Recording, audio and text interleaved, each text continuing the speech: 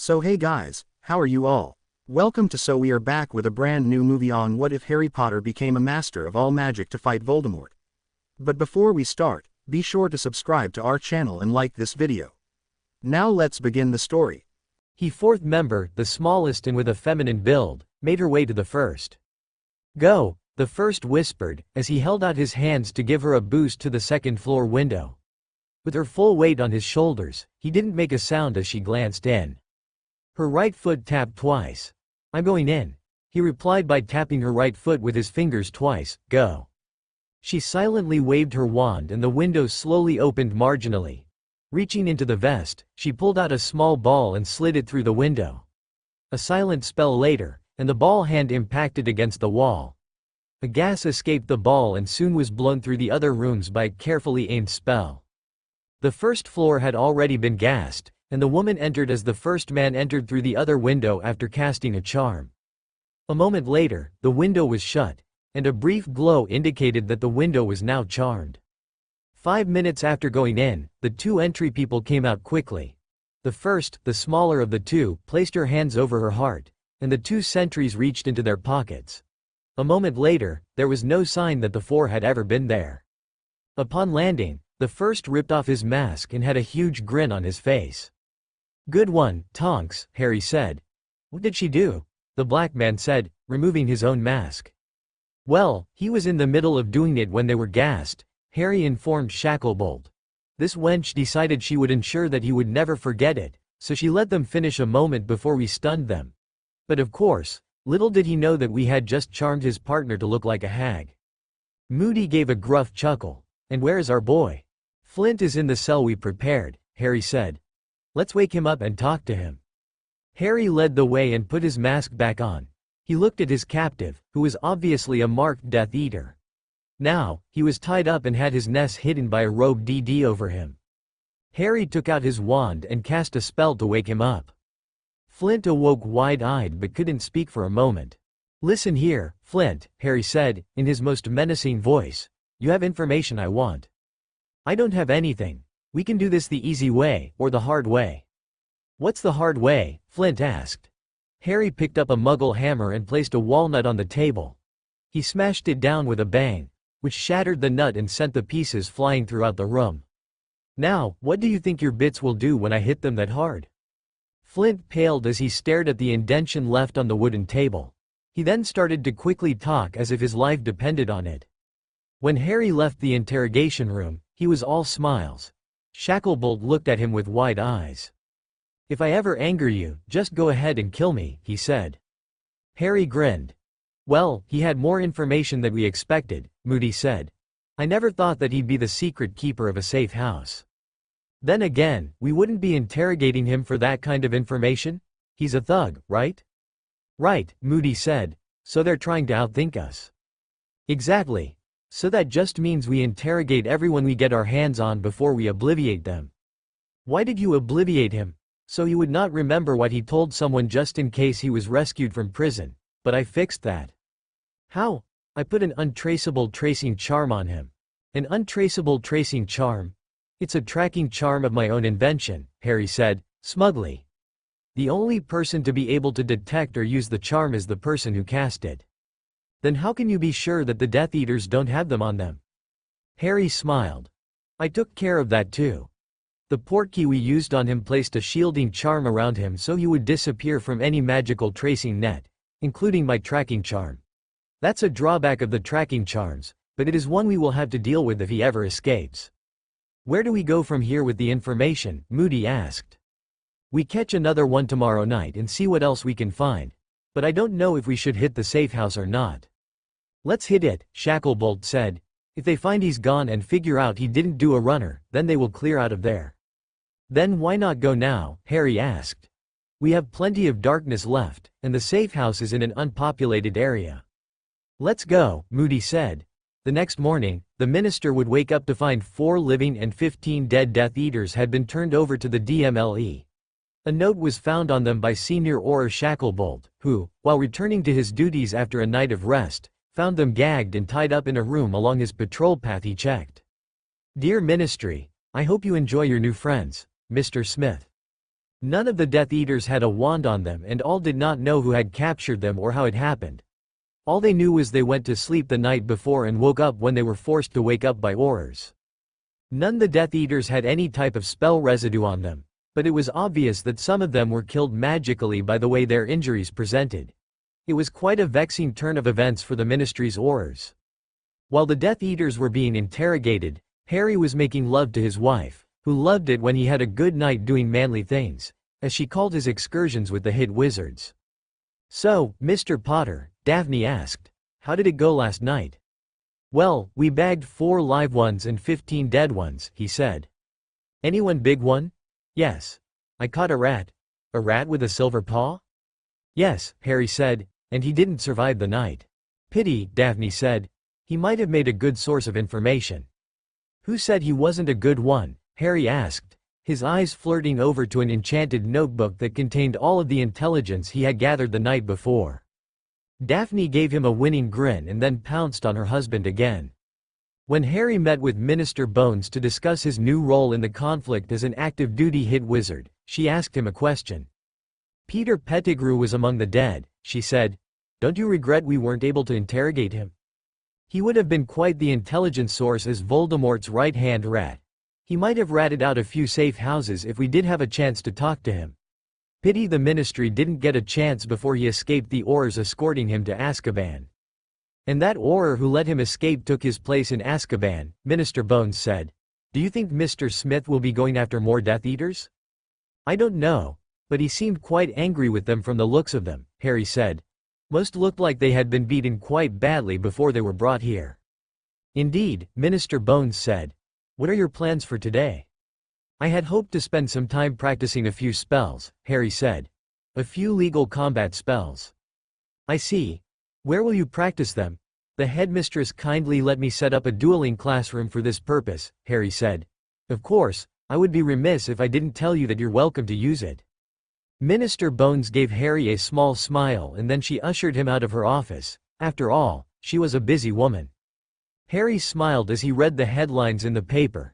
He could feel the hope himself, as he felt much better for doing something about the Death Eaters. It also made him feel good that the bounty for each of the captured Death Eaters was placed in a slush fund that would fund the reconstruction after the battles were completed. "Harry, darling," Daphne said, as she entered the room. "Are you hunting tonight?" "Nope," Harry said. "We decided to give it a break." "Why is that?" "Easy, Daphne," Harry said. "I told them that you needed me tonight. And, of course, we can't be gone every night." "Good point," Daphne said. "And you are making the right choices with that issue," she purred, letting her hand slide down his chest. Harry smiled at her as he put the paper to the side. After all, it was old news to him, and he had something else to do. When Harry walked down the halls of Hogwarts, he smiled, as the skull was returning back to normal. The Great Hall was clean of patients, and the students were back in classes. However, Harry wasn't back in classes, as he was studying the Book of Merlin that he had found back in Romania over the summer. The book gave him quite a few ideas of spells to use for various purposes in this war. And he knew that these spells could lead to more inventions one day. Daphne, of course, was too busy as a healer to do anything else. She was either brewing potions or working in the hospital wing with the few patients who were here. Since St. Mungo's was gone, Hogwarts was now serving as the hospital for the magical populace until another facility could be prepared. And that made everyone at Hogwarts stay in a bad mood. She and Harry brewed more of their Phoenix Tear potions, with Daphne collecting a vial or 2 of tears from him every day. Of course, the Ministry now provided the ingredients for the potions, as well as an appropriate award for the 2 for brewing these potions that saved so many lives. The award was in the form of 1,000,000 galleons, which included the continued use of these potions at St. Mungo's and for the Ministry field healers. Soon, Harry had to go visit Minister Bones about another issue. It had been some time in coming. "Mr. Potter, please have a seat," Minister Bones said, motioning to a chair. Harry sat down and looked at the Aurors in the room. There were several there, including an official recording quill. "We shall begin," Minister Bones said. "This will be recorded using a solicitor-grade dictation quill to take down a transcript. Auror Williams, please start the transcript." "This is an official inquest into the death of patient George Vickers," Auror Shacklebolt said. Each of those present will say their name. I am Auror Kingsley Shacklebolt. I am Auror Nymphadora Tonks. I am Auror Joshua Williams. I am Minister of Magic Amelia Bones. I am Healer Harry Potter. Healer Potter, Auror Shacklebolt said. Can you please describe what happened when you were treating Mr. Vickers? Harry nodded. Auror Shacklebolt, Mr. Vickers was a victim of a Death Eater attack within 2 hours of the time I saw him. He had been hit with a botched blood-boiling curse that was destroying his circulation system. I had to remove the curse immediately if he was to survive. The counter-curse for the blood-boiling curse is quite complex, and an incorrect wand movement would exacerbate the problem for the patient. As I cast the counter-curse, Molly Weasley moved up to me and grabbed my arm to get me to treat her lightly wounded son. Her interference threw off my wand movements, and the spell was cast despite my efforts to stop it. It hit Mr. Vickers. After Mrs. Weasley was escorted out of the area by Aurors, I checked Mr. Vickers and realized what had happened. At the time, I had no other recourse and no time to develop a counter-curse for the spell I hit him with, which had added an additional curse to the patient. I was left with no other choice but to stop care and send him to be monitored by volunteers. I am told he died just an hour after I attempted treatment. If you had the time and people available, would it have been possible to save Mr. Vickers after he was hit with the miscast counter-spell? I do not believe so, Harry said. When the miscast spell hit him, there were essentially 2 curses on him. Anytime you have more than 1 curse on a person, you need some time to plan the correct course of action. With the similar, yet different curses, any counter-spell would have exacerbated one or the other curses, and it would have made the patient have an even lower chance of survival. The longer it takes to remove the curses, the lower the chances of survival for the patient. With the blood-boiling curse, the patient needs to have it removed and be treated as soon as possible after being hit by the curse.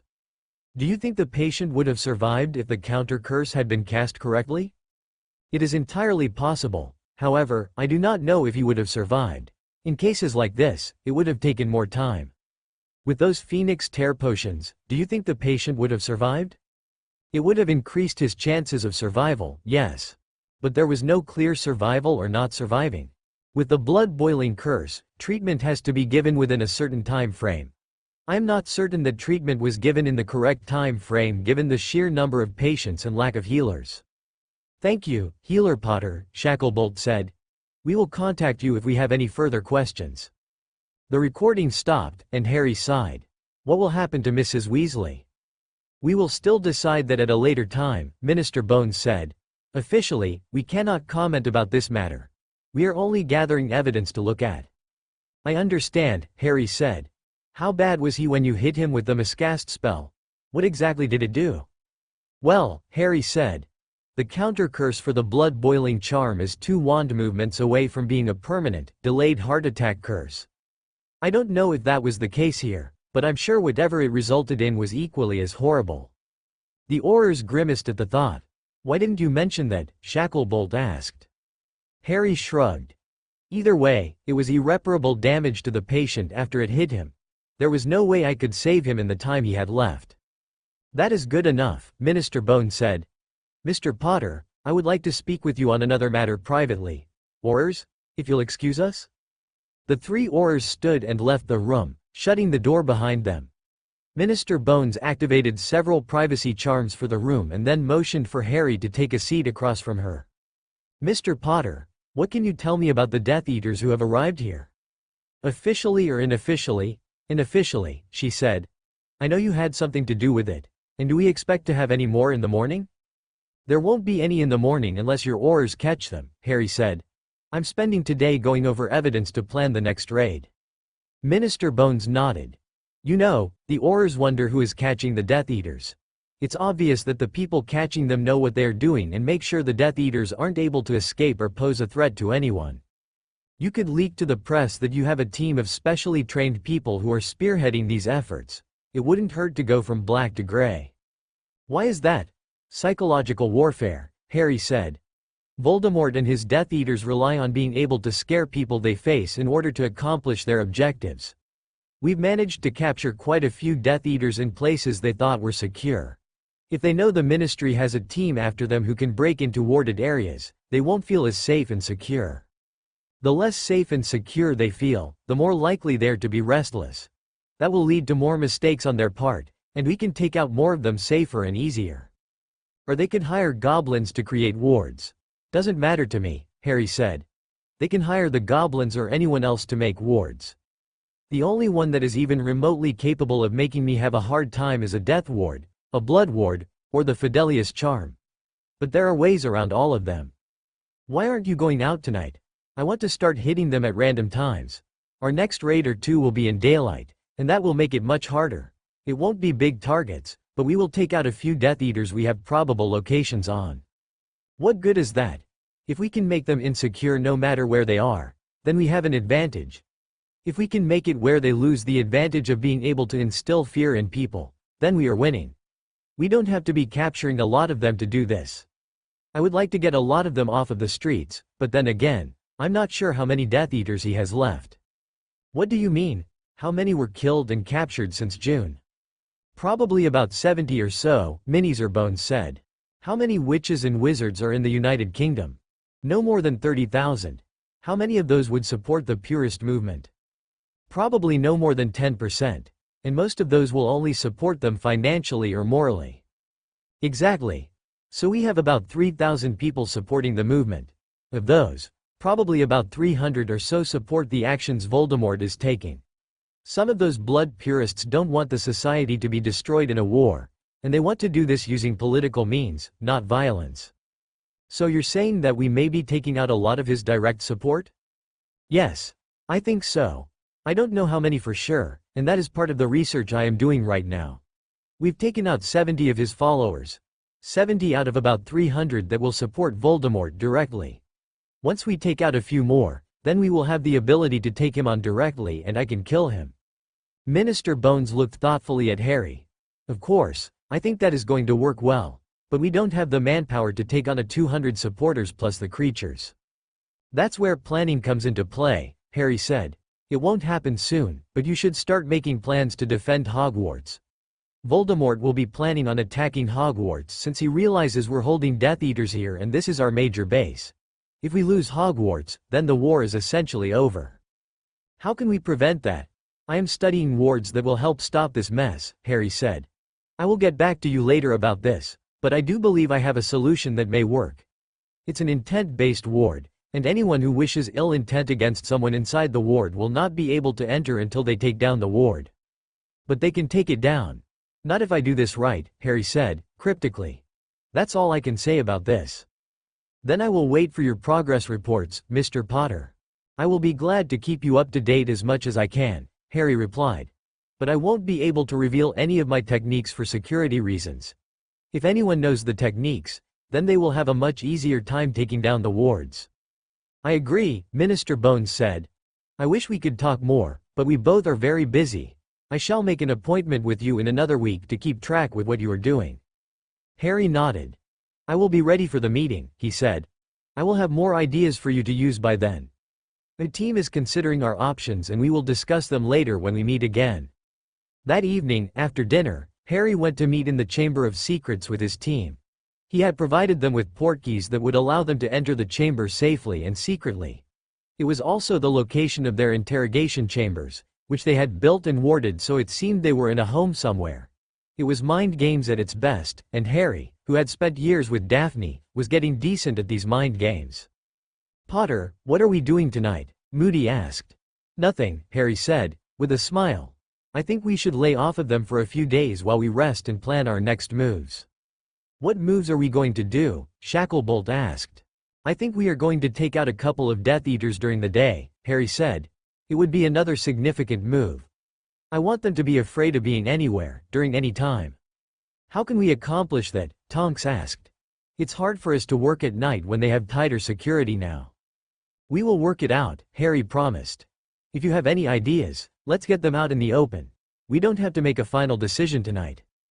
The three Aurors nodded their acceptance. How many Death Eaters are left? Tonks asked. That is the question, Harry said. I estimate Voldemort has about 300 active supporters in the population. And we have about 70 of them killed or captured. But he can be recruiting outside the country, Moody said. We don't have evidence for that, Shacklebolt said. Our intelligence networks aren't picking up any activities outside of the UK. But it doesn't mean it isn't happening, Harry said. I have sent out letters to some friends of mine who work in various law enforcement agencies around the world. They've agreed to supply us with intelligence reports in the background, versus going through official channels. What did that cost you? Not much, Harry said, smugly. I have a few friends who owe me big favors. And I've arranged to teach a few of them some of the spells I've learned. They like my spells, and I know a few that will help them out while keeping us safe. What kind of spells? Just the non-lethal incapacitation spells, Harry said. The first 10 or so I taught you.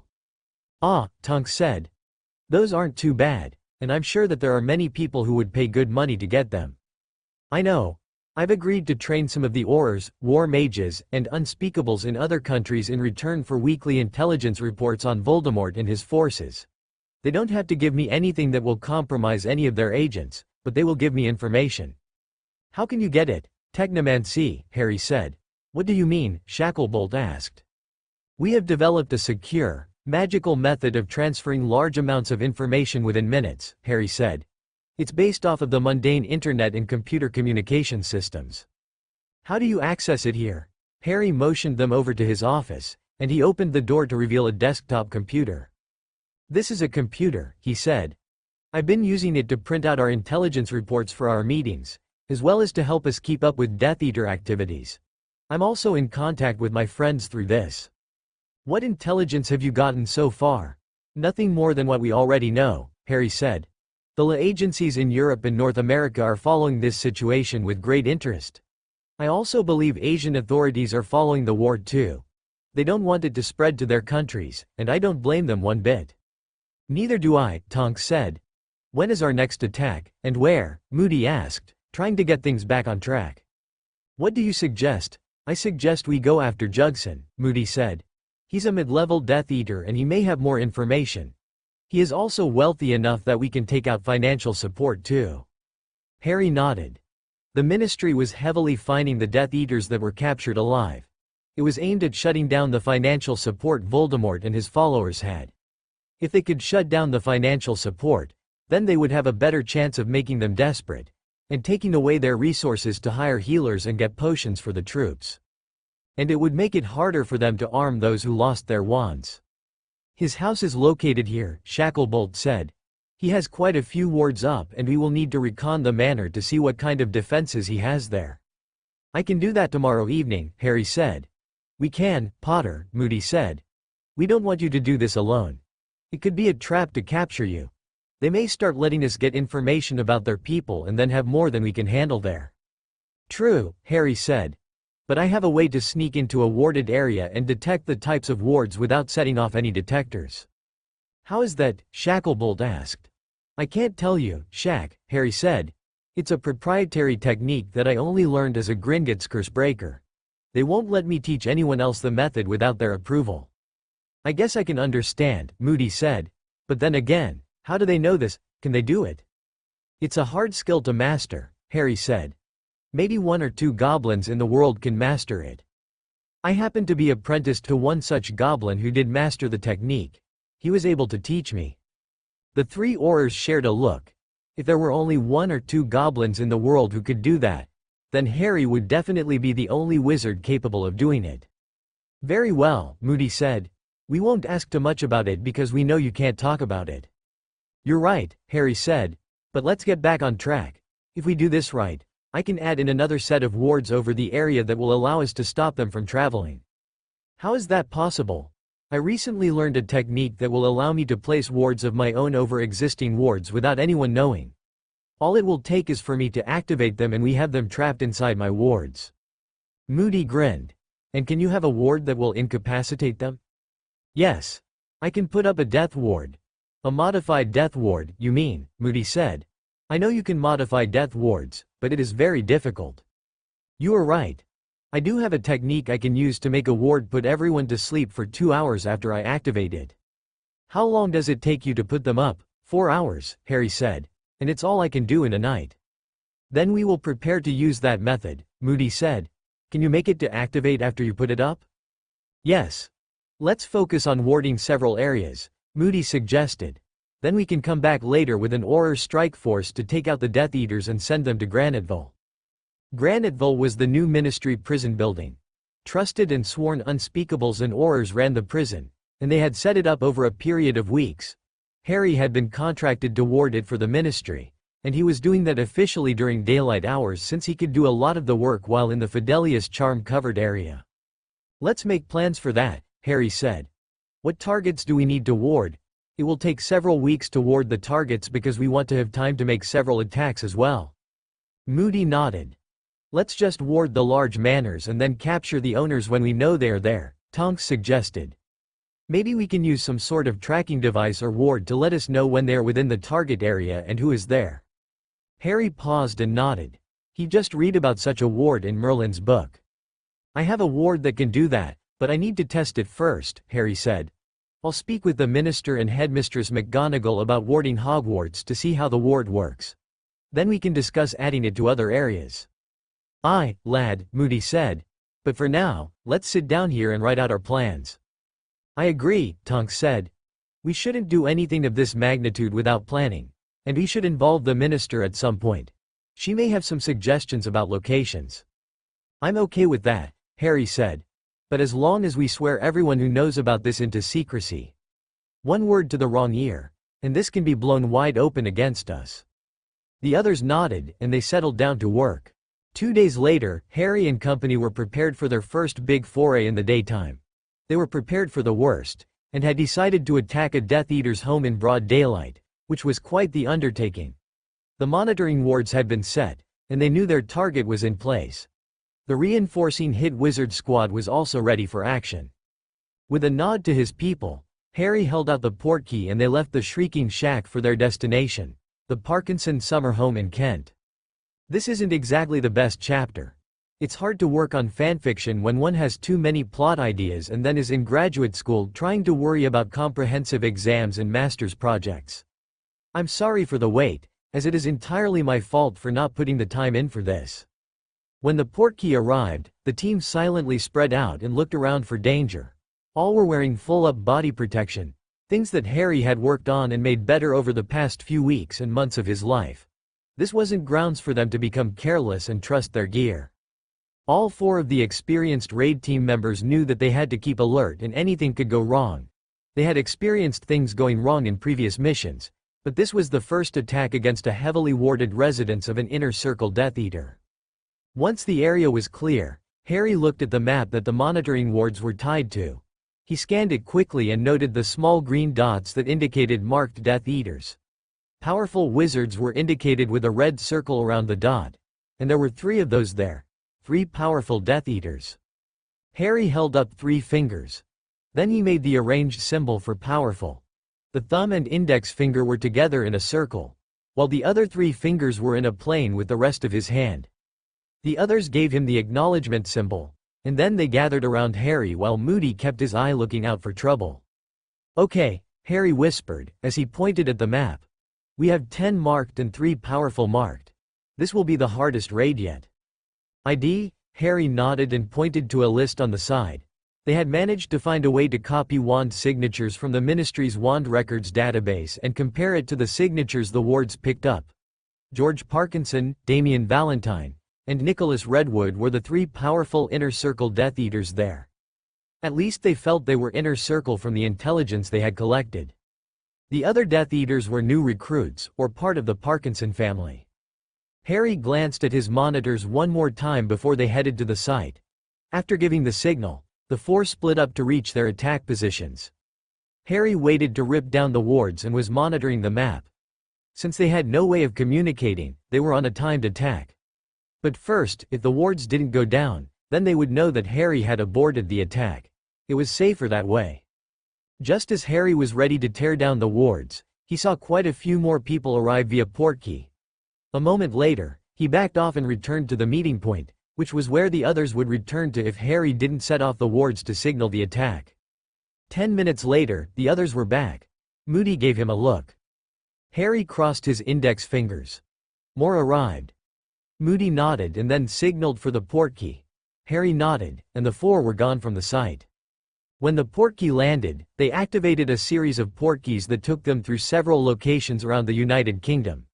Several of the locations were secured by the Fidelius charm, and Harry had placed it himself to use as safe houses around the area.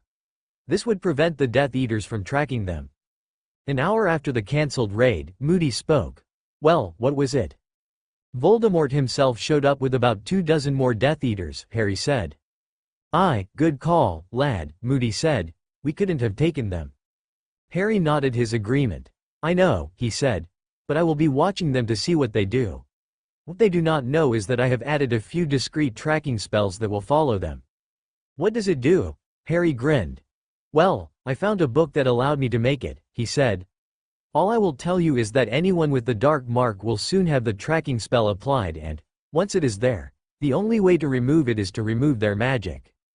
Moody grinned at Harry. What about you-know-who? Tonks asked. Let's just say he'll have to remove all of his magic too. Tonks grinned as the shackle bolt gave Harry a thumbs up. Over the next few days after the failed raid, Harry kept a close eye on the tracking charms. He realized that there were only 24 tracking charms active, and that should indicate that there were that few Death Eaters, he surmised. He hadn't told Moody and the others that it would perpetrate through the dark mark itself, and they didn't have to have close contact with anyone else with the mark for that to happen. When he saw them all in one place, he made a call. Moody, Shacklebolt, we have a Class 4 hot operation. The Aurors looked at Harry. A Class 4? Are you sure? The veteran Auror asked his friend. I am, Moody, Harry said. Let's get everyone together and see if we can't end this once and for all. 10 minutes later, the remnants of the Auror Corps, Hit Wizard Squad, and Unspeakables all met in the Ministry's meeting room. Potter, what is the meaning of this? Minister Bones demanded. I have gathered intelligence that all of Voldemort's Death Eaters are in one spot, and if we move now, we can take them out and take him out. Numbers? He has about 24 Death Eaters plus himself. Location? Under the Fidelius charm. A few Aurors snickered. Harry turned to glare at them for a moment before he spoke. I will break that damn Fidelius charm and they will know we're coming. It is a hot operation. And lethal force is authorized, Minister Bones said, examining the document Harry handed to her. Mr. Potter, you're in charge. I will hold the backup and stay here. Harry nodded. What's the plan? Harry grinned. We're going to break through their wards and then put up some of our own to keep them there. Then, we kill them. Some of the Aurors blanched, and Harry smirked when he saw one trying to send a messenger spell. Instead of leaving the room, it spoke loudly. My lord, Aurors on their way, the voice said. Did I mention that I warded this room against all unauthorized communications, traitor? Harry asked, an evil glint in his eye. Avada, before the Auror, Dawlish, could finish, his head rolled on the ground from Harry's cutting spell. Now, does anyone else wish to betray us? Harry asked, in a cold voice, as his eyes scoured the room. There was no movement as everyone was in shock. He murdered an Auror, one of the new recruits said. Recruit, Minister Bones said. Dawlish was about to use lethal force on Auror Potter. Proceed, Potter. Harry waved his wand and a map of the area ended up on the board.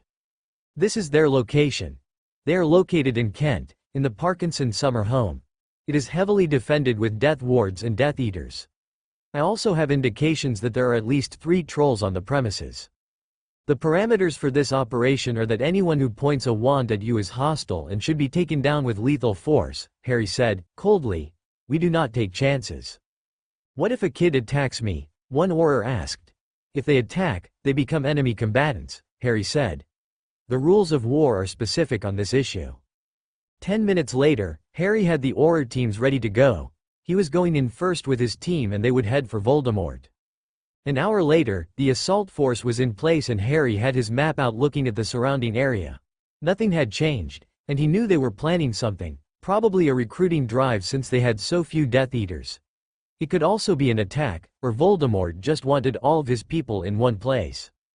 After checking the wards again, Harry smirked as he placed the finishing touches on his ward stones, which were surrounding the area. When he activated the wards, the other wards would be totally destroyed, including the Fidelius charm, and it was all thanks to Merlin's book that he was able to do this safely. It had given him many hints since he'd gotten it and he was glad that he had found the book. It would save many lives. He gave the signal of 1 minute to go and set the last charging rune on the last warding stone.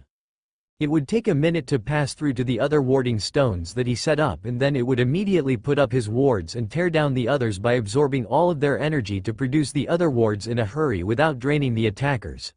Harry, of course, planned on letting no one know about this method, as it was a surefire way of getting a lot of people to attack others and break down the wards of places they could defeat.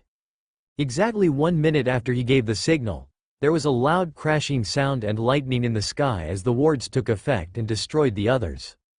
When the wards fell, Harry and his team were on the move already, and had sent a flurry of spells against 3 trolls that were in their area. The trolls didn't stand a chance, as the powerful blasting spells tore them to pieces. The 4 didn't even stop to admire their handiwork. There would be time for that later.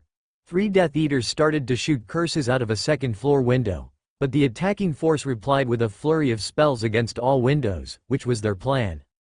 The spells broke through glass, and the screams of pain from several Death Eaters indicated the spells had hit. A moment after the other team's hit, Harry felt the attempted escapes through the wards. He smiled as the wards rebuffed the magic, and it would momentarily stun whoever had tried to leave. Blasting through the door and sending in several blasting spells, Harry dodged a killing curse that headed his way. "Potter," came Voldemort's familiar voice. "Hello, Tom," Harry said, in a loud voice. "Long time no see, my half-blood friend."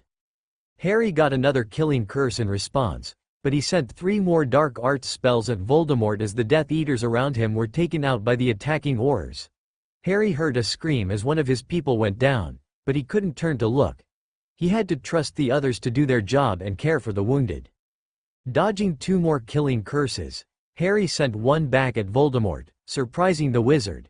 But he dodged the curse with ease, and the battle was on. As they flung spells back and forth at each other, the room was getting destroyed by the powerful magic being sent forth. "I see you've learned quite a bit, Potter," Riddle said, as he batted away one of Harry's dark cutting spells. "Using dark magic too. We could be quite a team, you know." "The only team I want you to be on is the team of the dead, you fuckwit," Harry replied, using one of the terms he'd learned from an American friend. Harry sent 2 spells at Voldemort, who dodged them with ease. But the evil sorcerer walked right into Harry's killing curse. The last thing on his face was shock that he'd been beaten. When Voldemort fell, Harry didn't stop moving. He summoned the man's wand, snapping it over his knee, and then sending a spell that would burn all of the magic in the corpse, making it impossible to revive him. It was one of the counters to necromantic rituals Harry had learned during his education. The gray spell hit Voldemort, and when it did, because the body was a magical construct, it exploded, and Harry's world went black. Outside, the Aurors were shocked as the building seemed to explode. They knew that there was at least one of them in there, Potter.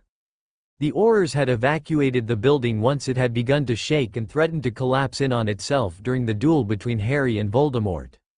When it exploded, however, the Aurors looked on in shock and horror. "Get in there to find Potter," Moody yelled, as he glanced over at a wounded and pale Shacklebolt. Tonks was tending to Shacklebolt's wounds as a healer team arrived. Daphne was on the team. "Where's Harry, Shack?" Daphne asked the Black Auror as she examined his wound. "In there," the Black Auror said, reluctantly, indicating the building with his good arm. Daphne's eyes went wide in shock for a moment, and then she froze.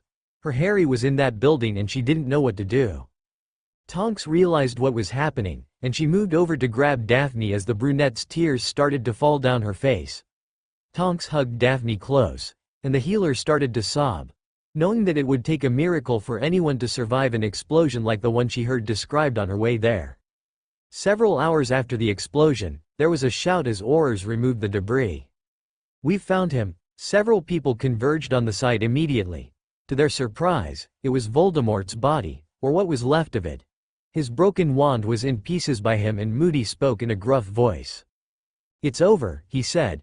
"Potter should be nearby." By the time the sun rose again, the site had been cleared and there was no sign of Harry. It was surprising to everyone that they couldn't find him. Daphne sniffled as she grabbed onto one of Harry's shirts. It reminded her of what she lost, and hoping that her Harry was alive. Her mind told her that he was probably gone, but her heart told her that he was alive. There was a knock at her room and she stood and walked to the door, opening. "Yes, Miss Greengrass," Minister Bones said. "It's Mrs. Potter," Daphne said, showing her ring. "When?" Daphne gave a wistful smile. "We eloped last weekend to get away from the press." The woman smiled slightly. "I come bearing news." Daphne nodded and sat down, clutching the shirt that she'd been holding to since Harry had gone missing. "We cleared the site and found Voldemort's body. It seems Mr. Potter killed him." Daphne smiled. "I knew he could do it," she said. "Where was Harry?" "His body is missing." Daphne closed her eyes for a moment and then they opened again.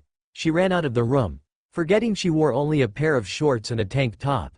She had her wand with her, and she ran out of Hogwarts, ignoring everyone who called for her. When she got outside of the wards, she immediately disapparated and appeared in Diagon Alley. She ran to Gringotts and immediately entered the bank. One of the tellers recognized her and spoke. "Mrs. Potter, please follow me," the goblin said. 5 minutes later, Daphne threw herself on Harry's sleeping form, crying. She felt an arm come around her, and she looked up to see Harry's green eyes looking at her, a smile on his face. "I wondered when you would realize about my emergency portkey," he replied. "You scared me, you fool," Daphne said, right before she kissed Harry. "Why didn't you contact me?" "I can explain that, Mrs. Potter," Ragnuk said. "You'd better have a good explanation," Daphne said, glaring at the goblin leader. The goblin only chuckled. "The reason we didn't contact you was because he only just arrived. I don't know where he was before that." Daphne turned to Harry with a raised eyebrow and her hands on her hip. "Mistress Daphne," Dobby the house elf said, popping in. "I took Master Harry to Potter Manor and then brought him here when I couldn't help him." Daphne nodded and looked at Harry. "We're hiring that elf," she said, point blank. Harry smiled and then Dobby gave a large smile back to them. Daphne snuggled up to Harry in the bed again. "This time, you're not leaving my side until I tell you that you can," she said. "I can't handle that, Mrs. Potter," Harry said. "I hope so, Mr. Potter," Daphne replied. "Besides, you owe me." "I know. I owe you a lot. And you'll pay even more once our son is born," Daphne said. Harry's eyes opened wide and looked at Daphne, who gave him a smile, her hand on her stomach. He grinned and kissed. For him, all was well, and getting better. Voldemort was gone, and he was going to be a father. There was nothing better than that for him. After healing from his injuries, Harry returned to Hogwarts for a hero's welcome. The press and the public hounded him for days, so much that Harry and Daphne chose to go public with their training. It was necessary for their plans, as they had to reveal their true mental and physical ages for the public to accept that Daphne was pregnant. Once their history was revealed, Harry and Daphne resigned from Hogwarts, though they continued to study in the areas they had begun for their own reasons. After leaving Hogwarts, the Potters purchased a new house and Harry warded it to his highest standards, meaning that few people could get into the house. It was necessary due to his fame for defeating Voldemort permanently, as well as the revelations that he had traveled in time. Within 8 months of Voldemort's defeat, Daphne gave birth to Daniel Jameson Potter. She would later give birth to 2 more children, Andrew Stephen Potter and Delilah Minerva Potter. She would continue her work as a potions mistress and a healer, spending part of her time at St. Mungo's, and the other part researching healing potions. Harry would spend much of his time studying Merlin's Book of Magic, and he would develop or modify spells in this book that he would release to the public, gaining fame and accolades for his work in rediscovering ancient magic. He, too, would study healing, but his focus was on spell damage. When he wasn't studying or spending time with his family, Harry was at St. Mungo's working as a spell damage consultant, or working as a warding, curse-breaking consultant for Gringotts, Hogwarts, and the Ministry of Magic, leaving him with plenty of things to do when he chose to work on them. He remained as a hit wizard, but only in a part-time, reserve status. Fleur would eventually return to Harry and Daphne after her attempts at dating. She couldn't find anyone who she wanted to have more for a husband, so, with Daphne's permission, Fleur and Harry had a public ceremony to proclaim their relationship status, with Fleur being publicly named and shown as his concubine through the public ceremony. Fleur and Harry would have 2 kids together, Dominique and Laura. Fleur would eventually become a healer, and she, when not working her full-time job as the Hogwarts hospital wing matron, would help Daphne and Harry perform research into healing spells and potions. Hermione would eventually marry Neville, and the couple would travel the world learning. Neville would study plants, and Hermione would study other forms of magic. Hermione and Neville would eventually work together to discover a new magical species of plant. The plant led to Daphne discovering a potion that would allow Alice Longbottom to recover from her injuries enough to have something resembling a life. Frank, however, died from his injuries, having never recovered despite the use of the best potions and healing techniques wizards and muggles knew. Ginny, who had been on the straight and narrow since being caught, eventually married Dean Thomas when she realized that Harry was not interested in her at all. She would enjoy her life as a chaser for the Holy Head Harpies before she became a mother and a sports reporter. Ron would never forgive Harry for marrying that Slytherin bint, as he called her. Instead, he barely got into the nude classes, and he barely got his nudes. He would later find a job working for minimum wages as an equipment manager for his beloved Chudley Cannons. He would never manage to make it to play professional Quidditch, nor would he become more than an assistant coach. Sirius eventually settled down after the war, marrying Annabelle, whom he had gotten to know when she had come to spend time at Hogwarts. It wasn't unusual to have Adrian in their bed as well. He would have several children of his own, and he would dote on them until he died in his 60s of a heart attack after a rousing night of sex with his Vila lovers. As for magical Britain, things slowly changed when people realized that it was their society that allowed the war and damage to happen. Their country slowly rebuilt itself, with Minister Bones leading the charge. Harry and Daphne would offer advice to those who asked, but neither wished to take a position in the Wizengamot, at Hogwarts, or the ministry beyond what they had already done. The public liked them much better that way, and no one person would ever have as much statutory control over the wizarding world as Fudge or Dumbledore ever had.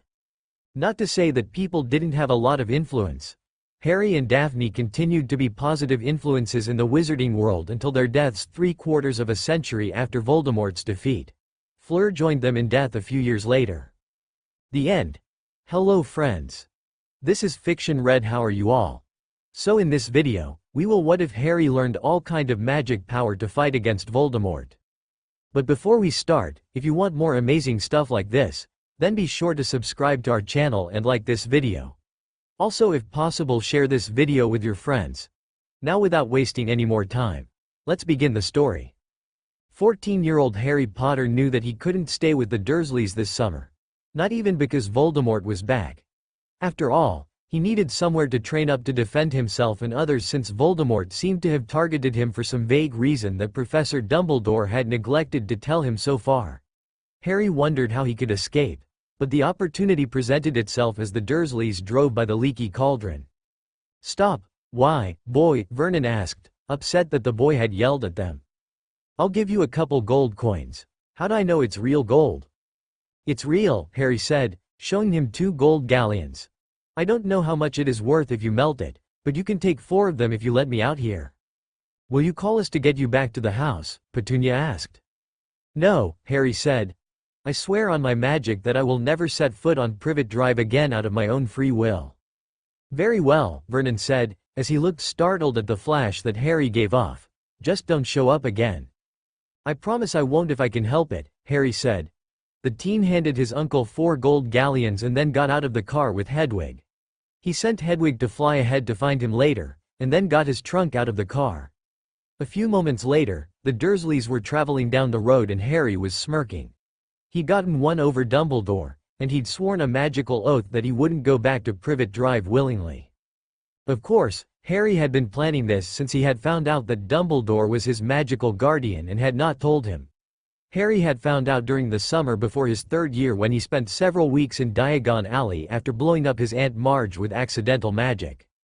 The goblins had been more than helpful to Harry, and had helped him move the items from the Potter family vault to a vault that Harry could access without Dumbledore's knowledge. It helped tremendously that Harry's mother was the heir of the Blackwood family, which was the only family of humans to ever own a portion of Gringotts. But they had given the shares back to the goblins in return for permanent preferential rates and services at Gringotts for their worthy heirs.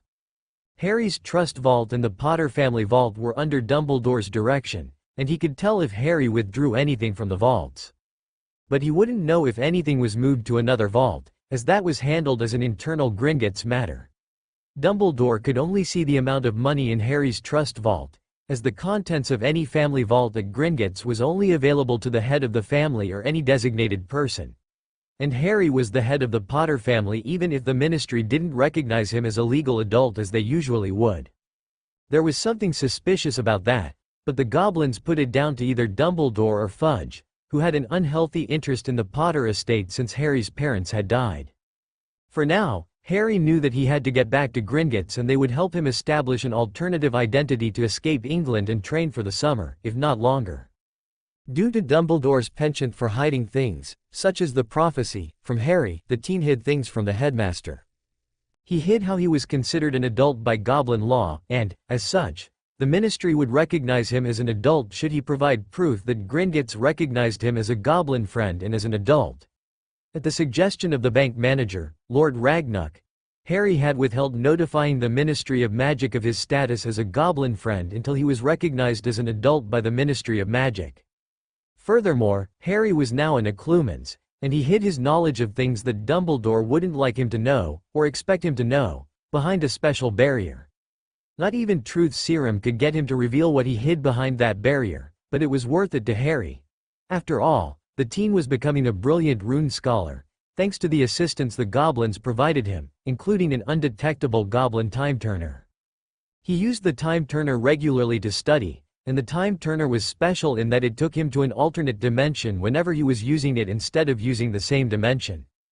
The alternate dimension was a goblin discovery, and it was virtually empty except when one of their time-turners was used. The dimension would reorganize itself to meet the needs of the person using the time-turner, and Harry usually had a nice house along with a large number of training aids, such as a spell range, a dueling arena complete with automated dueling dummy, and a house elf that joined him whenever he used the time-turner. This was to provide him with a means of getting help if he was injured. The elf would be able to summon a goblin healer if he was injured or unable to respond for some reason. Now, Harry slipped on the runic bracelet the goblins gave him. The bracelet wasn't just a glamour charm.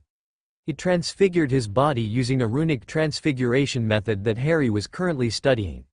His alternate identity was that of a 21-year-old man named James Smith. James had brown hair and blue eyes, along with a build similar to Harry's true build when he wasn't hiding behind his goblin-made bracelet to hide his true changes. Harry had finally thrown the yoke of the damage of the Dursleys, and, thanks to the time-turner, he regularly exercised and had great meals. This time-turner allowed him to go back as little as 10 minutes in time, enough to get a quick bite to eat before getting back to the normal time stream. His true form was slightly different than what everyone else expected. His body was a bit bigger, and he was more the size of his father. He didn't look like a clone of his father. That was due to a spell that was placed on him as a child to prevent him from using his metamorphagus abilities. It was placed on him by Dumbledore when he was dropped off at the Dursleys, and Harry understood why it had to be placed when he was younger. But he didn't understand why it wasn't removed when he was 11 and could learn to control his abilities. That was unacceptable to the teen, and he knew that Dumbledore would have to answer a lot of questions for Harry before he would ever trust the old man. A few minutes after being dropped off by the Dursleys, Harry entered Gringotts to the bowing goblins. The goblin teller recognized him immediately, and then motioned for him to follow. When Harry sat down, he was in the office of his account manager, Griphook. "Mr. Potter, how can Gringotts help you today? Have you heard about what happened at the end of the tournament?" "We are most curious, Mr. Potter. There are rumors that you fought the Dark Lord again." Harry handed the goblin a file containing a copy of the memory of the event. "I am willing to swear an oath on my magic as to the veracity of this memory." Griphook nodded. "I shall take it to the director as soon as we complete our business." "Thank you," Harry said. "All I ask is that you consider your options at this stage. I would prefer if you helped me, but I can handle the Goblin Nation remaining neutral." Griphook nodded. This was what he and his bosses liked about Harry. He didn't presume the goblins would help him every time, but, instead, stated that he was willing to earn their help, or allow them to remain neutral, something other parties wouldn't do. Albus Dumbledore asked William Weasley to start talking to our managers and get us to support him in the fight against the Dark Lord. Harry nodded. "I suppose Dumbledore has restarted his vigilante organization?" "You are correct," Griphook said. "I can't tell you the membership, but it is assumed Mr. Weasley Auntie's family are heavily involved, as are the previous members who survived the war. Harry nodded. Griphook, is there a way I can use the large time ritual room to go back to train? I will have to get permission from the director for this, Mr. Potter. You could use the small time turner to make a lot of time in the alternate dimension. You know how it works and you can never see another alternate as long as you never leave the dimension. I am aware of that. But I feel that I need to travel and study magic around the world in real time. Books are great, but there is something said about having a live tutor to help. I agree. You do have the standing agreement for one of our mages to train you in the time dimension for up to 6 months. I remember. If you don't mind, could you inform Director Ragnuk that I would like to take him up on that offer? I will inform him, Griphook said, if you will please wait here. Harry nodded his assent and the goblin left to speak with the bank director, and one of the leaders of the Goblin Nation. Harry knew that the goblins would entertain his request as a goblin friend, and he would have to help them out as he could. But he was already going to do that with a planned campaign to allow goblins and others to have advanced rights in the wizard government that they had previously lost due to the greed and prejudices of wizards. While Griphook was gone, Harry pulled out his book on gobbledygook and started to study it again. He was trying to learn the goblin language, and he was learning it well. He was in the advanced book already, thanks to the equipment he had purchased from a traveling merchant the goblins introduced him to. This merchant provided Harry with all sorts of things, and Harry had used the merchant as the middleman to sell off the carcass of the basilisk that he salvaged from underneath Hogwarts using the time turner earlier this year. It made both men and the goblins quite wealthy, as basilisk parts were quite rare and got quite a bit of gold per ounce. Harry had tripled his fortune with selling the basilisk carcass, and the goblins respected him for doing that. It was no easy feat to triple a fortune of about 100,000 galleons in less than a year. And there was even more money available in the basilisk that Harry was getting throughout the next few years since there was so much basilisk available. Of course, having read up on potions, Harry knew that the basilisk parts were great in potions, and he had saved a large portion of the basilisk parts for his own personal use, just as the goblins did. Harry just finished the last page in the book when Griphook returned with Ragnuk. Harry stood in respect to the elder goblin. War Leader Ragnuk, Harry said, in gobbledygook, it is an honor to see you again. It is an honor, Mr. Potter, the goblin replied in his native language. Please, have a seat. I have come to discuss your requests. Harry nodded and waited for Ragnuk to sit down in Griphook's comfortable chair before sitting himself. It was a mark of respect, and the goblins respected Harry for it. It was another reason he was a goblin friend. Mr. Potter, I cannot allow you to use the time ritual room. Unfortunately, it is being repaired right now and the ministry is attempting to force us to destroy it. I cannot in good conscience let you use it or face the false accusations of breaking several treaties.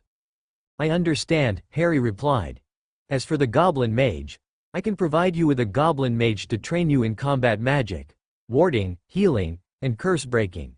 You won't be able to learn all of our magic due to the way you humans must use magic and our rules, but I promise that no other human will know as much about goblin magic as you will. I am honored to receive whatever you deem me worthy, Harry said. Ragnuk gave a toothy grin. Mr. Potter, that is the reason that we are willing to help you as much as possible. I can say that we will support you as much as our neutrality will allow us to do, due to the fear that we will be on the wrong side of a conflict. Goblin law prohibits us from taking an active part in any wizard conflict between wizards or between other magical beings. We cannot afford to lose the business that fighting on either side would ensure we lost. And if we were on the losing side, the Goblin Nation would lose a lot more than gold. I understand. If I can get your promise of neutrality, I will be more than happy to respect your wishes. I can give you a promise of neutrality, Mr. Potter. As a goblin friend, however, we can help you train to learn more magic than a human can normally learn from Gringotts. And I will ensure that your preferential rates are extended to any vault you personally open, even if there are others who may legally access the vaults. Harry nodded. Thank you, sir, Harry said, respectfully. Mr. Potter, you should return tomorrow using your portkey to the inner sanctum of Gringotts after 18 hours. At that time, your tutor will be introduced to you, and you will be given another batch of the potion to restrict your aging. And we will allow you to learn how to make this potion as long as you don't allow anyone else to learn how to make it. I am willing to sign any and all confidentiality agreements for this training, Harry said. If it would make you and your people feel better, I will sign a blood oath not to teach anyone else what you allow me to learn without your express written permission. Of course, I would feel better if I were given an extensive list of knowledge that I cannot teach another without your permission. We can arrange that, Mr. Potter, Ragnuk said. The first agreement will be signed before you are trained. Then, when you return, we will provide you with a list of items that you cannot teach another. It will take some time to come up with this list, though we have already prepared a list of items that we are allowed to legally teach you. Ragnuk stood, and Harry and Griphook did the same. Mr. Potter, I do wish I could do more to help you against this Dark Lord. Gringotts goblins know that he will turn on us if your side loses, but our laws and several treaties prohibit us from taking up arms against wizards. When you return tomorrow evening, we will sign the contract and provide you with the list of items you cannot teach another. I will also go as far as to provide you with a list of potential tutors in magical subjects. We will contact them about training you to see if they would be amenable to discussing training options along with payment for the training while using a goblin time turner. This method will allow you to train in an alternate dimension while having time to rest and have a vacation that you richly deserve. Thank you, Director, Harry said. I will remember how much you have helped me so far. Ragnuk and Harry shook hands, and then Ragnuk left to return to his duties. Griphook sat down and motioned for Harry to do so. Mr. Potter, is there anything else I can help you with? No thank you, Griphook. Unless there is something you have for me? I do have noticed that Mr. Dumbledore has been asking around about accessing the Potter family vault. As you know, it now contains the family jewels, and the heirlooms that you did not remove to your other vault. I can promise you that he will not be given access to this vault. Minister Fudge has made discreet inquiries as to the status of your accounts, and he has used ministry resources to place a monitoring requirement on your Potter Trust Vault, which is the only Potter vault you can legally access right now due to your age and status. Harry's other vault was still held under the name of Blackwood, so he could access it without raising suspicion. He had a linked debit card, money bag, and wallet that would allow him to withdraw any denomination of any currency in the world. It was also this vault that contained the proceeds from the basilisk.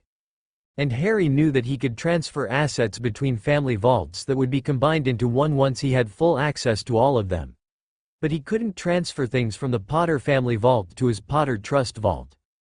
Nor could he transfer from the Blackwood family vault to the Potter Trust Vault. It was only because of a loophole that he was able to fully access everything from the Potter vault, including his family heir ring, which he wore on his right ring finger. That's fine, Griphook. Please let me know if they attempt to enter the vaults or stop my access at any time. As always, Mr. Potter. But I can tell you in confidence that Director Ragnuk will demand evidence of any wrongdoing before that is allowed. And we know that you have not performed any crimes. Otherwise, you would not be a goblin friend. Harry knew the goblins detested criminals, so a goblin friend who committed a series of crimes against the goblin law would no longer be goblin friends and would lose any preferential benefits. If they violated a wizard law but didn't violate goblin law, the goblin friend could seek asylum at any Gringotts around the world to be transferred to another country that allowed them to receive asylum. This was the goblins' way of protecting their friends from the unjust, prejudiced wizard laws that supported the purebloods in countries, especially in Europe and in communist countries such as China or dictatorships such as Iraq. After thanking Griphook for his assistance today, Harry left Gringotts with a goal in mind. He was going to gather up the things he would need for traveling, and he knew that his trunk was sufficient to hold all of his belongings. He had to organize everything, and he would get a room at the Leaky Cauldron and spend the evening hours and morning hours determining what he had and what he needed. After all, he didn't want to purchase anything he didn't have to. Though he was wealthy, Harry knew that to maintain that wealth, he would have to spend less than he had come into his account. He was considering ways to have an additional income, but all of the ways he knew so far were not going to be helpful right now. He wasn't knowledgeable enough about magic to create things to sell, nor was he able to patent a spell that he could sell to the highest bidder. The only way he had income right now was from the interest his Gringotts account received and the basilisk parts he sold through the traveling merchant. Harry knew the man would be back in town later that day and he would be at Gringotts for the goblins and the few humans the goblins allowed in their inner sanctum to purchase things from him. They could also place orders and the man would do his best to legally find the items the clients wanted. And this would be a good chance, as the man had a large selection of merchandise, though he didn't peddle books, other than rare tomes worth a good bit. But the goblins would allow Harry to purchase copies of certain books they had, and Harry had taken advantage of that to increase the size of his library. One of the goblin archivists had assisted him, for a fee, in taking an inventory of his family library and copying it so he could carry copies of the books in his trunk. He had an accurate list of the books he owned, and knew that he had several thousand books that it would take him years to read and study. The Potters had a great selection of books on warding, defensive magic, and combat magic. The Blackwoods had a large selection of books on potions, runes, and spell creation. Both libraries had the requisite books for study to the newt level or even beyond in most legal areas in the wizarding world. They even had books that were named illegal after they had legally purchased them. Neither library had many ancient books other than heavily edited translations the owners sold. After making up his mind, Harry decided to go to the Leaky Cauldron and get a room. He signed in as Richard Smith, using the middle name of his alias, James Richard Smith. It would throw off anyone looking for him, as he was sure that Dumbledore was looking for him now. Tom delivered a great dinner to Harry and the teen retired to his room for the evening, taking his trunk and using the time turner to go into the alternate dimension to take an inventory of his belongings and check it off against the items he thought he might need for a worldwide journey. Albus Dumbledore sighed as he looked at number 4 Privet Drive. It was in flames, as the Death Eaters had appeared, along with Voldemort himself, when the wards had fallen. The Ministry Aurors had responded in force, thinking Harry had illegally used spells, but Voldemort himself killed a few of the Aurors before the Order of the Phoenix and Albus Dumbledore arrived. Now Voldemort was in the open after a failed chance of taking out Harry when he was thought to be relatively undefended. Minister Fudge had been in shock, and Amelia Bones had initiated proceedings to remove Fudge as Minister of Magic until his part in concealing the return of Voldemort was determined. Lucius Malfoy had been killed by Aurors on the scene, and Peter Pettigrew had been captured by responding Order of the Phoenix members. The shock of capturing a live Peter Pettigrew vindicated Harry's efforts, and Minister Fudge had seen the writing on the wall. Director Bones had ordered that Aurors shackle Bolt and Tonks guard Pettigrew and keep him unconscious until his interrogation so he couldn't escape. Dumbledore even placed anti-animagus charms on Pettigrew to keep him from transforming into his animagus form. But there was another problem. The Ministry and the Order of the Phoenix wondered where Harry Potter was. The Dursleys had perished in the spellfire after it was found out he had not returned to Privet Drive. That avenue of gaining information was closed, so Dumbledore sent out his people to find Harry, starting first at Diagon Alley, as that was one of the first places Harry would go. He would need money if he were to rent a place to stay. And Dumbledore would go query the Gringotts goblins to see if any withdrawals had been made from Harry's trust vault.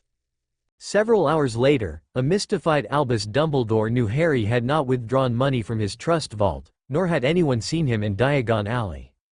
Severus Snape reported that Voldemort had people looking for Harry, so Albus knew that it was a matter of time before he was found and captured by Voldemort's forces.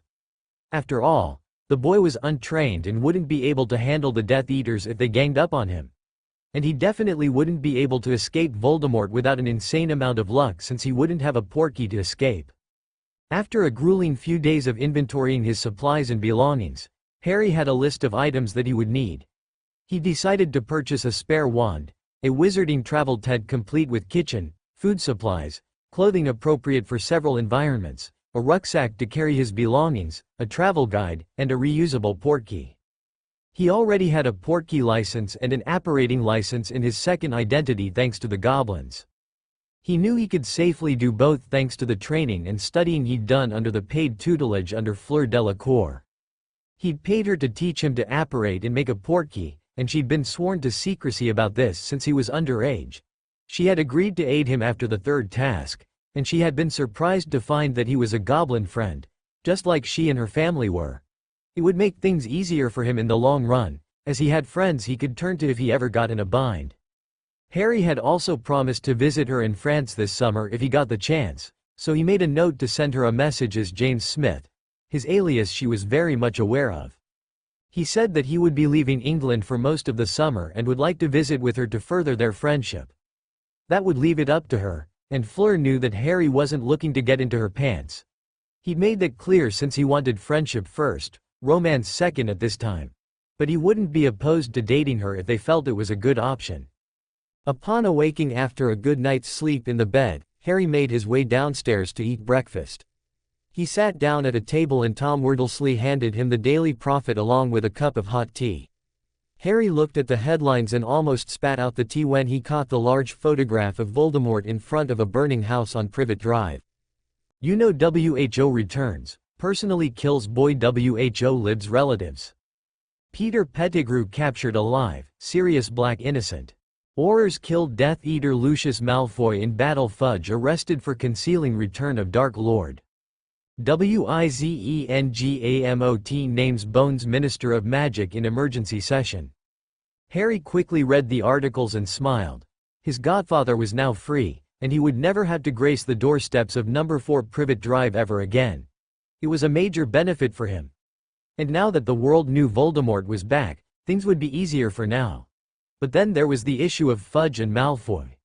But he still needed to train, and the only way he expected Dumbledore to allow it was when Harry was controlling his own actions.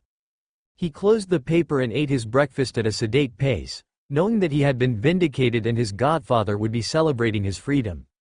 The paper said that Sirius had been fined for being an illegal animagus, ordered to register his animagus form, and given 10,000 galleons per year of his illegal incarceration. Pettigrew had been sent to Azkaban for after having his magic bound for being an illegal animagus. The team knew his godfather would be worried, so he would send him a note telling him that Harry had struck out on his own to find someone who would train him to face Voldemort, as the prophecy stated. The note was sure to find its way to Dumbledore, and the old man would surely have a heart attack, or at least a major surprise, when he found out what Harry knew. And he would want to know how Harry knew this and why the using legilimency on Harry had not revealed this. Harry, of course, wanted to see this when it happened, as it would be a great memory to have. He would later ask Sirius to give him a copy of the memory, especially after Harry picked up the pensieve that the traveling merchant, American Adam Greenleaf, had picked up for him. After paying for breakfast with a galleon, Harry headed toward Gringotts to meet with the merchant to see if he had the items he needed. Harry wanted to use this merchant because he got a great deal from the man after he had helped him make great money peddling basilisk parts. Besides, Harry wanted to see if some of the items he'd ordered, such as a wizarding tent, had come in. "Hello, Mr. Smith," the man said, with a grin. He used Harry's alias, as the man's name, Adam Greenleaf, was an alias as well. "Hello, Mr. Greenleaf," Harry said. "I was able to find the items you requested," he said. "Have a look." The man brought out a box that was labeled, Smith, Gringotts, London. Harry looked through the items and found the pensieve. It was a large solicitor's pensieve which would allow him to determine if a memory was false, or to project the memory in a room. Harry smiled and nodded when he saw the pensieve. It was better than he could hope for. The wizarding tent was great, as it had a full Muggle, magical hybrid kitchen, a food storage area, and even a potions area complete with an ingredient storage chest. There was one bedroom and a study, making Harry smile. This was a great traveler's tent. The next items on the list, namely potions ingredients and wand-making ingredients that were hard to find in the UK, were all available in more than the quantity Harry asked for. "This is brilliant," Harry said. "How much do I owe you?" "I deducted 5,000 galleons from your proceeds from the latest basilisk sales," the man said, "and this is your certified draft for the proceeds." Harry looked at the draft. It was almost 100,000 galleons. "I don't want to know how you're selling this without making the prices go lower." "I have my ways," the man said, mysteriously. It was one of the things that he didn't speak of. "Say, do you have any of these items? I'm looking to purchase them for a client. He's willing to pay top dollar." Harry looked at the list the man had. He did a good trade in items, and Harry knew that this was how the traveling merchant worked. After a few minutes, Harry spoke. "Yes, I do have a few of these items," he said. "I won't need them anymore." "Would you be willing to sell them?" "Sure," Harry said. "I was going to throw them in the charity basket." Harry pulled out his trunk and pulled out a box from the third compartment of his 7-compartment trunk. He opened the box and removed the items for the merchant's inspection. These were mainly Muggle items that Harry had taken and repaired from the Dursleys.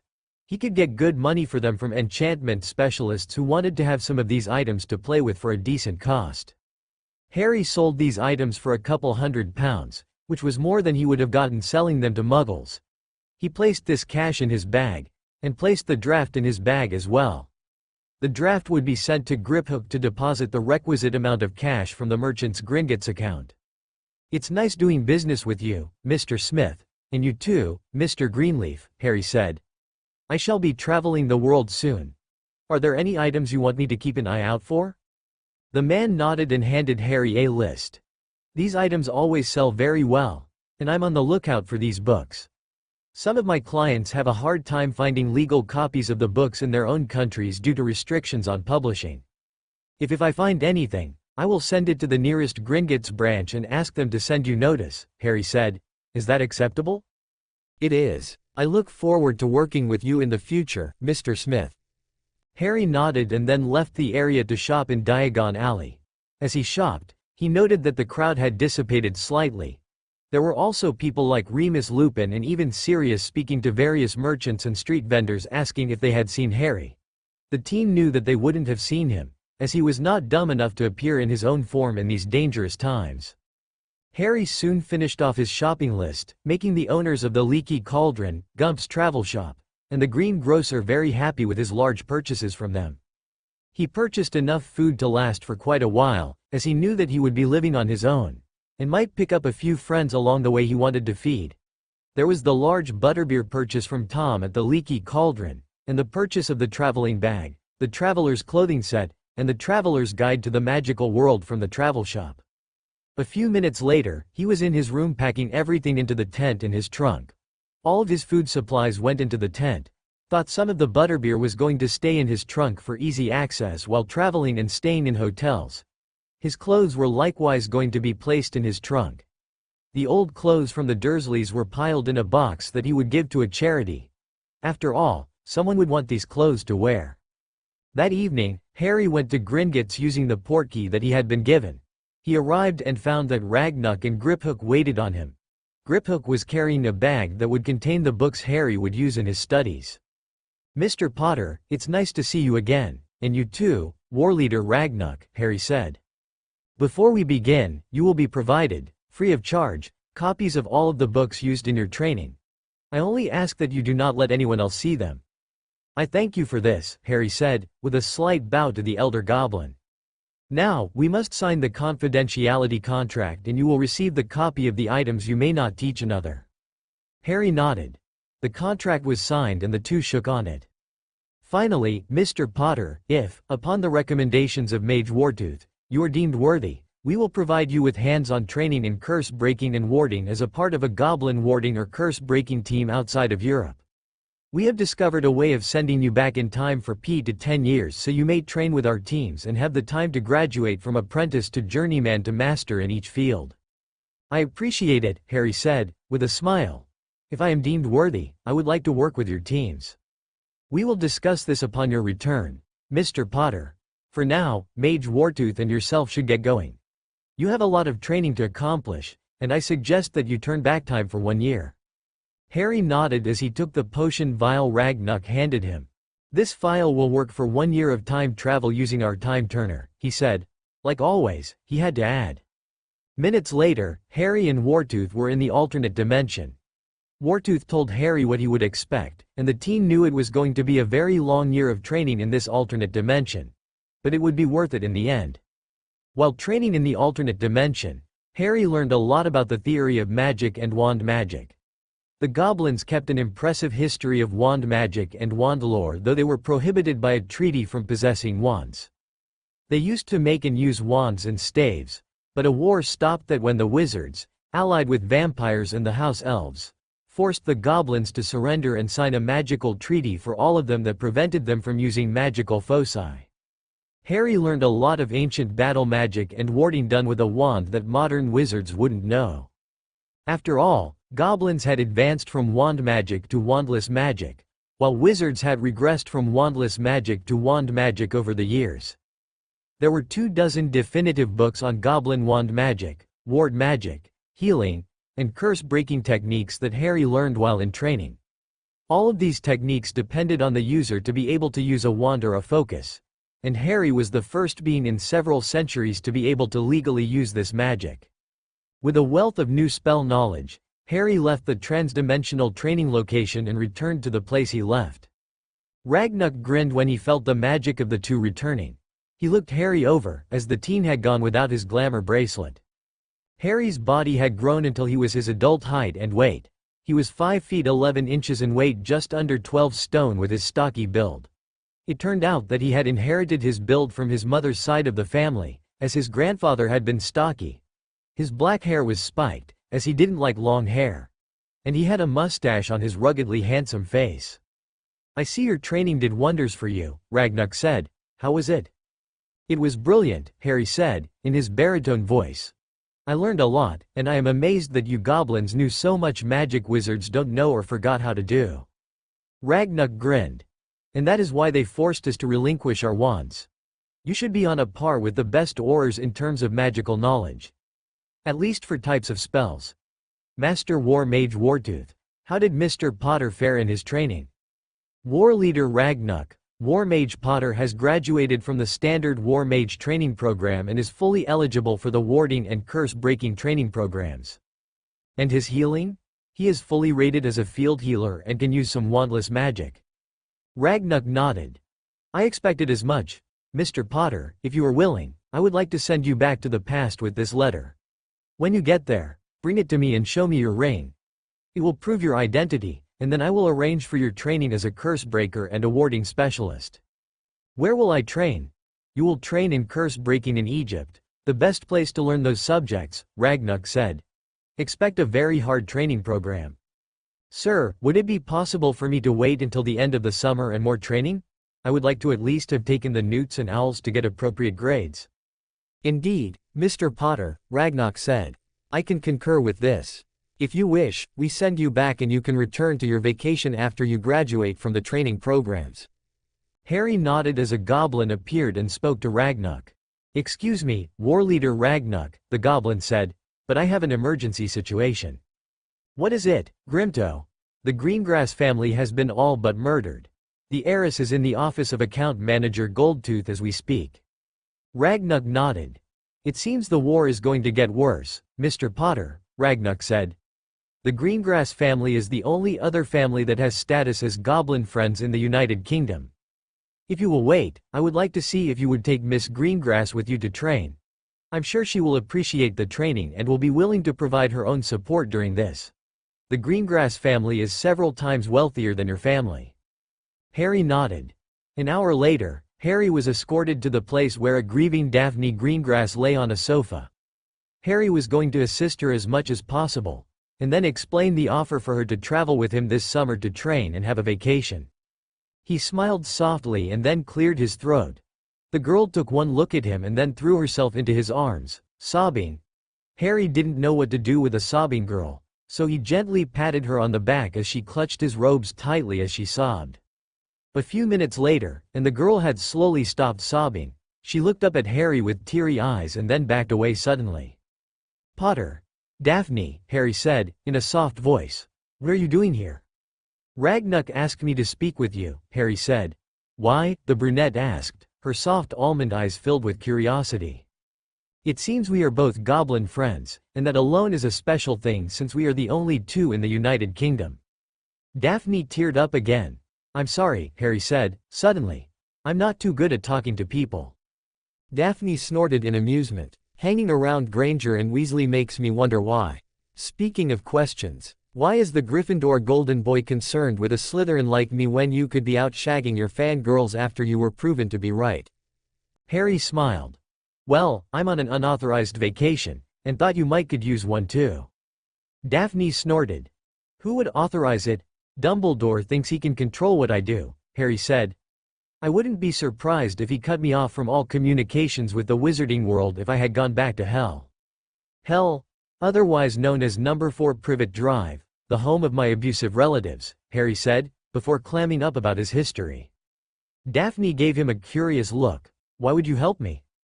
You look like you need it, Harry said, and I do have an offer. What kind? I'm not the type to shag. I'm a virgin. Harry smiled. Not that kind of offer. I'm going to travel around a bit and then train with some people using a goblin-made time turner. Would you like to join me?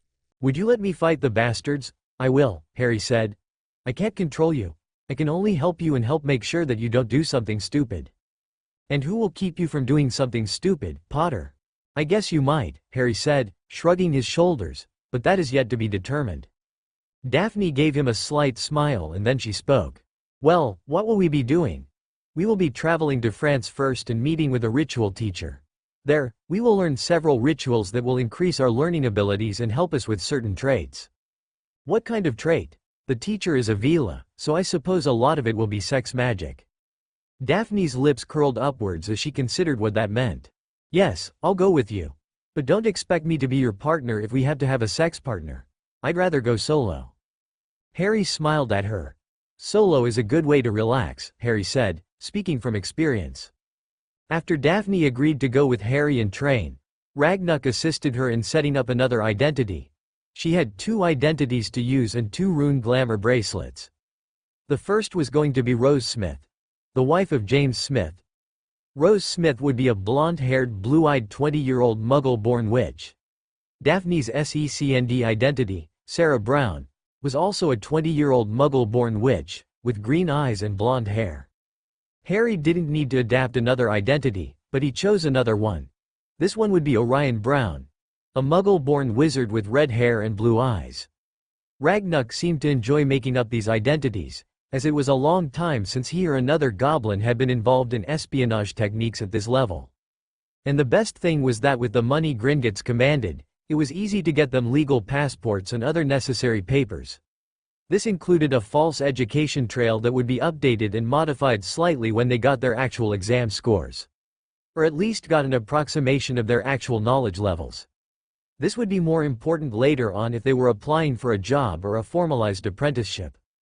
After a restful night of sleep in a bed at Gringotts, and several hours of preparing their alternative identities and making arrangements for portkeys, the couple headed out to the apparating point at Diagon Alley. They would use a portkey there to make sure that people saw them leaving. Daphne would leave via portkey alone and meet Harry in France. It was best that way to make sure that people didn't get suspicious. And Harry knew that traveling alone was best for the moment. At least until they were out of England. That way, no one could be sure who was going where until they were already there. And, by then, they would have a plan in place to take care of themselves. As Harry walked out of Gringotts as John Smith, he smiled at Daphne, who walked out briskly a few moments after him. He stopped along the way to have an ice cream and to make sure Daphne got out safely. After all, he felt responsible for assisting her as much as possible. Daphne would appreciate it, he knew. He ate his ice cream quickly and then watched as Daphne used her portkey. She disappeared and he got her signal a few moments later that she had arrived at her destination safely. He signaled back by activating the alert charm on a coin in his left pocket. After vanishing his refuse, Harry stood and headed to go to the portkey point. That was the only point in Diagon Alley where it was legal to apparate or use a portkey after the declaration of emergency that Minister Bones had declared as her first official act. The only reason Harry knew this was because of the notices put up on the buildings around Diagon Alley by Ministry flunkies. A few moments before he got there, an incoming portkey deposited a dozen Death Eaters in the middle of the point. They started attacking immediately, taking down the 3 Aurors guarding the area, and then starting to attack the fleeing innocent people. Harry knew what he had to do, and he pulled out his untraceable wand, which he'd specially made under the tutelage of Wartooth. He sent a mass stunning spell out at the Death Eaters, taking out 5 of them when he caught them by surprise. Their friends turned their attention to Harry as another wave of Death Eaters appeared and joined the fight. With 2 more mass stunning spells, Harry caught 2 more unaware of the spell, but he knew that he had a lot of trouble. After all, 20 Death Eaters, including one insane Bellatrix Lestrange, were attempting to take him out by firing a massive amount of spells. Harry was dodging and shielding as well as firing. He was taking Death Eaters out and knew that reinforcements would have to come soon if he wanted to make it out of here alive.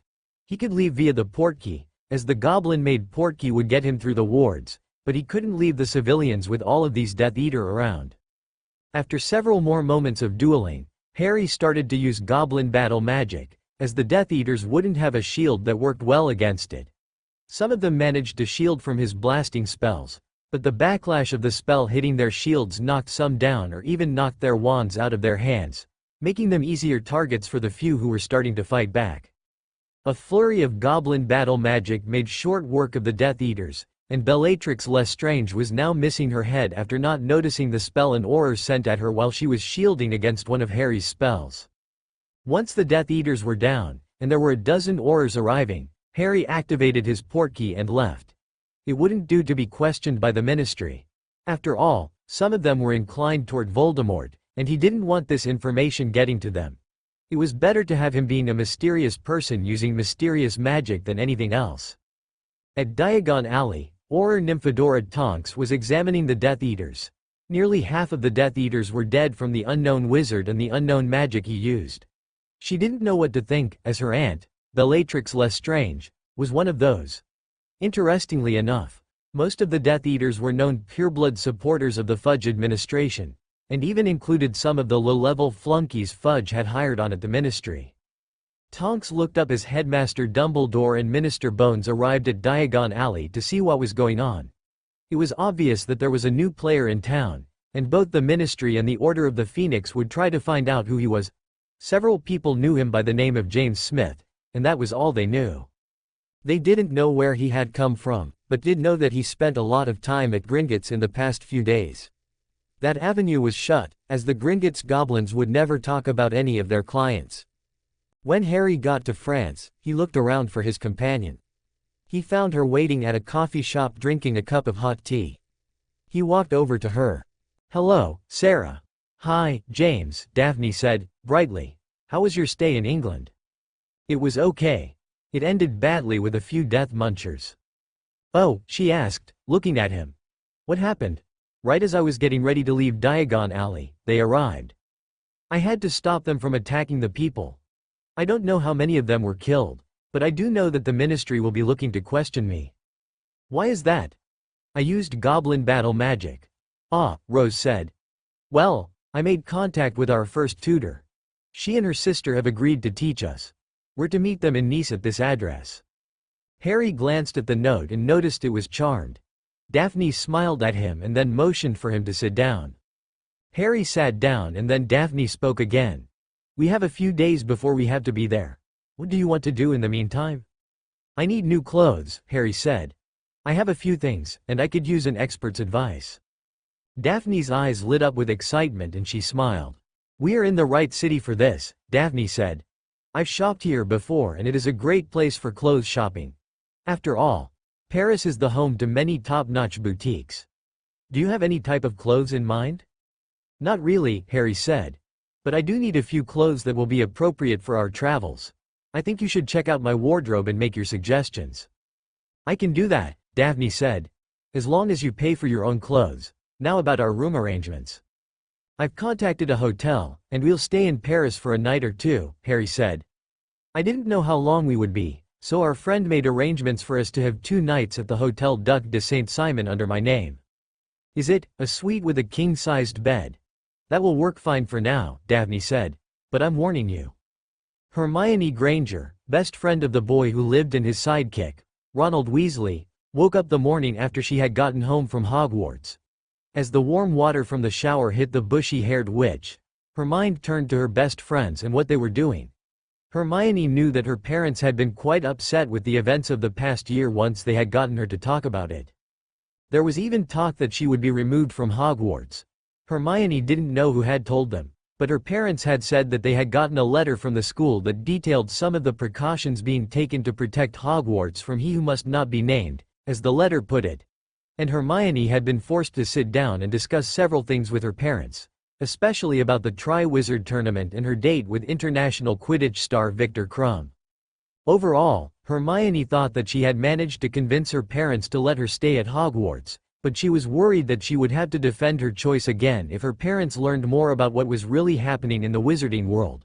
After all, Hermione's parents, Charles and Rosalind Granger, would be reading the Daily Prophet, as the couple had taken a subscription out to the paper after they learned Hermione was a witch. Her shower done, Hermione toweled off as she considered what she should discuss with her parents. Downstairs at the kitchen table, the elder Grangers were discussing the newest paper from the wizarding world. It was later than normal, and Hermione was curious as to what had their attention. "Hermione, darling, please sit down," Charles said to his daughter. "We have a lot to discuss." "What do you want to talk about, Daddy?" Hermione asked, looking at her middle-aged father. "This," the man said, showing Hermione the headlines. "Your friend Harry's relatives were killed by you-know-who last night." Hermione's soft chocolate eyes opened wide with fright as she snatched the paper out of her father's hand. The headlines made her think, but she smiled slightly. "It says that he wasn't there, or they don't think he was," Hermione said. "And I'm glad Minister Fudge is gone. He was told that Voldemort was back and denied it." "Your minister was told that Creature was back and denied it?" "Yes," Hermione said. "One of the Death Eaters, Lucius Malfoy, supported Fudge's campaign and gave donations to certain causes. So he was bribing the minister and ministry?" "It seems so, Mum. Unlike Parliament and the Prime Minister, the magical government leaders, namely the chief warlock of the Wizengamot and the minister, have more absolute authority. Essentially, the minister can get away with things as long as the Wizengamot supports him. And the Wizengamot is made up of mostly older families, and those tend to be the type of bigots who support Voldemort." "I see," Rosalind said to her daughter. "And what about this Sirius Black character? Wasn't he the one that the media said was armed and dangerous?" "Yes," Hermione said. "He escaped from the wizarding prison before my 3rd year and everyone thought he was after Harry. It turns out that he was never given a trial and was innocent of any crimes, save for escaping Azkaban. The person who framed him, Peter Pettigrew, betrayed Harry's parents and was the reason they were killed." "And have you heard from Harry?" "No," Hermione said. "He hasn't written to me. I suspect he's with his godfather now that he's been freed. I'd be surprised if he wasn't." A knock at the door surprised them all. Hermione's father gave her a look, and Hermione nodded. She had her wand with her. Just in case. Mr. Granger then opened the door and said a few words with the man at the door. "Hermione, Mr. Black is here to see you." Hermione walked up and saw Sirius standing with a pink-haired woman. "Who are you?" Hermione demanded of the pink-haired woman. "This is my cousin, Nymphadora Tonks," Sirius said. "And if you'll let me in, I'll show you that it's me." Hermione nodded and kept her wand trained on the two obviously magical people. The door was shut and Sirius changed into his animagus form before changing back. Hermione lowered her wand at that, as an animagus couldn't be copied under Polyjuice Potion. "Have you heard from Harry?" Hermione asked. "I was going to ask you the same thing. Harry's missing." "Missing? What did he do?" "He didn't go home with the Dursleys. Neighbor said that he never was in the car with them. Only 3 people. Weren't they protected?" "Yes, they were. But the protections ended when Harry decided he wasn't staying with the Dursleys." After a few minutes, Sirius and Tonks left, but after explaining that Dumbledore would be placing up protective wards over the Grangers to allow them time to use an emergency portkey to get to a safe place. The Order of the Phoenix held an emergency meeting that night. All of the members were present, including the Weasleys. And the Weasleys had decided to come and live at headquarters for safety reasons until the Burrow could be protected. It was too dangerous for them to be without protection since everyone knew Harry Potter had spent some time at the Burrow, and, with his relatives dead, the Burrow was the obvious choice of residence for Harry. Ron Weasley had heard his best friend was missing since the night before. He didn't know what Harry was doing, but he had decided to wait and see if Harry would send a letter to them. He knew Harry would send a letter if he could safely do so, and he seriously wanted his best friend to do so. But Ron was upset that he wasn't allowed in the meeting to discuss the news on the war and the latest news on the search for Harry.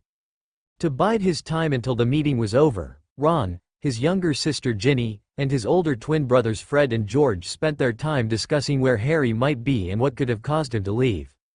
In the kitchen, where the Order of the Phoenix met, Albus Dumbledore spoke. "I call this meeting to order," Dumbledore said. "Alistair, do you have any new information for us?" "Yes," the retired Master Auror, Alistair Moody, said.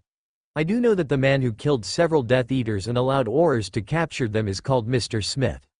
Some of the merchants in the alley think he's James Smith, and others think he's Richard Smith." What kind of magic did he use? Arthur Weasley asked. He used some sort of battle magic that I'm not familiar with, Alistair said.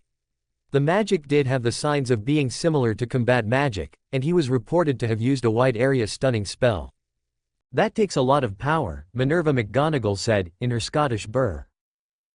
Moody said to his friend. So I expect that this new player in town is a very serious player, and we probably can expect his help defeating the Death Eaters. We should find out what we can about him, Dumbledore said, and if we think it is a good idea later, we will invite him into the Order. Severus, what do you have? Resident spy and potions master Severus Snape sneered slightly at the others in the room, especially the Mutt and the werewolf before speaking. The Dark Lord was quite angry, Snape reported, in his silky tone. He was angry that the Potter brat wasn't at the house, and he was angry that we can't find Potter. He tortured several of his people for not knowing the Potter boy wasn't with the Dursleys, and then he sent us out to find him. The Dark Lord sent people out to find this Mr. Smith and kill him. We haven't located him yet. What of the latest plans? Right now, the Dark Lord is going to concentrate on recruiting. He doesn't want to send out his people on raids unless he knows they will win. With people like Smith around, he is afraid that he will lose more inner circle, like he did Bellatrix, her husband, and brother-in-law. And, of course, Lucius. Severus, Kingsley Shacklebolt asked. What do you know of the state of his finances? Who are his magic financial supporters? What can we do to stop them? I do not know the details of this, Shacklebolt. I am a potions master and I am not trusted with details of the finances. I do know that the Dark Lord has sent me to purchase basilisk parts. Isn't that rare? It is, but there is a source of basilisk parts on the market today. It was a large, 1,000-year-old basilisk and it has been sold by some traveling merchant all over the world. Dumbledore paused to consider this information. I know where one can find such a basilisk, Severus. The Chamber of Secrets still has the basilisk that Harry killed in his second year. We can go down there to get the basilisk parts and keep the money. Severus smiled. Very well, Albus. Then you will have sold me the basilisk parts for my personal experiments. What does he want with basilisk parts? There are few potions that are good with those particular ingredients, Moody said. I do not know for sure, Snape said. But the Dark Lord did get an O on his potions newt. He said so himself. I think he will make the potions, whatever the reason, for himself. I personally can think of a few dark rituals and potions that will help the Dark Lord gain strength or gain a stronger poison. He is researching into methods of getting stronger. When will it be done? The easiest of these potions will take a year at the least to make once we have all of the ingredients. I am to start on certain poisons and healing potions for the Dark Lord as soon as he has all of the basilisk parts we need. The only one we're lacking is venom. I do not know where any basilisk venom is. Dumbledore shook his head. We'll go tonight to examine the basilisk in the chamber, Severus. There may be venom there. You're going to give it to him? Moody asked, incredulously. No, Albus said. We're going to save it for our own uses. I can't allow him to find basilisk venom. I need all of you to purchase as much of the basilisk parts as you can through your sources. There are a few healing potions that use basilisk parts, and there is one in particular that will allow us to gain allies. The mind-restoring potion, Severus said. Of course, the Longbottoms. Albus nodded and there was the sound of flapping wings. A snowy owl flew into the room and made a landing on the table. She held out her leg towards Sirius with a hoot. That brat has finally written, Snape spat. Well, Black, where is he? Sirius took the letter and read it. He turned to Dumbledore and spoke. I think we need to talk, Albus. Can I inquire as for the reasons of this? Let me read you the entire letter. There is nothing here that can harm him if it gets to the wrong party. Moody nodded and then Sirius read the letter out loud. Dear Sirius, and I guess Dumbledore too. By now, you know I am missing from Privet Drive. I bribed my uncle to let me out at Gringotts so I could get some money and get away from things. There are several reasons that I have done this. 1. I have heard the prophecy about me and Voldemort. 2. Dumbledore wouldn't hear of me training right now. 3. Fudge was an idiot, but that problem is taken care of now. And 4. I want to travel and have time to enjoy myself as I train to face Voldemort. I know you will be worried about me, but don't. I will do my best to continue writing you letters. But Hedwig will stay with you because she is too visible. Let her go to Hermione and fly back and forth for Hermione. If you have any letters for me, send them to Gringotts, care of Griphook, and he will forward them to me. The goblins do know where I am, as I have made contact with them as a safety precaution. Oh, Dumbledore, I did take what was mine from Hogwarts. The basilisk from the Chamber of Secrets is now making my bank account bigger. It was mine by right of conquest, so I took what is mine before you or the greasy-haired bastard could steal it from me for your own personal use. Sirius and Remus sniggered. That arrogant fool, Snape yelled. He doesn't know what he's done. Dumbledore looked kind of upset, but he motioned for Sirius to continue. If Snape is there, he's claiming I'm arrogant. I'm not arrogant, until I can sell everything. I have made arrangements to have that basilisk secured under the Fidelius charm with a secret keeper I shall not name. To the rest of you, namely the Weasleys and Hermione, I don't want you to get angry at me. I did what I did for a reason, and it is for the greater good. Just so you know, I will be returning to Hogwarts in the fall. I just need time to myself and time to train. And Dumbledore, I know you will read this letter, so I tell you that we need to have a serious discussion about you hiding things from me. There is a lot you should have done, including training me and informed me of the existence of a family vault, as well as your guardianship over me, which I guess is now a moot point since Sirius is out of Azkaban and he is the one my parents wished to become my guardian. But this does make me wonder if you are manipulating me with your games? No matter. We will deal with that later. Enjoy your summer, sincerely, Harry. The members of the Order of the Phoenix sat down to contemplate this and their next actions. One Severus Snape was cursing because he had lost the chance of getting tens of thousands of galleons worth of basilisk parts for his personal lab for free. Meanwhile, in France, Harry sat down on the bed watching Daphne brush her hair. It reached nearly down to the middle of her back, and he was kicking himself many times. He wondered why he had skipped over such an interesting person. Daphne, what do you want, Potter? I'm busy, the girl replied, not missing a stroke. How could I miss someone like you? Miss me? You've never known me, Daphne exclaimed, giving him a glare. I mean, Harry said, his face turning a slight shade of red, is how could I miss seeing and speaking to you at Hogwarts? 2 words, Potter, Daphne hissed, house rivalry. Harry nodded dumbly as Daphne gave an exasperated sigh. Potter was such a Gryffindor. Why do we do that? Why does it exist? How many great couples or great friends have we missed because of that? You know what, Potter? I don't care one bit. All I care about at this point is surviving so I can castrate all of the Death Eaters for raping my mother and sister before murdering them. Harry winced at the way she said castrate and had to stop himself from checking to make sure he was whole after her verbal tirade earlier in the day. The teen wisely said nothing to anger his traveling companion. When it was time to get into the bed, Harry remembered the colorful words Daphne had used to describe what she would do if he even thought about touching her while they were sharing the bed. He stiffly lay on the edge of the bed, not noticing a smirking Daphne relaxing on the other side of the king-sized bed. As he lay there, he felt Daphne nearby, so he tried to move over, but instead of staying on the bed, he tumbled off onto the carpeted floor to Daphne's sniggers. He stood and glared at her before getting back on the bed with his thankfully hidden maroon face. At Hogwarts, Albus Dumbledore pondered the events of the evening. The letter from Harry had been nice to receive, but the contents had been disconcerting for the ancient headmaster. Dumbledore had done everything he could do to protect young Harry, and all of his protection schemes were crashing down around him. It was obvious that Harry knew of his family vault, and knew about his mother's connection to the Blackwood family. Albus hadn't had time to explain everything, and he was required, by law, to explain everything to him before his 17th birthday, so he was well within his right to keep things secret. After all, Harry couldn't access the Potter vault if he wanted to. Dumbledore had ensured that recently when he was questioning the goblins to see if Cornelius could access the Potter vault using the Ministry authority. And the goblins were crafty, Albus knew, which was why most wizards despised them. Goblins would work any situation to gain more money, and it was obvious they had their hooks in the young Potter heir and held the wool over his eyes about their relationship.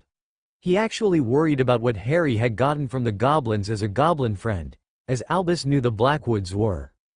Lily had not claimed the Blackwood vault because she knew that the goblin friend status, while being helpful, almost ensured the goblins were able to legally take the contents of a vault of a goblin friend once the friend died without an heir or broke a goblin law. By not claiming the vault, the ministry would be able to collect the contents of it, or at least someone Lily designated as her heir in her will. Now that Albus knew Harry had been working closely with the goblins, Hugh wondered if Harry had claimed the vault and the status of goblin friend. If he did, there was also a time turner, one that Albus had refused, that Harry would think was enticing. This time turner did work as advertised, but what the goblins would not say was that the time turner used the life force of the wizard using it. It was a one-to-one trade-off, meaning for every hour one used the time turner to go back in time, the witch or wizard using it would lose 1 hour of their maximum life expectancy they had from birth. And if Harry had the goblins recommend a merchant for selling the basilisk, Albus knew that the goblins were making a lot of money. They would need some money from Harry for it, which would probably be in the form of donated basilisk parts, and then the goblins would make money off of whatever their merchant, a Mr. Greenleaf, sold to anyone.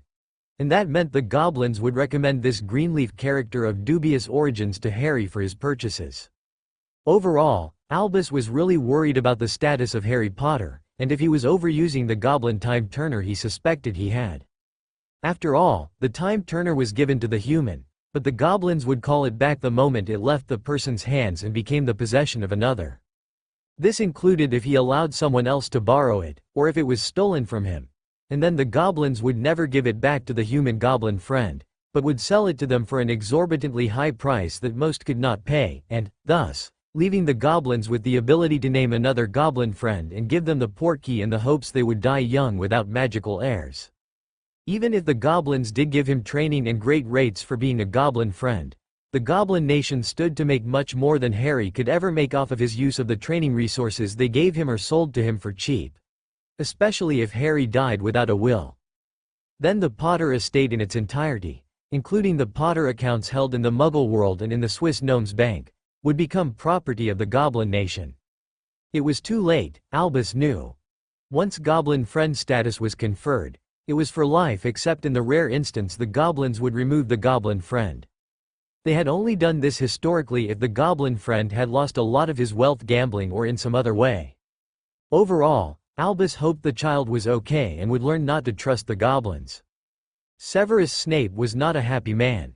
He had told the Dark Lord he could get the basilisk from the Chamber of Secrets with telling Dumbledore, but the Potter brat had stolen it before he could get to it.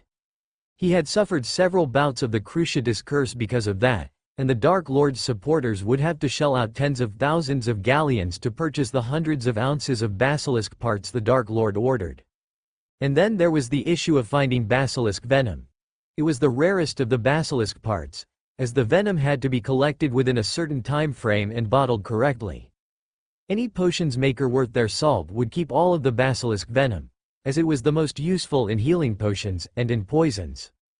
On top of that, Severus had found out that the Dursleys had been placed under the Imperious potion by a Death Eater agent who had slipped it to them using a restaurant employee under the Imperious curse. This worried Severus, as he stood to lose a lot if the Dark Lord did win. After all, he had been playing both sides for years, and when Severus was no longer able to spy on Dumbledore and his Order of the Phoenix, the Dark Lord would kill him since there were other potions masters the Dark Lord could coerce to work for him. As Severus activated his portkey to get back to Hogwarts after somewhat recovering from the 4 Cruciatus curses he'd been held under for short periods of time, he cursed the Potter boy for shortening his own lifespan considerably. After a fitful night of sleep, Harry awoke and heard the shower running. He looked over and Daphne was out of the bed. He could still smell her, and he absent-mindedly wondered if she tasted as good as she smelled. With a shake of his head, he stood and looked around the room after putting on his glasses. The room was clean of spells, he noted through the charmed lenses, except for the privacy spell he'd cast the night before. The teen sat down at the desk in the room and pulled out a book on wand magic. This book was an OWL-level textbook that would allow him to prepare for his OWL exams and for the extra study he expected. Daphne exited the shower and soon was out in the room. She stopped to see Harry reading a book, and smiled. She had expected that when he had explained the program for the summer, after all, Daphne herself was going to do that to prepare for the owls. Harry? Yes, Daphne? The shower is free. Thanks, Harry said. placing a bookmark in the book. He set the book on the table and stood. It was that moment when he realized something was missing. "Daphne, did you happen to see a necklace?" "You mean your time turner?" "Yes, I did," she said. "Where is it?" "Well, I took it from you to examine and to use," she said. "But it disappeared as soon as it left your neck." Harry swore. "What's wrong, Potter? That was our ticket to training this summer," he said. Daphne smiled slightly. "It was a goblin time turner," she said, looking him directly in the eye. "I know," he said. "I was told explicitly that it was to never leave my hands or it would return and I would have to pay an annual fee to get it back again." "And how much is the fee?" "About 10,000 galleons," Harry said. Daphne frowned. "I don't think that is a good price to pay," she said. "Not when you'll be paying for a time turner that uses your life force to operate." Harry looked at her blankly. "You didn't know?" Daphne asked. Harry shook his head. "No, that part wasn't explained to me. How do you know?" "My parents explained it to me to warn me about accepting it as a goblin friend," Daphne said. "And I imagine that your family didn't accept it either for that reason, among others." "What would other reasons be?" Harry asked. "Well, if you accepted being a goblin friend for the preferential treatment and rates, it allows the goblins to lay claim to your estate if you die without a magical heir and an heir written into your will. If you do have such an heir, then you can distribute your estate how you wish. But if you don't, then the goblins decide how it is distributed. And the last person to have that happen to them was several centuries ago. It was a Weasley, and the goblins claimed all but the burrow as their property, reducing the Weasleys from being one of the wealthiest families to being one of the poorest. And then they dropped the family as goblin friends because they had no use for them." Harry's eyes opened wide. "Is that true?" "Ask one of the Weasley parents," Daphne suggested. "Tell them that you are a goblin friend and see how they react." Harry filed that in his mind to do just that. "I will, just to see what is going on," Harry said. "How did the Potters get such a position?" "It wasn't the Potters. It was the family my mother was from. She's not a pureblood by any means, and she's still considered a Muggle-born because her last magical ancestors were several centuries ago, the Blackwoods." "I see," Daphne said. "A family famous for owning part of Gringotts. I can see it now. I imagine that the goblins don't exactly give you the worst end of the deal, but they won't help you find the loopholes to ensure your rights to give away your things to the people of your choosing." Harry smiled. "I was told that if I didn't have a magical heir such as a child or a wife, then the entire estate would go to the goblins. They would recognize any will I had as long as it was a person who would be magically accepted." "At least you know that," Daphne said. "But enough chit-chat. Go get a shower, you stink." Harry frowned at her, but he gathered his clothes and headed for the shower. The teen went to the shower and, as the warm water raw over him, he thought about what Daphne said. It was obvious to him that the goblins were crafty, and he had known that going into the deal. He had read over the contracts as carefully as possible, and felt that the contracts were more than fair to him. After all, he didn't have a family right now, and, if the prophecy he'd heard from the goblins was true, he would have a hard time ahead of him if he were to eventually get married. After breakfast in the hotel restaurant, they hailed a cab to get them to Saint-Germain-des-Prés, one of Paris's vaunted shopping districts Daphne had been to before.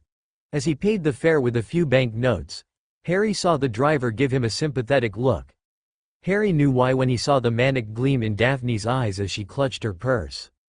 "Bloody hell," Harry exclaimed, as Daphne grabbed his arm and led him toward one of the stores filled with people.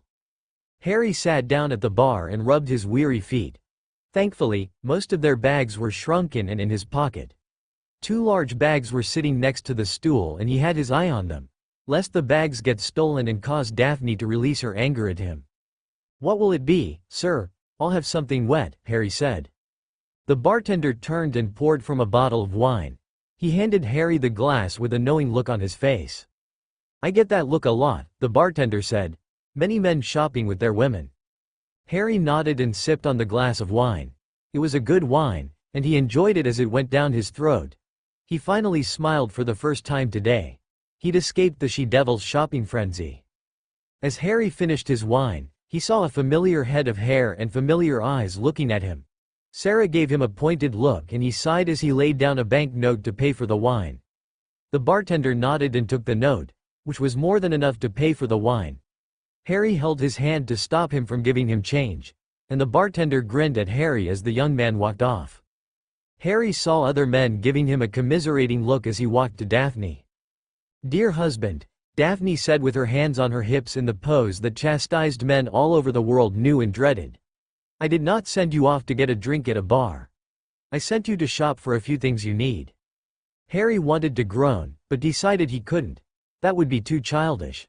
But his shuffling feet told the others in the area all they needed to know as Daphne continued lambast her husband for him hiding from shopping duties, after she handed him a heavy bag filled with God knows what that women wear underneath their clothes.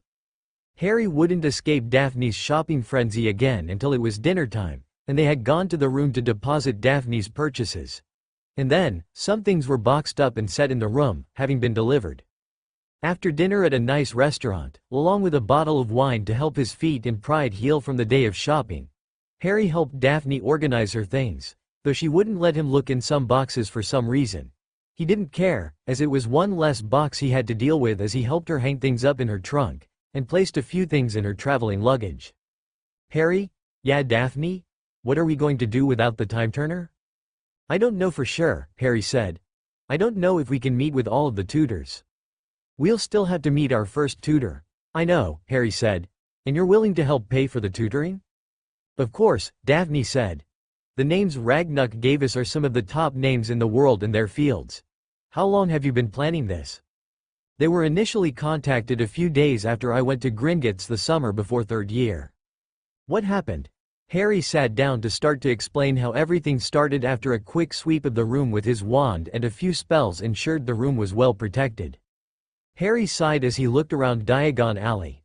He had just woken up after a relatively sleepless night. The alley was busy, and he needed to go and get money for his school supplies and for a few other things he wanted to get. Arriving in the lobby of Gringotts, Harry waited patiently until it was his turn to see a teller. "What can I do for you? I would like to make a withdrawal." "Key please." Harry handed the goblin his key. The goblin looked at the key and then Harry. "Mr. Potter, Director Ragnarok wishes to speak with you about a matter of mutual importance." "I'll meet with him," Harry said. "Please follow Griphook," the goblin said. "He will take you to the director's office." Harry nodded at the goblin to acknowledge him as he arrived.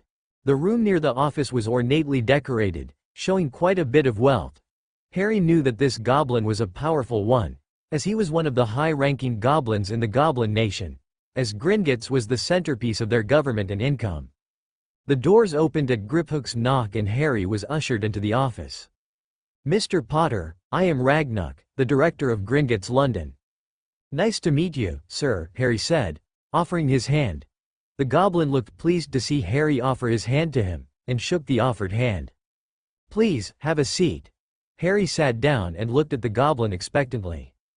"Mr. Potter, I have asked to speak with you to ensure that you know of the entirety of your estate. We do not know if you are aware of it." "So my vault isn't the entire estate?" "No, Mr. Potter, it is not. There is another vault that contains valuable items from the Potter estate. And to give you an accounting of the vault, I must verify your identity." After using goblin magic on a drop of Harry's blood, the goblin looked at the results with a look that Harry recognized from his uncle, Greed. "Ah, Mr. Potter, it seems that your mother is descended from a magical family." "Is she a pureblood?" "No," the goblin said. 2 generations of squibs in a row makes a family muggle according to all relevant laws and currently used methods of determining such things. Your mother is from the Blackwood family and she is the first magical person in several generations." "Do they have a vault?" "Indeed they do," Ragnarok said. "And the only reason it is still around is because the family is a group of goblin friends." "What does that mean?" "A goblin friend is someone who has benefits from the Goblin Nation. The biggest benefits are the use of a special time turner, better interest rates, lower fees for services, and access to certain Gringotts services." "And the negatives?" "There are few," the goblin allowed. "The biggest is that you must have a magical heir in order to pass on your estate to someone else. Otherwise, we goblins will have the right to distribute the estate as we please unless other arrangements are made ahead of time." Harry nodded. That was why there was greed in Ragnarok's eyes. But Harry wondered if it was worth it. "If I were interested in gaining emancipation, how would I do that?" You would need to be a goblin friend, and we could allow you to become emancipated by goblin law on your 14th birthday. Your ministry probably won't recognize it, so we shouldn't submit the forms." "I see," Harry said. "And there is no way I can access the Potter family vault?" "If you accepted your Blackwood heritage from your mother, you would be able to transfer items from the Potter family vault to the Blackwood vault. Then you could access the items. However, certain items such as jewelry and some of the heirlooms must remain in the Potter family vault as long as there is a Potter alive." "How do I do that?" Ragnuk grinned at Harry and there was the greed in his eye again. "So you recognized Ragnuk was greedy? Didn't you think not to accept the time turner?" "There was something else, Daphne," Harry said. "There's this prophecy about me and Voldemort. My parents had left me a blood-sealed letter explaining it." "A prophecy? Is it a real one?" she said, after flinching at the name. "The Department of Mysteries certified it as true. It was the reason my parents were attacked by Voldemort." "Do you know what it says?" Harry nodded. "Yes. It comes down between me and him. That's all I am willing to say about it." Daphne's eyes widened. "And what training has Dumbledore given you? What training do you have?" "Well, Professor Lupin taught me to produce a Patronus," Harry said. "That's all the adults helped me with. The goblins helped me train." "What did they give you? And what did you do while using the time turner?" "Well, I generally used the time turner to go back several hours each week," Harry said. "I started to study runes and defense." "I'm curious. Why did you choose to study runes?" "Ragnuk gave me strong hints that if I studied runes, I could gain employment at Gringotts as a warder. The goblins gave me many books to study, and access to a merchant who has prices lower than most others." "Most others? I don't know how he does it," Harry admitted. "But the prices are a bit lower. And he can find rare items that you'd have a hard time finding." "Like what?" "Well, he's pandering basilisk parts for me, for a fee." "Basilisk parts? The venom?" "I saved all of that for myself," Harry said. "And about a tenth of the basilisk. The goblins received the rest to sell through the merchant and a fee." "Go on," Daphne said. "What about your training and studying?"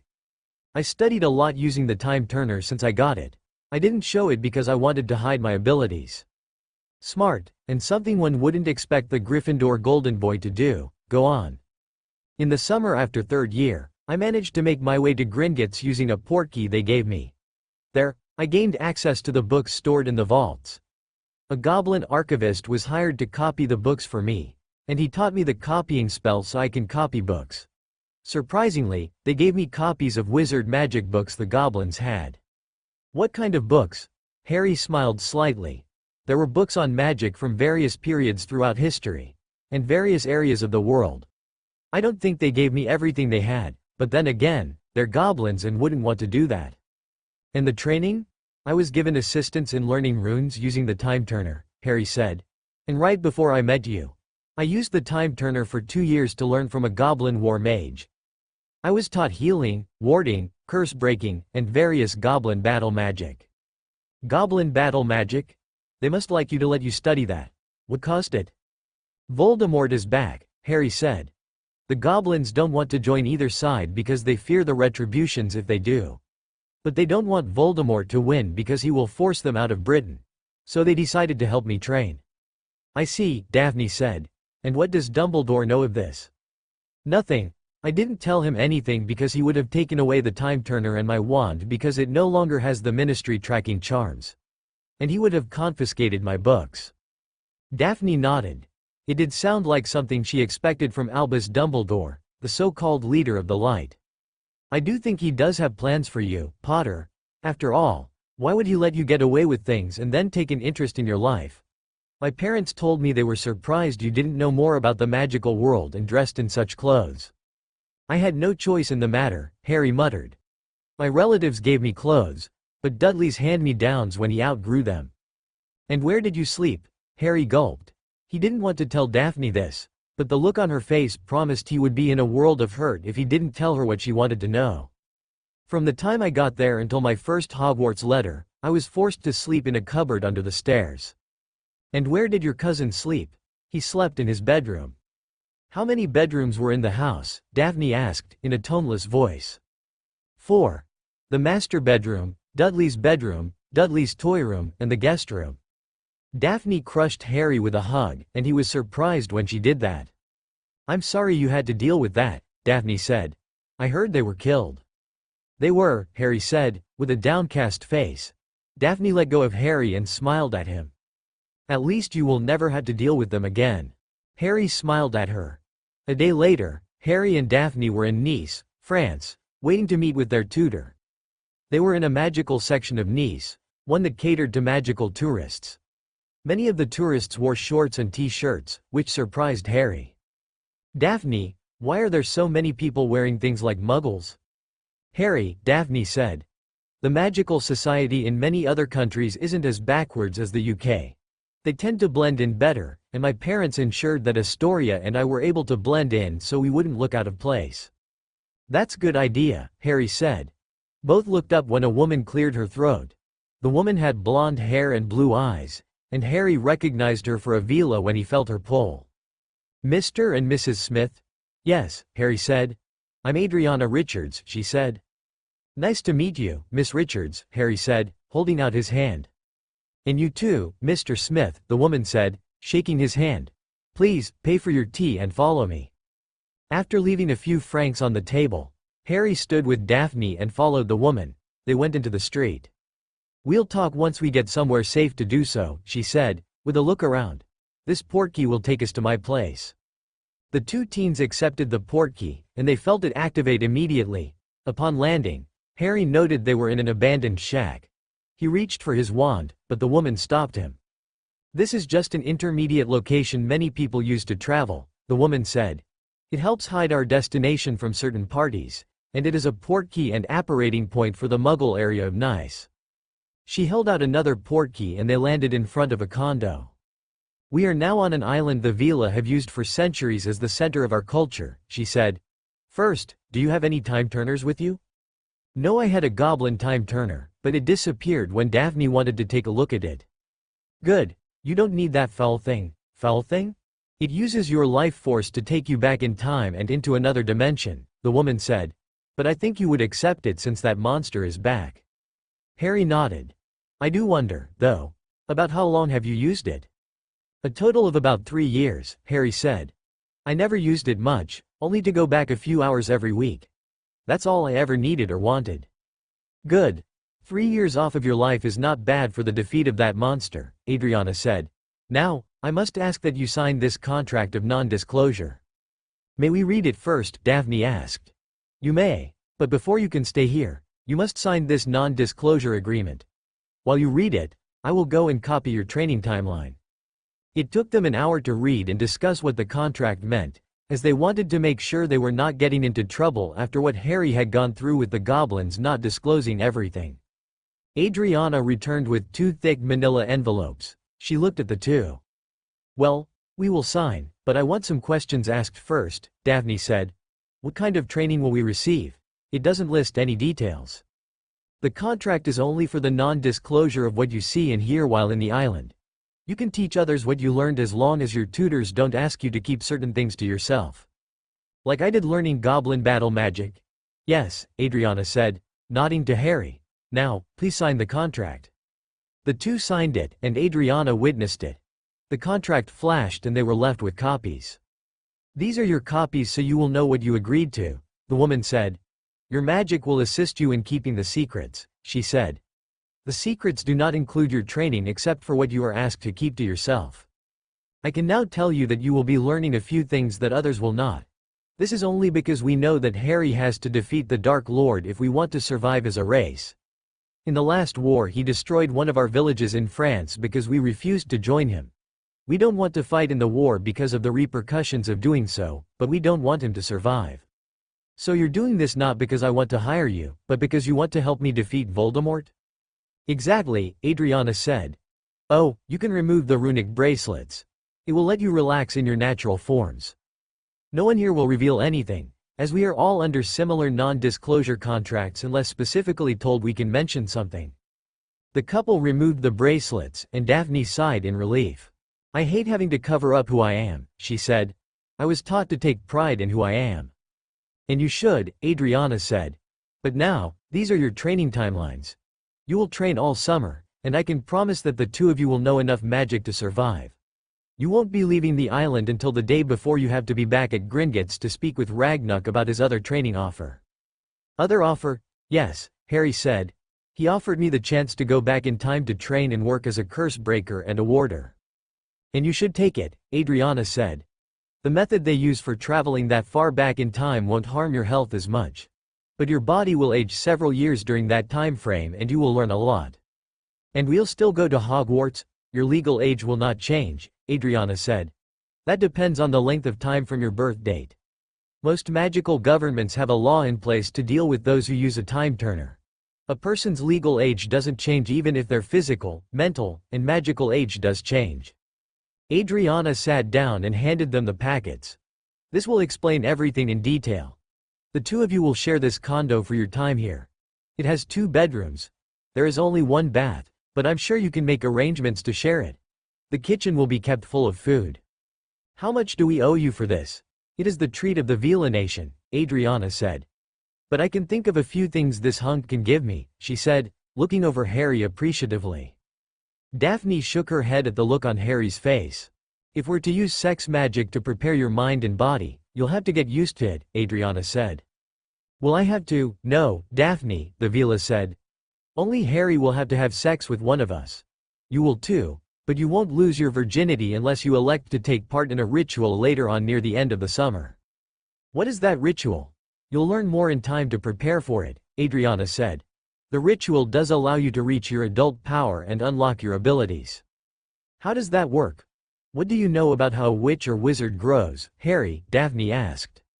"All I know is they reach their adult power sometime in their 17th or 18th year of life." "Correct," Adriana said. "The potion you took allows your mind to age, but doesn't allow your magic or body to age while time traveling. The ritual I am proposing will allow you to reach adult power later. But we lack one ingredient to make it able to return your bodies to where they should be." "What ingredient is that?" "We need basilisk venom."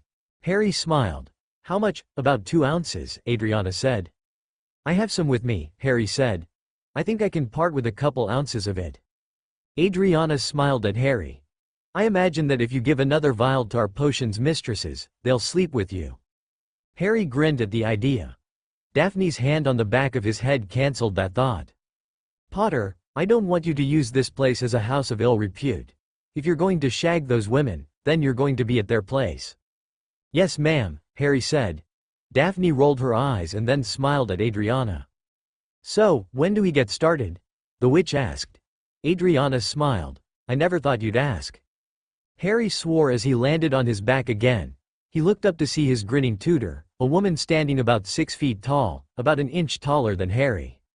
"You should learn not to overextend yourself," the hand-to-hand combat instructor said. "Your momentum can be used against you as well." Harry muttered something about overbearing women, and the tutor grinned as she looked over to see Daphne sparring with another instructor. This was more of an even fight. This was their second full day of training, and, like the first, it was mentally and physically taxing. Surprisingly, they were not doing much magic right now. Harry remembered the explanation that his tutor, Annabelle, told them.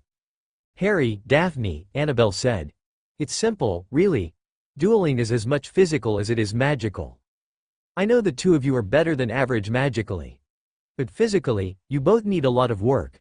The more you work on physical combat, the better you will be in magical dueling." "I can understand part of the reason," Harry said. "How does this help us with magic?" Annabelle smiled and spoke. "Well, if you would have read the reading assignment for today you would know," she said. "But no matter. I will explain. The more physically fit a person is, the better their magic use. It's an interesting phenomenon, and most pureblood-run societies such as the United Kingdom, and even France, tend to emphasize magic use over physical activity. In the past, a magical warrior was as adept as a non-magical warrior in both armed and unarmed combat.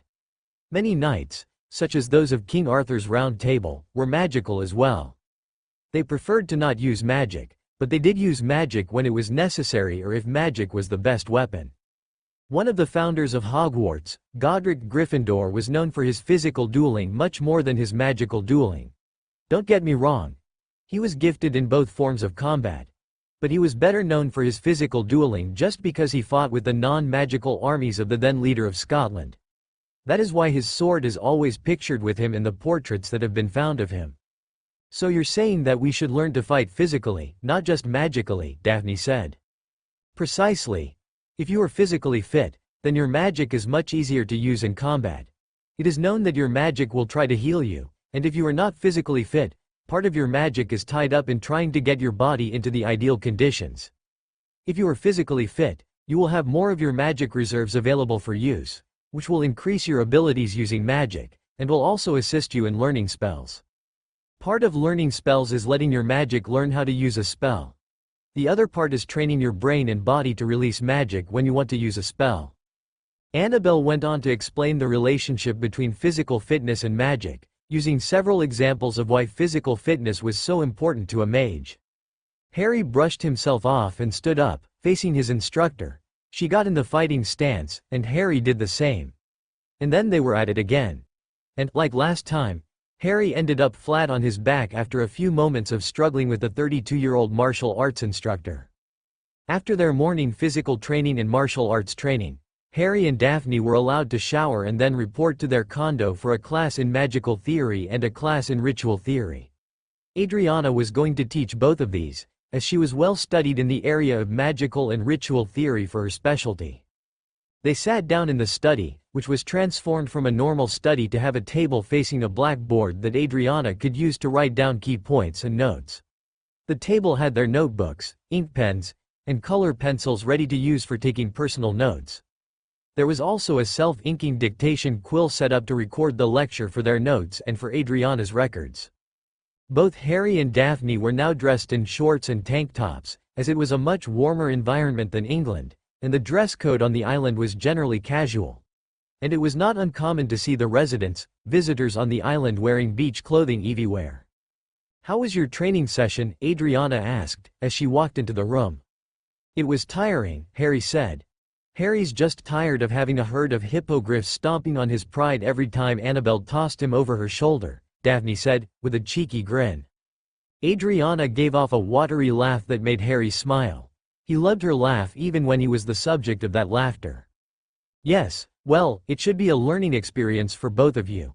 Not only can women outdo men in magical combat, but some can do it in non-magical combat," she said. "Daphne, are you learning a lot?" "Oh yes," Daphne said. "If the ferret tries anything against me at school, I'll give him a knee to the bludgers." Harry grimaced. "Good," Adriana said. "Harry, what are you learning?" "I'm learning that I am not as physically fit as I thought I was, and that size doesn't matter as much as I thought it did for physical combat." "Yes," Adriana said, "and now, you will learn magical theory." "What will we learn?" Daphne asked. "I want to ensure that the both of you know how magic is used," the Fulvila said. "I don't think Hogwarts covers this in enough detail for you to make use of magical theory. Magical theory is very important if you want to create spells, or even break curses. Those who lack an education in magical theory often aren't able to learn how to craft spells, enchant items, or break curses. This will be one of your most important classes here on the island, as it will include the study of what you call ancient runes and arithmancy as well. Later, we will have practical sessions of runes and arithmancy to allow you to learn how to craft basic spells and wards, and make simple permanent enchantments." Harry sighed. This wasn't what he had expected, but he could see the benefits of knowing how to craft spells and wards in the future. While Harry and Daphne were learning about magical theory, Voldemort was pondering his next move. "Rookwood." "Yes, my lord," Augustus Rookwood asked, with a bow to his master. "What is the latest on Potter?" "We do not know where he is, my lord," the man said, with a simpering smile. "Our spy in the Order of the Phoenix reports that the old fool has no idea either." "Rookwood?" "Yes, my lord? You have failed me again, Crucio?" Rookwood cried out in pain as the dark curse hit him. When it was over moments later, he shakily stood and bowed to his master, awaiting further word. "I need you to find out where Potter is, Rookwood. I don't care what your whore of a spy tells you unless it is where Potter is. Your priority is to find Potter." "Yes, my lord. I shall not fail you. See to it that you don't, or I will be short one more Death Eater." Rookwood bowed to the Dark Lord and scampered out of the room after the evil creature waved his hand to dismiss his minion. Wormtail, a rat-like man, scampered into the room. "Yes, master?" the portly man squeaked, with a bow. "I need you to see what Severus is up to. He is supposed to be in Croatia looking for more basilisk parts for my rituals." "Yes, my lord," Wormtail said, and turned to leave. "I did not dismiss you, Crucio." The rat started convulsing on the floor while the spell was held on him. When it was lifted, he ran out of the room as fast as his legs could take him, a large stain on the front of his pants. The Dark Lord scowled at the new stain on his floor, and a flick of his U-wand cleaned the stain. The Dark Lord pondered how he would punish Wormtail for losing control of his bladder in his throne room. "Maybe I'll have him serve as target practice for the new recruits using torture spells," the Dark Lord said to himself, chuckling. "Severus, what do you have for your report?" Albus asked his spy. "The Dark Lord has ordered me to Croatia to find basilisk venom for his ritual," Snape said. "I have come back to give him a report, and he is not happy that I am not able to find basilisk venom. It is the key ingredient he needs for his rituals." "Do you have any idea what these rituals are?" "Only the Dark Lord knows," Snape said to Moody. "Are the Death Eaters making any plans for attacks?" "I'm not aware of any," Snape said. "The Dark Lord has compartmentalized information, and I am not aware of any plans. I am sure there are plans in the works, but only those who are leading the attacks are being allowed to know plans before the day of the attack. The Dark Lord is becoming more and more suspicious of having a spy in his ranks since he lost Bellatrix and several of the inner circle." "Very well," Albus said. "Kingsley, Minister Bones is working at clearing the ministry of any spies. I have been assigned to one of these investigative details, and we have involved the Unspeakables in the investigation due to their ability to infiltrate the ministry without being detected. I cannot say anything else because I am under oath." "Nymphadora. I'm on the minister's personal guard detail. My current duty is to stay with the minister during the daylight hours as her guard. I'm not in the room where she does her work unless it is a person who is not trusted. Then I may be in the room hidden under an invisibility cloak. But I am under an oath not to reveal what I hear under penalty of death." Dumbledore nodded. It was becoming harder and harder to get good information about the Death Eaters or about what the ministry was doing. Both the Dark Lord and Minister Bones were making good use of oaths of silence to protect their operations. And Dumbledore couldn't do what he needed to do for the greater good without information. "Has anyone heard anything about young Harry?" Dumbledore asked, after a moment of thought. "I have heard nothing," Bill Weasley said. "The goblins are not saying anything, and I dare not ask them directly without losing my job." "We don't need you to lose your job, William," Dumbledore said. "How has Director Ragnuk viewed your attempts of gathering allies?" "I was told to either stop recruiting for a wizard war or lose my job. I've had to stop speaking to people about it." Dumbledore nodded, though, on the inside, he was seething. How dare the goblins not join him? "Then we need to be wary of the goblins. They may be turning dark," the headmaster said, with his grandfatherly facade. "Miss Delacour, what about the Vila?" The Frenchwoman smiled at the headmaster. She had been recruited for the Order of the Phoenix a few days ago by Bill Weasley.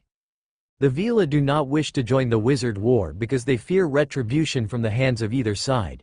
I would surmise the goblins believe the same way, as we don't want to get involved in a wizard war." "How do they view your participation in this conflict?" "I won't be gaining allies or friends in the Vila community with this," Fleur said to the headmaster. "And I refuse to do anything other than heal people or support them. I'm not a fighter. I'm a healer." "Very well," Albus said, seething again. He wasn't able to get allies. What do the werewolves think, Remus? "Sir," Remus said, "the werewolves mostly follow Fenrir Greyback, Voldemort's chief werewolf. I'll be killed if I go to some of the packs again." Dumbledore shook his head. Things weren't going their way at all. "Sirius, what of Mr. Potter, have you heard from him?" McGonagall asked. "Unfortunately, you have heard the last letter he sent me, Minerva," the animagus said. "To refresh your minds, Harry said that he and a friend were studying to prepare themselves for the coming war." "Do you know what they are studying?" "I have no idea, Minerva," Sirius said. "All I know is he is studying. He does trust his tutors." The Transfiguration professor nodded. She had long thought Harry should have been trained since Albus had told her of the existence of the prophecy back in Harry's first year when she asked why he was being sent back to the Dursleys again. Her boss was against it, and she didn't know how to change his mind. "When he gets back, we will need to ensure that he is not going dark," Dumbledore said. "I fear that with the wrong tutors, he will be going dark." Sirius shook his head and spoke. "Headmaster, I think you don't trust Harry at all. If you would show him more trust, then he might decide to let you in on what he is doing. He doesn't trust you at all according to the letter I have from him. And I believe you have earned that lack of trust, especially since you employ Severus and don't punish him or the Slytherin students for abusing their authority or abusing other students. Now, Sirius, don't go spitting out false accusations. You know it's true, Albus," Remus said. "You need to gain control over Severus, or you will lose a lot more support than you already have." Before the meeting could get out of hand, Dumbledore gained control over it and moved on to another topic: the search for Harry Potter. How dare they question him, the leader of the light? He knew what was best for everyone.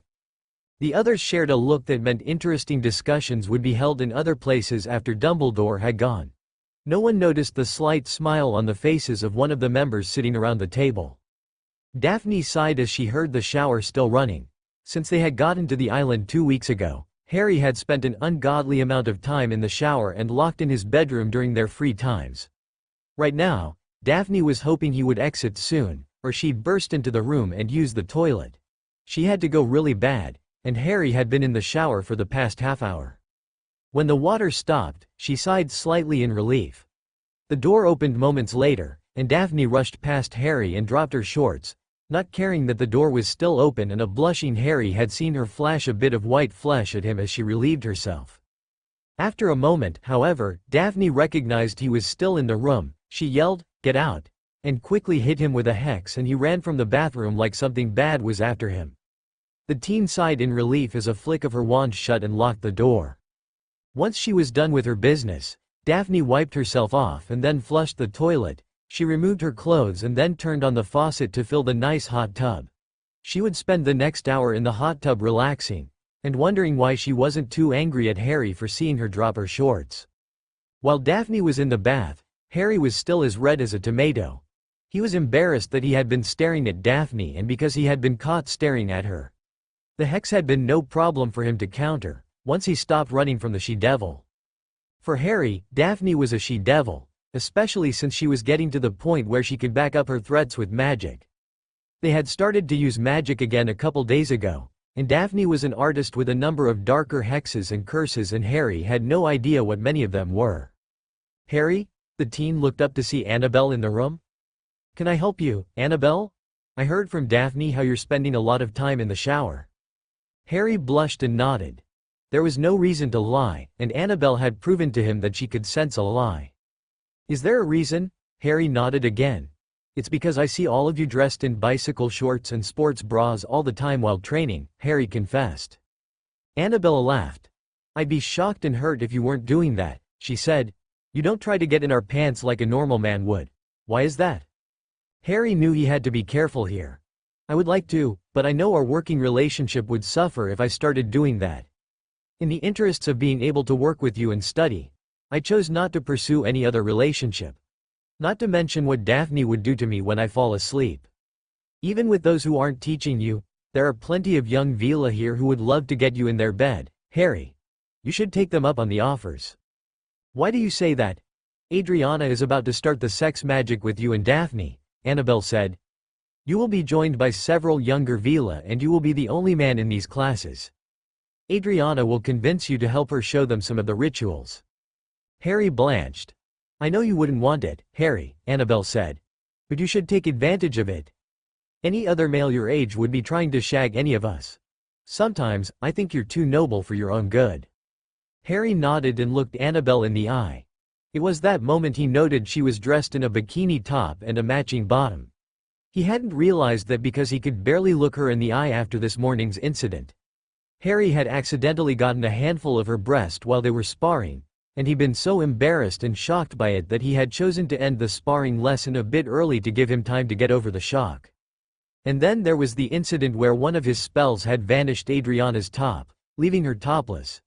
Daphne had accused him of doing it on purpose, and Harry had run off, entering the shower as soon as the lesson had ended. "Hi Harry," Annabelle, Adriana said, dressed in a bathing suit as well. "Harry, are you ready for our swim?" "What swim? We were going to go swimming after you had time to relax from our lessons this morning," she said. Harry blushed. He'd forgotten about that.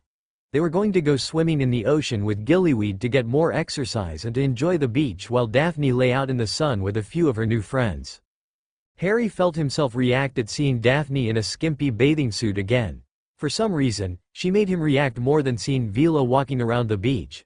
Not that he complained about the Vila or Daphne in a bathing suit. "I remember now," Harry said. "I didn't think you'd still want to go after this morning." Adriana laughed. "Of course I will, Harry," she said. "I don't mind showing you all I have. After all, you're going to see it and touch it during our rituals." "You're doing that ritual?" Annabelle asked. "Can I do it with him too?" "Yes," Adriana said. "What ritual?" "It's a ritual that will increase your learning capacity," Adriana said. "We always do it twice for each person to ensure it worked the first time and make sure the change is permanent and not just temporary. It works better if you've had sexual relations with two separate women casting the spell on you." Annabelle is good at the rituals, but she isn't a ritual teacher or expert. Harry blushed again, as he'd had dreams of having sex with his instructors, and several ways that could have gotten started, especially with the physical training and then again working with vanishing spells against flying physical objects. Sharing a glance, the two Vilas shed their tops and bikini bottoms at the same time, making Harry, who was wearing only his boxer shorts, blush as a part of him escaped through the flap of his boxers. When Daphne left the shower, she heard the sounds of two women moaning. "About damn time he shags them," Daphne muttered to herself. "Maybe he won't spend as much time in the shower if he shags them every now and then." A curious Daphne used an invisibility spell on herself to see what was going on in Harry's room. The door was wide open, and her eyes opened wide as Harry was on his back, with Adriana riding him, and Annabelle had lowered herself so Harry's tongue could reach her soft spot. Daphne sighed as she saw that and her hand reached into her bikini bottom at the erotic sight.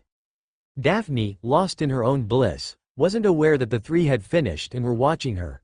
When her eyes opened after she got over the orgasm, she was surprised to see Harry with another erection. She gasped and turned red. "You can join us, you know," Adriana said. Daphne fled from the room as soon as she could, not knowing how to say that she wanted to. Her upbringing as a lady had made her want to hide from anyone who would do such things. As the four walked to the beach, Harry spoke. "Are we going to learn how to become an animagus?" "We'll start your theory training soon," Adriana promised. "But you won't be ready to find out your form until the summer is nearly over." "Why is that?" "We're learning theory at a fast rate. And then OU will use the memory enhancement ritual for us," Harry asked. Annabelle answered. "You will need a lot of time to learn this. It takes a minimum of 6 months before most are ready to even learn of their forms. We don't want to speed through this, as it will be very dangerous to do so." "I guess," Harry said, disappointed. "You'll find out your form in a few months, Harry," Daphne said from her position behind the three. "Are you going to try too, Daphne?" "I'll try, but there are no guarantees I'll have a form." "Everyone has a form," Adriana said. "It's just that very few have the willpower, patience, and sheer magical ability to get their animagus form. It's a long-term thing, much like studying and training for the ORs or for any other mastery certification." Harry nodded in acceptance. It wasn't what he wanted to hear. "Perk up, Harry," Daphne said. "At least you know we're powerful enough. And we'll be progressed enough in our knowledge to start the process by the end of the summer. Most wizards can't say that." "True," Harry said. "Now, we're going to go out for a couple hours," Adriana said, looking at Daphne. "Are you sure you don't want to join us?" "I want to work on my tan," Daphne said. "I'll join you later." "Have it your way," Adriana said, as she dropped her top on the beach. Annabelle did the same, and Harry removed his shirt and shorts, revealing the emerald green man's bikini that Adriana had gotten for him and made him wear. Daphne looked Harry over appreciatively. He looked good, and she knew that he would have to swat the girls off of him like flies when he got back to Hogwarts. With that, Daphne sighed, knowing Harry would never look at her, a Slytherin, in that way. After an afternoon of frolicking in the surf with two beautiful Vila, and shagging them under the waves with Gillyweed, Harry went to relax in the condo. Daphne was eating dinner when he got to the table with his plate. "Did you enjoy your shag?" Daphne asked, not looking him in the eye. "It was great," Harry said, not noticing how Daphne looked sad, "but I did like to see your face when you cried out." Daphne blushed and didn't look Harry in the eye, as he had turned to look at her. "Why me? I'm flat-chested compared to those Vila." Harry smiled slightly. "The size of a girl's chest isn't the only thing important about them," Harry said. "While I do like large breasts, I can say for sure that you have nothing to be ashamed of. You're a size B if I remember correctly." Daphne gave a quick nod of her head and then stared at her plate as she ate the rest of her baked chicken. The rest of their dinner passed in silence, and both got up to start washing their dishes. These were done with a few flicks of their wands, and they went to their own rooms to study. Harry was studying the spells they would go over the next day. He studied until about 2,200 hours, and then went to bed, knowing he had a long day ahead of him. Daphne was going to write in her diary and then study the book on Vila sex magic that Adriana had let her borrow. At bedtime, a blushing Daphne closed the very descriptive book and lay down in the soft bed. Her dreams that night would be of her trying out some of those things on Harry. "Fleur?" the blonde-haired woman asked. "Yes, Mama," the young healer trainee asked. "We have an invitation to a special ritual ceremony later in the summer," Madame Apolline Delacour said. "Where is it, Mama?" "It's going to be held at the main island. All members of the European Vila enclaves were invited, as there is a rare ritual going to take place there." "What kind of ritual?" "The body and magic purification ritual," Madame Delacour said to her eldest daughter. "I don't know any more than that, but our non-disclosure agreement is going to be enforced for the ritual to protect the participants." "I'll clear my schedule to go," Fleur said. "I am starting my training there in August anyway." The woman nodded with a proud smile. She was proud of her oldest daughter, who had been accepted into the Vila Healer training program, which was one of the toughest in the world. Fleur would spend several months each year at the Vila Island learning from the best healers the Vila nation had to offer, and then she would spend the rest of her time assisting Madame Pomfrey in the Hogwarts Hospital wing and at St. Mungo's Hospital for magical ailments and injuries. This training would continue for the next 5 years until Fleur was certified as a healer. Daphne knew that accepting Potter's offer of training was the best choice she'd made after her family had been murdered. Studying with the Vila made Daphne more confident in her abilities to defend herself if attacked, and it would help her with her goal of punishing the Death Eaters who had and murdered her sister, mother, and father. She hated each one of them, and had a goal of getting rid of them no matter what it took to do so. Working with a handsome Harry Potter was a major benefit for Daphne. Seeing him wear red bicycle shorts while training made her have many enjoyable dreams. The one thing she did not like about this was listening to Harry shagging the Vila. She didn't get angry at him for doing it, instead, she was surprised it took him this long to do this. She knew any other male would have been shagging the Vila long ago as soon as they offered, but the Gryffindor Golden Boy had not. Daphne was glad to see him finally starting to learn how to get over his noble tendencies and start taking advantage of a situation like a true Slytherin. If he kept changing to be more Slytherin-like, Daphne would have someone she would be proud to associate with at Hogwarts, when it was safe for her to do so. "Severus, how is the search going for basilisk venom?" the Dark Lord asked. "It is not going well, my lord," Severus said, nervously. "The only basilisk I know of was the one under the Chamber of Secrets that Potter killed. And Potter salvaged it and is selling it for profit. Dumbledore doesn't know where the arrogant brat is keeping it."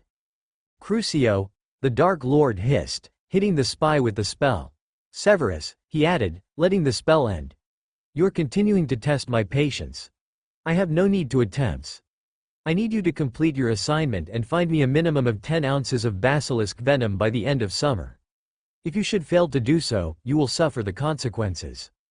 "Yes, my lord," Snape said, shakily, as he bowed to the Dark Lord. "I shall try to get Dumbledore to force Potter to give me what I want of the basilisk." "You'd better not fail, Severus. Now get out of my sight before I decide to curse you again." "Yes, my lord," Snape said, before he scrambled out of the room. "Rookwood." "My lord, my spy reports that the old fool continues to hunt for Potter. And his spies in the ministry are less useful than our spies." "Did Dumbledore hire our candidate for the defense against the dark arts position?" "No, my lord." The old fool hired one of his order members, Emmeline Vance, as the new Dada professor since the Aurors couldn't be released for teaching. I'm told he didn't even consider our candidate for the job due to her age and she is in his order. Voldemort sighed and his hand twitched as he wanted to go for his wand. This wasn't Rookwood's fault. But then again, maybe it was. Either way, cursing someone was the UTIC. For the Dark Lord. The man gave an evil smile that would make many Death Eaters shake in their boots and then pointed his wand at the hapless servant. Crucio, Sirius Black was very concerned about his godson. He hadn't heard anything from Harry in the past 2 weeks, and it was nearing Harry's birthday, July 31st. Saint the dog Animagus was pacing in the kitchen of his house, 12 Grimmauld Place, which was the current headquarters of the Order of the Phoenix, Dumbledore's vigilante group trying to face Voldemort and his Death Eaters. Currently, the Weasleys, Nymphadora Tonks, Remus Lupin, Sirius, and Hermione Granger were staying at the house full-time, unless they had to work. The underage children, under the direction of Molly Weasley, were spending their time either doing homework or cleaning the old house. As Sirius listened to Molly rant about something her twin teenage sons, Fred and George, did, he saw an owl arriving. The owl glided to a soft landing on the table and looked at the black-haired man. With a hoot, the owl held out his leg for Sirius. Sirius calmly removed the letter, and then ripped it open when he saw it was Harry's handwriting. Dear Sirius and everyone else, I hope this letter finds you well. I am continuing my training here with my tutors and I am learning a lot more than I would ever learn at Hogwarts. I won't tell you what I have learned for safety reasons, but you can rest assured on my Marauder's oath and nickname that I am doing well. I will see you before September 1st. Saint sincerely, Harry. The Animagus tapped the parchment with his wand and spoke, Son of Prongs. I solemnly swear I am up to no good. The writing on the parchment changed from the letter Sirius had just read into something else. Padfoot and Moony, if you're reading this part of the letter, you have figured out the clue I gave you. I will detail a bit more, but I won't detail too much in case a certain rat gets his paws on this letter. Please share this with Moony when you are done. So far during the summer, I have done some shopping to get decent clothes and supplies. You may know by now that I have managed to find a way to get around the rules restricting me from my family vault to get copies of the books located there. I am studying those, and a few more the goblins have given me due to my status as a goblin friend. Yes, I do know what that means for me and my heirs. I thought it was worth it to defeat that monster. I have been studying magical theory and training physically since that is so important in dueling. Lately, we have started to work on using more advanced magic, and I hope that we can have a few friendly duels when I return to England. By the end of the summer, I should be nearing Newt level or beyond in the spell subjects, and even potions, as we have started studying potions and herbology since both subjects are so important for healing. I hope Snivelus will treat me right, or I shall have to report his actions to the Board of Governors and his status as a Death Eater to the Ministry of Magic, for the greater good of the students. And by the time I return, I shall have learned who my inner marauder is, if you know what I mean, Padfoot. I may not be able to show you what I mean, but then again, you know what it's like. I will send you a note to arrange for a pickup to get to a secure location for the remainder of the summer when my training is completed, and it is time to get to Hogwarts. I do ask you for a favor. I would like for you to purchase my school things that I need. I will pay you back for this when I get the chance. Oh, and tell everyone that I said hi. I will see them at the end of the summer. Harry. Sirius smiled when he read the letter. He should have known his godson would have started to become an animagus. Moony, Sirius said, as he rushed to the room where Remus currently sat reading. What is it, Padfoot? Harry sent us a letter. Remus closed his book and took the letter from Sirius. When he finished reading it, he raised an eyebrow. So he does have the same lack of appreciation for the rules that you and James had, Remus said, with a smile.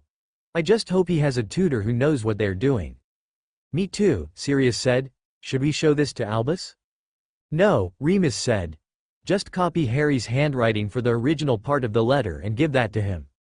Sirius nodded and grinned as his best friend changed the letter back and then copied it for the rest of the Order of the Phoenix. Sirius then went to place his treasure in his hiding place while Remus shared the letter with everyone else in the house. Ron and Hermione were quite put out that Harry didn't write to them. Who does he think he is? Ron demanded angrily. I'm his best friend, but he doesn't write to me. Instead, he writes to everyone at the same time. Ronald, Hermione huffed. He may not have much time since he is training. Hermione, how do we know he isn't learning the dark arts? Dumbledore said that he is worried about it. Ron, you should know Harry better than that, Hermione huffed. I don't think he would learn the dark arts. If he did, he will only learn the legal spells. Even the legal spells are bad, Hermione, Ron said. It's better that you don't learn any of the dark arts. Just like it's bad to be a Slytherin. They're all evil. Hermione shook her head and left Ron alone. She didn't know how she put up with the prat all this time, even after he had shown his jealousy to Harry time and time again. Hermione didn't even know why Harry put up with the prat. After asking for permission to get a book out of the library, Hermione happily entered the family section of the library after Sirius gave her permission to enter. She knew that no Weasley or Dumbledore were allowed to enter this part of the library, and she thanked Sirius for giving her a quiet place to read and study for the upcoming owls. Ron, on the other hand, was trying to get someone to play chess against him. After all, he didn't want to study, and he didn't want to clean. All the while, he was put out that the conversation revolved around Harry Bloody Potter and not him. And then Ron would find out that Harry was the Gryffindor fifth-year boys' prefect while Hermione was the girls' prefect. He was angry at that. Harry was even given the assistant Quidditch captain's badge after Angelina had asked Professor McGonagall to name an assistant captain to help her. Ron deserved both badges, he thought. He would spend the rest of the summer sulking about Harry getting everything while Ron got Harry's leftovers. And to Ron, this included women after Hermione had told him bluntly that she wouldn't date him if the wizard population on Earth depended on it. Hermione and Ron would continue to argue all summer about homework and everything else, making the others in the house want to curse them into silence. Sirius would finally place them in separate rooms to clean, leaving Ron with the twins, and Hermione with Ginny and Tonks, when the young Auror was not working, something that rarely happened now that a state of emergency was declared. Albus Dumbledore knew that he was going to have a lot of trouble this year. He had wanted to veto Harry's appointment as a prefect, but the four heads of house, including a surprising Severus Snape, had voted to override Dumbledore's decision to give Ron the prefect's badge. Snape had claimed that the Potter boy was a better choice than the Weasley brat because Weasley was a stupid baboon. Minerva, are you sure you won't change your mind? I think young Harry has enough to deal with. Albus, once again, I am appalled that you would not give this to a person who deserves it. You wanted Pansy Parkinson to get the prefect position over Daphne Greengrass, who is a much better student for the job. And Mr. Weasley barely has good grades. But Mr. Potter's grades are acceptable for the job, Albus. But to make him assistant Quidditch captain is a smart move. Mr. Potter will be my choice for Gryffindor Quidditch captain later on when Miss Johnson and Miss Bell are no longer students. Mr. Weasley is obsessed with Quidditch, and I fear that his grades will suffer if he is allowed to have either position. And Mr. Weasley is not currently on the Quidditch team. Mr. Potter is. That can be remedied, Dumbledore said. I can prohibit Quidditch captains from being prefects or heads. If you do that, Albus, then you will have my resignation immediately.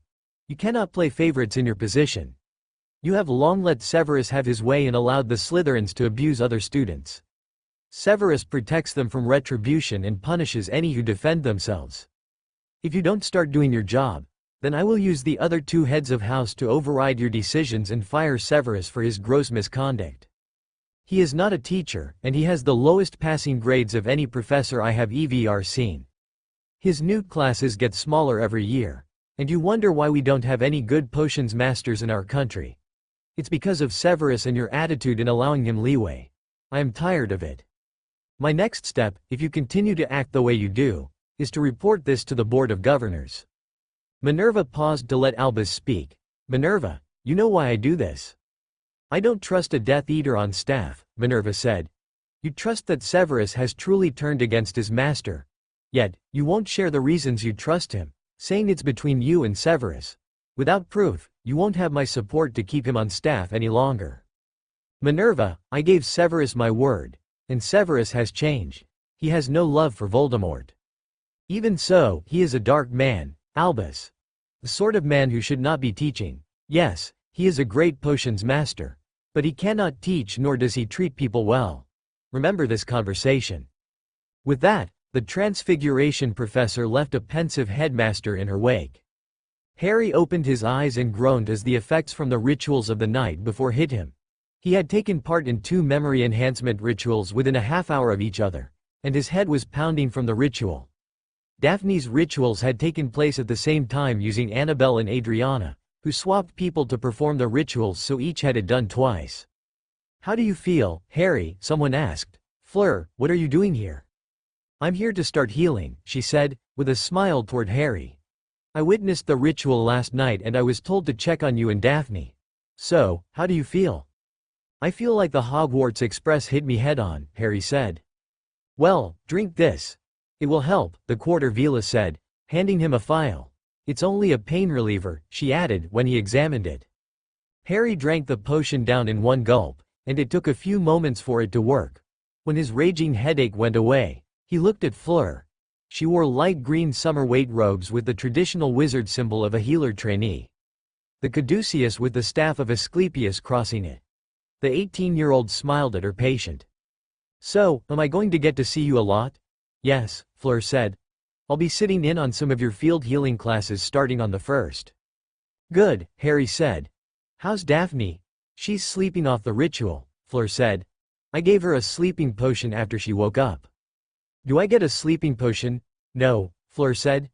"Daphne got a sleeping potion because she needed more time to sleep. You don't need more time to sleep." "How do you know?" "Adriana showed me the spell to see if someone needs more time. What you need to do is get up and meet with your tutors. You're going to start learning occlumency today while Daphne is sleeping. When she awakens, she'll start learning occlumency as well." "But I know some form of occlumency. This ritual destroyed any shields you have, Harry," Fleur said. "I thought you remembered that from the instructions on the ritual. And that's probably why Daphne needed more sleep as well. She had shields covering her whole mind while you had partial shields." Harry nodded. "And I will return them." "Partial shields aren't as good as full mind shields," Fleur said. "They don't always work against legilimens, especially skilled legilimens like Dumbledore, Snape, and the Dark Lord. I would suggest that you get a shower and get dressed. Annabelle said that you will not be excused from your morning workout, though you will not be training in the martial arts today. Daphne is excused because of medical reasons."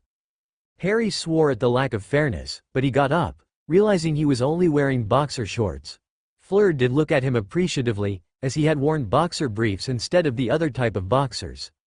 Harry blushed slightly at her gaze and retreated to the bathroom to put on his training clothes.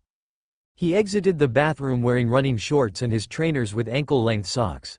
He gave Fleur a lopsided smile and then left the condo to meet with Annabelle for a rousing exercise routine that would include a quick shag in the surf. An energized Harry would return for a shower and then his occlumency lesson with the talented Adriana. Daphne awoke while Harry was in the shower after his exercise session. She groaned and felt a cold hand on her forehead. "How do you feel?" "Who are you?" "I'm healer trainee Fleur Delacour," the woman said. "You probably know who I am." "Yes I do," Daphne said. "Where is Harry?" "He just got through with his morning exercise. You're deemed medically unable to exercise this morning." "I'm glad," Daphne said. "I feel like I've been run over by the night bus. And I'm here to help you. How does your head feel?" "Horrible. My occlumency shields are down." "That's not surprising. The ritual you underwent removes the shields," Fleur explained. "Harry will have the first training time since he is feeling better after his romp in the sand." Daphne smiled. "He always feels good after he's shagged, but he never wants to shag me." "Do you think that he's respecting your wishes?" "I don't know," Daphne admitted. "What do you think? You know him somewhat." "I think he is taking advantage of what is offered here. If he didn't, I'd think he was a homosexual man. And that would disappoint me since Harry is a fine specimen of a man his age." "I can agree with that statement," Daphne said.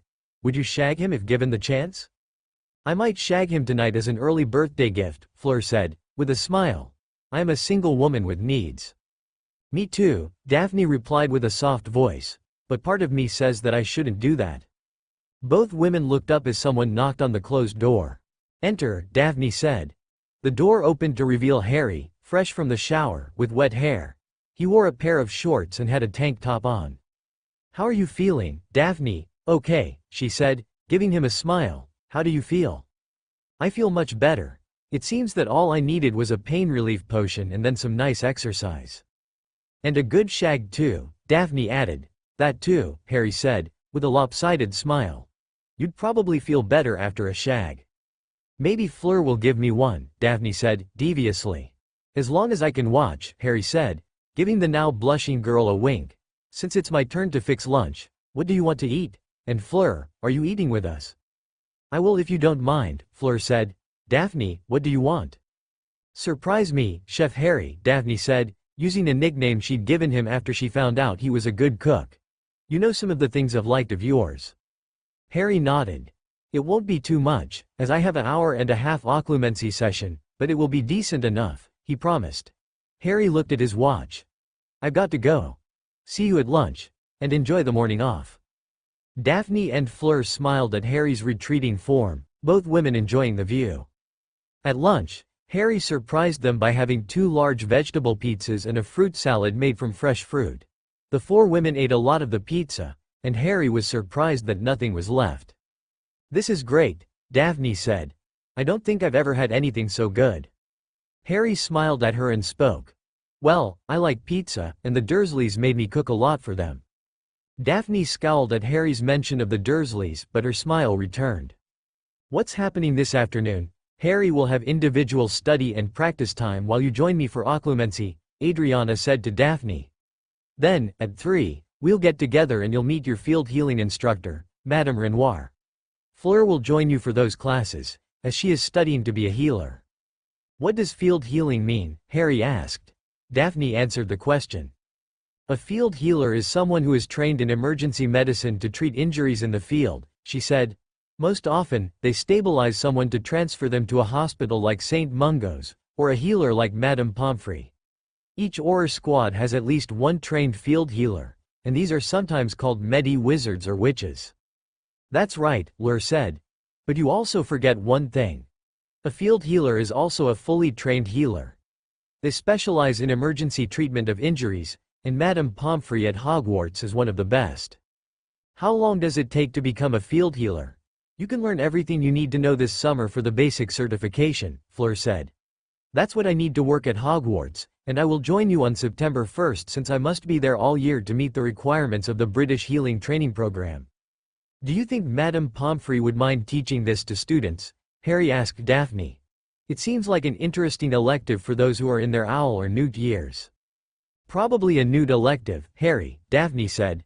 The owl students have too many classes to take it.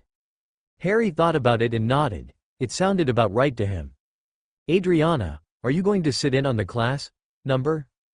Annabelle and I are going to leave you with your instructor and then we're going to take care of our other business. There is a reason that we often leave you to learn individually during the afternoons and evenings.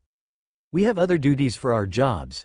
And if we aren't doing that, we're preparing the curriculum for you to learn from. There are things that you can't learn due to your magic. Some of the magic techniques are designed specifically for Avila. Oh, Harry said. But Fleur will join us. She'll have her own lessons in the mornings with a Vila healing class to learn advanced magic and Vila-specific things, Adriana explained. When will we start the animagus process? You'll begin to learn that in your theory hour, Adriana said. We're advanced enough that you will begin to get advanced transfiguration theory that will help you with the animagus process. And it will help you learn the newt spells as well. Much of this theory will be on your owl and newt exams at some point. It will, Fleur said. Every newt student learns about animagi, at least the theory about them and why magic allows it to happen. You will learn more than a normal student will, and I'm sure you can convince Professor McGonagall to teach such a class to you and others who qualify. I don't know if I would want that, Harry said. Too many people would know I'm in the class and would know what I am trying to do. And she would make me register any form that she finds I have. I agree with Harry, Daphne said. We don't want anyone else to know that we're studying to become animagi. Right now, there are too many wrong people who would love to get the chance to kill us. And some of your classmates would obviously abuse this and many wouldn't qualify, Adriana said, thoughtfully. I can see why it isn't an offered class. Not many people would be able to complete the transformation, making it a waste of time. It's easier and better to hire a private tutor to train someone as an animagus. How many animagi do you think there are? Probably around 10 or so in the UK, Adriana said. Most of them would be unregistered, or have a form that is classified by one of the various ministry agencies. I personally know 3, Harry said. I know Sirius Black and McGonagall, Daphne said. Who is the third? Peter Pettigrew. The rat who escaped Azkaban, Daphne asked. Yes, Harry said, bitterly. Wormtail had escaped Azkaban just a few days after being placed there by the ministry to await his Dementor's kiss. The bastard who betrayed my parents and led to me being an orphan. The woman said nothing, as there was nothing to say at this outburst. What do you think Harry is doing for his birthday? Hermione asked Ginny Weasley, as they sat in their room the evening of July 30th. I don't know, Ginny said. I would hope that he has someone to celebrate his birthday with. After all, he hasn't had that many parties for his birthday with his nasty relatives. No, he hasn't, Hermione said. I think he mentioned once that your brother sent him his first ever birthday card for his 13th birthday. Ginny frowned. That wouldn't do for the boy who lived. The redhead knew that she wanted to get Harry something so he wouldn't forget about her. After all, she was going to try to snag him this year since she was single, at the moment. Hermione had other reasons for putting together a gift for Harry. It was to make her feel better and to remind her friend that there were those who cared about him. Once the two were done with the gifts, they placed them in the pile that would be given to Harry as soon as they were able to do so. Dumbledore had forbidden them from sending anything to Harry, so they prepared a package that Sirius would take to Gringotts to be delivered to Harry using a secure courier. This went against Dumbledore's orders to keep Harry with no communications with his friends, but Sirius didn't care. He just wanted to remind his godson that there were those out there who cared for him, no matter how other people made him feel. Harry awoke as he felt warmness around him. He looked down, expecting to see the blonde hair of Fleur Delacour bobbing up and down on him. Instead, he found the brunette head of his traveling companion, Daphne. He groaned in delight, having had dreams where Daphne had done this for him. Her brown eyes found his green eyes when she paused in her ministrations to check on him. He smiled at her and she smiled back before resuming her self-assigned task. Harry lay back and enjoyed the feelings that he had come to love. He looked up when he felt several hands on him. This time, the hair associated with the hands was blonde, but it was from 3 separate women, all of whom Harry had shagged in the past 36 hours. He was in heaven as the 4 women continued to give him things that he wanted, and, in their minds, deserved for his 15th birthday. After his release, he pulled the brunette up to him and gave her a kiss. She kissed him back forcefully, and his hands started to roam over her body. His right hand reached down, and she stopped him. No, Harry, she said, softly. I'm not ready for that. Okay, Harry said. When Fleur straddled him, Harry closed his eyes and knew this morning would be one hell of a Patronus memory. At lunchtime, Harry finally managed to get out of the bed. He looked down to see 3 napping Vila and 1 gorgeous brunette on his bed. He almost didn't believe that they had done that. He'd shagged all 3 of them except for Daphne, but he'd pleasured her and she'd pleasured him.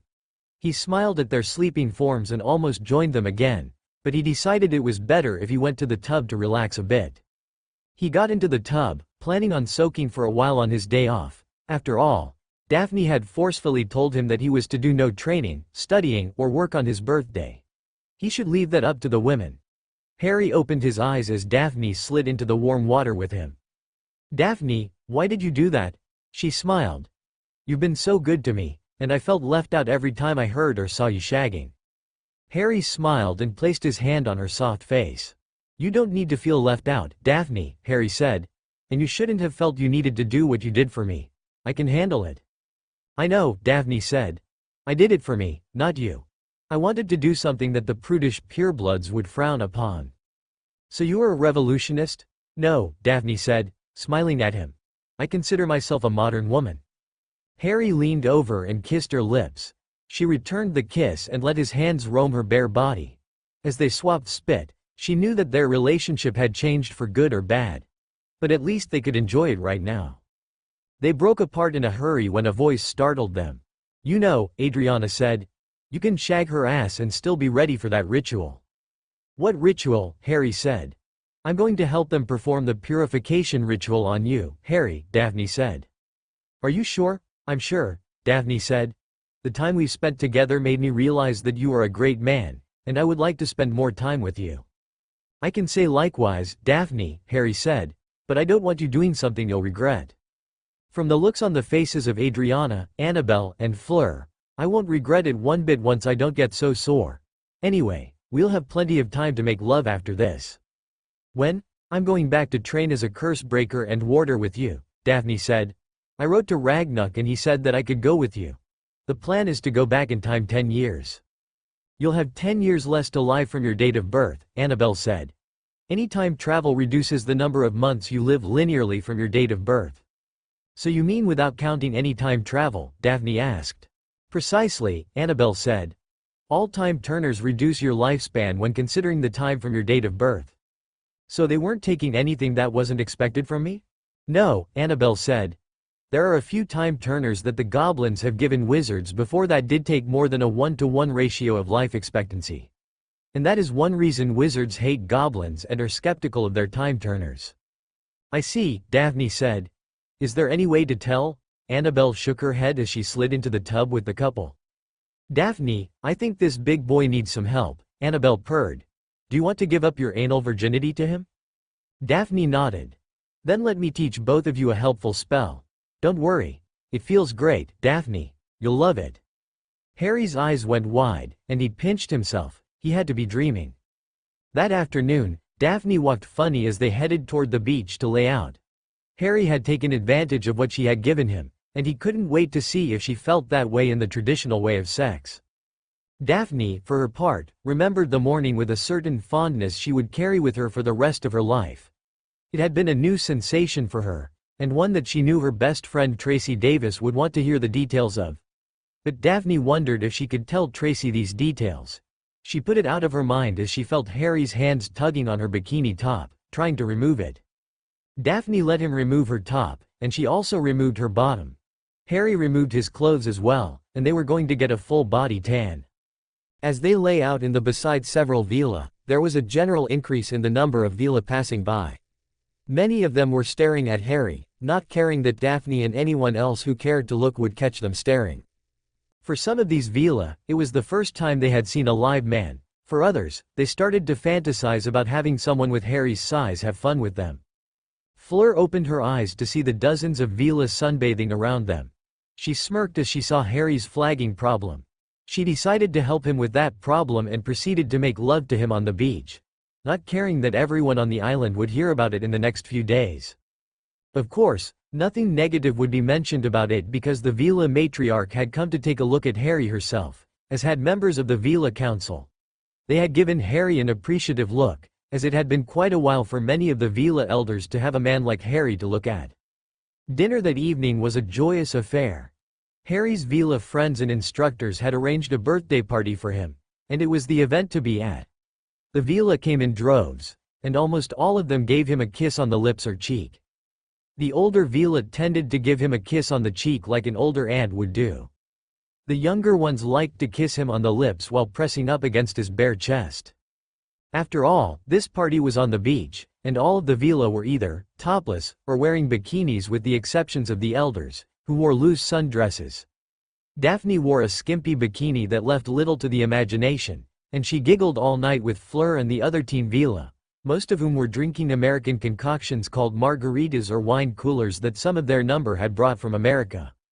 Harry enjoyed the night, especially when several groups of villa were playing a volleyball tournament with him acting as referee.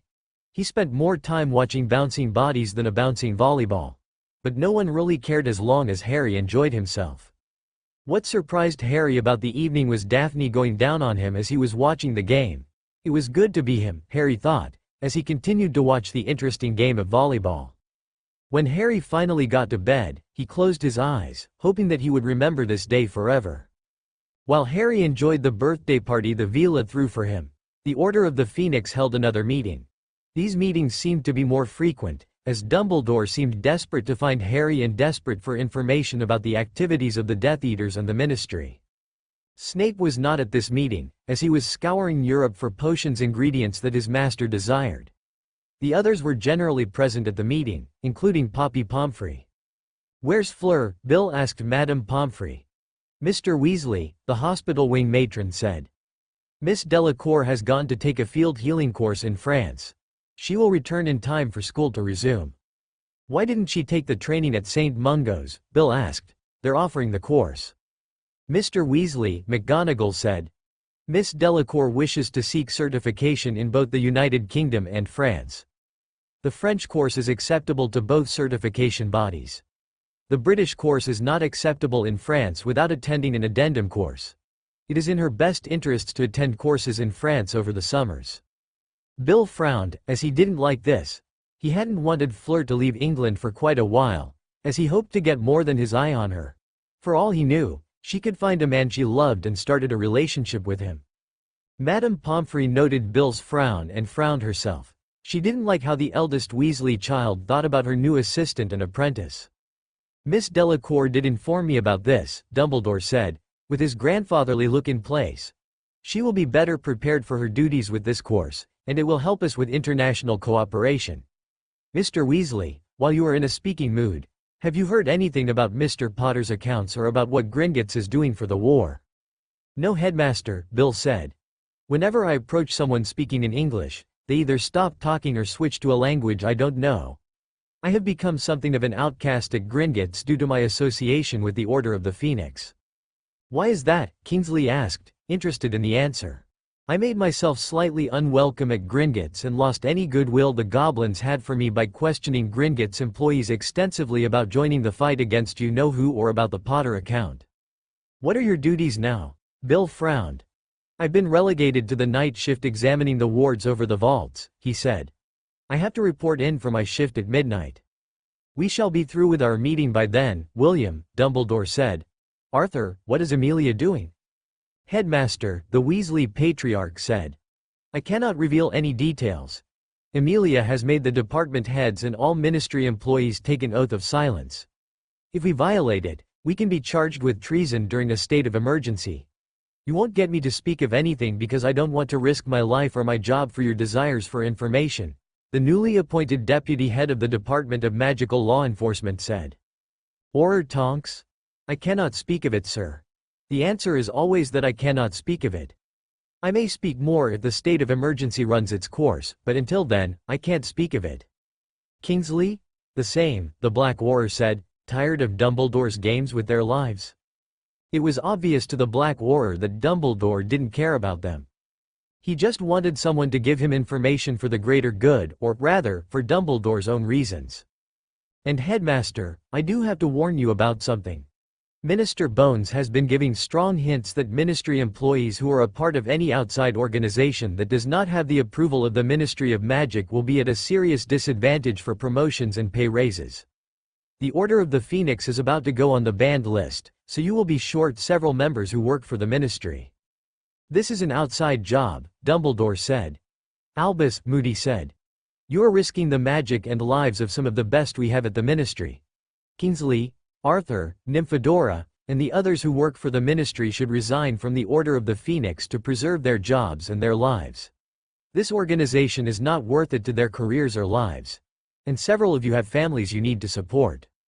I can't afford to lose any of you, Dumbledore said. But you are going to lose some, Moody said. I have spoken to Amelia. She is going to reactivate me and I have to swear an oath. When I swear that oath, I cannot work with the Order anymore, just like I wouldn't be able to work with the Death Eaters. It is coming, Albus. The Order of the Phoenix is going to fall apart. I'd say that is a good thing, in a way, Sirius said. After all, we don't do much other than listen to Snivelus about being cursed and listen to the old folks about how the young people don't do anything. Sirius Black, that language is not called for, McGonagall said. Minnie, Sirius said, with a grin on his face. I think it is. The Order of the Phoenix is nothing more than a dinner club lately. That's all we seem to do since Amelia has taken over the ministry. She has forbidden our participation in actively pursuing Death Eaters unless you work for the ministry. And she will soon forbid ministry employee participation in this organization. What are you going to do, Sirius? Tonks asked her cousin. I'm going to work for Amelia as a special hit wizard, Sirius said. I'm going to swear the oath soon, and I will have to resign from the Order of the Phoenix to do so. So Albus, this is my official resignation from your birdwatching club. I cannot allow you to use my house as your meeting place anymore, so remove your people from my house and turn over control of the Fidelius charm to me. I can't do that, Sirius. Sirius grinned. Remus knew that the Animagus had something up his sleeve. I, Sirius Orion Black, head of the House of Black, hereby claim control of the wards over the House of Black.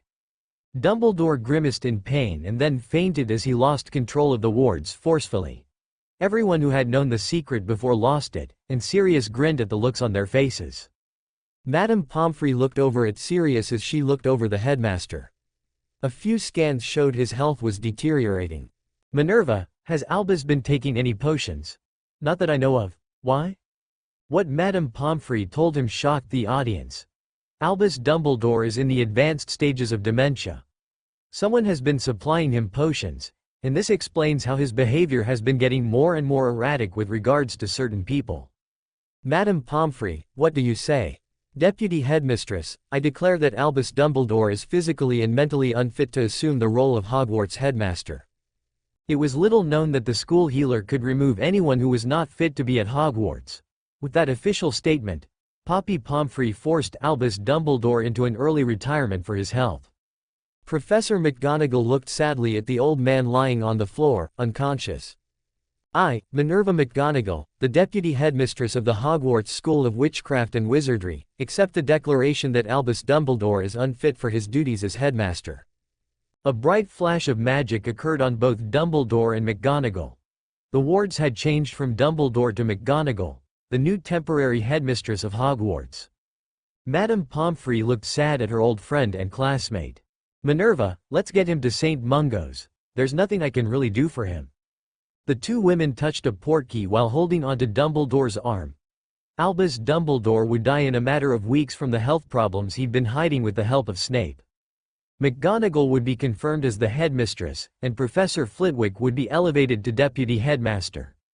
A new transfiguration mistress would be hired, as would a new potions professor to take the place of the fired Severus Snape. The new head of Slytherin would be Professor Vector, while Professor Burbage would take over as the head of Gryffindor. The Order of the Phoenix would cease to exist, as the primary members capable of fighting and planning were ministry employees and forbidden from participating in a vigilante group. Headmaster Dumbledore removed for health reasons. McGonagall named headmistress, Flitwick deputy. Severus Snape, Death Eater spy. MLE squad to patrol Hogwarts at headmistress's request. Harry choked on his drink when he read the Daily Prophet headlines from the last week. They only got the issues a week at a time due to the issues of transporting them to the island. What's wrong, Harry? Daphne asked, as she looked at him. Dumbledore was in the advanced stages of dementia and Madame Pomfrey removed him for health reasons. McGonagall is the new headmistress, and Snape was arrested for being a Death Eater when he returned to England. This is a big shock, Daphne said. Obviously, they knew Snape was a Death Eater. Dumbledore protected him, Harry said. And this explains why the headmaster was so obsessed with me and a few other things. He was losing control of his actions and truly did think his actions were for the best. Fleur smiled sadly. Yes, she said. Dementia is a bad one. He will be losing most of his memories and such, and then will die in a few months after that happens. Harry bowed his head. And to think I hated the old man. It wasn't really his fault. Snape is the one who continued to supply him with potions to hide his condition. Who are they hiring to take the place of McGonagall and Snape? The paper doesn't say, Harry said. I suppose we'll find out at the welcome feast. How many students will leave because Dumbledore is not there? Several, Harry said. And with Snape gone, some of the Death Eater children will probably not return as well. We hope, Daphne said. I know McGonagall will not play favorites and will punish anyone who does wrong. Dumbledore didn't do that. He allowed Snape and the Death Eater children to get away with hurting others emotionally or physically and punishing students who were only defending themselves. I know all too well, Harry said. Gryffindors and Potters are the favorite targets of Death Eaters in training and Snape. Daphne nodded. She wholly believed that the house issues would begin to solve themselves now that there was a new administration at Hogwarts. And this administration wouldn't allow bullies to prosper. Voldemort read over the headlines that his minion brought him. He was pleased the Muggle-loving fool was out of the way. But he was angry that Snape was arrested as a Death Eater. It lost him his only potions master, and Snape had some idea of where to find basilisk venom. That was changed now, as Snape would have been interrogated by the Department of Magical Law Enforcement under Veritaserum, and it would put a big dent in Voldemort's operations regarding potions. And Snape knew the names of several Ministry employees who had escaped the purge that Minister Bones had placed the Ministry through. When Wormtail entered the room, he was the first that day to feel the Dark Lord's wrath at losing his potions master as well as access to the store of basilisk parts that Snape had. The Ministry would get their hands on the potions ingredients Snape had hidden in a secure place for the Dark Lord. And that made the curse extra vengeful today. Hermione was still shocked over Dumbledore's removal as headmaster, and the revelations of his health problems. It also explained to her why the headmaster had started to make irrational decisions regarding Harry and several other issues, such as Snape's employment at Hogwarts. It was logical that Snape would provide potions to Dumbledore that would hide his medical conditions from everyone, but only when the headmaster gave Snape what he wanted. This was what Hermione expected to be the reason Snape was never reprimanded over his childish actions or for protecting the Slytherin Death Eaters in training who picked fights only to go running to Snape. Hermione was quite angry at the revelations as well. She wondered how this escaped the attention of everyone at Hogwarts or even people who knew Dumbledore well. Even those old-timers such as Elphias Doge and Griselda Marchbanks, who had known Dumbledore for the vast majority of his life, didn't catch what was happening to the aging headmaster. The reports Hermione heard saddened her, as she felt sorry for the old man, but was angry that such a thing was allowed to happen. Ron, on the other hand, was celebrating Snape's departure from Hogwarts. Hermione knew that would help the potions grades improve at Hogwarts, but Snape's replacement would have a hard time helping students prepare for owls and newts at this late stage. Hermione was also worried about Harry. She knew that he was safe, as he just sent them a letter just after he received the package of gifts they sent him. He sent each an individual thank you card, but a letter for all of those who sent him gifts. In the letter, he thanked them for their gifts, and stated that he would return to Hogwarts on September 1st as planned.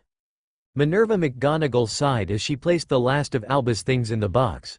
She'd had the job of going through his office and quarters to remove everything and send it to his brother. However, Aberforth had come up to help her go through the things. Knowing Albus was dying, Aberforth told Minerva to let Harry read Albus' notebooks of plans and study from his personal library.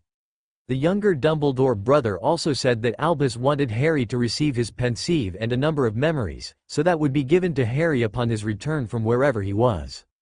Minerva? Yes, Aberforth, thank you for your help. I really appreciate it. You're welcome, she replied. I'm just sad that we didn't get him help. He could have been a much better person if he would have retired and been under less stress. My brother was always hard-headed, the man said, sadly. I should have known something was wrong with him, but I just assumed he was being eccentric with his actions. I wonder what the world would be like today if he had asked for help from someone other than that Death Eater. I know, Minerva said. But there is nothing we can do about it now. It's in the past, and we have to move on from here. Indeed we do. When Mr. Potter gets back, I would like to have some time each week to train him, the man said. Why would you want to train him? Albus isn't the only Dumbledore who knows a lot of magic. After all, it was Cornelius Fudge who made up those ridiculous rumors about my inappropriate charms on goats. I hardly think a talking goat is appropriate, McGonagall replied, but it is nothing to get in trouble about. Most people assume I did some other charm to a goat, the man said, with a look of mirth on his face. Anyway, would you please let me know when Mr. Potter will be available? I think I should teach him soon. Why is that? The man gave her a sad smile. The Dumbledore line is at an end, and from the way Albus talked of him, I think he is the only one worthy of inheriting our things. I don't think he'd want my pub, but I'll leave him everything. You don't even know the boy. If he's anything like his parents, then he is a person I want on my side, Minerva. I imagine the kid has a good head and a large heart. I just fear that he was stifled for far too long by my mentally ill brother. I hope he can recover and we can help him do so. Do you think I should help him train? Yes, I do. I think you should offer to train him to become an animagus, with the stipulation that he registers his form at the end of the war. I will consider it. I don't know if he is ready for that type of study yet. Even my best Newt students would have a hard time with that training program. Minerva, we don't really know what the kid can do, Aberforth said. Before I go, I want to say one more thing. Yes. I will report anything I hear that threatens Hogwarts to you, he said. I am going to be in contact with Alistair discreetly as well. He's gathering intelligence and studying it for Amelia. McGonagall nodded to the man, who shrank several boxes and placed them in his pocket to take with him. Remember to let Mr. Potter study these books and encourage him to do so. If he shows an aptitude for a subject, maybe you should arrange for private tutelage. The rest of the school can be told that he's been given an apprenticeship or something. That could work, the headmistress mused. I will have to think on it. I will be in touch. So will I, my old friend. So will I. After Aberforth left, the flow came to life. Minerva, how can I help you, Molly? I want to talk to you about the letter that you just sent my sons. Come on through. We do have a lot to discuss. Harry awoke when he felt movement on the bed. He opened his eyes to see Fleur and Daphne in the middle of one of their favorite things since Fleur had arrived. He smiled at the couple and moved the covers off of him. Harry, Fleur asked, looking at him, do you need help with that? Harry nodded and Daphne smiled. So, Harry, now that you've had the purification ritual, do you think we can continue to shag? Daphne asked. I'd really like to. Daphne and Fleur smiled when Harry twitched. I think he likes the idea, Daphne, Fleur said, with a flirty smile. Shall we? Yes, Daphne said. I hope you're ready for a lot of fun, Harry, the brunette said, her sparkling eyes showing her excitement. The two women moved to either side of Harry, and the teen closed his eyes to enjoy this bit of heaven. He reached over to grab them, and found his hands on bare skin. Not that he expected anything else after his birthday. They'd been staying in the bed with him every night, and both Annabelle and Adriana were slightly put out by it. It meant they couldn't join him in the bed at night.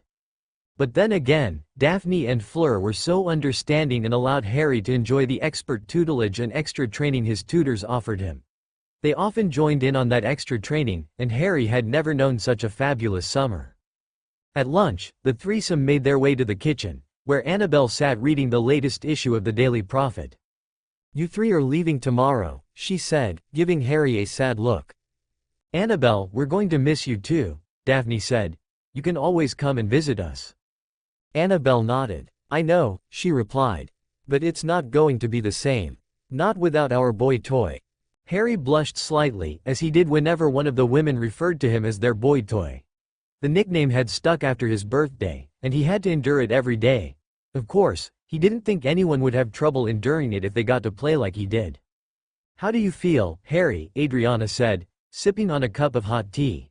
She only sipped tea when she was tired, and after the exhausting ritual, she was surprised to see the teens awake. I feel great, he said. Thanks to you. You can thank Daphne for the potent ritual, Adriana said. We didn't have to have her there, and using a virgin gets the best results. It was worth it, Daphne said, giving Harry a fond smile. Making me wait was worth the hype, and the ritual healed me so I could jump right in on the fun this morning. And that was a good thing, Harry said, smiling fondly at his lover. The Velas shared a look and then all three nodded at once. Harry? Yes, Fleur? There is one thing I wish to ask you and Daphne. Okay, Harry said, turning his attention to the gorgeous woman. The laws in England are quite barbaric, she said. Especially in regards to those of other heritage, such as a Vela. I have enough Vela blood in me to be affected by these laws. How come you weren't affected last year? Harry asked. The Ministry of Magic gave me and my sister an exception for the tournament in the hopes of getting cooperation out of the French government, Fleur said. What I mean is that when I return, certain parties may claim me as their sex slave. That's horrible, Daphne said. How can we prevent that? I would need a sponsor to claim me, Fleur said. I hate to do this, but I would need it to happen. My sister Gabrielle would like to have a sponsor as well so she can visit me in peace. What does this sponsor have to do? Harry asked. Daphne smirked. Well, Harry, what she means is that she wants you to claim her as your concubine, which is easier to release than a sex slave under the laws. We can do it in such a way that she is free to seek other relationships at her discretion, and you can release her when someone else is willing to claim her and she agrees, Daphne said. Is that possible? It is, Fleur said. I've been doing research ever since I found out about that law. I've heard rumors from a friend that William Weasley is going to attempt to claim me as his concubine so he can have me. And then can have a pureblood witch like his mother wants him to have. Harry scowled. Fleur, I will gladly be your sponsor. I will need directions on how to do this properly and ensure that it is good for you. Good thing I have the contract ready, then, Adriana said. I knew this was going to be a problem, and the Vila Nation have contracts like this one available for circumstances like this. Read through this carefully and then consider signing it, she said. Once it is signed, as Fleur has agreed to the terms, then it is only revocable when the two of you decide to stop it. Harry looked up at Daphne. Go ahead, Harry, Daphne said, with a fond smile. This will get you private quarters at Hogwarts that we can use to enjoy our nights. Harry read over the contract and signed it after clarifying a few questions he had. When the contract flashed, Fleur smiled as she felt something land on her neck. What's that? Harry asked. This is the traditional sign of a concubine, Daphne said, fingering the choker complete with Potter family crest on Fleur's neck. It symbolizes your claim over her, and Fleur's dedication to taking care of you and your needs ahead of even her own. Many people will be jealous of you for having a Vila concubine, especially one willingly signing the contract. What of Gabrielle? Harry asked Fleur. My parents wish to meet with you to discuss this, Harry, Fleur said.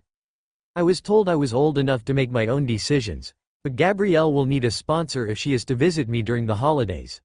Mama doesn't need a sponsor since she is married. But Gabrielle is a minor. Vila are considered adults once they reach 12 years of age, Adriana said. Young Gabrielle is 12. 12? I thought she was about 8 or 9, Fleur laughed. You don't know much about Vila, then, she said.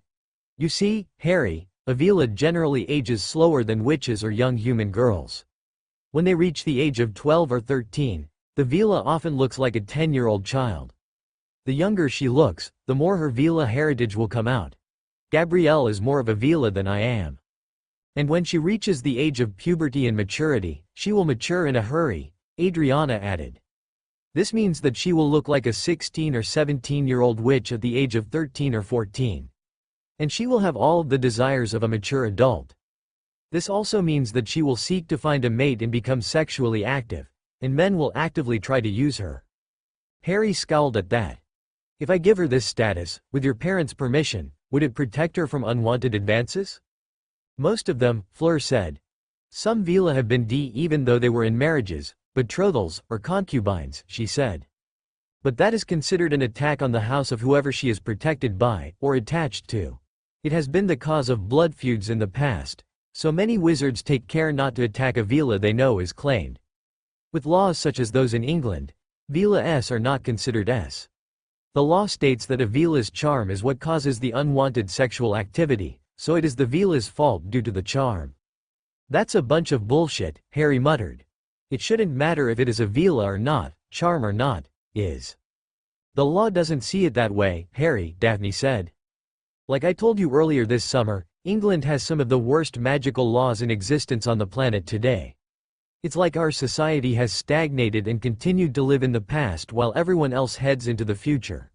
For instance, if my parents were alive, they would have disowned me for my activities with you this summer. Losing my virginity, while protecting me from being used in certain evil rituals, also ensures that my father would not have gotten a good bride price for me. Such barbaric traditions, Harry muttered. Daphne smiled at him. And that's why we're going to work to change the system from within the system. I'm a half-blood, Daphne. You're also one of the most famous men in Europe, she countered. You can use your fame for good, and, when you defeat you-know-who, you can use that fame to catapult yourself into a Wizengamot seat and start to make changes to the system from within the system. If you have the right allies, then it will be made much easier. And I guess that's what you want from me, Daphne nodded. Yes. I am into political intrigue, and I would like to run for Minister of Magic one day. Harry smiled. Then you'd have one supporter already. Daphne's grin lit up the room, and Harry didn't know why she'd grinned like that. At least until she told him in no uncertain terms that his support could almost guarantee her the position later in life if things went their way. Now, before you leave, I want to have one of our transfiguration experts come over to supervise the animagus testing, Annabelle said. If you'll wait right here, I will go and get Madame Anderson. The two teens looked at each other with grins on their face. This was the moment of truth. When Madame Anderson arrived with Annabelle, the teens were sitting in comfortable chairs that could recline. These were the best for this, as they would be sent into a trance while waiting on their animagus forms to be shown to them. And then after they knew their forms, there would be a spell cast to see if they had the magic to change into their form. If they didn't have the magic, then they couldn't train until the spell showed they were able to change into their form. I understand the two of you wish to test for your animagus form. Yes, ma'am, Harry said, looking at the women. I agree with Harry, Daphne said, smiling. Who goes first? I will, Daphne said. Harry should go last. Harry nodded. Ladies first, he said, giving a wave of his hand. The first thing I'm going to do is to give you this potion, she said, handing Daphne a vial full of a bright blue potion. This potion will open your mind and body so that you will be receptive to the vision the spell will induce. The vision will eventually show you your animagus form, and can take up to an hour to do so, depending on your form and your power. The quicker it takes, the easier it will be for you to change into the form eventually. So, Daphne, drink the potion and lean back in the chair.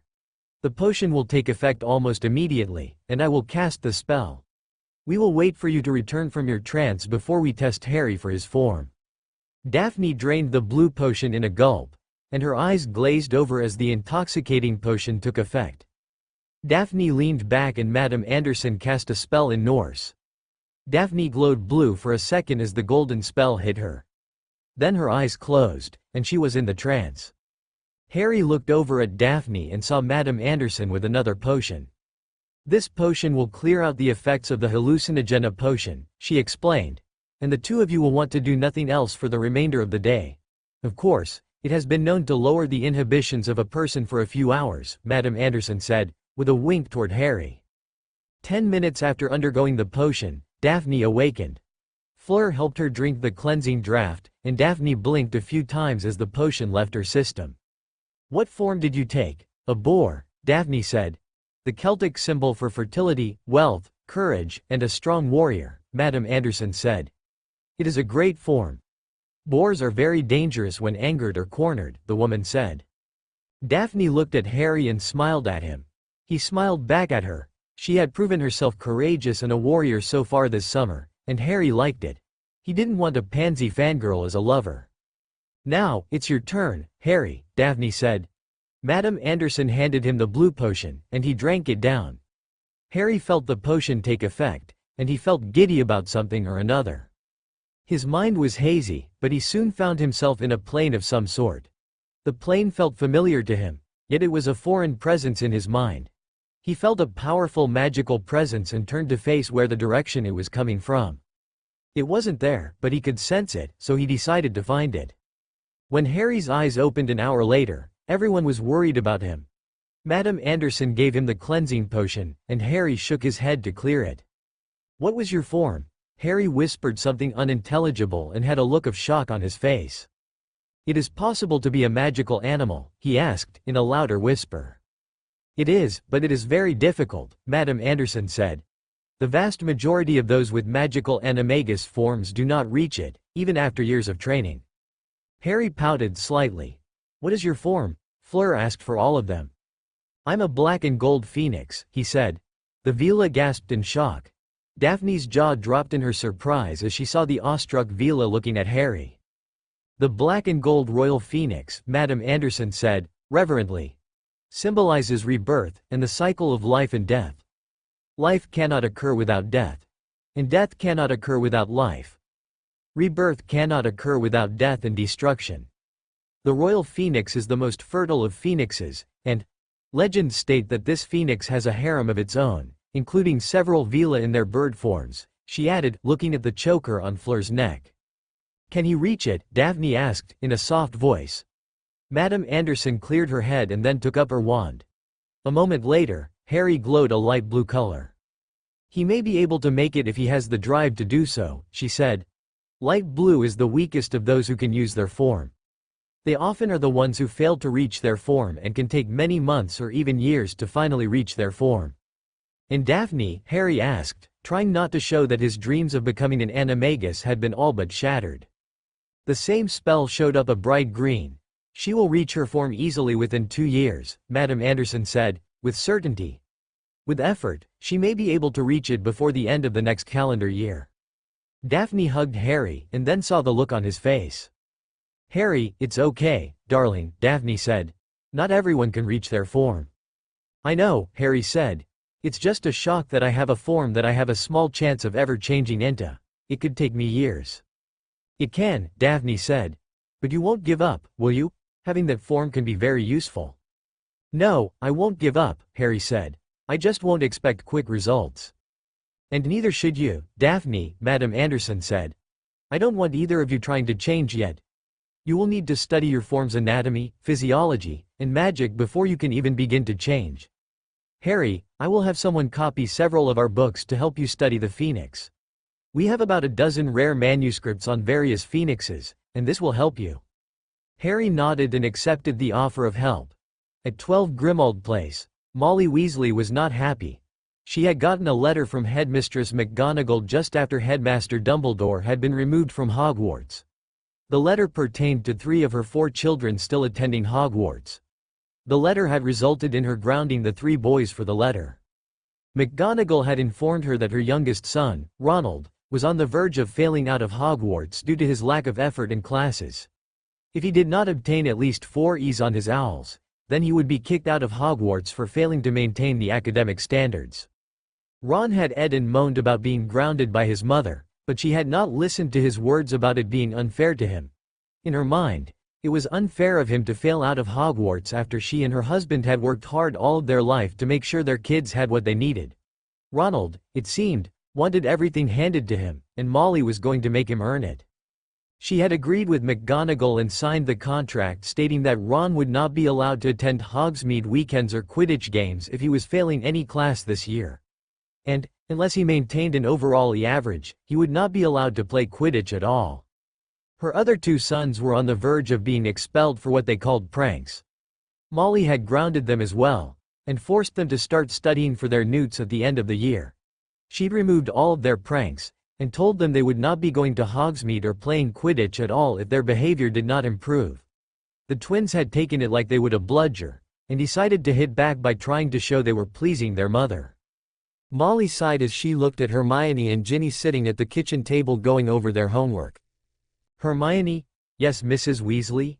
Do you think that Harry's grades are as bad as Ronald's? No, she replied, immediately.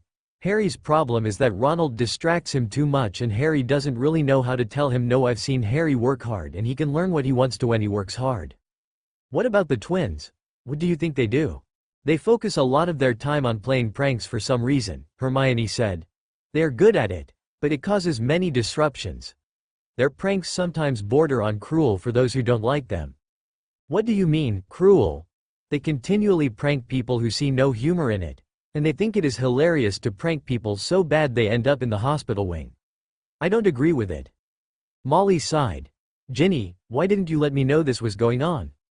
Ginny shrugged. It wasn't really any of her business, and Molly understood that her youngest daughter was worried about her own studies and such. Hermione, will you report to me what my sons are doing? I do not wish for them to be removed from Hogwarts for their own laziness or failure to follow the rules. I can do what I can, Hermione said. Didn't Professor McGonagall say that all students failing a class would be required to attend mandatory study hall each evening and Saturday afternoons until the professor let them out of it? Yes, she explained that was something she wanted to do for years, but Albus and Severus always blocked her. She's making many changes, and I think that Albus was starting to do more harm than good as headmaster. I agree with you, Mrs. Weasley, Hermione said. I thought he was a great man. But now I see that he was just a man who let his fame go to his head and he thought he could do anything he wanted and people would love him for it. I agree, Ginny said, piping up to add in her 2 cents. He made so many bad decisions regarding Harry that it is easy to see why the twins and Ron think they can get away with things. Molly sighed. She had believed in Dumbledore for so long that it hurt her to realize that he had just been a mentally ill old man when making many decisions that she now regretted. She hadn't questioned him on his decisions about Harry, and, now, she had to live with the fact that Harry had not trusted the old man and had left to get training on his own. When Sirius Black entered the house, he found the 3 ladies sitting at the table with a cup of tea. "So, ladies," Sirius said, as he sat down at the table. "Any word from Harry?" "None," Hermione said. "How are your boys handling their punishment?" Sirius asked. "Fred and George are handling it reasonably well," Molly said. "They're actually studying." Sirius gave a barking laugh. "Well, I told them that if they got 4 newts each, I would give them 2,000 galleons for their prank shop," Sirius said. Molly and Hermione looked at the marauder disapprovingly, but Ginny smirked. "Mum, don't you see it? He's enticing them to study and get good grades. They want to start a joke shop, and they're smart enough to do that." Molly sighed and nodded to Sirius. It was a method of enticement that she and her husband could not afford to do. "Thank you, Sirius," Molly said. "You're welcome. Now what about the other son of yours?" "He is not taking it well," Molly said. "I told him that if he's removed from Hogwarts, I will force him to go to work somewhere to make money, and he doesn't want to earn anything. He feels that the world owes him something for being alive." Sirius shook his head. "Even a spoiled pureblood like Draco Malfoy would know that you had to earn some things. I don't know what to do about him, Molly. I won't just offer him money, as he is greedy. The twins are willing to work for what they want and risk the money they're given. Your other son would just spend it on frivolous things that do not mean a thing in the big picture." "Sirius, what would you do if he were your son, if Harry acted like him?" "I think a good solid beating would help," Sirius said, shrugging his shoulders, "or making him earn his food and clothes if he wanted them. I told him that he wouldn't get to go to Hogsmeade or play Quidditch if he wasn't averaging an E in his classes. I don't know if that will change him enough, Molly. He'll do it reluctantly, but I can understand why Minerva will need that. I'm sorry to say that even Percy, who seems to be a prat sometimes, understands that you have to work to get what you want." "What do you think Harry will do this year?" "I think he will surprise us all," Sirius said, softly. "He's free of those bastard Dursleys and Dumbledore's iron-fisted control over him. Without Severus, his potions grades should increase as well. He is his parents' son for sure." Sirius let the silence run rampant after that statement. After all, he'd had a hard day himself tracking Death Eaters. It was a hard job, and the Death Eaters weren't as careless as they had been before that Mr. Smith had taken out several of them. At the Vila Island, Harry and Daphne were packing their things. It had been a long summer for them, and they were about to go to Gringotts and meet with Ragnuk to discuss the time travel and training. Fleur was going to visit with her parents and discuss what they wanted to do about Gabrielle before she was allowed to go back to England under those barbaric laws. And, of course, Fleur would proudly show off her choker that marked her as one of Harry's concubines. Harry had left the offer open to Annabelle and Adriana in case they wanted to visit England, and both said they would stay away from that country until the laws got better. Harry understood, as both women were independent and had been for so long. Joining into a concubine would limit their actions to whatever Harry approved, even if he approved everything they wanted to do. It was just easier for them to remain here on the island so they could continue with their job. "I'm going to miss you too," Annabelle said, looking at the two humans with watery eyes. Harry hugged her, and Daphne joined the hug. Annabelle had taught them a lot, and they appreciated everything she had given up during their stay at the island. Adriana had also given up several good-paying assignments to train Harry and Daphne for free. She believed in the two and their ability to make the changes that England so richly deserved and needed. "I guess we will be seeing you in the future," Adriana said, wiping her eyes. "You're always welcome back here to visit any time. Fleur can always get you here if you want to come." "We'll visit when we can, Adriana," Harry said. "Maybe even come here next summer for a vacation." The two Vilas smiled at Harry. "I agree," Daphne said. "If you two decide to get married, invite me to the wedding if you don't come before then," Adriana said. "I'll make the night before one you'll never forget." Harry's eyes opened wide. "I thought I had plenty of those nights here," he asked. The women smiled at him, and then Daphne grabbed Harry by the arm. Adriana held out the portkey to them after they were about to place on their runic bracelets. A moment later, Harry and Daphne were once again Orion and Sarah Brown. A moment after they turned back, the portkey activated, and the two were whisked off to Gringotts, London via the portkey, leaving two silently crying Vila to reflect on what their new friends meant to them. Harry landed on his feet after the portkey trip. He held his hand out to steady Daphne, and she smiled at him gratefully for not falling flat on her face in front of Ragnuk, who was waiting on them. I see you have made a big change already this summer, the goblin said, with a slight smile. How did you fare without the time turner? We actually did very well, Harry said. I think that using the time turner would actually be overkill since you do plan on sending us back in time. Indeed, Ragnuk said. I was surprised to find the time turner back. But according to goblin law, you must pay the set fee to use it again after it has returned to us. The fee increases with each return. I can do nothing about this. Then I will not be using the time turner, no matter how good it sounds, Harry said, noticing Daphne's calculating look. I understand, Ragnuk said. Even with the size of your estate, it would easily deplete your resources over your lifetime. If you want to know, the ministry did give you a reward for detaining or killing several Death Eaters. The 1,000 galleon per head bounty was placed in your hidden vault. How much was it? Harry asked, curious. 15,000 galleons, Ragnuk said. You are making quite a profit. I would suggest, however, that when you get back in time, you take some gold and deposit it into a vault. It would make things easier for you in that way and you won't have to worry about taking money out of the vaults when you don't need to. Harry pondered the situation. Then could I get a trunk with 30,000 galleons in it? Certainly, Ragnuk said. It will be ready in a few hours, right before we get ready to send you back in time. There are many things you need to know about this method of time travel. What is the cost of this? Daphne asked, looking at the goblin and also keeping an eye on Harry. First, the cost is you will lose 10 months of life expectancy just for the transfer back in time, and then will return to your own time linearly, which means no more time travel while you are in the past. You will also be required to give oaths on your magic not to change things that you know have happened, not that will occur. What do you mean? Harry asked. We have used this method for many years, Ragnuk said. We have discovered that if you take an alternative identity and swear an oath not to change the history as you know it, then things will go very well. We did send someone back without an oath, and they were not able to change history even as much as they tried. In fact, if they tried, they just ensured the events happened as they remembered.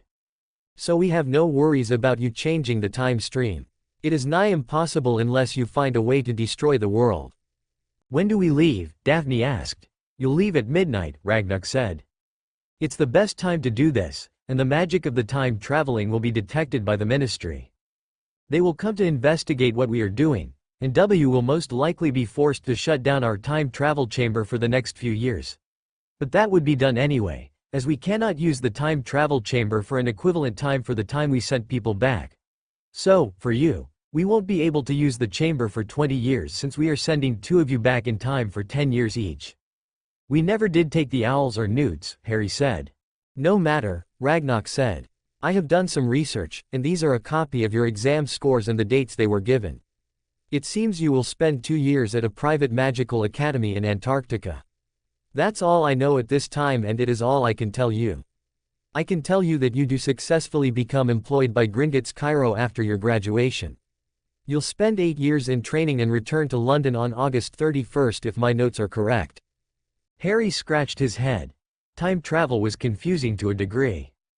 It's a bit confusing, Daphne said. But at least we know it works. Now how much do we owe Gringotts? Because this ritual requires that several goblins give up 2 years of life expectancy for each year you are sent back. The cost will be 5,000 galleons per lost year, or 10,000 galleons per year you are sent in the past. The total cost for the 2 of you together is 200,000 galleons. Daphne gulped. I don't know if I want to pay that much. How much basilisk do I have left? Harry asked. You have more than enough, Mr. Potter, Ragnuk said. You will have about 500,000 galleons worth of basilisk you have yet to sell. At least of the parts that you have given us. I know you are smart enough to save a large portion of the basilisk for your own uses. Indeed I have, Harry said.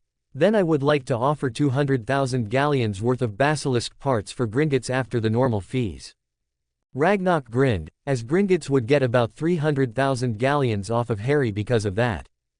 And it was a great profit for them, with Harry earning them near 500,000 galleons in the past year alone. In fact, he had gained the respect of many other goblin leaders throughout the world and was looking at a promotion to a higher executive position for Gringotts worldwide because of earning so much money in the past few years. And if his hunch was correct, he would gain that promotion earlier than he would have if he had not worked with the teen. Potter, I don't want to owe you anything, Daphne said. You don't owe me anything, Daphne, Harry said. In fact, I owe you. Why is that? He gave her a look. She smiled and blushed slightly when she got the meaning behind his look. She nodded and looked back up at Ragnarok. If you'll follow me, I would like to have both of you examined by one of our healers before the trip. We will also outfit you with wands since you cannot carry your own back in time for obvious reasons. And I would suggest that you carefully consider what to carry with you in your trunk, Mr. Potter. I don't think you should carry any books that have been published since 1984 with you. Harry nodded. It was a smart idea. What about books you gave me copies of? Those are no problem, Mr. Potter, Ragnarok said. I will explain your possession of those copies with a letter I have completed and sealed to send to myself in the past.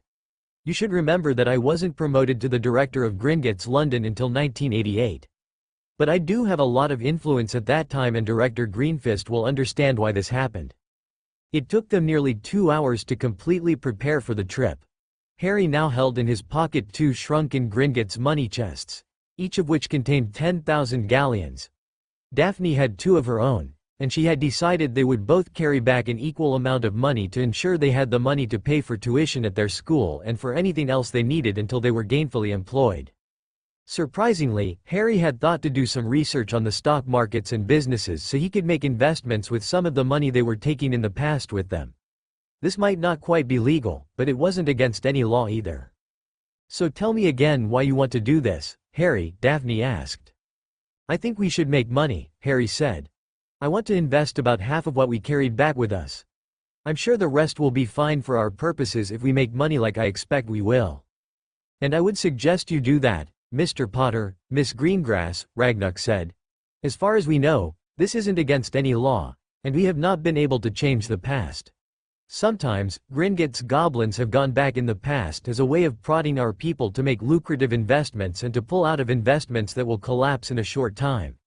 In fact, we will send you back with a package explaining a few things such as investments that we will invest in the past. Daphne smirked. Then I can agree to do this, she said. If the numbers Harry calculates are correct, then we will increase the value of the invested gold about 1,000%. I can assure you there are investment strategies that will do just that, Miss Greengrass, or shall I say Mrs. Smith? Daphne smiled.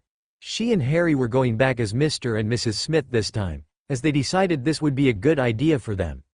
Using the other identities wasn't a good idea, especially if they might travel around Europe for the remainder of the summer before going back to Hogwarts, especially after working hard for Gringotts in the Middle East if their guesses were correct. Once the details were worked out, Harry and Daphne were led to the ritual room that would send them back in time. They wore their normal clothes and had prepared their trunks for the trip. They had nothing that was not supposed to go back with them, namely books that were printed after the date of their arrival back in time, and many heirlooms that Harry didn't want to carry back with him. The fewer items he had to worry about, the better it was for him. At exactly midnight, the chants started from the goblins. The time travelers were in the middle of the ritual chamber while 10 goblins stood around chanting. Almost all of the goblins there were elderly, and that surprised Harry to some extent. But they also had heard that these goblins were widowers and had retired from working, in most cases.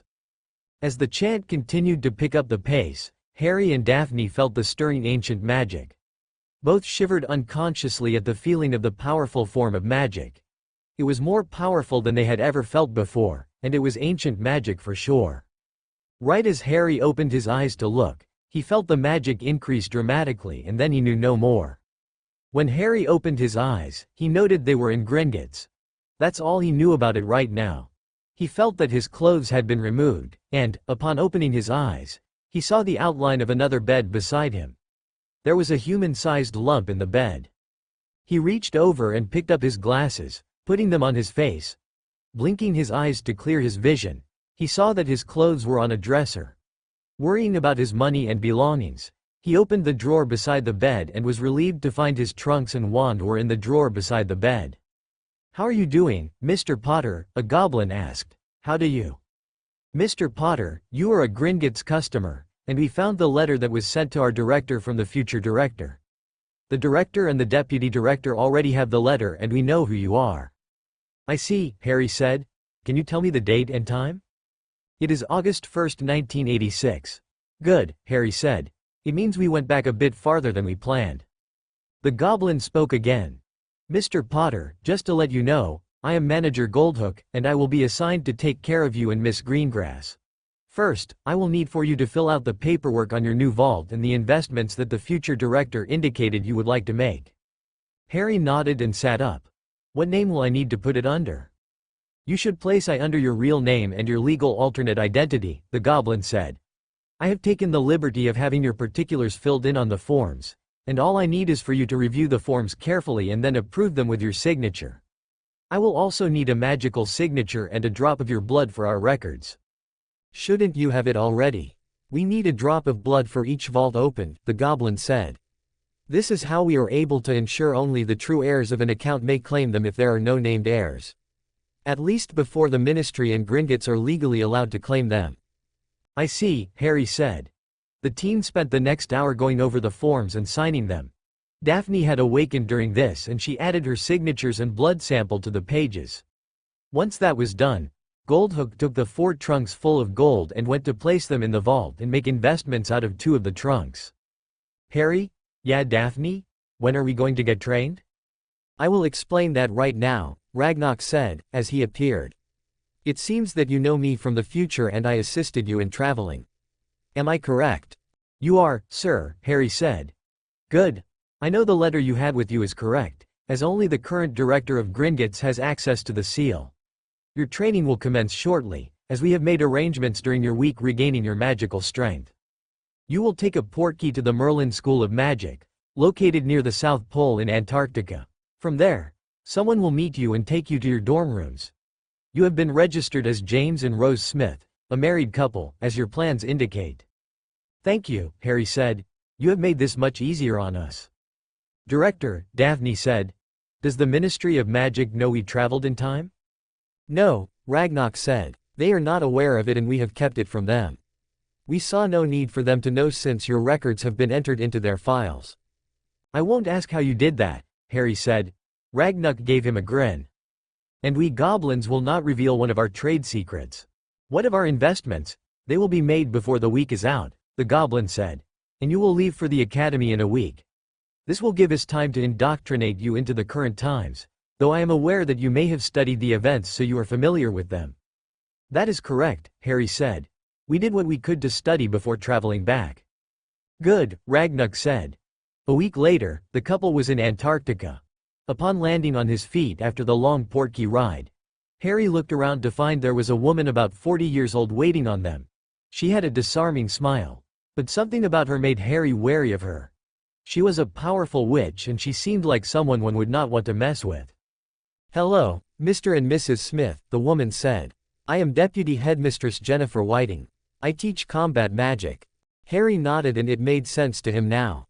It's nice to meet you, Professor, Harry said, offering his hand. Please call me James. And please call me Rose, Daphne said, giving the woman a winning smile. We really appreciate you coming to escort us to the school. It is nothing, the woman replied, with a nonchalant shrug of her shoulders. Please follow me, and we will get your paperwork completed and arrange for your aptitude and knowledge testing to place you at the proper level in classes. We can talk while we walk. The woman led them toward her office, where they would complete the paperwork. I understand the 2 of you have been educated at Hogwarts. We have, Daphne said. What electives did you take there? I took Ancient Runes, Care of Magical Creatures, and Arithmancy, Daphne said. And I took Divination and Care of Magical Creatures. I see, the woman said, giving Harry a strange look. Unfortunately, our divination program requires that you be a certified seer. I don't see any chance of you entering the class without being a seer. I understand, Harry said. I made a mistake in taking the class, but I didn't think there was a way that I could change classes in the middle of a year. That would have been hard to do, the headmistress said, agreeing with Harry's reasons. However, we must test you in all core areas of magic. Here, we consider that to be charms, transfiguration, potions, herbology, ancient runes, arithmancy, defensive magic, basic offensive magic, magical creatures, and non-magical cultures. No one takes electives until or entering their 6th year, much like the 2 of you will be doing. What electives do you offer? The electives an individual may be offered depends on his or her examination scores and/or aptitude in an area. If your exam scores are acceptable and you show an aptitude in a particular area for an elective, then you will be allowed into the elective. Coming from Hogwarts, we will, more likely than not, have to test you extensively, and then you will be required to enroll in remedial classes until you can prove that you know the material we require. Does that always happen? Daphne questioned the woman. Not always.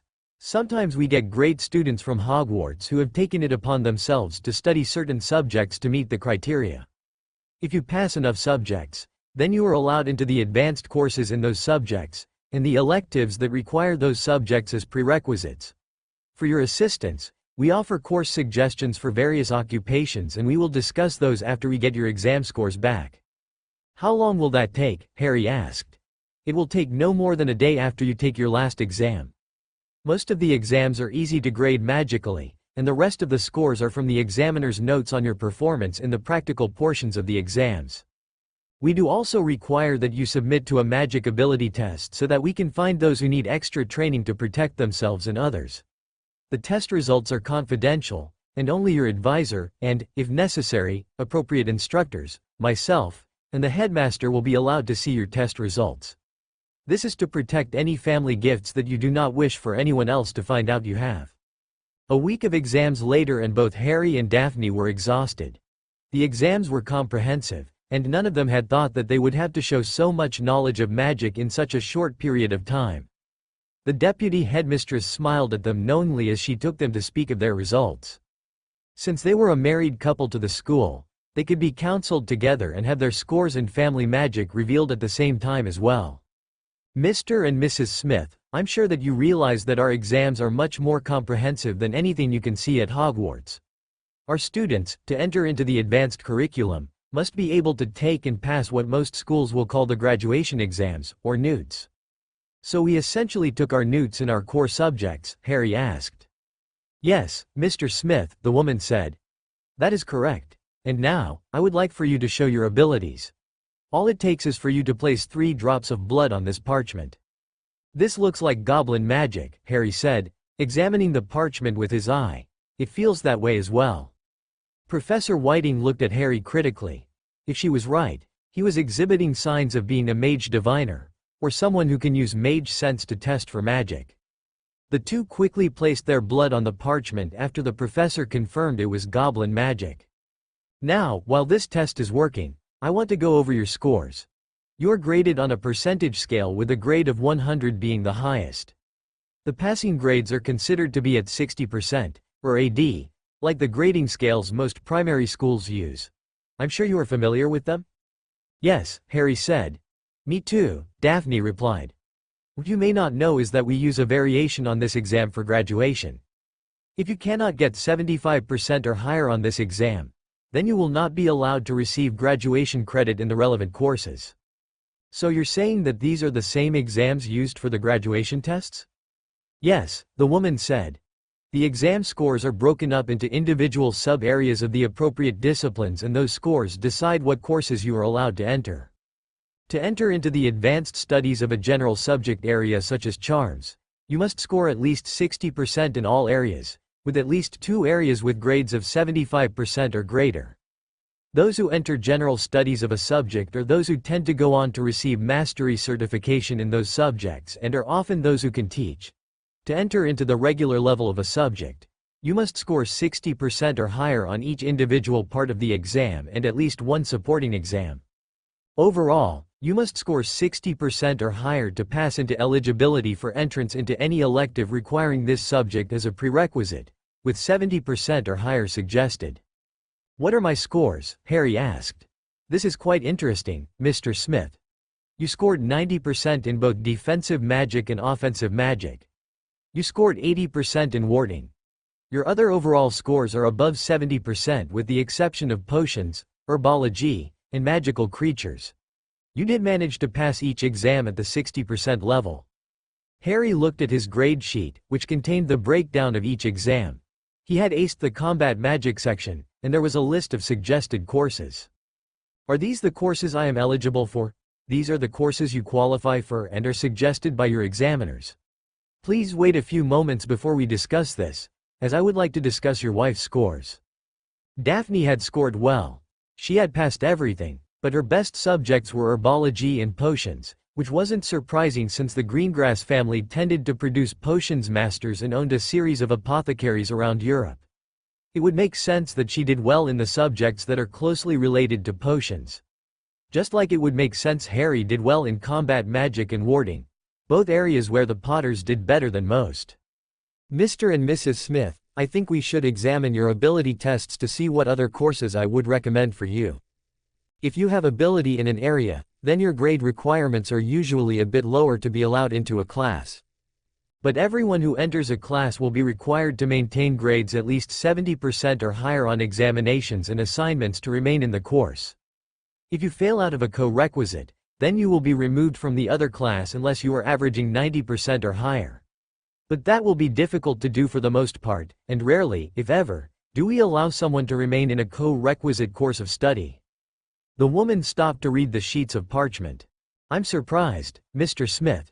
You have a couple of rare abilities. What kind of abilities? Daphne asked, curious.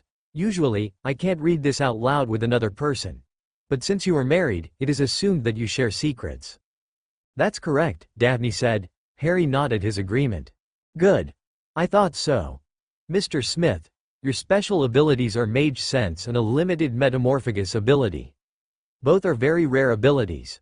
Are you aware of those? Harry nodded. I have been using the Metamorphagus abilities for my entire life, Harry said. Someone locked me in an alternate form, and I was able to get the spell released when I was 12 to allow me to train and use the ability. I see, the woman said. You have affinities for combat magic and warding. Harry nodded. He had known this because it was easier for him to learn magic in those areas. Mrs. Smith, you only have one ability, natural healing. Were you aware of that? No, I wasn't, Daphne said. My parents did start to train me in healing before their unfortunate passing. I'm sorry to hear that your parents passed on, the woman said, sincerely. Thank you, Daphne said. As for your affinities, you have an affinity for healing magic and for potions. What does an affinity do? Harry asked. Does it mean that you can't learn other things? No, Mr. Smith, it does not. An affinity shows that you can learn and use magic in this area much easier than the average witch or wizard. Some can learn a lot of magic naturally, but they may have a hard time thinking outside of the box, or suggested uses. For instance, with your affinity for combat magic, you would most likely be able to quickly decide on how to use, say, a healing spell as a way to incapacitate an opponent on the field of battle. I can do that myself, and I have an affinity for combat magic, just as you do. What classes should we take? The rest of the meeting took quite a while. They discussed the benefits for taking each class. The deal was sealed when the professor mentioned that they could teach each other later on after they graduated to ensure that the other was able to learn. And that would help them select diverse classes. Harry would take Advanced Defensive Magic, Advanced Combat Magic, Advanced Warding, Advanced Runes, Advanced Enchantment, Advanced Charms, Regular Curse Breaking, Regular Arithmancy, and Regular Transfiguration. Daphne would take Advanced Potions, Advanced Herbology, Advanced Healing, Regular Combat Magic, Regular Charms, Regular Warding, Regular Curse Breaking, Regular Arithmancy, and Regular Transfiguration. Each could choose up to 6 advanced and 3 regular courses, or up to 9 regular courses. Those classes were selected to complement their abilities and help them prepare for life. Harry had chosen to take Advanced Enchantment when he had scored high on Charms and Runes and the relevant permanent enchanting sections. It wasn't because he had an affinity for the area, but because he understood it well. They also found out that the healing, combat magic, defensive magic, warding, and curse-breaking courses included relevant material on what was generally called dark magic. In general, the advanced courses covered all of the material of the regular course in the first year, and the second year was dedicated to advanced training toward mastery certification in the subject areas. After they had their courses selected, the couple went to get their required textbooks from the school's general store. Each course had a set of required references they had to purchase, and many of the references were the same. To get the books, all they had to do was to show the clerk in the general store their list, and the clerk would retrieve all of the required books and supplies.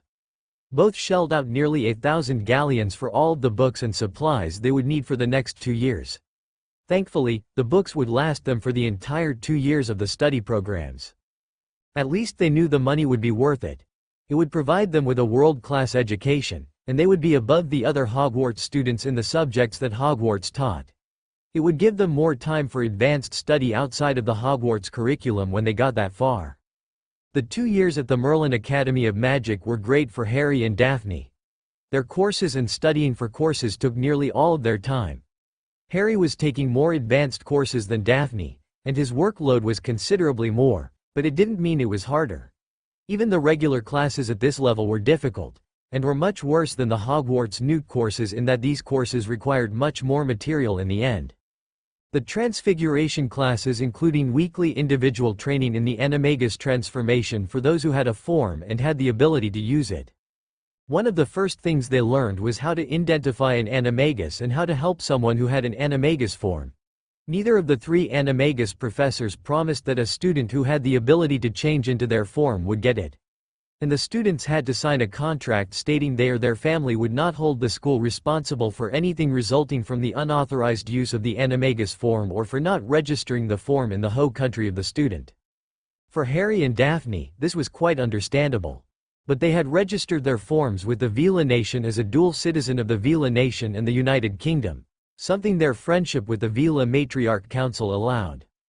Since the International Confederation of Wizards recognized the Vila Nation, their Animagus forms were legally registered to worldwide standards, and they could then hide their forms from the general public in any other nation unless appropriate law enforcement authorities asked them for their registration papers if they were caught as Animagi.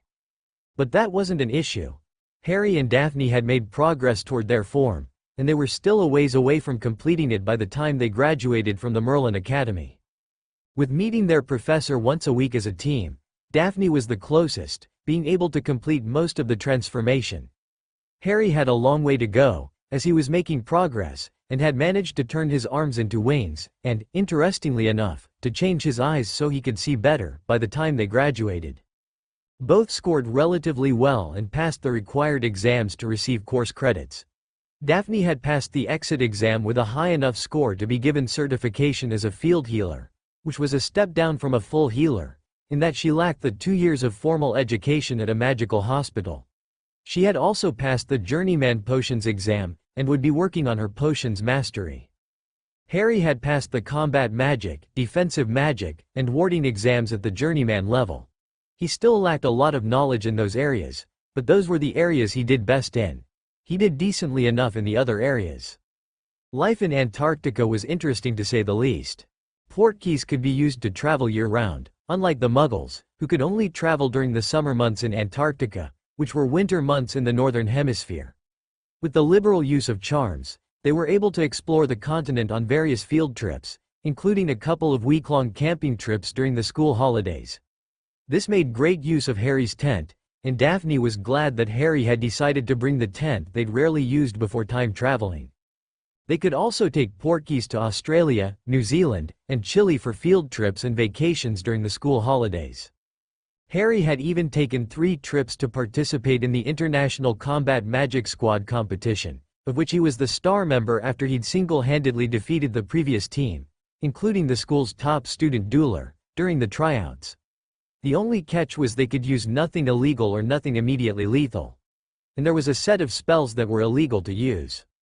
Because Harry had studied goblin battle magic, as well as Parseltongue battle magic on his own time, he could use those spells as long as he used analogues to the legal spells that were listed in the rules manual for the competitions. Since Daphne studied healing, Harry helped her learn goblin healing spells since Ragnuk had given him permission to teach Daphne since she was a goblin friend. For the most part, the goblin spells were more powerful and harder to block than their wizard counterparts, and that made Harry and Daphne a well-liked duo for the competition team, as each competition team was required to have at least one medic member, and Daphne had won the position by proving she could hold her own while taking care of a patient under fire. In the end, Harry was the best at combat magic in the school and Daphne was the best at potions. They won academic awards for their accomplishments in those areas, including awards for their senior thesis. Near the end of their time in Antarctica, They took the break between the last 2 quarters to go to Cairo and interview for positions there. Harry and Daphne were both hired, contingent upon their graduation from the academy, and Harry would be hired as a curse breaker and warding apprentice. Daphne was hired as a healer and potions master apprentice, as they had chosen to focus on their best skill areas. After all, a good team had a broad range of skills available.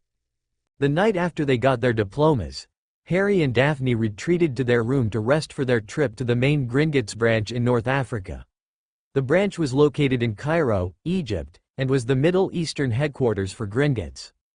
Daphne? Yes, love, Daphne asked, knowing their room was heavily warded, thanks to Harry. You know, I think these 2 years have been grand, don't you? Yes, I do, she said. Our love life is brilliant, and with that potion I learned, we don't have to worry about me getting pregnant. Harry smiled and nodded. He was happy that Daphne had found a better contraceptive potion. It had taken both of them to find it, as it had been written in Parseltongue, which, surprisingly enough, Harry found could be written by speak to a dictation quill. Daphne looked over at Harry and wondered why he was reminiscing. Of course, it hit her that he might be proposing. She hid her grin, as she'd been waiting for this since the previous Christmas. It is, Harry said, starting to show his nervousness. The reason I brought it up is that I'd like to make our relationship more permanent. How? I already signed the agreement to be your concubine a few months ago. Well, Harry said, dropping to one knee and holding out a ring. I'd like to make you my wife for real, if you'll have me. Daphne grinned and jumped on Harry to answer him. The next day, a very happy Harry and Daphne finished packing their trunks. Once they were ready, their trunks were in their pockets and they left to go to the main travel area for their scheduled portkey. Their portkey was scheduled to go before anyone else, as they had a meeting with a goblin in Cairo this very day, as Cairo was several hours behind the local time at the school. At the departure point, Professor Whiting smiled at the two as she held out the portkey. I do hope you'll remain in contact, the woman, who was aware of their true identities, said. We'll try, Professor, Daphne said, with a grin. You know how life is. I do, the woman said. Make us proud at Gringotts. You should be happy they accepted you. The lovers smiled and accepted the portkey. It activated a minute after they received it, and then they were gone from Antarctica, moving on to a new stage of their life. The meeting at Gringotts went well, and the two filled out the paperwork required to work at Gringotts. Their status as goblin friends put them at the head of the pile when it came to being hired at Gringotts, and Ragnar's letter to the Gringotts worldwide leadership had not hurt in the least when he told them that the two had allowed Gringotts to earn several 100,000 galleons in a 2-year period before being sent back in time to train and work for Gringotts. After the paperwork was completed, they were sent through the Gringotts employee orientation and then sent to the orientations for their respective training programs.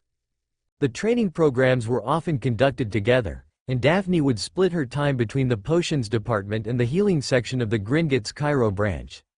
Harry would work as a curse breaker, as curse breakers were trained to ward and enchant at the beginning because curse breaking required knowledge of wards and enchantments.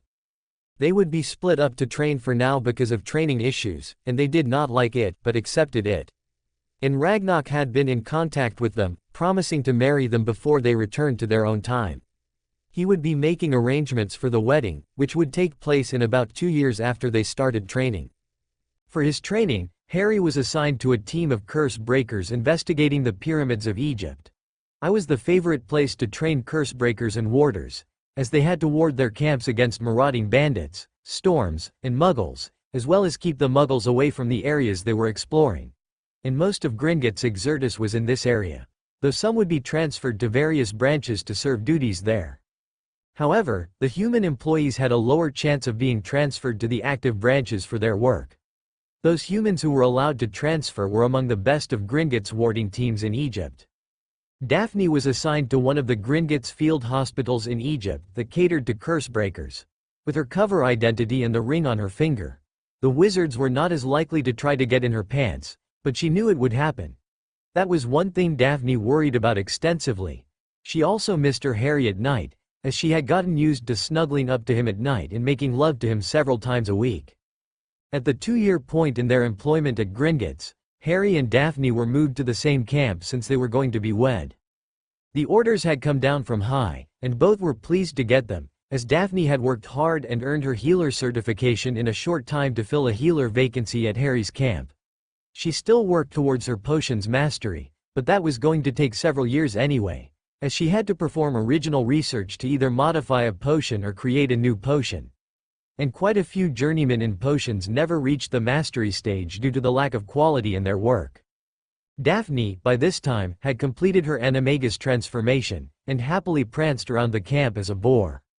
The men stayed away from her after she had used her animagus form to knock a man down and crush his testicle after he had gone too far and placed his hands on her in an inappropriate place.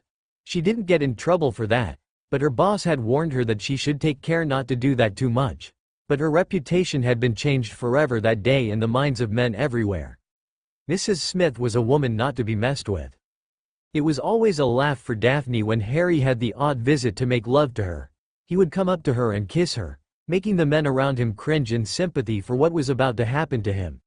But when Daphne not only returned the kiss but drug him to her quarters for 2 days of almost non-stop lovemaking, Harry was a celebrity for taking on the boar and giving her an attitude adjustment, even if it lasted for the time Harry was with her. Harry, on the other hand, was still working on his animagus form. He had gotten to the point where he could change his arms, legs, and eyes at the same time, but he couldn't make any more changes.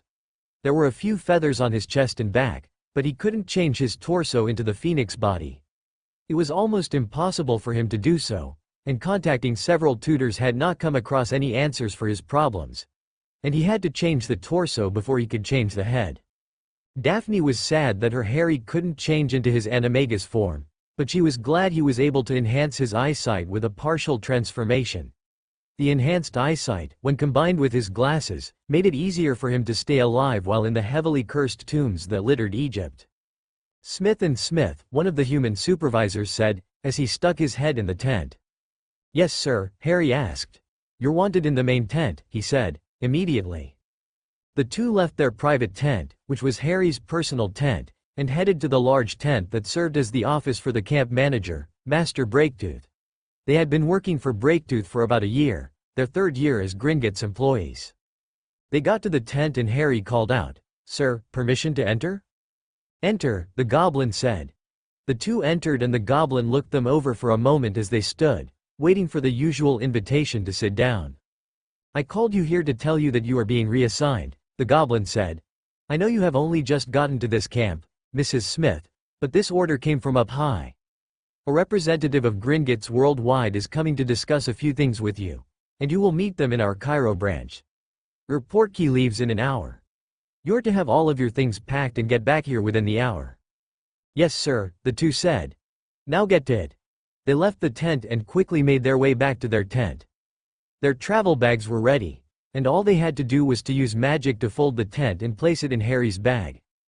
Their bag also carried a few items they would use until they could get into their tent again. Once everything was ready, the two went to the main tent and Breaktooth looked at them critically as he examined a document that was on his desk. "This came for you, Smith. You're to read it, as the Vice President of Operations, Greenfist, will expect your comments on what he has for you." "Yes, sir," Harry said, accepting the document. "This is the portkey. If it leaves without you at 19 hours, then you will have a lot of trouble. I will let you go to the employee common tent and leave from there." Knowing they had been dismissed, the two Gringotts employees left for the tent. Harry opened the document and read it. "What is it?" Daphne asked, trying not to read over his shoulder. "It's a new contract," he said. "They're offering us a new contract." "What kind?" "We're going to be sent to another camp in Egypt after our wedding, where I will serve as an assistant team leader." "Where at?" "We're going to the Gaza camp," Harry said. "And my position?" "The same. You're going to be at the Gaza camp." "It's the largest field camp in Egypt," Daphne said. "So that means that I can continue my potion studies and work as a healer. You'll be working as a curse-breaker." Harry nodded. A curse-breaking team generally consisted of 4 people, a master, a journeyman, and 2 apprentices. Harry was currently a journeyman on the verge of being certified as a master. "Who is your team leader?" "I don't know yet," Harry said. "But we will have to renegotiate our contracts." "This time, we will ask for more money," Daphne said. "Gringotts made thousands of galleons off of your discoveries, letting you get a minuscule 0.5% of the find.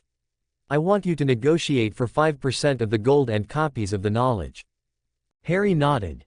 Getting 5% would be difficult for him, but it was possible to get. Gringotts would only give such a high value to one of their valued curse breakers. The 5% would also mean that his base salary would remain the same, about 3,000 galleons a year. A curse breaker could make good money if their team made a lot of good finds.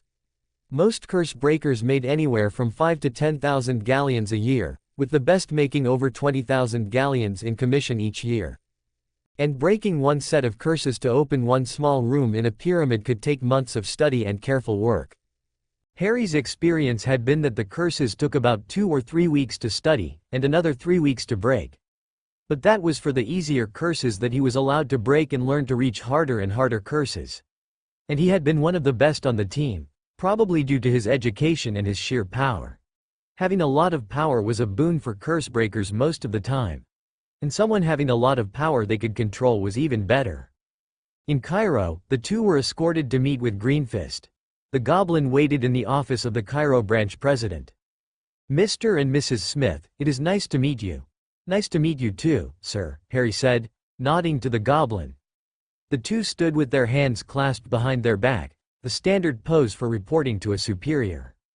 "Please, have a seat," the goblin said, after a moment to examine the two dressed in business casual robes. "I have come here because of your request to Ragnarok," the goblin said. "We have arranged for the two of you to be wed in the Swiss Alps, the same location where your parents were wed, Miss Greengrass. Ragnarok will officiate and your account managers will be assigned to witness this. This marriage will be legal according to Gringotts laws, but your Ministry of Magic will not recognize it due to your age and because they require other obligations for a legal marriage to take place. As you are time travelers, it will be within your best interests to have a public wedding after you return to your own time and when you are of age in your own time to please your government laws. Do you understand?" "Yes, sir," Harry said. "Good. Furthermore, I am here to renegotiate your contract as a goblin friend. I do have copies of your original contracts, as they were set with you. When goblin friends marry, it is our standard procedure to allow you to renegotiate a contract, as you must sign it after we combine your estates under Gringotts laws. The estates will remain separately named for legal purposes until your official, ministry-regulated wedding." Daphne and Harry shared a look. This was their chance to get a better contract as goblin friends. They wouldn't request a time-turner, of course, but they would try to find a way to get great fees as well as limit Gringotts' ability to gain control of their estates if they die without heirs. The negotiations for the new Goblin Friend contract would take 6 weeks, and several intense meetings, but the two would get the contract they asked for. Rates that were 10% better than what normal wizards got. Gringotts would receive their estate if there was no will or magical heirs or if Gringotts was left money in the will, and they would have the opportunity to be employed by Gringotts at their discretion. Their new employment contracts were also increased slightly. Harry would receive the normal base pay for his years of experience, and he would also receive 3% of any find as well as copies of any books and writing that he helped discover. He also had to sign an agreement to not disclose Gringotts' curse-breaking procedures and not to compete directly with Gringotts for a period of 10 years after his employment with Gringotts ended. Daphne would receive a pay raise each year, which was normal for a healer and potions master, as the camps had healers who served in both jobs to save money overall. There was not enough work for a potions master at every camp, so it was necessary for the healer to have the necessary qualifications to make the potions they would need for their patients. After the negotiations were ended, Harry and Daphne traveled to the Swiss Alps to get married. The wedding was a simple affair, and they wore traditional wedding robes, as Daphne's family required. Since this was a merger between the Greengrass and Potter families, Greenfist would witness the wedding for Gringotts. The wedding was short, but Harry and Daphne enjoyed it, as, at the end, they flashed gold, symbolizing their new bond for life. They had used the magical ceremony, and it wouldn't allow for divorce at all. They were bonded for life, though they could live separately, and even have lovers on the side, if that was what they wanted. But Harry knew he wouldn't need extra lovers. He had Fleur, and Daphne had promised that she would let him include a few more women, either for the long term, or for one-night threesomes. But she had to approve of them. After a month-long honeymoon spent traveling in South America, they returned to Egypt to continue their duties, this time as a magically married couple instead of just acting as a married couple. When Harry got to Egypt, he found that his team leader was Master Cursebreaker Blackhand, the most revered cursebreaker in all of Gringotts. Surprisingly, the only apprentice assigned to their team was a recent Hogwarts graduate and new hire named Bill Weasley. Harry smirked as he recognized Bill, and knew that this would be fun. But Bill wouldn't know it was Harry until later. Over the next several years, Harry and Daphne worked hard. Harry was making thousands of galleons off of his commissions as a cursebreaker, and he averaged about 30,000 galleons a year, thanks to the finds he and Bill were able to make for Gringotts. When Blackhand was promoted to site manager, Harry and Bill were made the only non-goblin curse-breaking team, and they continued to rake in the galleons.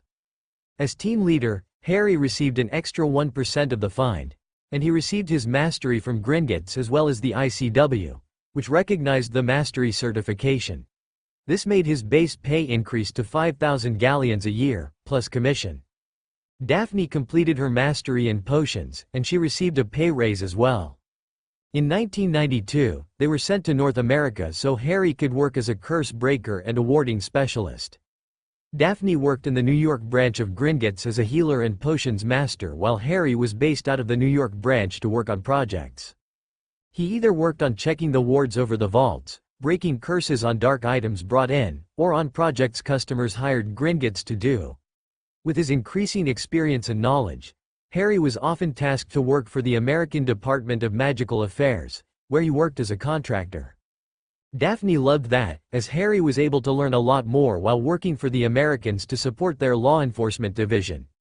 Legally, instead of working for Gringotts, Harry worked for one of their well-disguised subsidiaries, North American Curse-Breaking Associates. The business also provided warding for hire, but that wasn't Harry's job.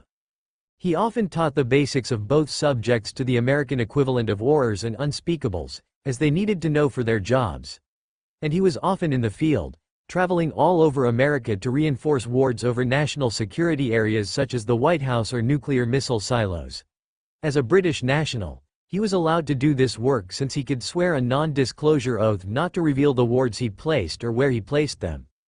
Doing this work made Harry learn a lot about how modern technology interfaced with magic. During his contract work for the Americans, he received a postgraduate certificate in technomagic, which was the application of magic to modern technology, and vice versa.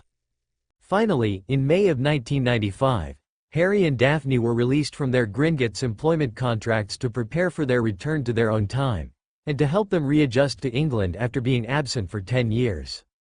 Overall, their employment with Gringotts had been lucrative, especially for Harry. He had averaged 15,000 galleons per year for the 8 years as a Gringotts employee. About 1% of that had been paid in income taxes to the British Ministry of Magic since he was a British citizen.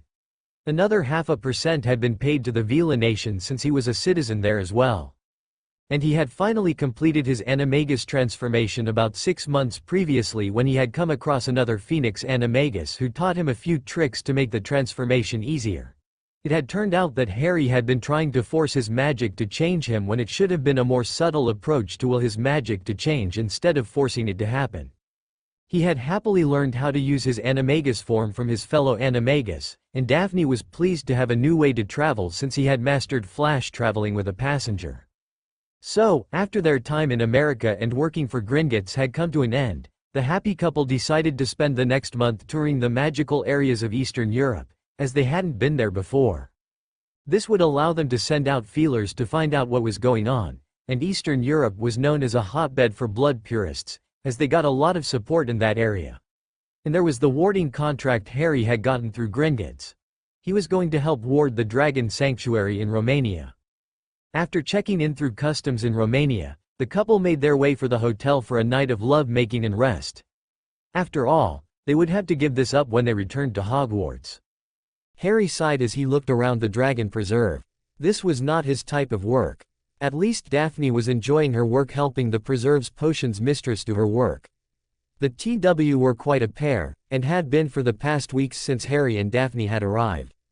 Harry was currently walking with a team of dragon handlers and warding experts, as they had to go into the preserve itself with the ferocious beasts to check on the ward stones that held the magic of the entire wards.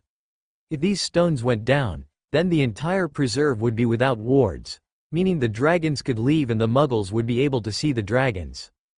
This was the last part of the warding for Harry, and this entire contract would be worth 30,000 galleons for Harry alone, not including the rest of the warding team, most of whom were employed full-time by the owners of the preserve. As they approached the warding stone, Harry froze as he felt a tremendous source of magic. He waved his hand and the entourage stopped, with some of the warders, mostly those hired through other sources, nervously looking around. "What's going on?" Charlie Weasley, one of the escorting handlers, asked. "Charlie," Harry said, "why is there a lot of ancient magic?" "Ancient magic?" Charlie asked, frowning. "I don't know what you're talking about." "It does feel like a pyramid," one of the warders said, looking around. "It's not Egyptian magic, but something more powerful." "Something that predates ancient Egyptian wards," Harry said, as he looked around with his mage sight. He extended his senses, finding out that his animagus form was the reason he had mage sense. He closed his eyes and extended his aura until it was in the near visible range. If he had his eyes open, he would have seen the dragon handlers and the other warders look at him in awe for the sheer amount of magic pouring off of him. With his eyes closed, he could sense magic much better. It was as if he had another set of eyes. Strangely, he could see the landscape's magic, and could see the sources of radiating magic. He turned until he found the source of the magic. It was a cave in the mountains. "What's that cave?" Harry asked. "There are no caves there," Charlie said. "The warding stones are in that cave," he added, pointing in a direction that was 10 degrees east of where Harry currently looked. "There's a major source of magic if it's not a cave," Harry said. "But with my experience, it's a hidden place." "How?" one of the warders said. "How in the name of Merlin can you do that, James?" "It's a secret," Harry said, with a smirk. "I want to examine it after we check the warding stones." "Do you think it's dangerous to leave the source of magic there?" "No, it has been there for several centuries at the least," Harry said. "It wasn't made recently, and it is very powerful." "Why wouldn't we feel it?" Charlie asked. "We come through here all the time when handling dragons." "I don't know," Harry said. "But you may not be in tune with this type of magic. I can almost assure you anyone who has gone to Egypt to break curses, such as your brother Bill, would be able to sense this magic. Without that kind of sense, you don't make it a year, much less make it to team leader like your brother did." The redhead shrugged his shoulders, and Harry continued on, following Charlie to the small cave that held the central warding stone. Harry stopped at the entrance to the cave and took out his wand. He cast several detection spells to be safe and he nodded in satisfaction when the results came to him.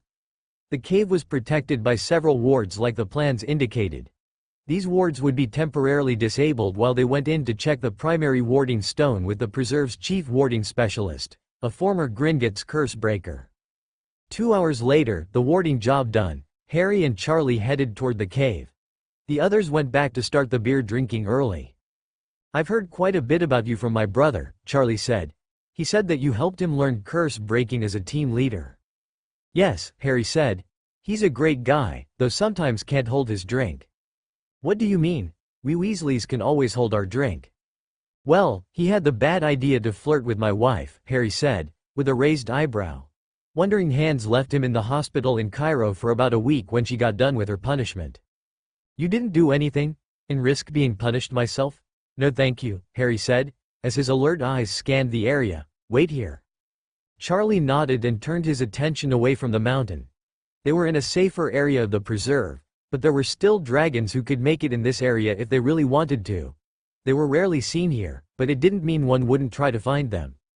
While Charlie watched for dragons, Harry used his wand to get a feel for the magic. He just held his wand out and let his senses take over. Sometimes, the wand was a good conduit of magical energies from the environment. It was one of the methods Harry chose to use since he had good magic senses. His self-preservation wouldn't allow him to cast spells or even touch an area with unknown magic until he was sure it was safe to touch. With a practiced eye for detail, Harry slowly memorized what his senses were telling him. With magic this powerful, there was no need to get hasty and try to hurry through something. This could easily take weeks or months to figure out a safe way of breaking the curse. Harry didn't have months. He only had 3 weeks before he had to be in London, and after that, there would be no way in hell he could escape from the watchful eye of the Order of the Phoenix, or what remained of it. And Molly Weasley would, no doubt, attempt to corral him in a place she deemed safe and take over ordering him around like Dumbledore used to do. An independent Harry would not stand for it, and he would have to speak with Sirius and Arthur Weasley about controlling Molly's authoritative urges so that she realized that Harry wasn't one of her children she could order around. But that wasn't now, and Harry returned his full focus and thoughts onto the matter at hand. When he opened his eyes, he withdrew his notebook and the miniature dictation quill. This quill was enchanted to read his thoughts, and only his thoughts, so he could write down notes on things without speaking.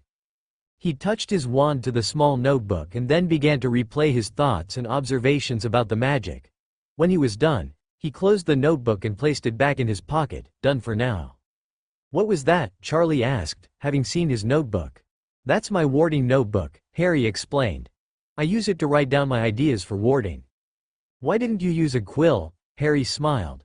"It's got an auto quill that is enchanted to work off of my thoughts when my wand activates it," Harry said.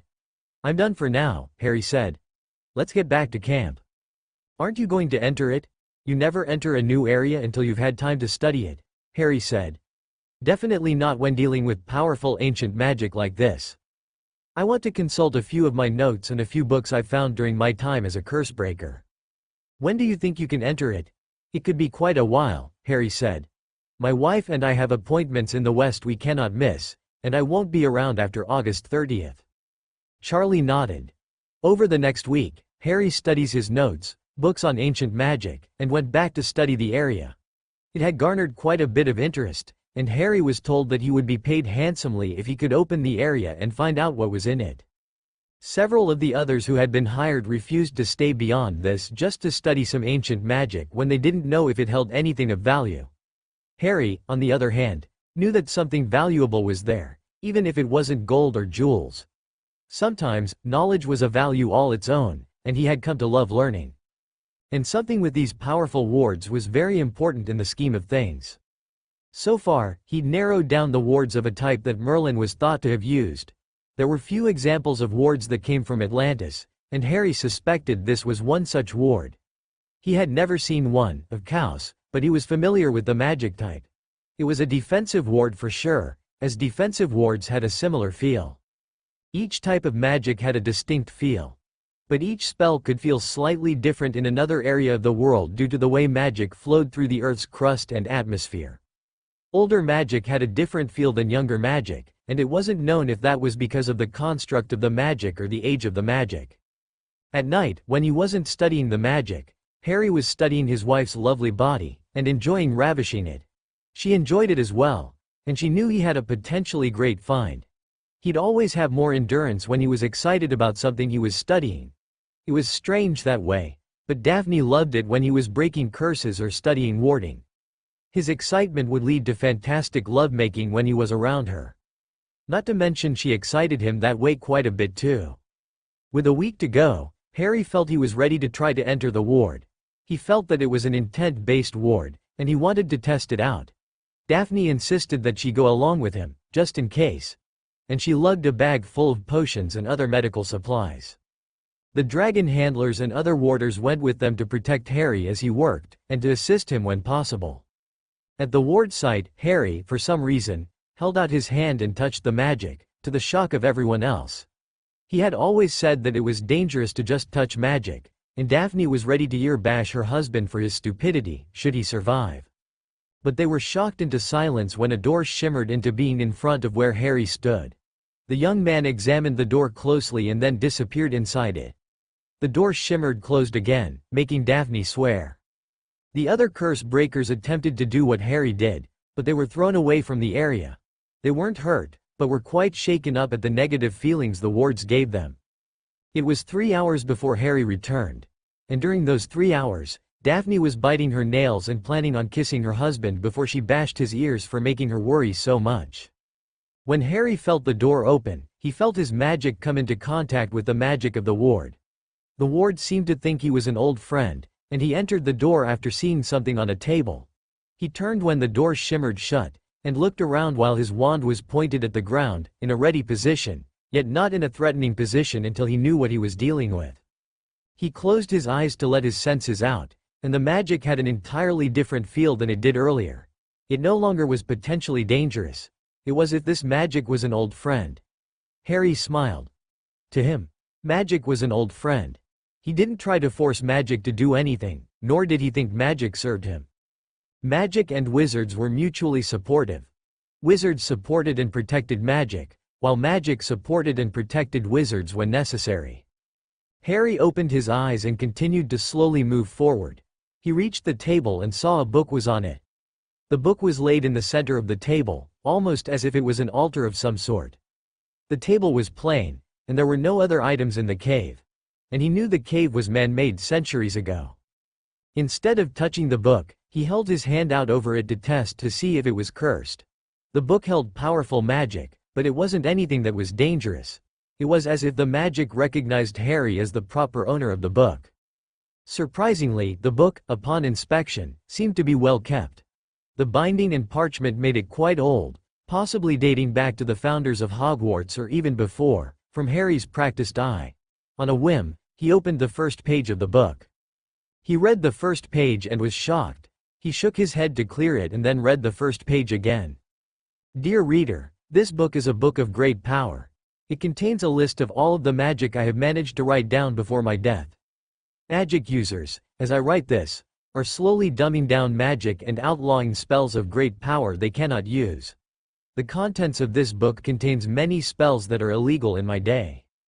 This book is in a protected place, and I suggest that you leave it, as only those pure of intent and pure of heart may enter. Only those with the ancient magical abilities may even open this book.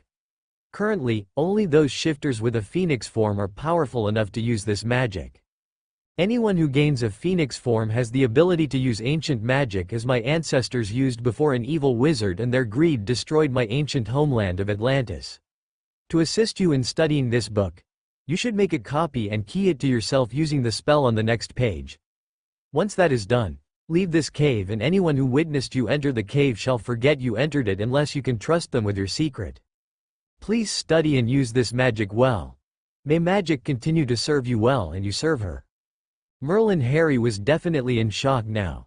This was a book written by Merlin himself. He turned the page and spent some time studying the spell on the page. The next 3 pages taught him how to use a wand to use the spell, and how to properly use the spell to copy the book. It was the only spell that could get through the ancient protections on this book and many more, giving Harry an idea of how to copy books that he wanted from Hogwarts. After all, with his experience and education, Hogwarts would be easy for him, and he would have plenty of spare time to study things that caught his interest. Things such as ancient magic. With an expert wave of his wand, Harry had a copy of the book.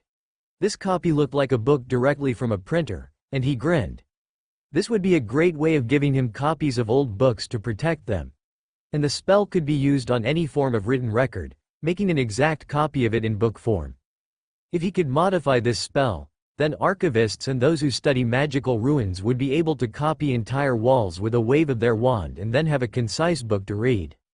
Harry got caught up in reading the book that he realized 3 hours had passed. Shit, he muttered. Daphne's going to kill me. With that, he pocketed the book and exited the cave. The door shimmered and disappeared. From the looks on everyone's faces, all but Daphne, they had forgotten what happened. What happened? She whispered to him. They don't remember. I'll tell you later, Harry said. There was an amazing find. I'll keep it for us. Daphne grinned and, soon, they were on their way back to the main camp, where the warders and dragon handlers were cursing at the lack of a find. To them, it had turned out to be nothing but magic bleeding off from a ley line they had not known of before. In their tent, Daphne looked at the book in shock. She could read the book, and the note had changed to tell her that she could only read and study the book, not use the magic. At least not use it at this time. With Harry's help, Daphne would begin to change the spells and rediscover ancient spells, at least weaker ones, that made certain things much easier. It was a task the Slytherin very much wanted to do. Not to mention it would make them famous for rediscovering and modifying ancient spells so they could be used by the common wizard. With a laugh, Daphne looked up at her husband, who was engrossed in his own copy of the book. Harry? Yes, dear? You know, Granger would probably have multiple orgasms if you let her even see this book? I know, Harry said, chuckling. But she can't see it. I'll let her in on a few books I've gathered over the years. The ones that aren't family books? Yes, Harry said, and this is a family secret, Daphne said, together with Harry. With both of them saying it together, magic flashed to recognize the command by the Lord and Lady of the house, and the book was named A Potter Greengrass Family Secret. That meant no non-family member could see it without the joint permission of Harry and Daphne.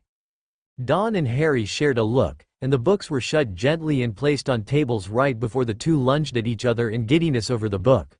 Surprisingly, the two could become excited at things such as seeing rare tomes, and it led to a very active sex life, especially after Harry had discovered a Parseltongue book covering sex magic they could do. For the next 3 days, those who wondered by the smith's tent muttered, "Lucky bastard," or things like that. Harry and Daphne hadn't been seen for 3 days, and those who wondered by could hear loud moaning, religious epithets, various swear words, and other loud noises of joy. Charlie Weasley was one of those, and he frowned as he thought about this.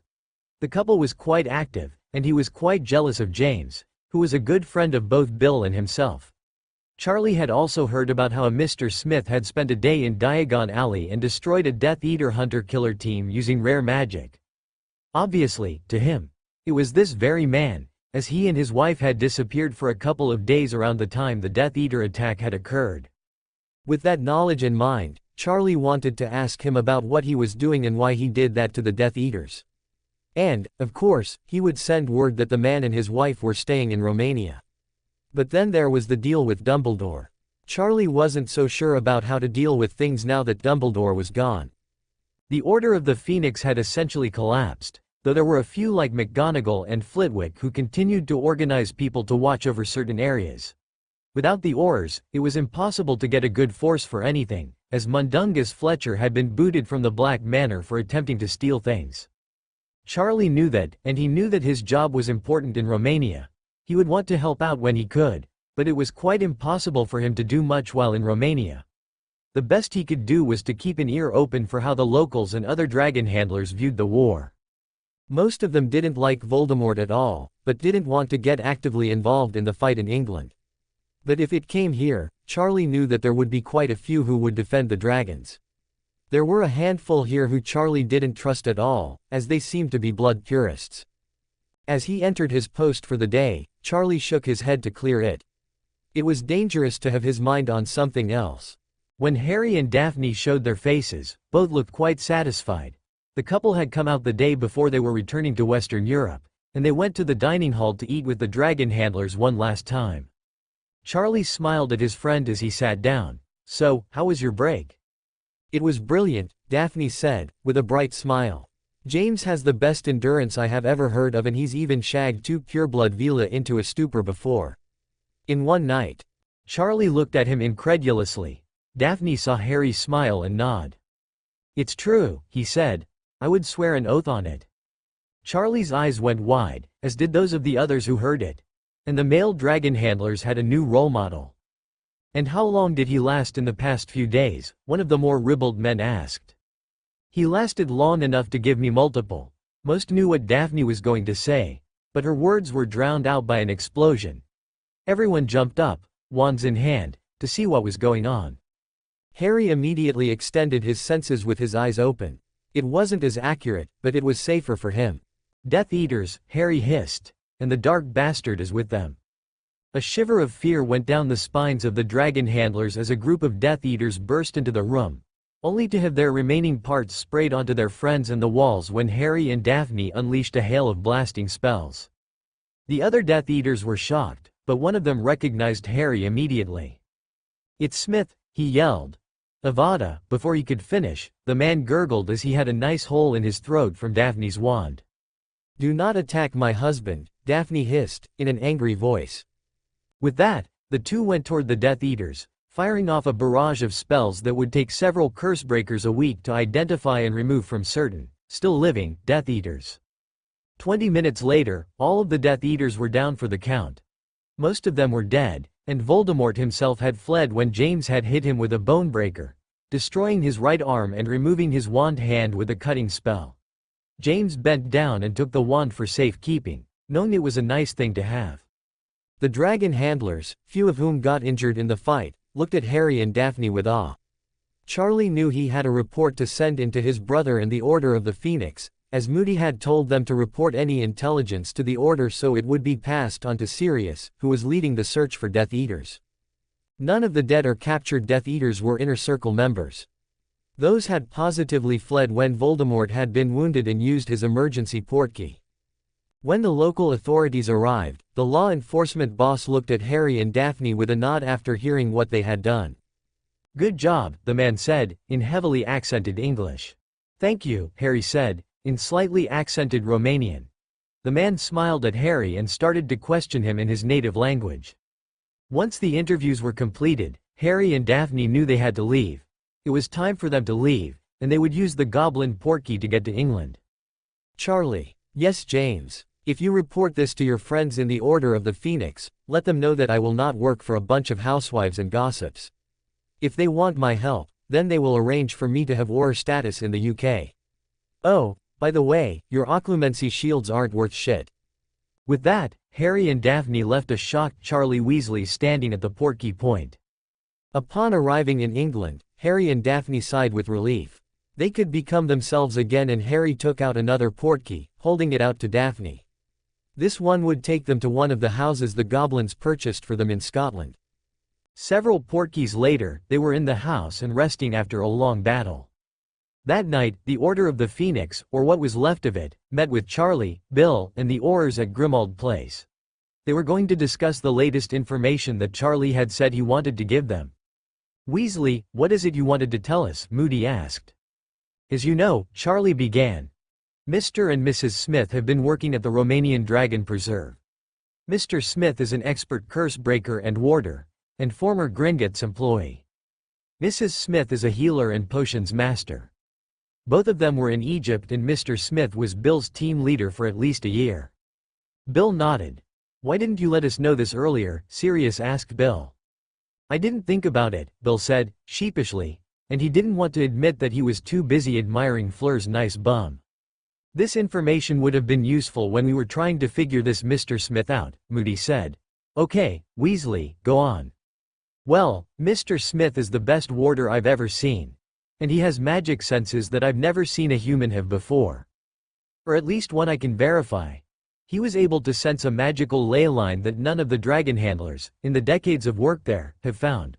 Further, he was able to detect wards quite easily and charge them up, as well as repair them."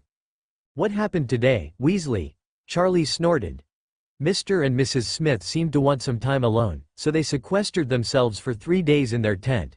Today, they came out to eat dinner with us. During dinner, we heard an explosion and Mr. Smith sensed Death Eaters, and you know who were there.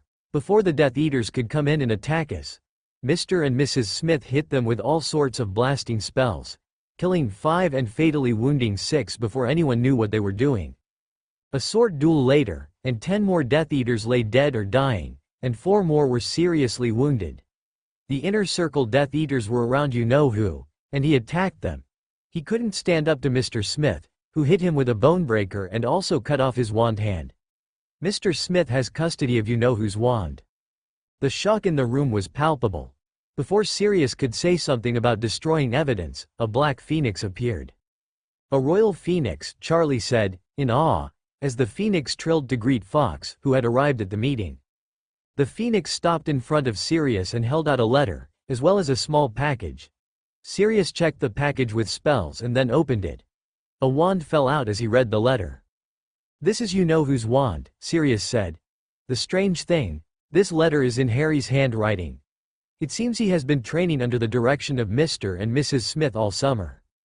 "What is in the bottle?" Molly Weasley asked. Moody took one look at it. "It's a copy of a memory," the grizzled Auror said. "Black, what does the letter say?"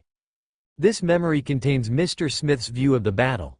The view his wife said was not different, and they decided to send this one to me so it could help me with the investigation." "We should watch, this is evidence," Sirius said, shaking his head. "Moody and I will examine it, and then we will decide who gets to see it. I'm sure Minister Bones will need to see it tomorrow, and I want to prepare for her. And I will take this wand in for forensics testing. Then we will destroy it." "Shouldn't Harry destroy it?" Tonks asked. After all, he did lose his parents. Lass, Moody said. We don't want to risk a Death Eater getting their hands on the wand. So we will do the testing right here and I will go and get Ollivander for the correct identification of the owner of the wand. Obviously, if it is you-know-whose wand, then he will be able to sense it. There were nods of acceptance, and the Royal Phoenix disappeared. His job done. Fox also disappeared, going to stay with the Royal Phoenix. Minister of Magic Amelia Bones grunted when she saw the face of Sirius Black in her office first thing. This was the usual for her, and he briefed her every morning about Death Eater activity as well as the Ministry's own investigation into said Death Eater activity. This morning when she saw Sirius with a pensieve, a wand, and a sealed report, she took note. What happened last night, Sirius? Minister, call me Amelia, the woman said, as she poured herself a cup of steaming tea. Amelia, Mr. Smith was at it again yesterday. You heard about the attack in Romania? The minister nodded as she sipped her tea. Last night, Mr. Smith sent me a copy of his memory of the event as well as Voldemort's wand. His wand, Amelia choked. That's you-know-whose wand. It is, Sirius said. We have already run forensics on it, and Mr. Ollivander has agreed that this wand belongs to Voldemort, or Tom Riddle, the name he went by when he purchased the wand. Today, I want to destroy the wand before someone gets it in their mind to steal it. Very well. Let's destroy it. But I want witnesses. I want Moody, Shacklebolt, and Tonks here to witness the destruction of the wand. We can do that after we conclude our meeting, Sirius said. First, this is a copy of our report on the attack in Romania. We have various eyewitness accounts, and the Romanian ministry has sent in their own investigative notes on the matter. And their conclusion? It was a clear-cut case of self-defense for Mr. and Mrs. Smith, the animagus said. I also have a clear reference that Mr. and Mrs. Smith are former Gringotts employees. Bill Weasley used to work with Mr. Smith in Egypt as a curse breaker. Mr. Smith was his team leader and has a mastery in curse breaking, a mastery in warding, and a mastery in combat magic, with his education at the Merlin Academy of Magic. His wife, Rose Smith, is a fully certified healer and potions mistress. She, too, graduated from the Merlin Academy, and had her journeyman's in potions upon graduation. The two of them are credited with this list of Death Eaters captured, dead or alive. Amelia went over the list. There were no names that were familiar to her as being Death Eaters. New recruits? We believe so, Sirius said. For the most part. There were no Inner Circle Death Eaters captured or killed as far as we know. Some were wounded when I looked at the memory. Let me see the memory. How long is it? Less than 5 minutes from start to finish, Sirius said. And we have no idea why the Death Eaters were there, as nothing was missing, and they did not penetrate the main dragon compound before they were defeated. Once Amelia finished the memory, she nodded. That's a great skill to have.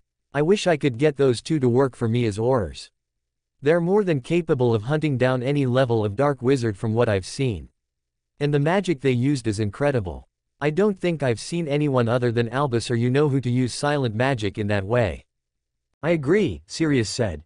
What do you want to do about this? I say we reward them, she said. Send them a combined check for the bounties on the heads of the Death Eaters. That's 1,000 galleons a head for the underlings. Sirius nodded and made a note. I will have it done, Amelia. Good, the woman said. Is there anything else going on? We have no other intelligence, other than the standard rumors of recruiting in various countries around the world. The Americans are cracking down on the extremists in their country after a terror attack they managed to disguise as an accident. What happened? An airplane went down, killing over 300, Sirius said. Sadly, it was determined that a group of magical terrorists attempted to hijack the aircraft, but the aircraft's electronics failed and the terrorists apparated off of the airplane before leaving it to go down. The pilots were stunned and the aircraft flew into the ground with all aboard. Make a note to offer the Americans any intelligence we have on the perpetrators, Amelia said. They're offering us evidence on the Death Eaters, so we should reciprocate. I will do that when I meet with the American law enforcement liaison today. The minister nodded, and then her morning briefing went on. When Harry awoke, he saw Daphne lying peacefully in the bed. He smiled at her sleeping form and knew that he wanted to do this many more times. But with the two of them going back to Hogwarts, primarily to keep up appearances, they wouldn't be able to wake up in the same bed for quite a while. At least Harry would be able to have Fleur with him, as she was one of his concubines. Daphne didn't mind too much. She just told Harry that she had to approve every girl he had something going on with. But for Harry, all he needed was Daphne.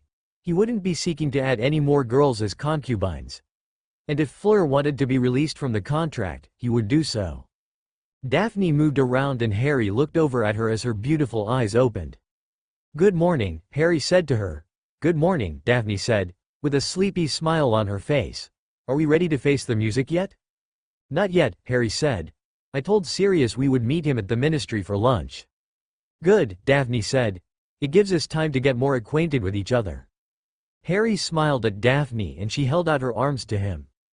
At lunch, Harry and Daphne were dressed in normal clothes. Their runic bracelets were in their pockets, just in case, and they had decided to have them with them at all times. Their things were in their pockets, as Harry wanted to keep his safe house hidden from everyone. If people knew of it, then it wouldn't be a safe house. And he didn't trust many people with his life or the life of his wife. Of course, he would give Fleur the secret of the house so she could get there if she had to, or even if she wanted to. No one else would know the secret right now, unless Harry decided it was in their best interests to let Sirius know so he could get into the house. After all, Harry had heard rumors that the old Black Manor was under the Fidelius charm. He wondered where the rumors had started, but decided to let Sirius know about the rumors so he could take care of it. If there were rumors, then people who remembered the nearby locations of the manor would be able to find it eventually. Harry knew that because the ancient Egyptians often used their version of the Fidelius charm to hide things in tombs, and Harry was able to deduct the location of the hidden areas. It was what made him such a good curse-breaker. When they got to the ministry, they waited at the entrance for Sirius. They didn't need to get into the deep part of the ministry for meeting Sirius. While waiting, Harry and Daphne stood in an alert posture, and Harry noted several Aurors standing guard at the entrance. Some of them looked his way, and Harry felt it was because he was famous, and because the papers had mentioned he was missing. Harry saw Sirius coming up and the man grinned upon seeing his godson. "It's good to see you, Harry. You too, Sirius," Harry said. "May I introduce you to my fiancée, Daphne?" Sirius started a hacking cough as Daphne gave Harry a sly grin. "Fiancée?" Sirius asked. "Yes," Daphne said, holding up her left hand with the ring. "We decided it was easier for us to do this rather than let some stuck-up pureblood use the old laws to claim me and my family estate." "I see," Sirius said, looking Daphne over. "Are you aware that?" "Yes, we're aware the press will find out," Daphne said, shrugging. "And Harry and I purchased the Daily Prophet and I already own Witch Weekly, so I'm sure the coverage will be favorable and not filled with lies. Either that or my solicitor will have a fun time making more money. He works off of commission and he really knows his laws against libel and slander." Sirius gave a barking laugh as the reporters nearby seemed to shrink a bit. It was an obvious warning shot across the bow for the press. "Let's get out of here," Sirius suggested, holding out a portkey. Harry nodded and took the portkey. Daphne held her hand out as well, and they disappeared from the Ministry of Magic lobby. Upon landing, Harry looked around and found they were in the Shrieking Shack. Sirius grinned. "I'm not stupid," he said. "But let's eat dinner with Madame Rosmerta. She has a private room ready for us." "I didn't think she had private rooms," Harry said. "The Hogwarts students don't get them," Sirius said. "Besides, I've been one of her better customers." Harry smirked as they saw Fleur. "Hello, Fleur." "Hello, Harry," the Velas said, with a bright grin. "Going for lunch?" "Yup," Daphne said. "Join us." "Sure," Fleur said, with a smile. "Is that a engagement ring?" "Yes," Daphne said, holding up her left hand. Fleur grinned at Harry and then looked closer at the ring. "Well," she said, "how does that affect my status?" "You can continue to remain as Harry's concubine as long as you want," Daphne said. Sirius and another man nearby started to cough from the shock. Sirius looked at them wide eyes. "You mean," Fleur held up the traditional concubine choker, complete with the Potter crest. "I did this so those fools here wouldn't use the old laws to claim me," Fleur said, with a wink toward Sirius. Sirius smiled and nodded. He also realized there was a large chance that Fleur had done that just because she wanted to be with Harry one way or another. From looking at Daphne, it was obvious to her as well. As for Harry, he seemed slightly oblivious to everything, and it wasn't because of the Vela charm. Let's go eat, Sirius said. They were soon in the three broomsticks and had the meal. Sirius put up privacy charms and Harry put up a few more to Sirius' raised eyebrow. Sirius, Fleur, I need to tell you a few things. A few Potter family secrets. I, Sirius Orion Black, swear on my magic and life that I will not betray the Potter family secrets, he said. Fleur nodded and held up the choker. The family magic will hold me to it anyway, she said. The first secret is that Daphne and I aren't just engaged. We're married, Daphne said, with a bright smile. Married, Sirius choked. Magically, Harry added, but not legally. Ah, Sirius said. Who officiated at the wedding? Greenfist, the president of Gringotts Worldwide. Yes, Harry said, except he was the vice president at the time. How? You used time travel, Fleur said. Isn't that illegal? We used the Goblin Nation's time chamber, Harry explained. It's not illegal, but it's frowned upon. You're right, Sirius said. What did you do? I think if I told you that my nickname during this is James Smith. And I'm Rose Smith. Sirius looked at them wide-eyed and then he gave a hearty laugh. You pranked the entire world, Harry, he said. The Aurors are looking for someone named Mr. Smith to question about several incidents. Well, Mr. Smith is a legal identity, Harry said. But Sirius, you can see why I need this to be kept a secret. Yes I do, but I am also in charge of interviewing Mr. Smith when we find him. Harry smiled. Then we can arrange for you to speak with us this evening at an undisclosed location for our protection. I like that idea, Sirius said. Now what else happened? Harry and Daphne explained everything that happened to them and they did during their time in the past.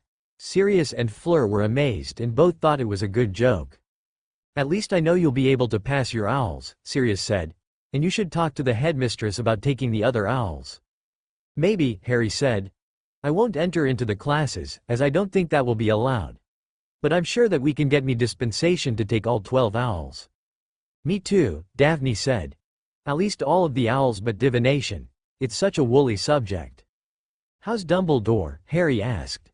Sirius's face lost the smile. He's not doing too well, Sirius said. He's suffering through withdrawal of his medications, as the healers had to wean him off of nearly lethal doses. I have a potion that can help, Daphne said. Harry and I discovered it in a book we found. Harry nodded after Daphne gave him a look. Go on, Fleur said. What is the potion? It seems to be a less addictive version of the mind-enhancing potion, Daphne said. The same potion that is often given for many mind ailments. This potion doesn't require as much either, making it cheaper as well. Fleur nodded. Then we should send it to them at St. Mungo's, Sirius suggested. They won't get the recipe because it is a family secret, Harry said. I am willing to brew a few batches of the potion, Daphne said. It won't take more than a few hours to brew a batch. And Harry is good enough to help me. He may not be a potions master, but he can brew a lot of potions, including Wolfsbane and Veritaserum. Why do you know how to brew those? Part of my training at the Merlin Academy, Harry said. The combat magic track required that we brew a certain number of potions. And I later earned my field healer license studying under Daphne's great tutelage. And under her period, Fleur added, with a snicker. Harry gave Fleur a playful glare before Daphne smiled. You know it's true, Harry, she drawled. Of course I do, darling, Harry said, looking Daphne in the eye. So, Sirius said, changing the subject before it made him uncomfortable, did you get in contact with your inner marauder? Daphne and Harry shared a grin before changing at one time. Sirius was shocked at Daphne's large form, and then he almost fainted when he realized Harry was a Phoenix Animagus. He opened his mouth several times to say something, but couldn't get anything out. You did it, Fleur exclaimed, running over to hug her lovers and friends. You know, as a hit wizard, I had to know if you're registered. Harry and Daphne provided the papers they were provided. We're registered under the Vila Nation, Harry explained. They made us citizens of their island so we can go visit. And because the Vila like you, Fleur added. Did you know that Annabelle and Adriana are the granddaughters of the Vila matriarch? Don and Harry shook their heads. Annabelle is in line to command the Vila security forces, and Adriana is the next to be named to the Vila Matriarch Council. They're young for those positions, Daphne said. We like to place them there young, Fleur said. That way there is always a few of each age group in the council. This allows them to get differing viewpoints on the situations that face our nation. You know several Vila, did you? He shagged Annabelle and Adriana quite often after his birthday, Fleur said, with a smile. And I shagged him as well. Sirius didn't know what to think. On one hand, he wanted to chastise his godson for his actions like a good parent would. On the other, the marauder side of him wanted to congratulate him on a job well done. He settled for something in the middle. You know, I'll support you as long as you know what you're doing and don't get in trouble because of it, Sirius said. I don't have to worry about that now, Harry said. I have Daphne to keep me straight. And me, Fleur said. And Fleur will be staying with him at Hogwarts, Daphne said. The headmistress has agreed to allow Harry to share a room with Fleur because she is his legal concubine. Sirius looked at Harry incredulously. So you've been in contact with her? I sent her notice through Gringotts, Harry explained. She sent me notice through Gringotts. That's easy enough, Sirius said. Now, what are you doing this evening? I thought I'd go and spend it wherever you stay, Harry said. The Weasleys, Hermione, Remus, and Tonks are staying with me, Sirius said. But I'm sure I can arrange for the three of you to have your own room. Daphne smiled. That would be great, she said. I'll miss making love to Harry at Hogwarts. Sirius shook his head. Please don't remind me about that, he said. You're showing me up. Harry smirked as Daphne grinned. And that is the reason that I will mention it, Harry said. Oh, I think I should ask McGonagall about hiring outside tutors, he said. I don't think I would be encouraged to do well if I had to sit through the normal classes. You can speak with her tonight, Sirius said. She's going to come and visit since she knows I was going to meet with you today. And I bet Moody is quite hopping mad right now. What did you do, Harry? Daphne asked, sighing. I placed a charm that would prevent his eye from seeing through the wall, Harry said, smirking. And he's in the next room. How do you know? Sirius asked. I have the ability to sense magic, Harry said. I've shown it because it kept me safe. I think I gained it when I found out my animagus form and started to learn how to change. Speaking with Fox told me that it is true. A phoenix can sense magic much better than a person can, and the ability will be transferred to my normal form from the animagus form. Just like I have better vision, hearing, and sight in my human form now that I'm an animagus, Daphne said. We Vila have known that for centuries, Fleur said. It comes with the territory of being able to change in our alternative form. After lunch, they took a portkey to get to Grimmauld Place. Sirius took Harry's knowledge of curse breaking into account, and he keyed him into the wards so he could fix them. Bill Weasley was there, and he frowned as Fleur obviously doted on Harry. And, of course, Bill felt like it was a professional insult for Sirius to allow an undereducated teenager to work with the wards rather than an experienced cursebreaker like himself. Sirius, why did you key Harry into the wards? Sirius paused and looked at the oldest Weasley child. First of all, he is my godson. Second, he's my heir. Third, he was trained in warding this summer. I have several years of experience that he doesn't, Bill said, haughtily. Fleur and Daphne put their hands on their hips and stared at the oldest Weasley child. William, Fleur said, in her voice. If Sirius wants to place Harry in charge of the wards here, then it is his choice, the Vila said. And if you want to see what Harry can do, then you should challenge him to a contest. Then I will, Bill said. Harry, I challenge you to a duel and then to a warding contest. The winner will get Fleur. Harry shook his head. Fleur is not a prize to be won, Bill, Harry said. If you can't understand that, then you should go and learn more about people. Then you are scared you will lose, Bill said. Harry shook his head and spoke softly. You don't want to know what I can do, William, Harry said. If you challenge me, then I will show you up and you will be embarrassed.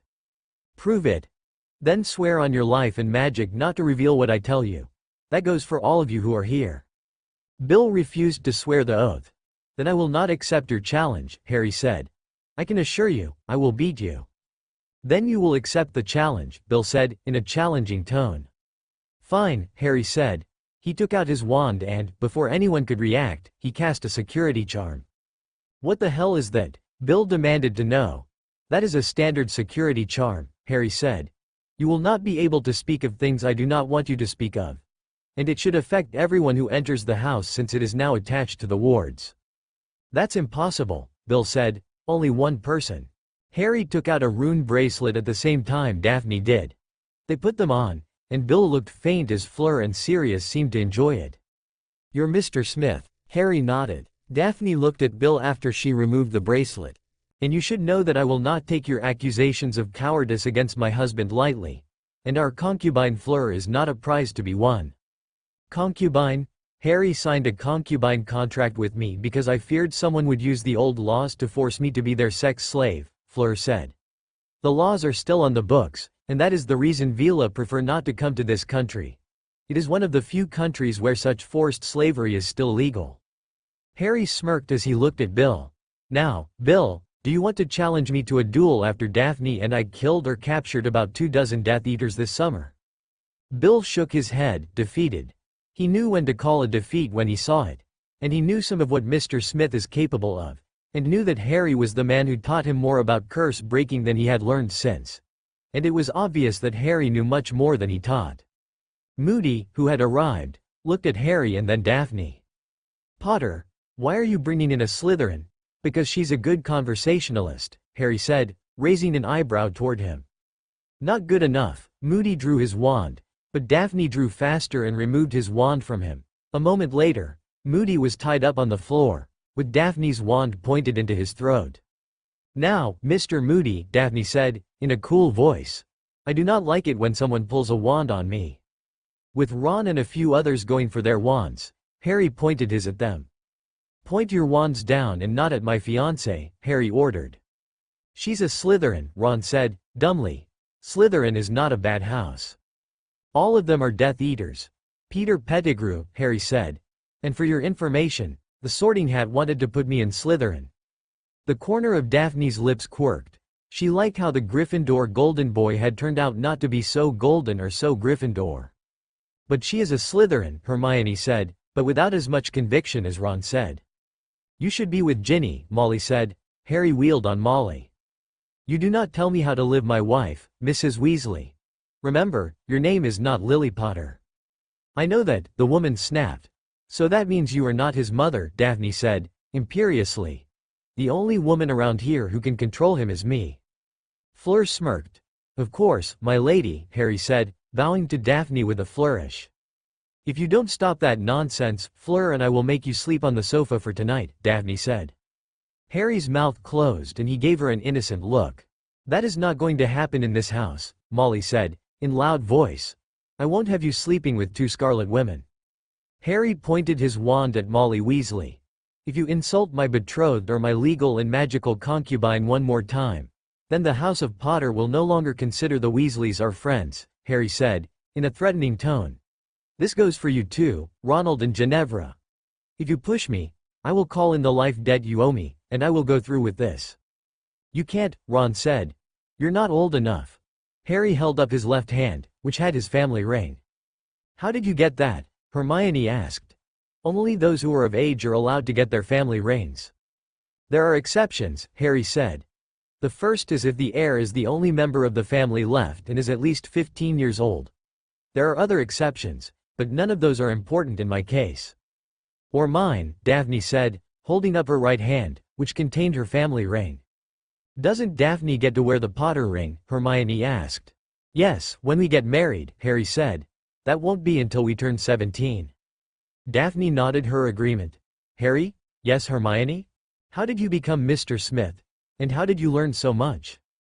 "I'll need an oath so that you don't tell anyone this or talk about it without my express verbal permission," Harry said. "Why is that?" Hermione wanted to know.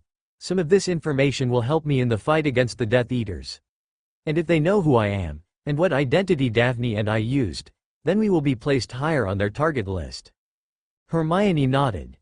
Everyone in the house gave the oath, including Bill, after Moody, Mr. Weasley, and Sirius made him do so. Harry told them what happened, in general terms, and McGonagall, who had arrived to check on Harry, asked to speak with him in private. "Mr. Potter, congratulations on your engagement." "Thank you, Professor," Harry said. "I know that you and Miss Delacour would like to room together. I will approve it only because you have a legally filed concubine relationship.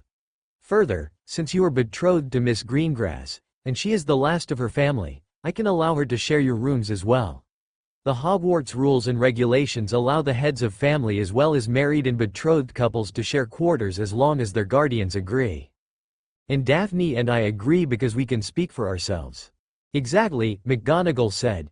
You may inform Miss Greengrass of this information, and I will have the house elves place your things in the same suite. I do have a warning. If Miss Greengrass becomes pregnant, then I will have no choice but to remove her from Hogwarts. And I presume that you will join her. Yes, Harry said. I will. We will take care. Good. I also hope that you and Miss Delacour will remember to think about how things look. The only reason I can do this is because you have a legal contract that allows you to stay together. That was done before Miss Delacour signed her apprenticeship agreement with Madame Pomfrey. Since you have special circumstances, and I know you have been educated, Aberforth Dumbledore and I have arranged for you to have special tutoring to help you prepare to face you-know-who. You won't attend the spell classes, but, instead, will take individual tutoring to prepare you for the owls and newts. I am prepared for them already, Professor. With your scores at the Merlin Academy, I would be surprised if you were not, Mr. Potter. I will also arrange for your betrothed to join in on your training since she is similarly trained. Professor, I think she would be served better working with Madame Pomfrey and the new potions master. She is a certified healer and a potions master, and that can be hidden for now. We will have to work it out, but I'm sure Madame Pomfrey won't disagree with having Miss Greengrass assist her. The Board of Governors, on the other hand, may complain about it. Then we will complain to them for limiting the education of the Hogwarts students, Harry said. With them in charge, and Dumbledore, the education of Hogwarts students has gone down. From what I've learned, in the past 30 years or so, the number of electives offered to students has dropped significantly. Indeed it has, Mr. Potter. I am working to change that, and I'm sure that you and Miss Greengrass can be two of the first students to benefit from the changing curriculum. I am allowed to make fifth-year students and above teaching assistants in certain areas, and teaching assistants often have their own individual training in the course they're helping teach. What areas would you want me to have? I believe that Professor Vance will accept you as her defense against the dark arts teaching assistant. She won't need help in classes, but we would like for you to teach an extracurricular study session that includes dueling and practical defense, McGonagall said.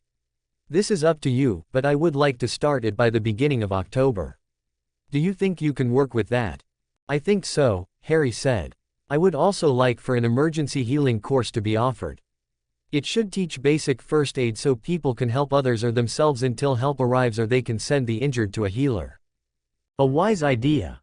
I will speak with Madame Pomfrey about that course. It would also require that you and Miss Greengrass, as well as Miss Delacour, serve as teaching assistants if there are many students. Harry nodded. And that will mean that we have special sessions to learn. But I can prove that I was certified as a field healer, Harry said. We were with Fleur and trained over the summer. Miss Delacour's credentials are good for the summer, Professor McGonagall said. If you can provide me a copy of your credentials from the summer, and I don't mean those you went back in time to get, I will gladly arrange for you to become a teaching assistant. Harry nodded. I shall send them to you tomorrow morning, Harry said. Or you'd bring them to me personally? Most likely, Harry said, seeing McGonagall's wry smile. She knew of his animagus form, as did the Weasleys, Remus, Tonks, Hermione, and Sirius. After the members of the Order of the Phoenix left, or at least those Harry let in on the secret, he saw a bunch of angry Weasleys, an interested godfather, and a werewolf determined to see what was going on. Harry James Potter, what do you mean running off with a Scarlet Woman this summer? Molly demanded to know, her hands on her hips. A younger clone of Molly did the same thing, with fire in her eyes as she glared at Harry. Harry shook his head and spoke. Mrs. Weasley, you have crossed the line I warned you not to cross, Harry said, coolly. Harry, no, Daphne said, placing her hand on his lips to stop him. You don't want to do this. Why not? I warned her not to, Harry said, looking at Daphne. Because it will make certain things difficult for you later on, Daphne said. And we don't want difficult right now in a time of war. You don't want to spend a week on the sofa, do you? Harry paused and nodded. Daphne could be very convincing when she wanted to. Daphne, for you, Harry said, smiling at his beautiful bride. He turned to Mrs. Weasley. You can thank Daphne for keeping me from removing you from the list of friends of the House of Potter, Harry said. I would like for you to not comment on things you do not understand, Harry added. But she's a Slytherin slut, Ron said, for his mother. Harry turned his ire onto his fellow Gryffindor. Think with your brain, Ron, not your inbred prejudices against Slytherins. A person's house at Hogwarts doesn't tell you anything. There are people who hide their abilities and so forth in every house and would be considered Slytherin if the sorting hat were to sort them today. With your prejudices and your ambitions to have everything handed to you, I'm surprised you weren't placed in Slytherin, because you are just like Draco Malfoy. I'm not a stinking Slytherin, and I am nothing like Blood Draco Malfoy. Harry shook his head and turned to Mr. Weasley. Mr. Weasley, if you don't mind my interference, I would suggest that you send your youngest son to his room until he can think about his prejudices. I know you tried to teach him better, but some things are just too hard for him to understand. I understand, Harry, Arthur said. Ronald, you are to go up to your room and remain there until you are awakened to prepare for school. I also suggest that you take the time to pack your trunk so we can get an early start to Hogwarts in the morning. But Dad, I said go, Arthur said. Molly, you should go help Ginny with her packing as well. Harry is right. I don't know where you and Ronald get your prejudices from, but I am going to stop it. You represent the Weasleys, who profess to be better than those who hate non-magical people and those who don't have a long lineage of magic users. I cannot have your prejudices against certain people due to superficial titles harm our good name. Molly and Ron looked shocked at Arthur's commanding words, and Ginny looked as if she was going to protest her father's unfair treatment of her because of Harry. Ginevra, Arthur said, heading off his fiery-tempered daughter. I want you to go to your room to pack before you can get in trouble as well. I think there are a few discussions that Sirius will need to have with his godson about certain issues as well. Harry nodded, accepting it. It was Mr. Weasley's way of rebuking Harry about his arguments with his wife. Sirius also accepted it, knowing that Harry was in the right, but he would warn Harry against antagonizing the Weasleys, as they were allies, and one didn't needlessly antagonize their allies. Harry, if you'll come up to my study, Miss Greengrass, I'm sure that Fleur will escort you to your room while I talk with your betrothed. Daphne nodded. She knew what this was, and she accepted it. Her parents would be doing a similar thing to her right now, and she accepted it as it was. Come Daphne, Fleur said, taking Daphne by the elbow. Let's go and have a woman-to-woman chat. Harry followed Sirius into the Black family master's study. Sirius shut the door and turned to face Harry. Harry, I know you are right in this case, but do you need to antagonize Mrs. Weasley and Ron? I'm sorry, Sirius, but I can't help it. They just rubbed me the wrong way, and I tend to jump up in the defense of those I care about. Sirius paused a moment and looked at his godson. He smiled slightly, as he could see that Harry was the mixture of Lily and James. I know what that's like, Harry. Take it from one who knows. Doing that can lead you to a lot of trouble. Look at me. I wanted to get revenge for what happened to you and it cost me 11 years in Azkaban. I don't want you to make the same mistakes I did. I know, Harry said, softly, I'll try to do better. I know you can do better, Harry, Sirius said. You did a great job this summer with things. Another thing, I am surprised you told everything about your summer. I'm sure telling them that you trained was sufficient enough for now. And telling them of your relationships was fine. I am questioning why you told them everything, such as your training and using a time turner. Some people may take it as evidence you did something illegal and should get in trouble for. I know. I just can't help myself sometimes, and I'm used to telling Hermione just about everything, Harry said. I let my Gryffindor side overrule my Slytherin side again. That happens to all of us, Sirius said, with an amused chuckle, as he walked over to a cabinet. He opened it and pulled out 2 tumblers and a bottle of an amber-colored liquid. He poured 2 glasses. Here. Harry took it and took a sip. Rosmerta's finest, Sirius said, holding it up to the light. Molly wouldn't agree with me, but I know you have lived long enough to handle it properly. And with your life, I'm sure you need it every now and then. Harry took a sip and thought for a few minutes. He cursed himself for not thinking things through. Daphne was sure to let him have it when they were in private. And he was sure Fleur will be disappointed. Damn, Harry said. What is it, Harry? Daphne and Fleur will take me to task about revealing a large number of my secrets, even if we did get a magical oath of sorts from them.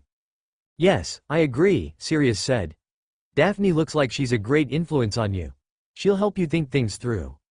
I know that I suffer from the same thing every now and then. It's very dangerous in times like this. Look what happened when I let my sense of revenge get ahead of my planning and upbringing.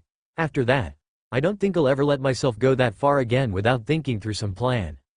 I guess I should take similar measures myself, Harry said, and Daphne will have a good way to help me learn quickly. Yeah, James didn't like sleeping on the sofa either. Harry smiled. I guess he would know about that. Yup, Sirius said, and I helped him earn it too. Harry chuckled. How did you help him earn it? We still performed a lot of mischief after we graduated Hogwarts, Sirius said. We tried to prank everyone at order meetings and Lily was not happy with that.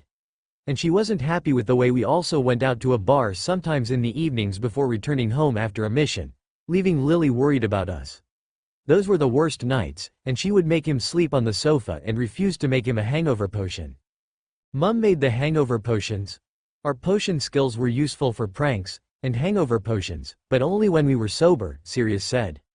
We tried to keep the potion handy, but it has a short shelf life and we weren't always able to keep it. Lily would find it and thrown out the old doses because it is dangerous to use an old potion. Sometimes, she would make us hangover potions, but make us suffer through breakfast and getting ready for a day. But she would always provide it to us if we had a dangerous mission that we had to go on, or something like a Death Eater attack came up. The only other time that she provided it was when she was pregnant with you and on their wedding day. She wanted James and I sober at all times, and Remus had a hard time keeping us that way. What about Pettigrew? Let's not talk about that traitor, Harry, Sirius said, frowning. I don't like to think about him, nor do I like to think about how I spent about a third of my life in Azkaban because of him. I understand, Harry said. I know you do, Sirius said. Now, you should get up to your room and find your lovely ladies. I'm sure they will be talking to you as well. Harry nodded and left to find his room. He found it and knocked on the door. Daphne opened the door. We have to talk, she said, giving him a pointed look. The next morning, Harry awoke from the sofa. Daphne and Fleur had made him sleep on the sofa because of his actions the night before. The least of which were his arguments with the Weasleys. Daphne was most upset that some of their secrets had been revealed, and she, as a Slytherin, and as a smart person, knew that it was best to keep a lot of things secret. With Harry revealing a lot of things, even to allies, it could get around to Voldemort eventually, even with the precaution of a secrecy charm or oath. A properly chastised Harry kissed Daphne and Fleur good morning before getting in the shower. When he got out, Daphne was brushing her hair. He walked over to her, after he was dressed, and took the brush from her hands. Daphne let him, and she closed her eyes as he brushed her hair. After all, they had an hour before breakfast, and Daphne loved letting Harry play with her hair. It also let her apply a little makeup while he brushed her hair, shortening the time it took her to get ready. At breakfast, the youngest Weasleys and their mother ignored Harry, Daphne, and Fleur. Harry thought that was a fine idea right now, as he wasn't in the mood to deal with them. Sirius, who finished breakfast as Harry was starting, stood. Harry, I wish I could see you off, but I have a meeting with Amelia to prepare for. I hope you have a good trip. Thanks, Sirius, Harry said. Oh, and Harry, be prepared for Someth NG to happen today. We have heard several reports that something will happen soon. Harry nodded, knowing that this was the most Sirius could legally tell him. But Harry had prepared already for an attack today on the Hogwarts Express at some point. It would be like Voldemort, but then again, he knew the Ministry would prepare for such an event. What worried Harry more was that the Death Eaters would attack somewhere the Aurors weren't prepared to defend, such as the Ministry of Magic or Diagon Alley. Sirius? Let's just say Voldemort is more likely to attack the Ministry or Diagon Alley. We have the major targets covered, Harry, Sirius said. We have teams out there all the time and we have several strike teams available to reinforce the areas of an attack. That's all I can say. And that's all you'd better say, Black, Moody said. You can tell Potter this because it is public knowledge. Remember, Potter, constant vigilance. Yes sir, Harry replied. After Ron and the twins packed at the last minute, leaving the others rolling their eyes, Harry created the portkey that would take them to King's Cross.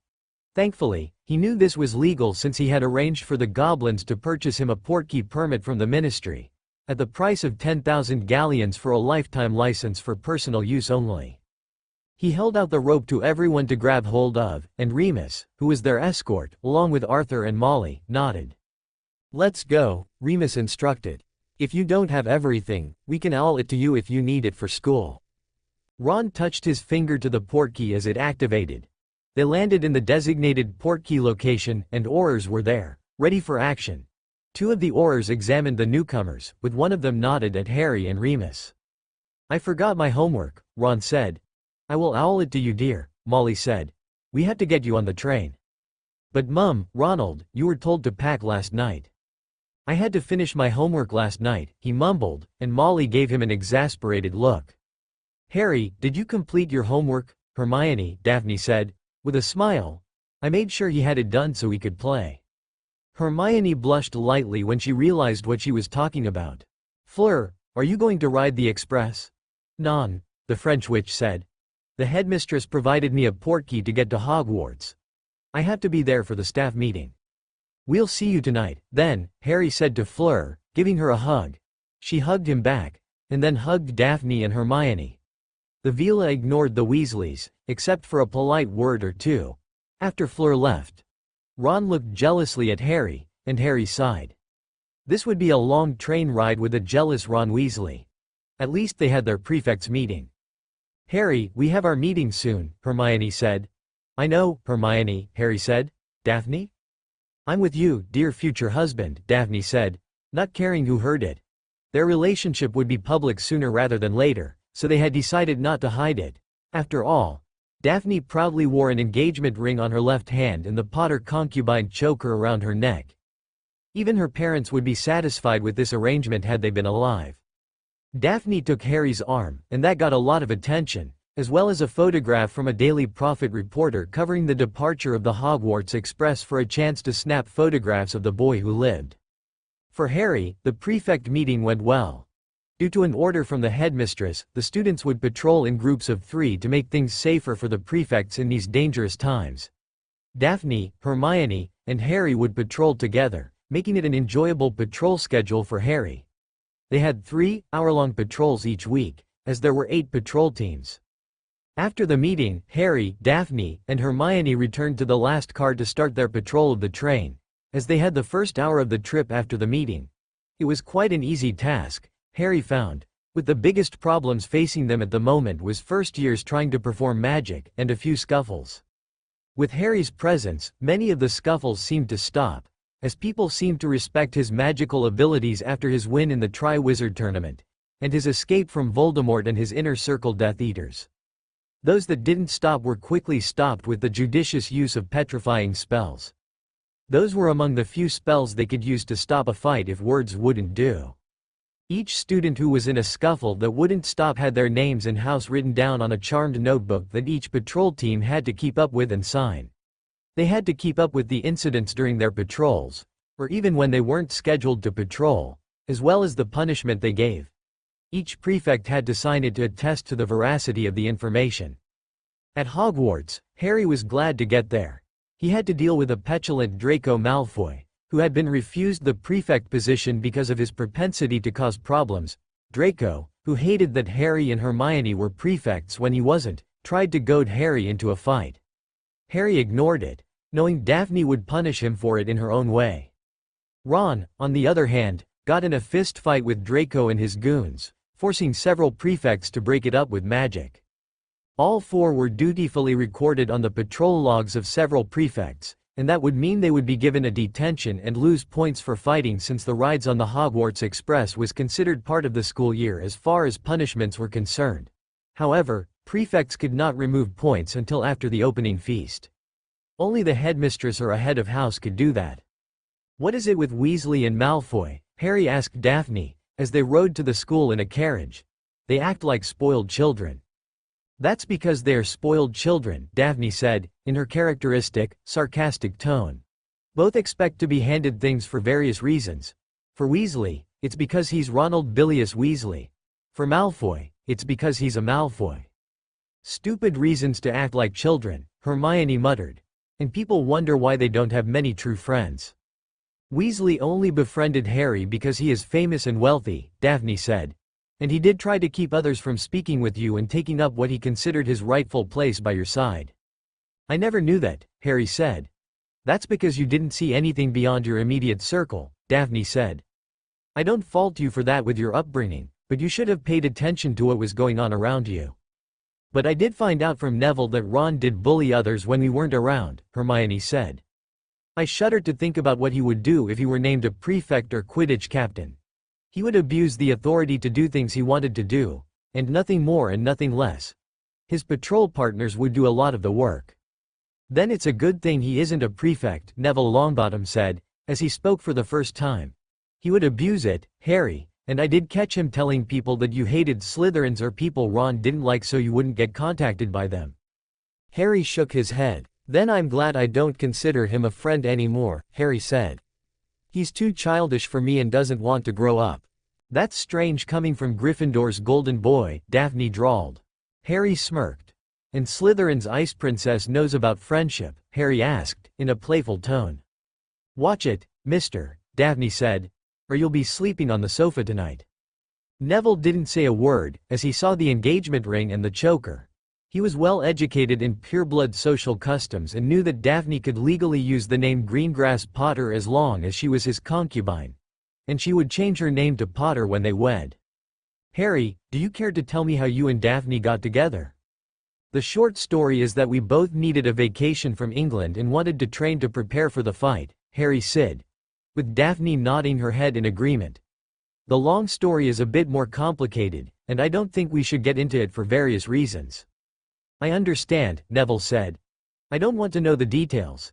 I was just curious how you two started to date when Ron wouldn't like it. Let's leave Ron out of this, Harry said. The opening feast was like usual, and, after the announcements by McGonagall, Harry and Hermione stood to herd the first years to Gryffindor Tower. First year lions over here, Harry said, in a loud voice. Hermione smirked and copied Harry's call, as the fifth-year prefects always had to escort the first years to the tower and tell them the password.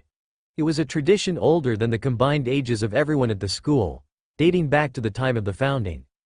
Once they had all of them, Harry spoke. Please pay attention to the route we take, Harry said. It will help you tomorrow when it's time for breakfast. And we will give you hand-drawn maps that show the best ways to get to each classroom, the library, the common room, and the Great Hall, Hermione said. But you have to remember the staircases, and we have included a list of tricks that are commonly seen on the paths you should take. Harry smirked at Hermione, who he knew would be thorough in helping the first years. After they got to Gryffindor Tower, Harry stopped in front of the fat lady. This is the Gryffindor portrait guardian, Harry said. We affectionately call her. The fat lady, the portrait said, primly. It's nice to meet you.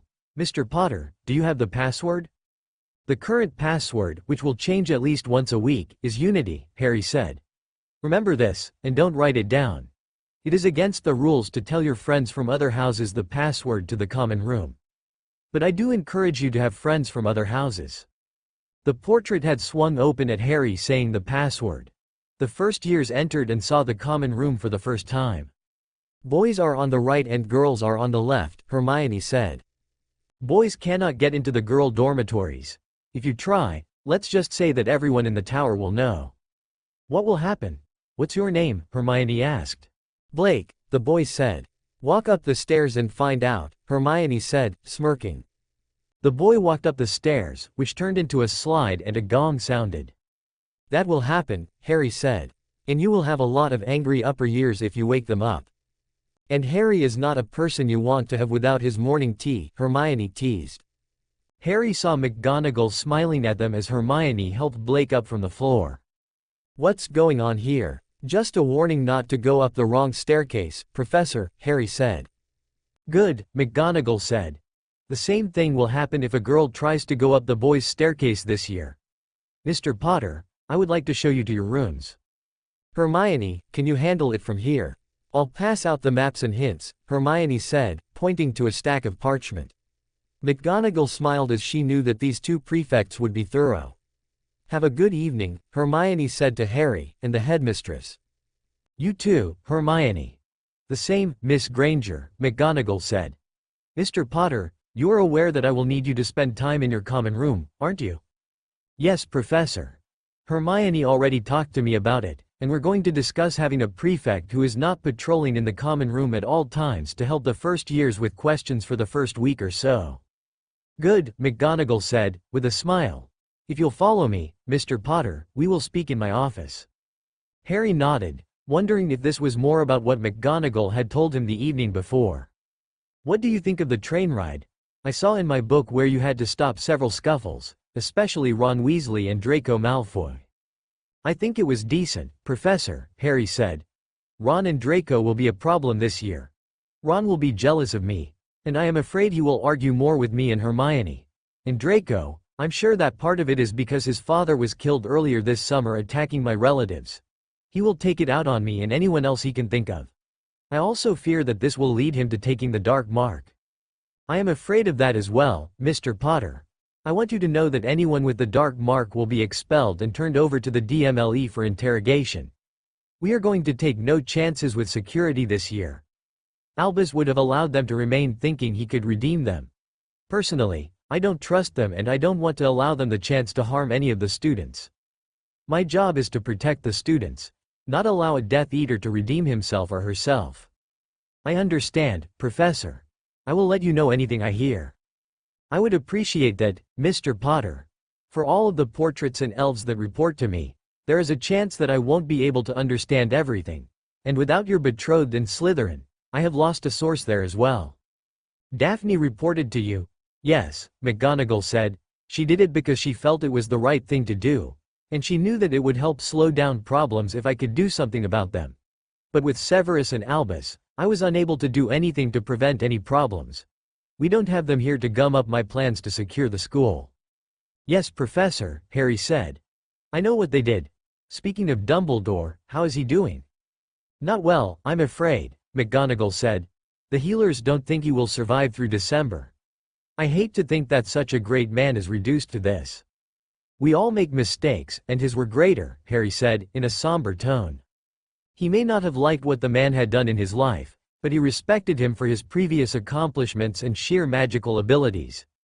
And our society believed he was infallible for decades. For that reason, if I defeat Voldemort, I want to be a behind-the-scenes person, putting out my support to the causes that need it, but leaving the day-to-day work to others. I don't have a desire to work in politics, but I know it will be a part of my life. It will, Mr. Potter. They reached the gargoyle and McGonagall gave the password. Wronski faint, she said, and the gargoyle opened. Harry smiled at the password. Please, after you, Professor. McGonagall smiled and led the way up to the office. She opened the door and Aberforth Dumbledore was there. I've closed the bar early tonight for an hour or so, he said. Thank you for coming, Aberforth, Minerva said. Mr. Potter, this is Aberforth Dumbledore, the barkeeper at the Hogshead and Albus' brother. It's nice to meet you, sir, Harry said, holding out his hand. The bearded man shook it. It's nice to meet you too, Mr. Potter. You sure do have the spirit of your mother in you. She was quite mischievous when she put her mind to it. Harry smiled. He was compared to his father more than his mother, and this was a welcome change. Please, have a seat, McGonagall said, waving her hand. We have several things to discuss. Mr. Potter, Aberforth began. Minerva has told me that you have been informed of your training schedule. Yes, sir, Harry said. I am to take non-spell classes and will have my spell classes taught by others. Indeed you will. I will be teaching you twice a week in the mornings when the bar isn't so busy. Phileas and Minerva will also teach you, or at least give you guidance as to what to learn since I have heard you studied a bit over the summer. Harry nodded. I did train a bit over the summer, sir. I hope you enjoyed it, Mr. Potter. After all, you now have 2 concubines to support, and a soon-to-be wife. That will greatly restrict your freedom. But it's a good way, Harry said, smiling wistfully. Daphne and Fleur are good for me, and I think I agree with the family life. Aberforth gave a hearty chuckle. I'm not surprised at all, he said. With the way you were raised, I am happy you want nothing more than to have a family, even in these times. We are not here to socialize, Minerva said. It's getting late, and we all have things to do. Mr. Potter, these things are what my brother wanted you to have. I have added a few of his books that I want you to have to study by.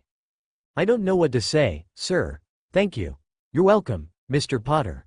I do know that my brother left copies of several memories he wanted to go over with you at a later date. I do not know what the contents are, but I am sure they will pertain to this Dark Lord we're facing. The books that you have include Albus' notebook on the war, and my personal notebook. My notebook is my recollection and beliefs about the identities of Death Eaters and their tactics. I have a copy of this book I keep up to date at my place, and when I add something, it will be added to yours. This is also a direct link to the intelligence I gather from listening to patrons. It's quite amazing to find out what people will say when they think I'm a shady barkeeper. Harry smiled. I really appreciate it. Does Sirius know about this? Alistair Moody has the other copy, Aberforth said. He adds in his own intelligence, when he can do so without breaking ministry oaths or laws. And I should think that you would do the same. All three are linked, and when one is updated, the cover will show a phoenix visible only to you. If you'll allow me to show you how to key it to you, we will continue our business and you can join your lovely ladies for a nightcap. Harry smiled and then Aberforth helped him secure the notebook. An hour later, Harry was in his new quarters, with Daphne and Fleur waiting on him wearing nothing but silk lingerie. Harry placed his new things on the table and, with a wave of his wand, was as the day he was born. While Harry was enjoying a night with his lovely ladies, Ginny Weasley was lying thoughtful in her bed. She knew that she wanted Harry, but to get him, she had to get him away from those two sluts. However, with the warning her father gave her, and the talk her mother gave her, she knew that she wouldn't have an easy time of it. As she thought about it, Ginny started to cry. She realized that she couldn't live her dream of marrying the boy who lived. Even if he did marry her because of some potion, she would suffer because she could be charged with line theft if it ever came to light. And with a betrothed and a concubine, the best Ginny could hope for was concubine status.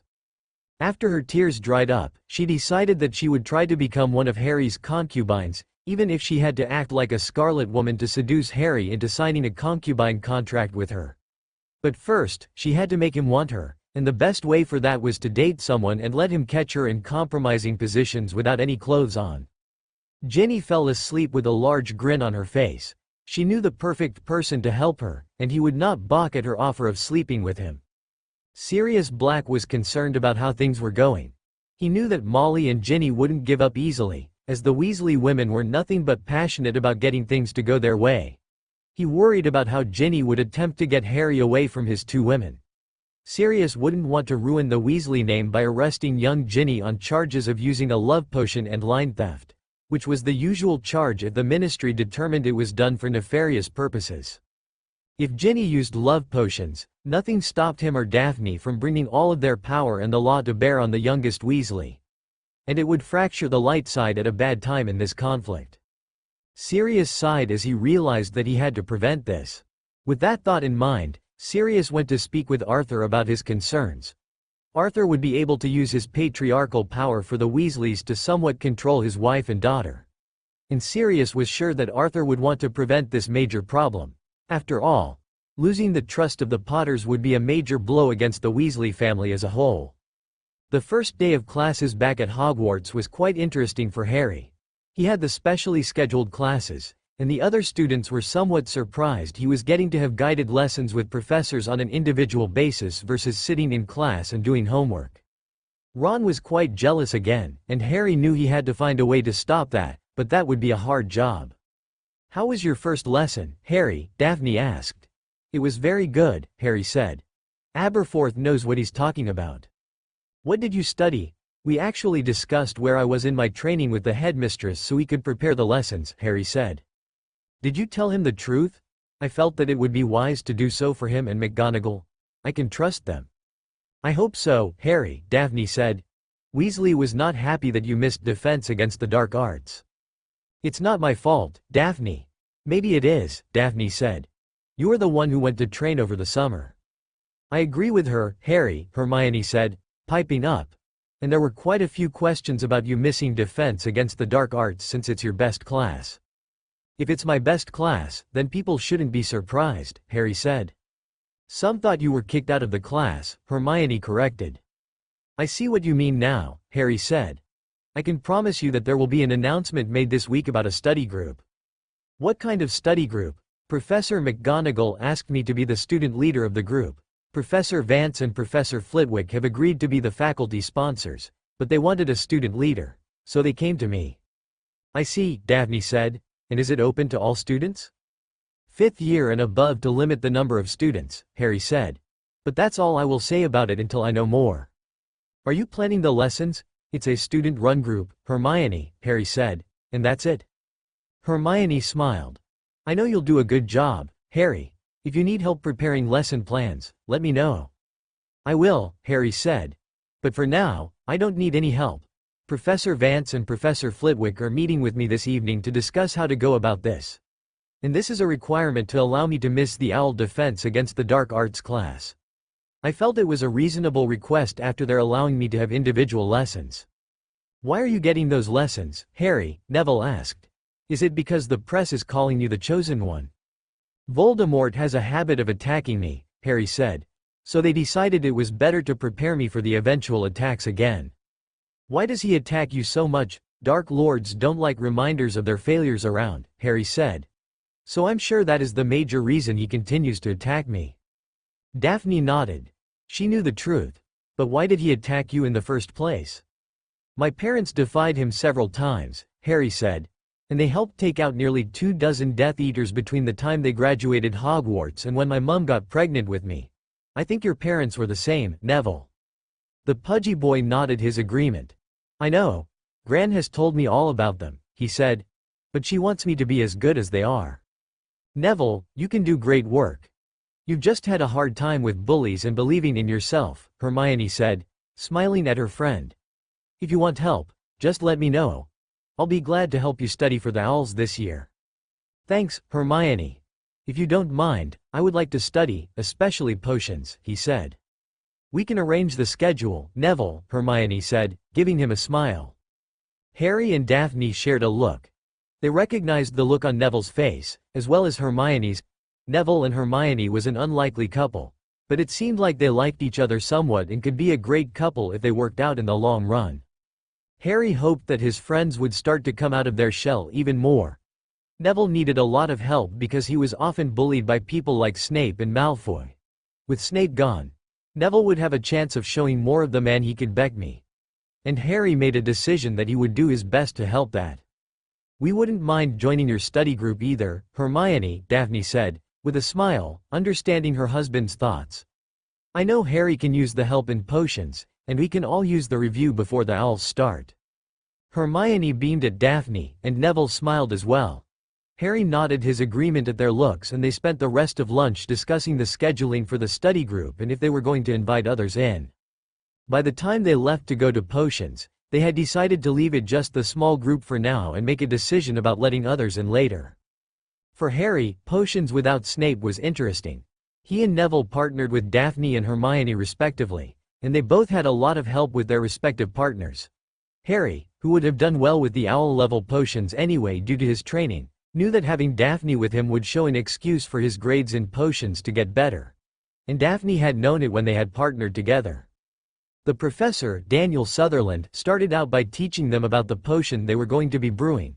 Since the potion only took a half hour to brew, they would have more time to study the potion and learn about how to brew it. Professor Sutherland showed them how to brew the potion first, and then set them to work brewing the potion.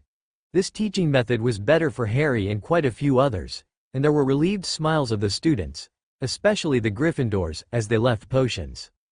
Some of the Slytherins, like Draco Malfoy and Pansy Parkinson, were not happy with the way potions class had gone, as they had been docked points and given detentions for attempting to cheat and for attempting to sabotage the work by other students. Mr. Malfoy, Miss Parkinson, I expect you in my office at 7 sharp this evening to serve your detention.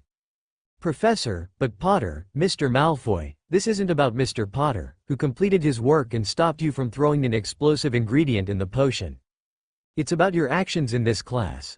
I am appalled that Severus would let such atrocities occur. And I am not surprised why the grades are this way because Severus is a Death Eater and very biased against certain people. I am not going to be biased, and I will be fair to everyone. And I will punish everyone who deserves it. Now get to dinner, as you will spend the entire evening with me. Yes, Professor, Malfoy said. The blonde-haired teen then sulked out of the classroom, followed by an equally sulking Pansy Parkinson. At the end of the first week of classes, Harry was meeting with his tutors to discuss his progress. "Mr. Potter," Minerva said, "I dare say that you are well prepared to take your newts in Transfiguration. As well as in Charms and Defense against the Dark Arts," Phileas said. "I would suggest that you start independent study toward a mastery certificate in those areas, if you are so inclined. If you don't seek a mastery certification, then I will require that you become a teaching assistant in those areas," McGonagall said. "I am inclined to make you a teaching assistant to give you more authority for the Defense Against the Dark Arts study group you will be leading. Aberforth, what would you say to that?" "I think that Mr. Potter needs to continue to study advanced spells," he said. "I can teach more advanced spells, and I am known for work in charms." Minerva rolled her eyes. "Infamous is more like it," she said to her old friend. "Mr. Potter, I will give you a week to decide if you wish to seek mastery certification. I am willing to take you on as an apprentice in Transfiguration since I know that you will earn the mastery before or soon after you graduate from Hogwarts. This way, I can teach you advanced spells, and we can discuss adding a Transfiguration study group under your tutelage." "I, too, extend the offer for an apprentice, Mr. Potter," Flitwick said. "Your work in charms reminds me greatly of your mother, and you obviously had a great instructor over the summer. I won't ask who your instructor is because some of them require a non-disclosure agreement, but I do commend you." "Thank you, professors," Harry said. "I'm not sure what to say about this, but I would like to seriously consider it for the future." "Good, Mr. Potter," McGonagall said. "If you are good enough, then, when you graduate, I wouldn't mind hiring you as a full-time professor if we have an opening. I am also looking at options to increase the curriculum to include dueling and an advanced elective in both Transfiguration and Charms to allow for students who wish to study beyond the newt level.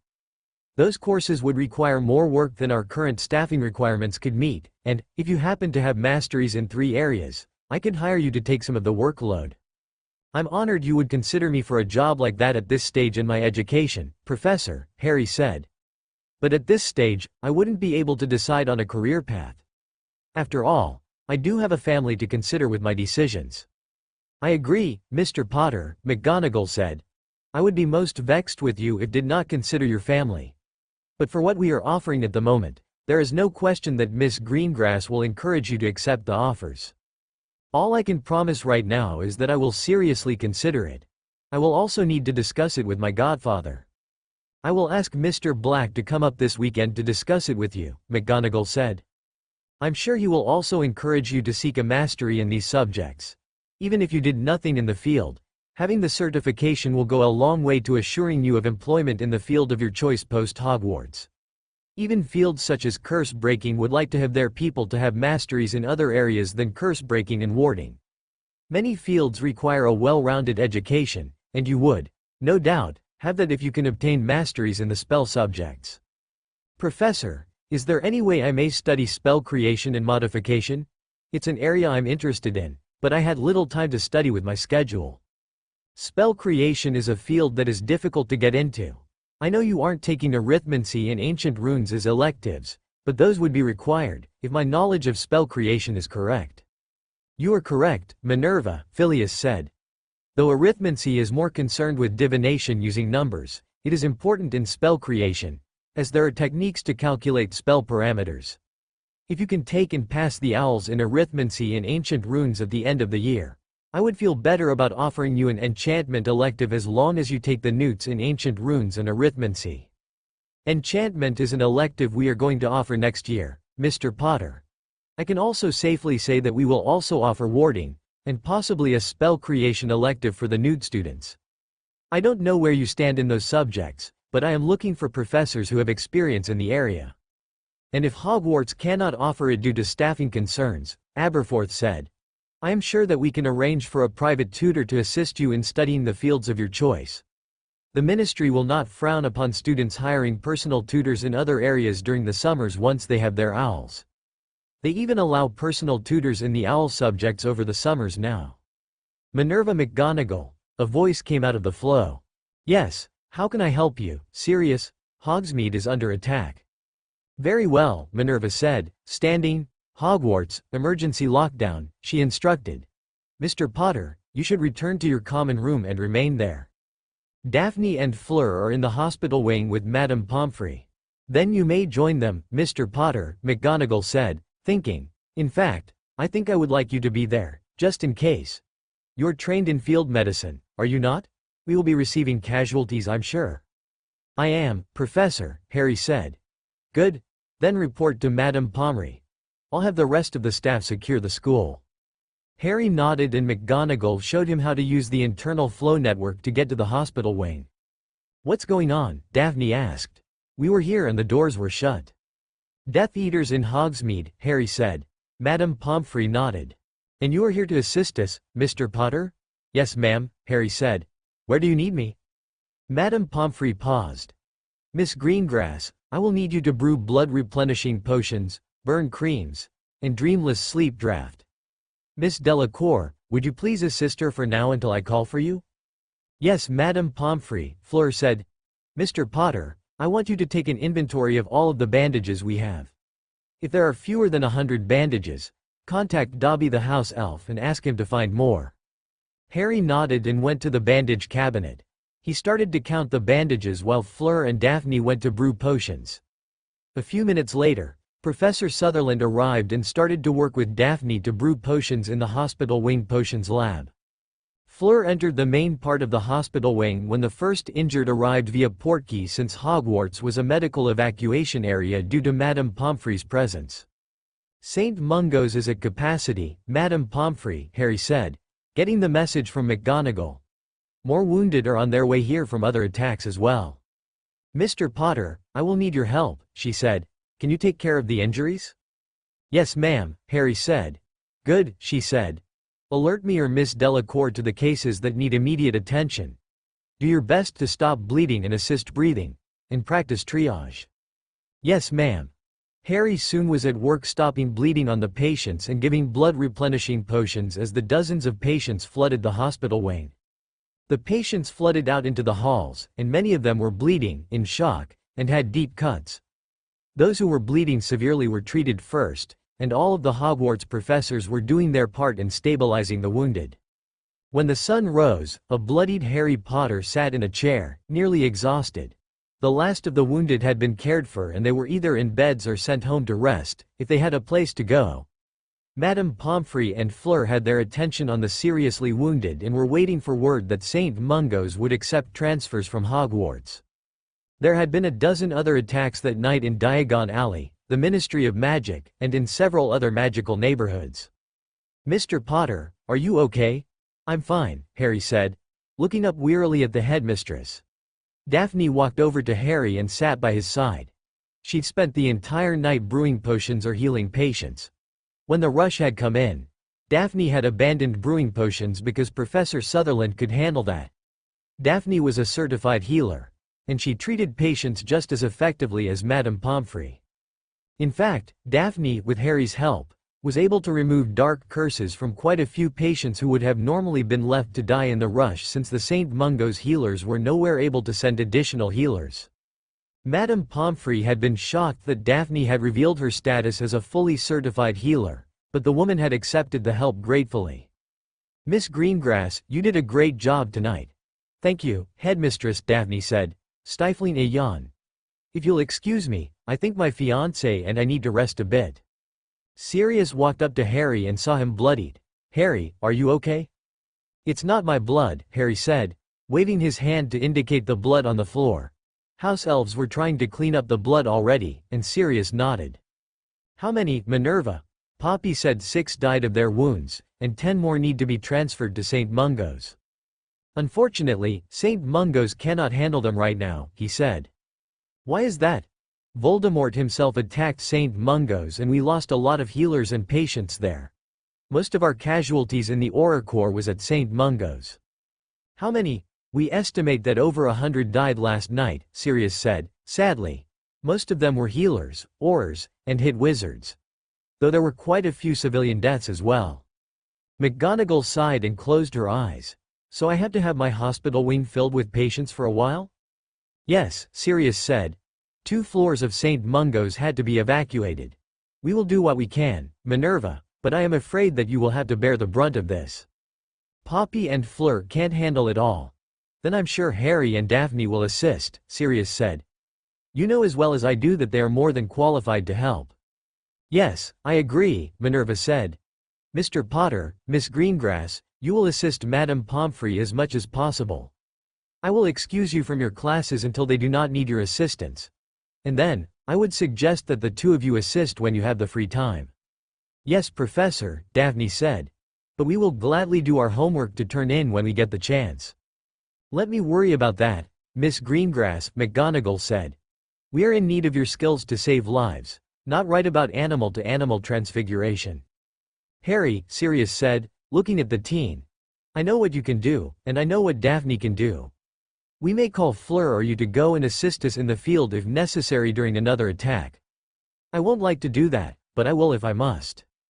Harry nodded. They'll be better off staying here and letting Madame Pomfrey go in the field with Miss Delacour, McGonagall said. I can't do that, Sirius said. Minister Bones said that we are to protect all of our healers, so we will, more likely than not, send casualties here under stasis charms. I know we will lose some that way, but we will lose more lives if the healers are turned into casualties.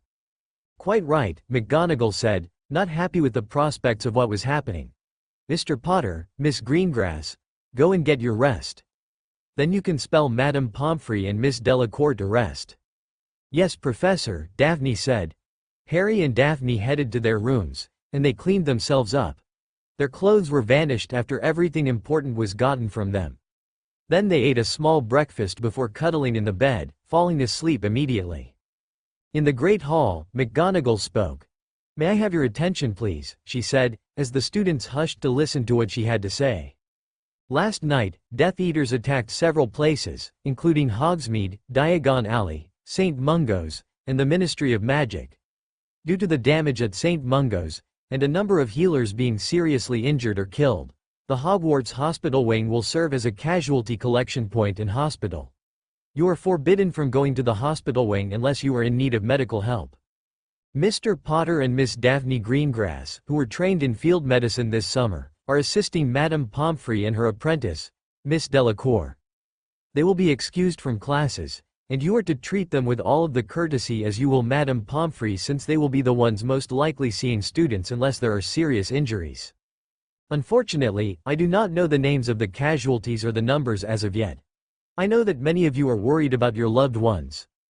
Rest assured that we will do our best to let you know if your loved ones are among the casualties. McGonagall paused. Due to this emergency situation, all Hogsmeade visits and Quidditch games are cancelled due to the attacks. Some of the older students will be asked to assist Professor Sutherland in brewing potions for the hospital wing. Some of you may also be asked to help Professors Sprout or Hagrid harvest potions ingredients. The rest of you are asked to remain out of the way and help when asked. I thank all of you in advance for your cooperation. McGonagall sat down and the students started to chat about this. Why are Daphne and Harry helping the injured? They are trained in field healing, Ronald, Hermione said. You heard Professor McGonagall. Do you think they'll be allowed out of classes? Most likely, Hermione said. I should be allowed out of classes, Ron exclaimed. Miss Granger? Yes, Professor, Hermione asked McGonagall. Can you go assist Madame Pomfrey? She needs people to help administer potions and prepare supplies. I can do that, Professor, Hermione said. Where do I need to go? The hospital wing is sufficient. Madame Pomfrey or Miss Delacour will give you instructions. Hermione nodded and stood to go help. Ron looked jealous, as Neville and Susan Bones followed Professor Sprout to the greenhouses, as the twins followed Hagrid to help. Ron felt left out. When Harry and Daphne relieved a weary Madame Pomfrey, they still had 24 patients in the care of the hospital wing. Most were now in stable condition and were just waiting transfer to St. Mungo's or release. This is a list of the patients, the weary hospital wing matron said. None of them are in bad condition, and most will be discharged within 24 or 48 hours. I ask that you alert me if St. Mungo's is able to accept transfers, or if we get more casualties. Yes, Madame Pomfrey, Daphne said, as she was going to take over as the lead person on the shift. We will be ready for dinner and we will discuss the shifts we should take. I only think one person will need to stay awake and manage the night shift. Most likely, that will be Fleur since she has more training than the two of you. Both nodded, but knew that it was officially because Fleur was the healing apprentice.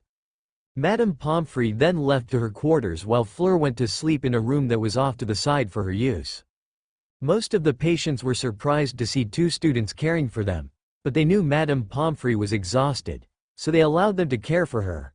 And it was now obvious that the two were trained in field medicine, as the Daily Prophet had carried the story in a special edition, which detailed the attacks and the ministry's official response. After the patient rounds, Daphne and Harry continued to take stock of what the hospital wing had. Professor Sutherland arrived and he looked around for someone. "Where's Poppy?" "She and Fleur are sleeping," Harry replied. "How can I help you, Professor?" "Do you need any more potions right now?" "This is the last batch she asked for," he added, setting a box of files on the table. Daphne walked up and handed him a list. "This is what we need," she said. "We want to stock up, just in case. Most of these potions can be shelved for several months to several years." Professor Sutherland nodded. He was quite pleased with Daphne's knowledge of potions, and, of course, she was easy on the eyes. "Miss Greengrass, I would like to offer you an apprenticeship in potions," the man said, giving her a look. Daphne's eyes narrowed, as she had seen how his eyes were glued to her body when they were working together. "Unfortunately, Professor," Daphne said. "I will have to discuss this with Harry, my betrothed," she added. "I understand," the man said, catching her not so thinly veiled hint. "I will start on these potions and get back to you. It may not be this evening, but they will be ready within a day or so." "Thank you, Professor," Daphne said. "You have been a great help so far." With that, the potions professor knew that he'd been dismissed by Daphne. He shook his head, and he saw Harry looking at him with a slight coldness in his eyes. With Harry's eyes being without glasses due to his contacts, the professor shuddered thinking about the pain and suffering the eyes promised him if he didn't leave Daphne alone. With that, the 24-year-old professor decided it was best that he leave the students alone and get back to his job after his brush with a lot of pain. Daphne smirked as the professor left the room, especially when she saw Harry's eyes. "Harry, darling," Daphne said, "you don't have to stare down the professor." "I know, love," Harry replied. "I didn't like how he looked at you." "I think he got the message," Headmistress McGonagall said, dryly. "I will speak with Professor Sutherland to ensure that he has his mind on his job and not inappropriate things. How are things?" "We're doing well here, Professor," Daphne said. "Just restocking while the patients rest. Madame Pomfrey left a list and we don't have to do much other than to clean wounds and apply a few slaves or potions before she'll be ready again." "I understand," McGonagall said. "Please let me know if you need something. The house elves are ready to help as well." "We could use a few more bandages," Daphne said, consulting a list. "What kind?" McGonagall asked. "This is the list of what Madame Pomfrey noted, and what I noted," Daphne said. "Would it be amiss if we prepared for another night like last night?" "No, it would not," McGonagall said. "I will get Miss Granger and a few students to work on this. They will help you stock the shelves when we get the supplies." "Thank you, Professor," Daphne said. "If you'll excuse me, I have to administer a few potions."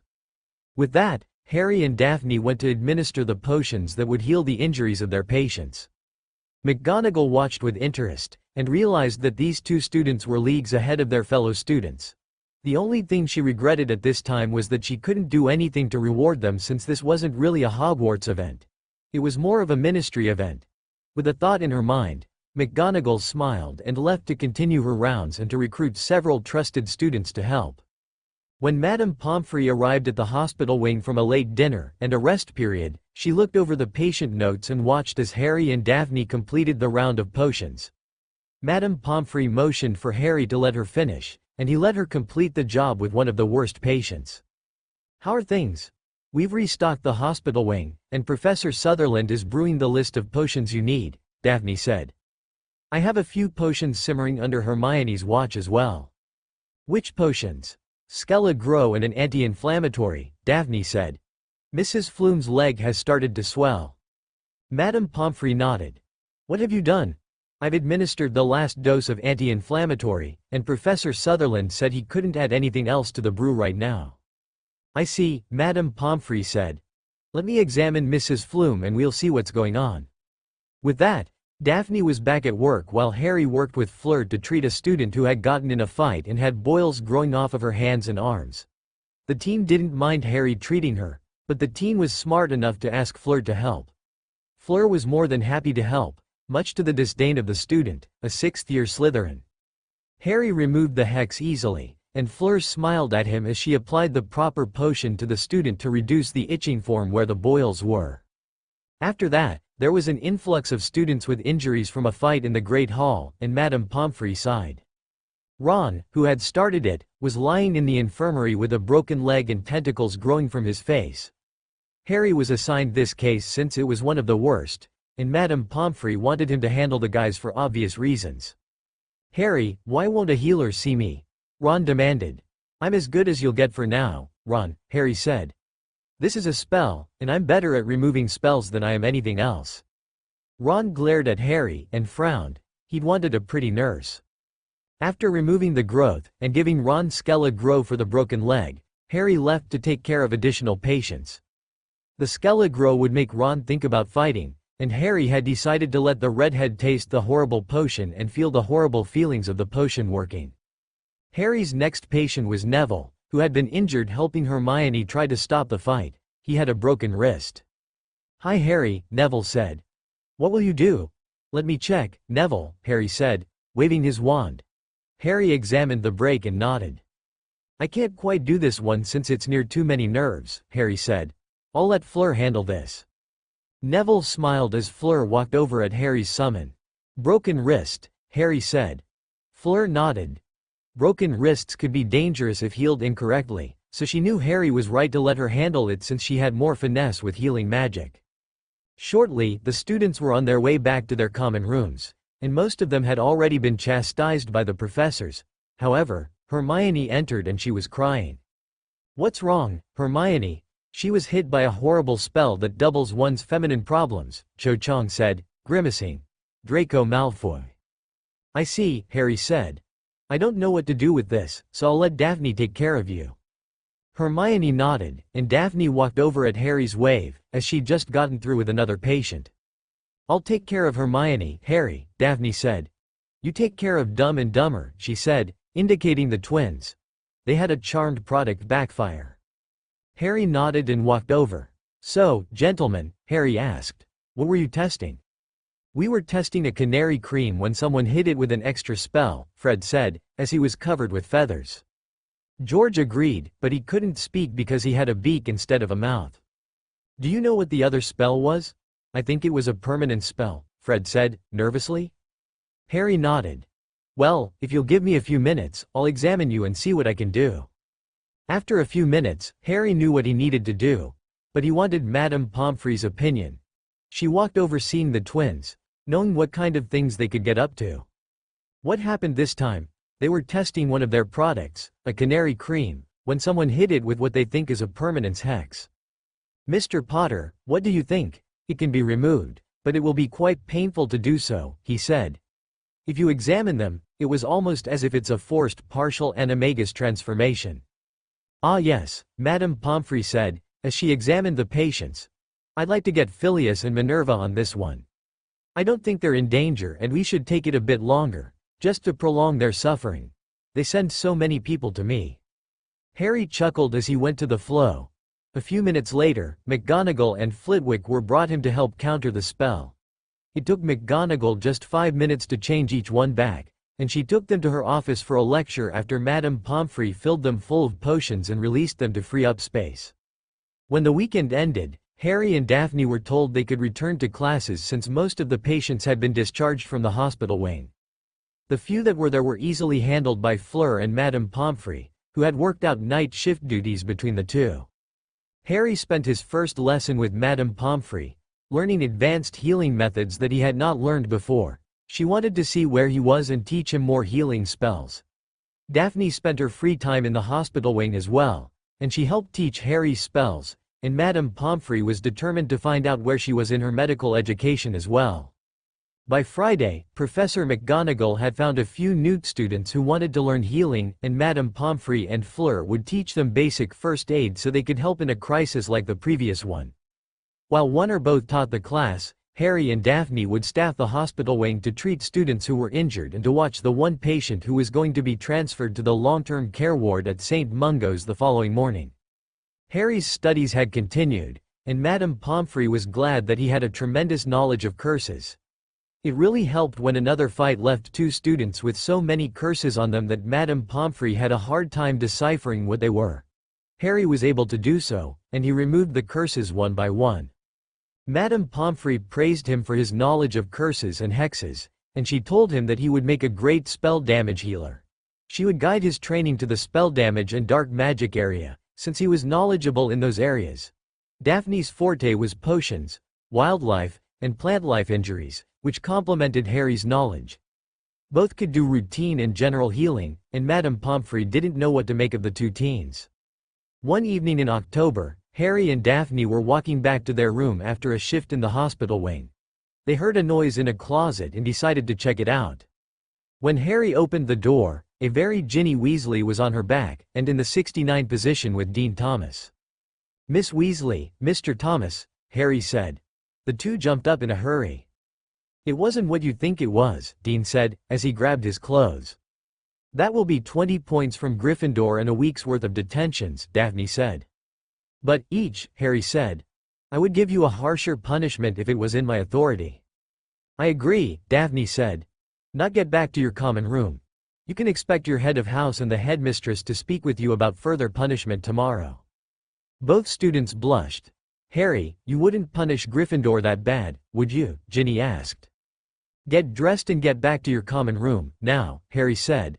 "Oh, before I forget, that's 10 more points each and a night's detention for being out past curfew. And 10 more points each for being out of bounds." After they were dressed, Ginny and Dean hurried out, and Harry followed them on the Marauders map, to Daphne's delight. "How should we write it up?" Harry smiled slightly and then took out his patrol notebook and wrote down the time and date. Date: October 15, 1995. Time: 23:14. Students: Ginny Weasley, Gryffindor; Dean Thomas, Gryffindor. Location: 4th floor corridor broom cupboard, between Potter-occupied quarters and library. Violation: out after curfew, out of bounds, out of school uniform, inappropriate acts of a sexual nature. Action taken: loss of 40 points per student, 20 sexual activity, 10 curfew violation, 10 out of bounds, 6 nights of detention per student to be assigned by head of house, headmistress, 5 sexual activity, 1 curfew violation, verbal warning to return to common room. Further punishment recommended: further loss of points, further detention, notification of parents, 2 weeks restricted to common room outside of class hours and mealtimes. Prefects present: H. Potter, D. Greengrass. Potter. Daphne read Harry's recommendations on the punishments and smiled. "I like how you recommended that their parents be notified. I'm sure Professor McGonagall will remove 50 points each and give them more detentions." "I know she will," Harry said. "Let's get back to our quarters." "And make love," Daphne said, with a smirk. "It is okay for us to make love as long as I don't get pregnant." Harry nodded and smirked. He really loved Daphne's sense of humor. The next morning, Harry and Daphne were asked to visit with Professor McGonagall before classes. "Mr. Potter, Miss Greengrass, I want to speak with you about Mr. Thomas and Miss Weasley." Harry nodded. "What questions do you have, Professor?" "What were they doing?"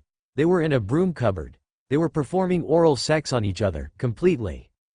"I see," McGonagall said, pursing her lips.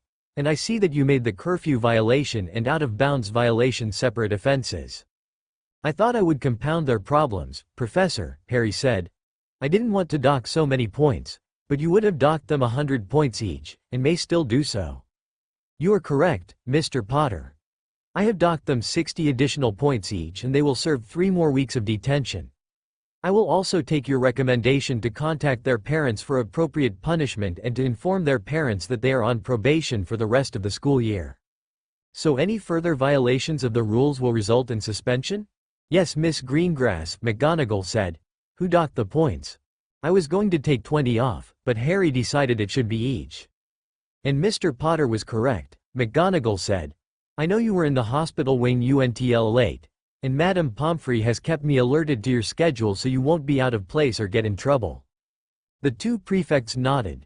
"Further, since both of you are now apprentices, I will trust you with more authority to remove points and give detentions.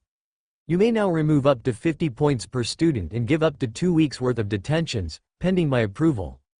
I do expect you to continue to write down punishments in your notebooks, as I use this for every professor and staff member to monitor their use of the point system. You will have no curfew, as you can be called to the hospital wing in the event your assistance is needed for any reason. I expect that the two of you will not abuse this privilege. We won't, Professor, Daphne promised. The fire flared to life, and a voice came over. Headmistress McGonagall? Yes, Arthur? Molly said that you wished to speak with us about our daughter's actions? Yes, I did. Come on through, Arthur. Mr. and Mrs. Weasley exited out of the fire a moment after Mr. Weasley's head left. Harry, what a surprise, Mr. Weasley said. It's good to see you again. And good to see you again, Mr. Weasley, Harry said, shaking the man's hand. Mr. Potter, Miss Greengrass, I want you to stay for this. The two nodded, and Harry stood. Professor, permission to conjure a love seat?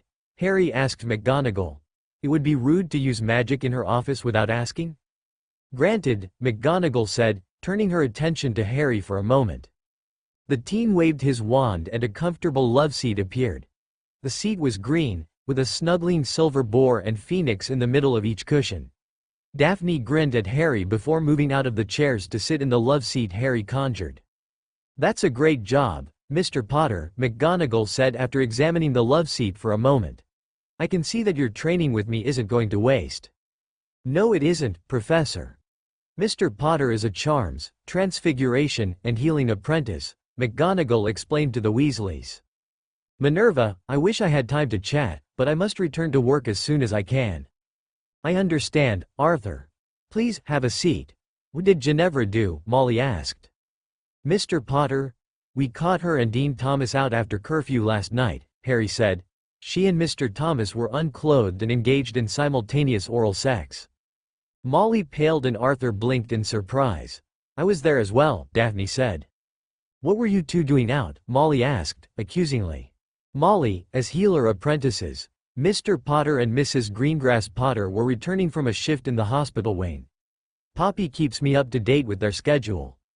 I see, the woman said. Why is it you wanted me here? I wanted to inform you that if your daughter breaks any more rules that loses her 20 points or gains a week's detention this year for a single event, she will be suspended from Hogwarts for 2 weeks. This will also remove her from any extracurricular activities all year and she will no longer be eligible for a student leadership position for her remaining time at Hogwarts.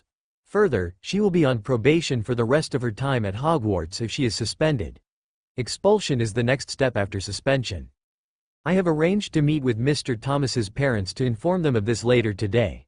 And I will speak with Mr. Thomas and Miss Weasley after lunch to inform them of their further punishment and their probation for the remainder of the year.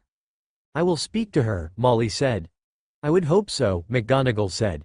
This is all I had to say, but I wanted to tell you in person. Thank you, Minerva, Arthur said, sadly. I trust that you will ensure that she truly deserves her punishment if she gets it. I will, Arthur, Minerva said in a sympathetic voice. As it stands, she and Mr. Thomas lost a combined 200 points from Gryffindor, and will each have 4 weeks' worth of detention served with various professors. I have also taken the step to restrict them to their common room for 2 weeks when they aren't in classes, in a designated study hall, or in meals. If they violate these provisions, they will be suspended automatically since breaking restriction is an automatic 50-point deduction and 2 weeks' worth of detention, which they will be assessed in addition to the suspension. May I speak with my daughter today? Certainly, McGonagall said. She has a free hour next period, and we can speak with her together, if you'd like. Mr. Potter, Mrs. Greengrass Potter, you are dismissed. This note will get you in your classes. Thank you, Professor, Harry said, taking the note. Have a good day, Mr. and Mrs. Weasley, headmistress. You too, Harry, Miss Greengrass, Arthur said. Oh, Harry, Minister Bones will be coming to speak with you and your betrothed this afternoon. She asked me to alert you that she will be coming. Thank you, Harry said, giving the man a nod. I will await her call. When Minister Bones arrived, Harry and Daphne were in the hospital wing for one of their lessons. Harry's lessons had been aimed more toward healing after he admitted that he wouldn't mind becoming a dark magic specialist. He still met with Aberforth 3 mornings a week, as well as Professor Flitwick and McGonagall once a week to continue his training in combat magic, charms, and transfiguration. "Hello, Minister," Harry said, as he saw her enter the hospital wing with Professor McGonagall. "Good afternoon, Minister," Daphne said, with a smile. "Mr. Potter, Mrs. Greengrass Potter," the minister said, with a smile. "Madam Pomfrey, would you mind if I steal your apprentices for a few moments?" "Not at all, Minister," the woman said to her classmate. "I was just finishing up a lesson and they were about to go and brew a potion for me." Amelia smiled, and McGonagall motioned for them to follow. When they were in a private area, Minister Bones started. "Permission to put up privacy charms?" Harry asked. "Certainly," McGonagall said. Harry took out his wand and waved it a few times, muttering incantations. Several flashes of magic accompanied his wand work, and, when he was done, he nodded to the minister and put his wand back in the holster. The minister paused a moment in surprise, as she recognized all of those spells, and even some of her aurors had a hard time with those privacy spells. But her reason for being here was probably the reason he knew all of those spells in the first place. "I am surprised that the two of you are already apprentices," she said. "When I had Alistair do some research, he came up with several implausible things that happened for you. For instance, the two of you have graduation certificates from the Merlin Academy of Advanced Magic.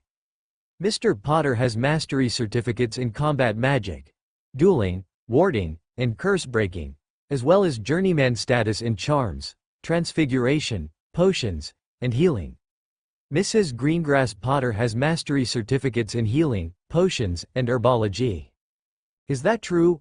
"It is," Harry said, seeing no reason to lie to her. "I guess the charms that were to hide our identities ended when we returned to our own time." "I would say so, Mr. Potter," Minister Bones said.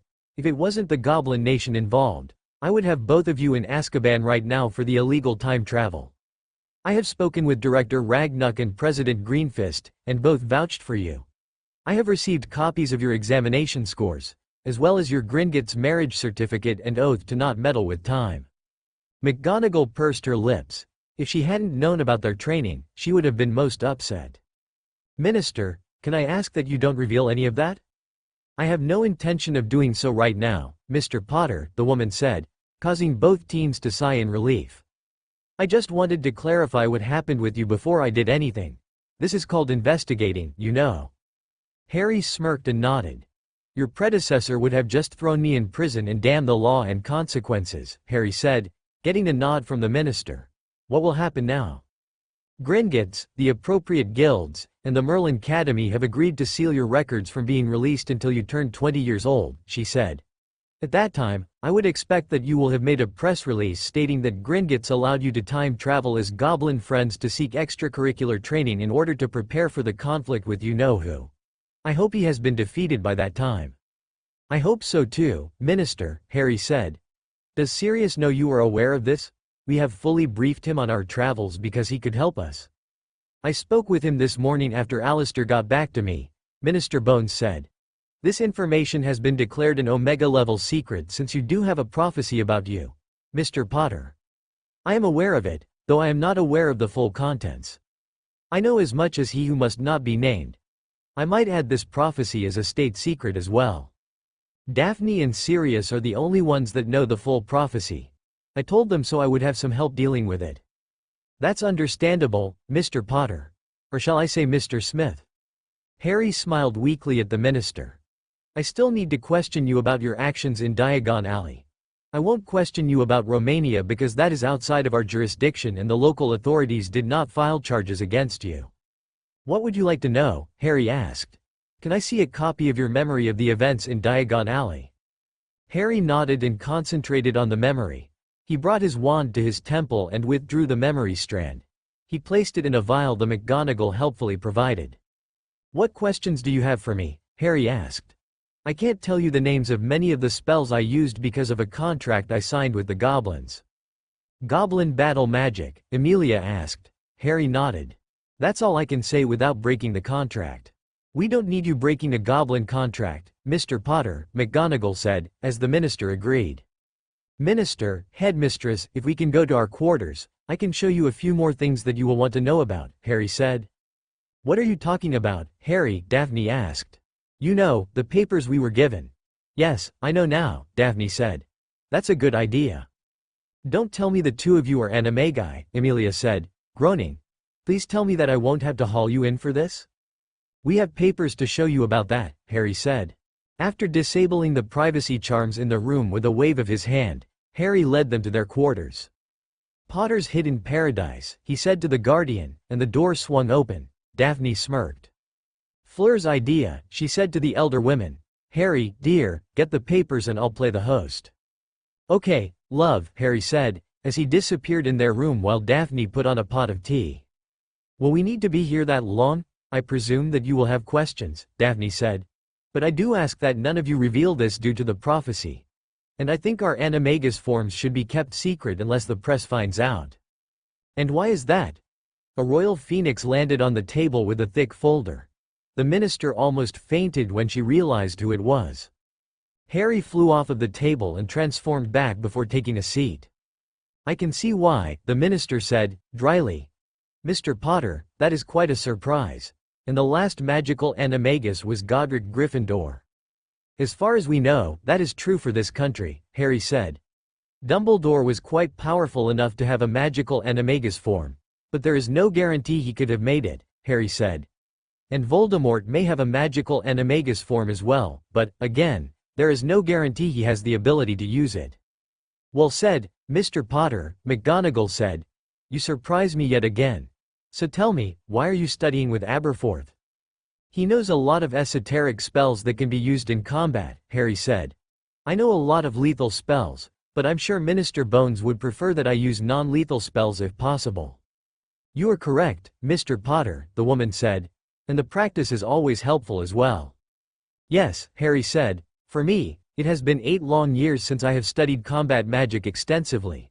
I have studied healing, wards, and curse breaking since then. So you may have forgotten a few things? That's a very safe bet to make, Minister, Harry said, as he opened his folder. This document is my citizenship papers of the Vila Nation. Daphne and I were made citizens of the Vila Nation after our summer of training there with several of the top Vila in various fields. Along with this, we were deemed legal adults with full portkey, apparating, and animagus rights. Harry said, handing the minister the proper certificates. At your discretion, we will copy these papers and send in our applications for the appropriate documents. Do you have any more? Yes. We also have concurrent rights for Antarctica, Egypt, and the United States due to our employment with Gringotts and attendance at the Merlin Academy of Magic. These are the proper documents. What's this? McGonagall asked, pointing to a document. This is my certification as an American hit wizard, Harry said. I had to attend the training program before I could do contract work for the American government for 2 years. I have full certification as a field healer in the United States. Isn't a field healer just a year of training below a healer? Emilia asked. Yes, Minister, Daphne said. I am a full healer and a full potions mistress. Harry specialized in field medicine to heal patients in the field, and I would say that he is as good as any healers who graduated from St. Mungo's. He just isn't as sure in some areas as I am. There are some things I don't handle well, Harry said. One area would be pregnancy and related complications. I would rather someone else handle them. And I need more training in healing broken bones and a few other ailments that require fine magic control. I have a lot of control, but I don't yet trust myself to heal certain things. Madame Pomfrey is helping him learn to heal those things, Daphne said. She has also gotten his provisional permission to enroll in the pre-healer internship at St. Mungo's this summer. I am willing to show my field healer certification at the end of the year, as Madame Pomfrey is capable of signing off on those certificates, Harry said. As it is, I was given certification as a basic field healer by the Vila over the summer, without using time modification. By the end of the year, Madame Pomfrey said she would be willing to sign off on my intermediate field healer certificate after I take the exam. And I will have my expert field healer certificate by the end of my time at Hogwarts. Madame Pomfrey is one of the premier field healers in Europe, McGonagall said. And you are in the right place to study that field. I agree, Minister Bones said. Have you decided on a career yet? No ma'am, Harry said. We have so many things at our disposal that we have considered returning to Gringotts for a few years. That is after our legal and public wedding once we turn 17. I think I like that idea, as Harry was a team leader before we resigned from Gringotts. Of course, when the children start coming, I would like to have a steady job. There will be a job here waiting for you. I can assure you of that, McGonagall said. It may not be at Hogwarts or the Ministry, but there will be a job waiting for you. And if Mr. Potter defeats the Dark Lord, Amelia said, I know I will bend over backwards to hire him if he wants to be an Auror or a Ministry field healer. Harry can do so many things, Daphne said, proudly. He is much more versatile than I am. I can do potions and healing, though I am capable of defending myself and earning newts in most subjects at Hogwarts. If you want someone to remove a curse from an item or person, put up a ward, or take down an enemy, you want Harry. He can also brew potions like Veritaserum and Wolfsbane. Those require a potions master, Mr. Potter. At the Merlin Academy, all students in the advanced combat magic track were required to brew those potions, Harry said. And under Daphne's tutelage, I earned my journeyman's in potions. Harry could become a potions master if he wanted to, Daphne said. But he doesn't have the mindset to do so. He is an action-oriented person. Or at least spell-oriented. He'd rather be in the field or studying a spell rather than watching a potion. You've got that one right, Harry said, getting a smile from Daphne. The two women smiled at the byplay of the lovers. Being so, Mr. Potter, I now wish to speak with you about your actions as Mr. Smith. We need to continue, as we are all busy people. Sorry, Harry said. Don't be, McGonagall said. This conversation has been quite enlightening. If we do this the correct way, we may be able to work out a scheme so that you can take your newt exams and study under professors here for your certificates to hide your true studies. I won't study under Sutherland, Daphne said. I hate how his eyes are glued to me, and I fear that Harry will remove those eyes if he isn't careful. Harry nodded. I will speak with him again, McGonagall said. I can guarantee that we will be searching for a new potions professor. Professor Sutherland has lapsed in his duties to help in the hospital wing brewing potions, leaving it all to you. Legally, you can brew them as a potions mistress, but we wish to keep that under wraps. I don't mind brewing at all, Daphne said, and Harry knows his way around a cauldron to brew a lot of healing potions and potions one needs in combat magic or law enforcement. The regulations state that a journeyman in potions may be certified to brew certain potions by the appropriate category. And all field healers at the intermediate level are journeymen in potions as a prerequisite. I will look into it, Mrs. Greengrass Potter, Minsterbones said. Now, Mr. Smith. Harry smiled slightly as the minister paused to consider her next question for him. Mr. Potter, why did you choose to use lethal spells against the Death Eaters? Minsterbones asked, as she looked at Harry across the table. Minister, I know that you would prefer non-lethal spells. So would I, but this is a war. In a war, we have to fight to kill our enemies before they kill us. If you watch the memory, each of those Death Eaters had murdered or attempted to murder civilians. And if you pay attention, they gang up on me and start to wake up those I had stunned. In this case, it was better to take them out of the fight permanently than let so many murderers get away. I understand, Mr. Potter, but that was right before I was able to consolidate the power away from the blood purists that Fudge employed. There was a call for your arrest on the charges of murder by several members of the Wizengamot, most of whom were later revealed to be Death Eaters or supporters. I had to ask these questions. I know, Harry said. From what I understand of the law, I have a right to defend myself and others. The Death Eaters were using the dark arts. If the Ministry expect me to fight Voldemort or defend myself against wizards using battle spells using a stunning spell, we'll leave Hogwarts with my ladies and we'll live elsewhere under the Fidelius charm, and let this damned country die out. Mr. Potter, that is treasonous talk, Minister Bones said, as McGonagall's temper seemed to flare. No, Minister, Daphne said, interrupting. It's common sense. If anyone who fights against the Death Eaters using potentially lethal spells is arrested and charged for the crimes, then my husband and I will leave this country and live elsewhere. We do not want to live in a country where one can be arrested for defending themselves against someone trying to kill them. After all, our presence here is a mere formality due to our legal ages, not our actual ages. In this case, Minister Bones said, trying to gain control of her logic and accusations. You are correct in that you have the right to use potentially lethal spells in retaliation for someone trying to kill you or another innocent. In fact, if someone uses a spell against you, then you can use a spell of the same level legally. The old laws allow for someone to use the killing curse against those who use the killing curse, and so forth. So if someone uses battle magic against you, you can use battle magic against them, though the normal use of battle magic is illegal. The ministry in Wizengamot sometimes forget this law is on the books and people just defending themselves have been placed in prison for life for hitting another wizard with the killing curse in self-defense. Then we should have a campaign to educate people that they can defend themselves without fear of prosecution as long as they do not go overboard, Harry said. I am experienced enough in law and combat magic to recognize the spells I can and cannot use, as I had several hours of study of escalating magic so I would know what I could use. Most countries have laws such as these to protect those who use potentially illegal magic to defend themselves. The point is the magic is illegal, the minister said. That is why so many who defended themselves were put in prison. Harry nodded. Yes, I know, he replied. I'm glad you understand this, and since you are the minister, you can educate the public about the laws that are on the books without being questioned.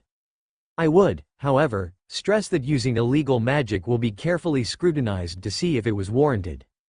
I would suggest that you interview the survivors with Veritaserum in those cases, Daphne said. I can agree with that, Mrs. Greengrass Potter. I will start to educate my people about the laws that can prosecute people under in the case of self-defense. However, I don't think I will let the public know that the law means they can use the killing curse if someone uses it against them. That would be too dangerous, and too many bystanders could get injured if that happened. Yes, I agree, Harry said. But the percentage of the population that could cast a killing curse is much smaller than those who could successfully cast the Imperious Curse, for example. Battle magic is just that, for battles. I understand where you are coming from.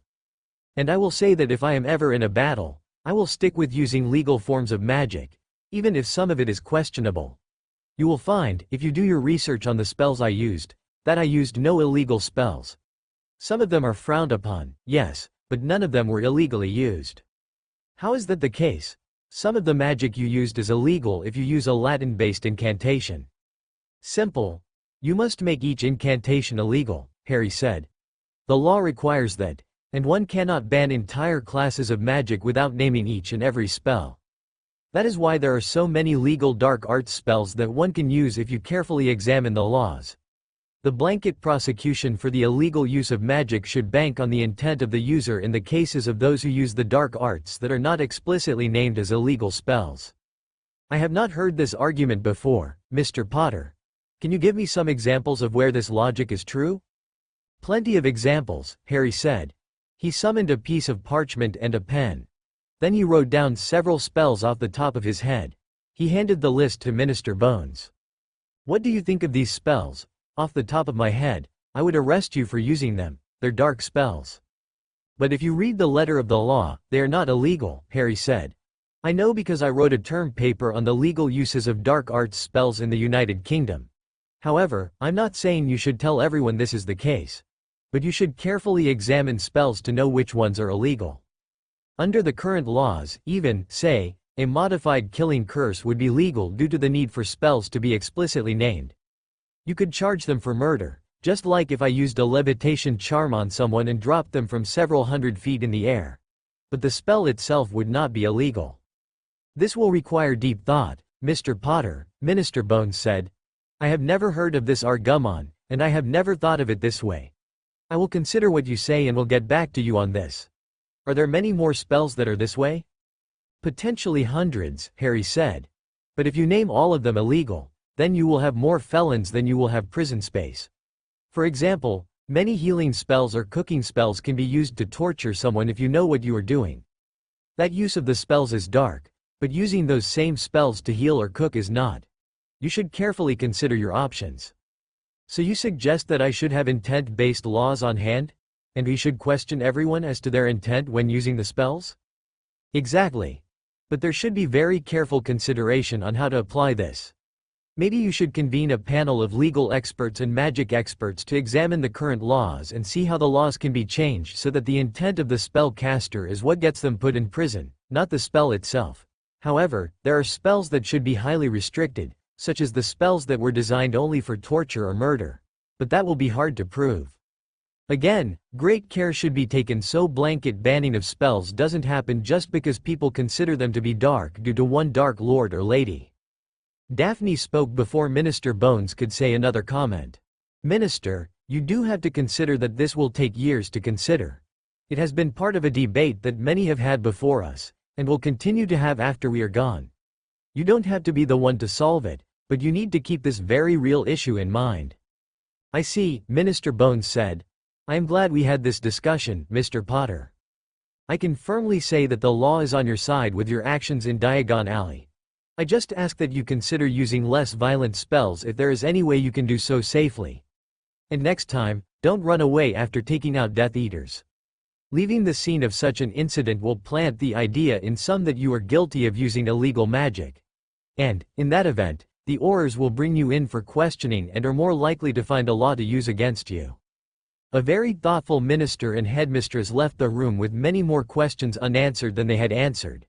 And, once the door closed, Harry hit the floor with a very happy Daphne kissing him firmly on the lips. After the meeting with the minister and a rousing round of lovemaking, Harry and Daphne had a firmer plan about what they would do in the future. They were going to continue their current course of action at Hogwarts, and, of course, they were going to consider how to reveal to the public about what happened over the summer.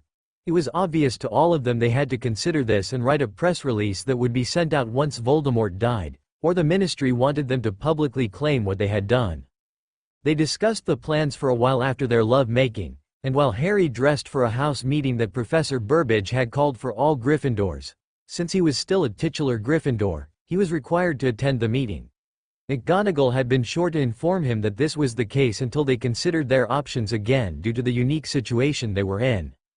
After getting dressed and kissing his lover, Harry headed to the Gryffindor common room for a house meeting since he was still considered a student. He got to the fat lady and said the password, "Galloping Gargoyles," and the portrait swung open. He set foot in the common room and he was immediately accosted by Ginny. "What the fuck do you think you're doing getting me in trouble, Potter?" "My job, Miss Weasley," Harry said, in a cool tone. "I would appreciate it if you don't yell at me." "Potter," Ron spat. "Why did you lie about Ginny? She's not a Scarlet Woman, unlike that of yours."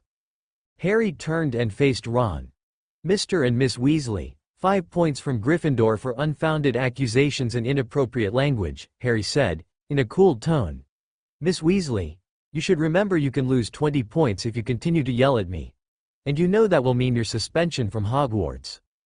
"And I will agree with his punishment," Hermione said, standing with her arms crossed. "I am tired of hearing you and Ron complain about how Harry lied to the headmistress about you just because you don't like his betrothed. He's doing this to get back at me for hating his." Ginny spat at Hermione. "Enough," Harry said, in a loud voice. "One more comment like that and I will take away 10 more points from Gryffindor, Miss Weasley. If you'd like, I can show your parents, your brothers, and the rest of Gryffindor the entire scene to see if they agree with me. I do have a projection pensieve in my quarters and I can go and get it. And I will swear an oath that the memory I show is nothing but the truth. That way, we can let the house decide who is right or wrong in this case." Dean and Ginny blushed deeply, and Ginny didn't say another word. There was a deep silence that was interrupted by Professor Burbage's entrance in the common room. "What's going on here, Mr. Potter?" I can heard the lively discussion down the hall. "Professor," Harry said, "Miss Weasley and Mr. Weasley accused me of lying about an incident with Miss Weasley last night using inappropriate language. Is that true, Miss Bell? Miss Granger?" "Yes, Professor," the two prefects said together. "Very well," the Muggle Studies professor said. "Mr. Weasley, Miss Weasley, I will expect you in my office tomorrow to discuss your actions as of late. I have seen your names in the morning prefect reports too often for my liking. If I see you in the report any more after tomorrow for bad behavior, I will remove 50 points from each of you for your continued bad behavior. And you, Miss Weasley, should note that this will result in your suspension from Hogwarts. As it is now, Gryffindor is in negative points, primarily because of Mr. Thomas, Mr. Weasley, and Miss Weasley.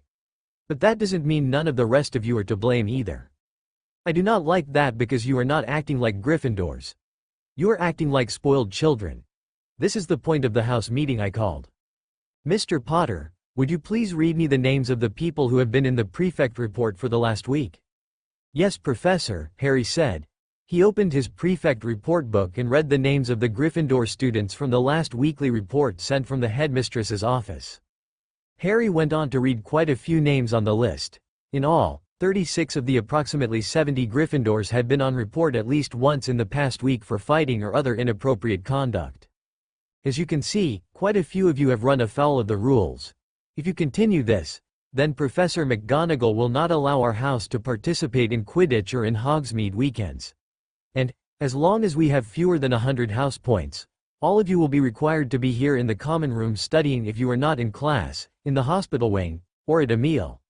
There will be no moving about the castle unless you have a reason to do so. Mr. Potter is the only exception to this rule, as he is an apprentice and has extra duties that prefects don't have. And he also has correspondingly less free time to do his homework and study. Do you have any questions? The other prefects are abusing their authority, Ron said. Mr. Weasley, the Gryffindor prefects are the ones who are reporting you the most, Professor Burbage said.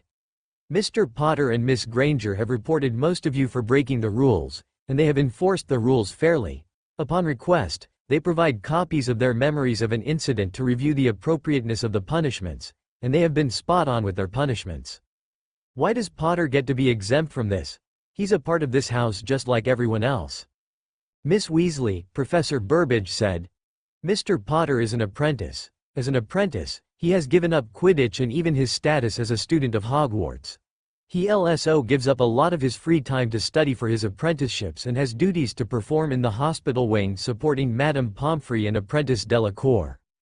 However, he is also still considered a Gryffindor until he gains his certificate of completion. Professor, but he is living with his girlfriend, another student said. Mr. Potter and Mrs. Greengrass Potter have a legal relationship that allows them to do so, the professor said. Professor McGonagall is satisfied with the legality of the relationship, and they have been warned about appropriate conduct. If the headmistress has no complaints, then we don't have any reason to do anything about it. This isn't about Mr. Potter, however. This is about how all of you are breaking the rules. Even the Slytherin house has toned down many of their actions. And you have been spotted starting several fights. I am tired of that happening. The next time one of you starts a fight, I will restrict everyone to the common room for 2 months after we have over 100 house points. The headmistress is also tired of the fights, and she has considered suspending every person who starts a fight. And remember, suspension means that you will be stripped of your leadership duties and you may even be restricted from participating in extracurricular activities, should we resume them during your time at Hogwarts. Tomorrow morning, a new rule will be announced, and it will add additional punishments as the heads of house have unanimously agreed to support to quell the increasing violations of the rules. I hope that all of you show up tomorrow for breakfast bright and early. So, until then, remember that you are restricted to the common room if you are not in classes, patrolling, or at meals.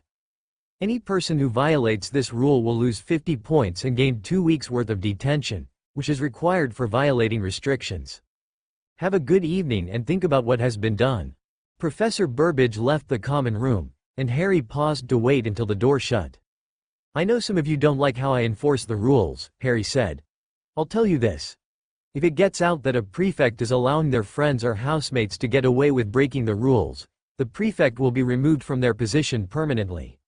And the prefect will be punished by losing house points and serve about a month's worth of detentions, which is enough to have suspension as the next step for violating a rule that loses 20 points or gives a week's worth of detentions. For me, if I violate the rules, then I lose my apprenticeship. I don't want to do that, as it can seriously impact my life. If I lose my apprenticeship, then I can no longer remain at Hogwarts due to circumstances. Harry paused for a moment to let that sink in. I don't think I have ever been so ashamed to have been a Gryffindor. And I am sure Godric himself would be ashamed of the actions members of his house take. With those final words, Harry left the Gryffindor common room to return to his wife and their planned potions theory study session.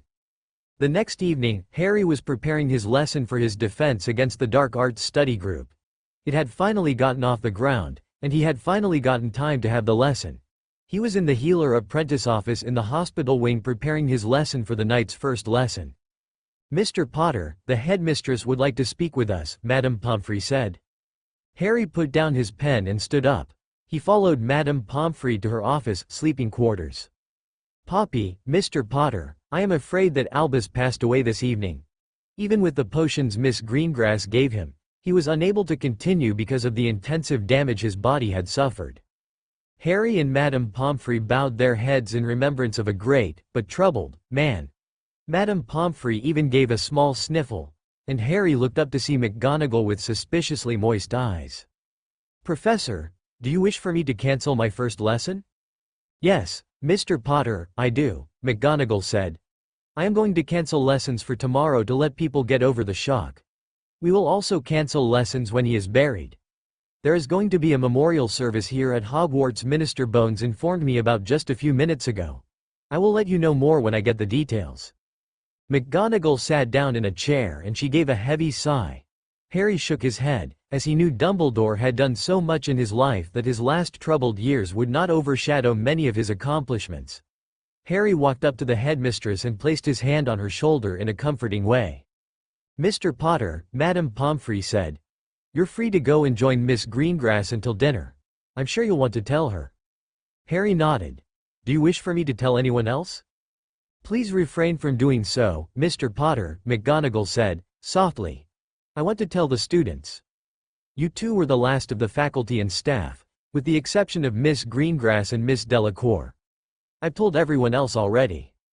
Since there were no classes going on at the moment, all of the professors had been in their quarters or offices wrapping up duties from the day, though some would continue to do so until nightfall. Even Harry was going to be grading a charms homework assignment for the third years to help Professor Flitwick with his enormous workload. He also had a stack of transfiguration assignments for the first-year classes to assist Professor Middleton with her classes. All in all, having apprenticeship duties was difficult to handle most days because of the added requirements to teach or grade papers for the professors in their fields.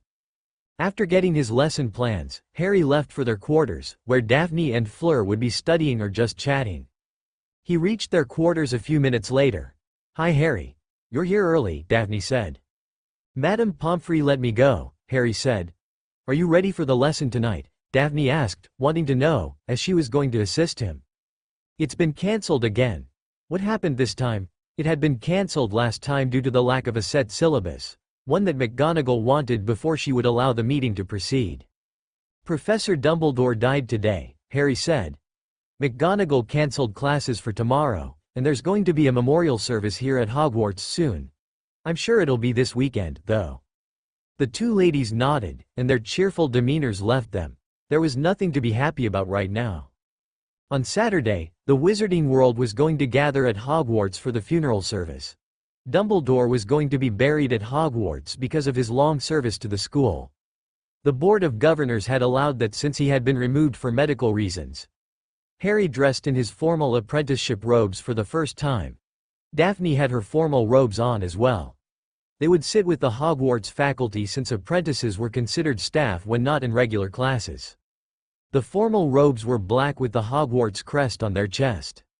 Their sleeves carried the single golden stripes of their ranks as apprentices. Their fields were not mentioned on the robes at all. Once they graduated to journeyman, and they would graduate to that level at the end of the school year, they would begin to carry a thick stripe plus the insignia of their fields, which was an Asclepius for healing, a wand shooting sparks for charms, and an animal in the middle of transforming for transfiguration. The faculty wore their formal robes with their insignia. Their robes consisted of 2 thick stripes and the insignia of the field they taught in. A master in the field would have a 3rd, thin stripe above the 2 thick stripes. The headmistress had 4 thick golden stripes, as well as the insignia of her mastery field. The deputy headmaster, Flitwick, had 3 thick and 1 thin stripes and then his insignia for his master field. A deputy headmaster without mastery certification would have 2 thick and 2 thin stripes. If there had been assistant professors, they would have a thick stripe and then a thin stripe under the insignia of their field. The students wore their best school robes, as this was for a former headmaster. The ministry aurors wore their dress robes and were out in force. There were also aurors patrolling Hogsmeade, Diagon Alley, St. Mungo's, and the Ministry of Magic, with several strike teams prepared for a Death Eater attack during the funeral service. When it was time to start, the students gathered in the Great Hall were led to their seats by their heads of house, who had a cowl in their house colors to show their status as a head of house. Of course, for this event, the press was out in force, as was the ministry. All of the ministry department heads, along with many members of the Wizengamot, were present and seated ahead of the students. The Hogwarts faculty were on the left, and the ministry and Wizengamot members were on the right, along with Dumbledore's last relative, his brother. Members of the Order of the Phoenix sat behind the Hogwarts faculty at Aberforth's request. A thin, bearded wizard gave a talk about Dumbledore's life, and then Minister Bones stood to speak. After she spoke about how great Dumbledore's life was, she returned to her seat and the other wizard resumed his duties. The funeral was short and sweet, with Dumbledore's body going up in magical flames that left a white sarcophagus next to the lake. A statue in front of the sarcophagus had a phoenix rising. Harry thought that was an appropriate symbol for Dumbledore. He was now rising from the ashes of his medical problems and the problems of this life for his next great adventure. Harry just hoped that he could do the same and rise above his problems and enjoy his life until he was ready for his next great adventure. Once the service was over, the faculty led the students back into the castle, which was then closed to outsiders for security reasons. Daphne, Harry, and Fleur went back into the castle, ignoring the press and their calls to speak with Harry. He didn't feel like talking to the press at the moment. Daphne couldn't see a reason why he would speak to the press. She had told him to let the politicians and Professor McGonagall take care of that part. Harry didn't want to go against what his wife wanted for something like this. She was the political one, he wasn't. Back in the castle, Harry and Daphne returned to their quarters for a round of passionate lovemaking, as, oddly enough, attending the funeral had made them want to show their love for the other. And it may have been something to do with the ongoing war and Harry's major role in it. The following morning, at breakfast, Harry got a package from the minister. He read the note attached to it while several curious people looked at him. "Dear Mr. Potter, you and your betrothed gave me much to think about during our discussion a few days ago. I have discussed this issue with Alistair, and he gave me the same thing you have. Not all dark spells are illegal, and some are modifications of illegal spells. The law is written in such a way that does require each banned spell to be listed individually. Because of this, I have begun a program of instruction for the Magical Law Enforcement Squad and the prosecutors to carefully consider the charges when we wish to charge someone with using illegal magic. I have issued instructions to detain anyone who is suspected of using dark magic until we can interview them. If it is a clear cut of self-defense, then they will be allowed to go free with a warning to carefully consider how they use magic. If it is a clear case of using magic with the intent to harm someone, well, you get the idea. Because of your argument, and because of the task laid out before, this package contains a few items that will help you with your task. One book is an unabridged copy of the spells, potions, and rituals that have been named illegal through the centuries. The next items are the Hit Wizard and Auror training guides, as I feel they may contain some magic that you are not familiar with. Finally, I have included 2 documents. The first document gives you permission to use any spell that you deem necessary as long as you have a clear-cut reason to do so under the rules of engagement supported by a law. The second document is a provisional Hit Wizard license, which will allow you to handle things more directly than a civilian is normally allowed to do, such as ambushing and attacking Death Eater force. Please do not abuse these items, or they will be revoked. Sincerely, Amelia Bones, Minister for Magic. Harry smiled as he read the letter. He had suspected Amelia might do something like this. "What was in the letter you got with the package?" Daphne asked as they left the Great Hall and headed to the hospital wing for a shift. "Minister Bones sent me a list of illegal spells, and a few other things," Harry said, handing her the note. Daphne read the note. "I suspected she might do this after our discussion and her knowledge of what you want to do. I gather this is also a recruiting pitch for the Aurors." "Probably," Harry said. "She really went out on a limb to get me these things and get a waiver for the age requirements." "She did," Daphne said, "and she won't do it ever again if she loses trust in you." "I don't plan on making her lose trust in me, Daphne," Harry said, as he opened the hospital wing door for her.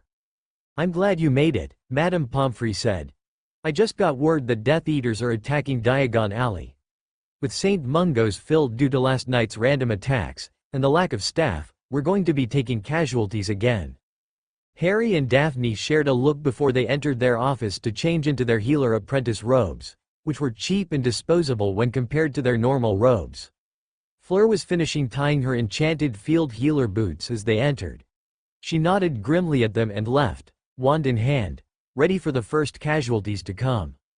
5 minutes after entering the hospital wing, Harry and Daphne were dressed in their complete field healer uniforms.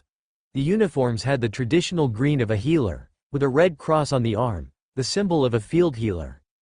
The boots were charmed to be impervious to blood and other body fluids and also had climate-controlling charms, as well as special soles that would allow them to get good grip on slippery floors.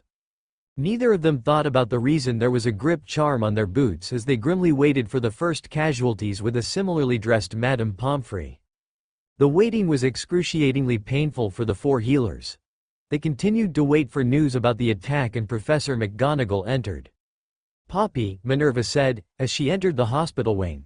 "I just got word that the Ministry has been hit hard, along with St. Mungo's." "St. Mungo's, again," Harry muttered. "Yes," Minerva said. "Sirius said that all hands are being called to action, as the hospital has partially collapsed and no casualties are entering or leaving." "Shit," Harry muttered. "Quite," Madame Pomfrey said. "Let's get the full setup going, Minerva," the healer said.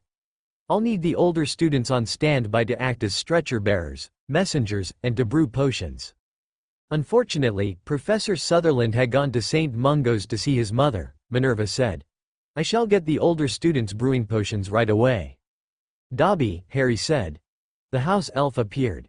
"Master Harry," the elf asked, looking at him for guidance.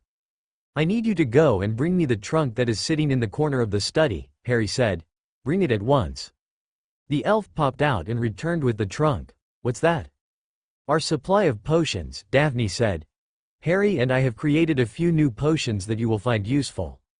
"Now is not the time to be looking at new potions," McGonagall said, as they waited for the first patients.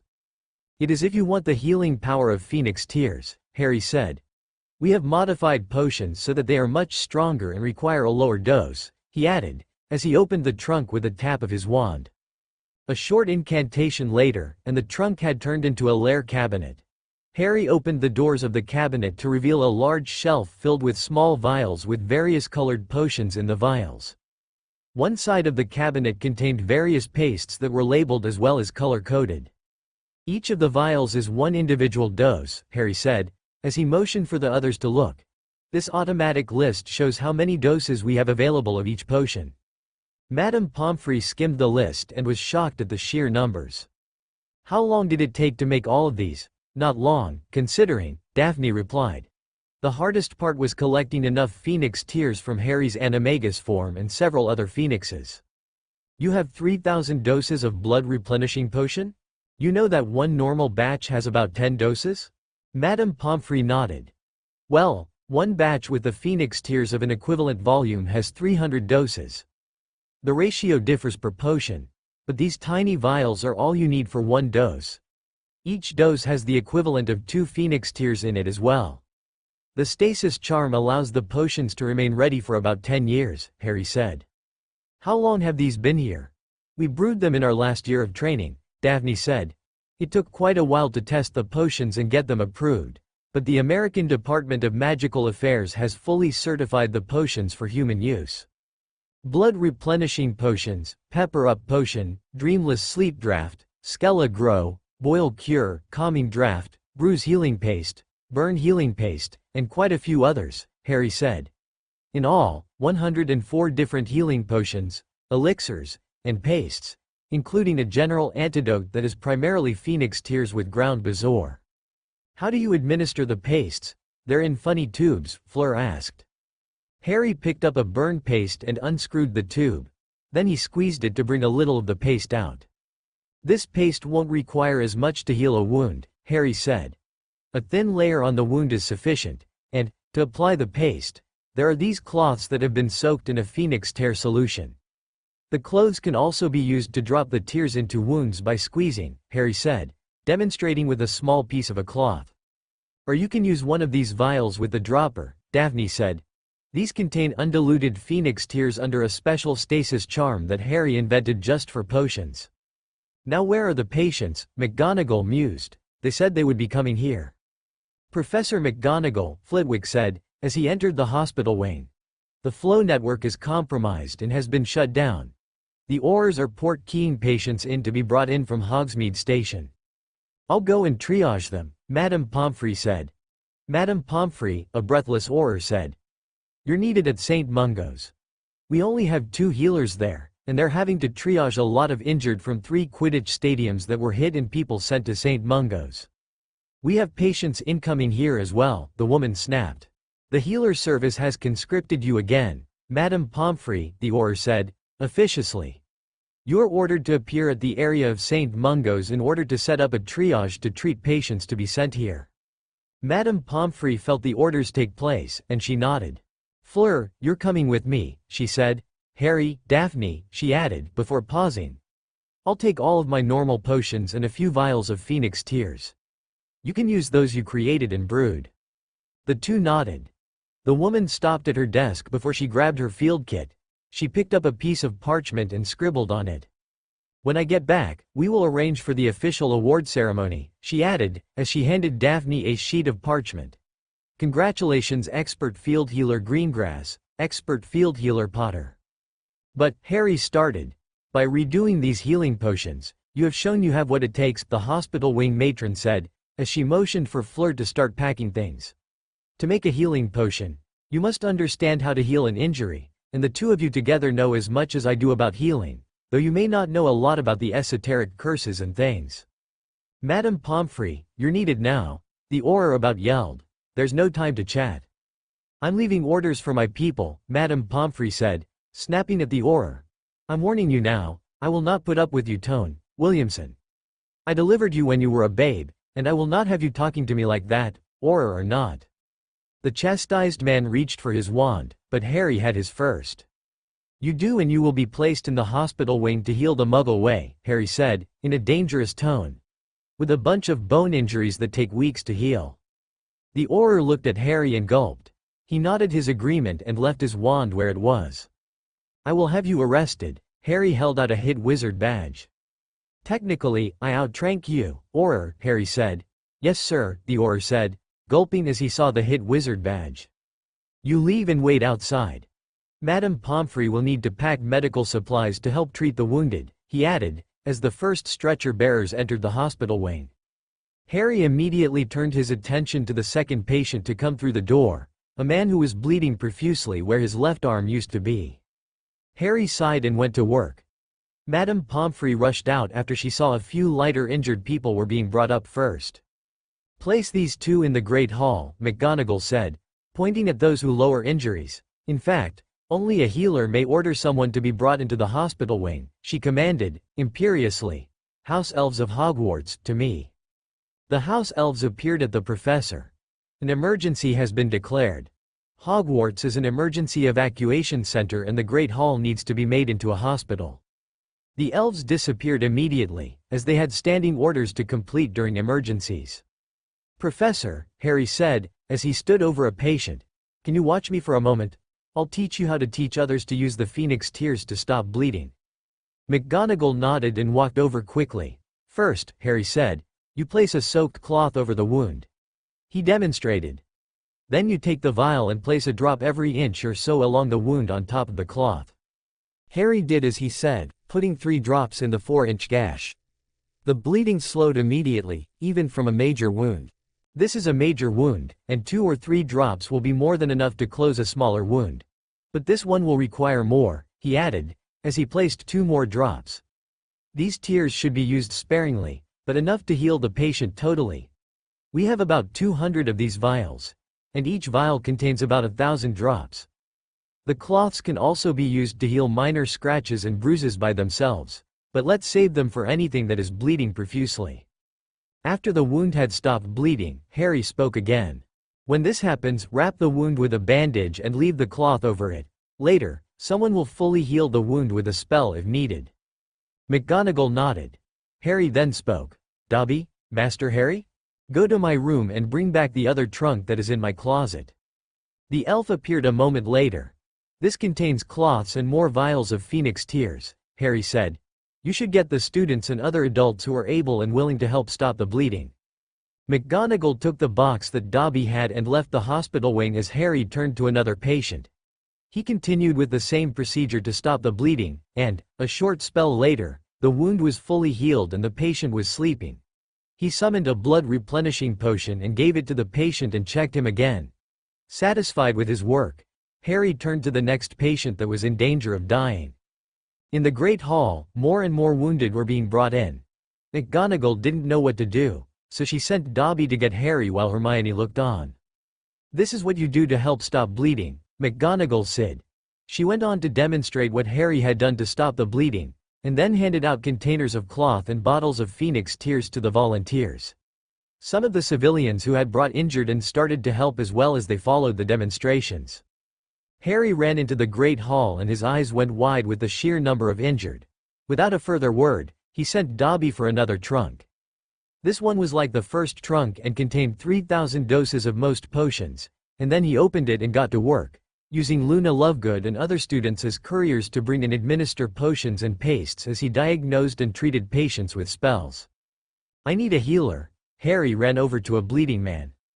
"I need a healer, not a student," the Auror hissed at Harry. "I'm all you got," Harry replied, in a cool tone. "Madame Pomfrey is at St. Mungo's, and do you see these green robes?" The woman nodded. "Look for more of them in the crowd." She looked around and the only healer robes she saw other than Harry's were on patients who were being treated by civilians. With that, Harry looked at the patient and cast 2 spells. "Stop this bleeding," Harry said, instructing a passing student. "Once you do that and give him a single dose of blood-replenishing potion, he'll be stable for a while," Harry added, before bustling off to another patient who needed his help more, leaving a shocked Auror behind. Over the next hours, Harry worked tirelessly alongside Daphne and as many people they had. One of his patients he saw was Sirius, and he rushed over to check on him, concerned about his guardian and his friend. A few spells later, and Harry had Sirius awakened. "Harry, where am I?" "Hogwarts," Harry said. "Listen, we need help, and lots of it," he said. "St. Mungo's, the Ministry, and Diagon Alley are all knee-deep in casualties. The Aurors are down a lot of people, and I am going to do something I normally wouldn't." "What is that?" Harry waved his hand and Sirius grimaced in pain. "I'm doing a fighter's healing spell on your leg and letting you get back to work," Harry said. "When things calm down, that leg will have the bones removed and regrown. Until then, your wand is sorely needed." Sirius nodded and Harry handed him a potion. "What's this tiny thing?" "It's a kick-ass potion that Daphne and I developed. That's all you need to know for now. Drink it and get back to me later." Sirius watched Harry run off to a patient and then drank the potion. He felt it work immediately, and felt like a new man. He smirked and then stood up from the bed, to the surprise of someone else. "Why are you up?" McGonagall asked. "Harry told me that my wand was needed," Sirius said. "Where's the minister?" "She's in the charms classroom with a few aides," McGonagall said. "The bastards took the ministry building, and the minister and her staff evacuated to Hogwarts via Portkey." Sirius nodded grimly and limped off to find his boss. "Potter, you get over here and heal my brother," Ginny Weasley yelled. Harry glanced over at the redhead, who was standing by the bed of Charlie Weasley. He was bleeding, and Harry shook his head. It didn't seem dire enough for him to be needed as of yet.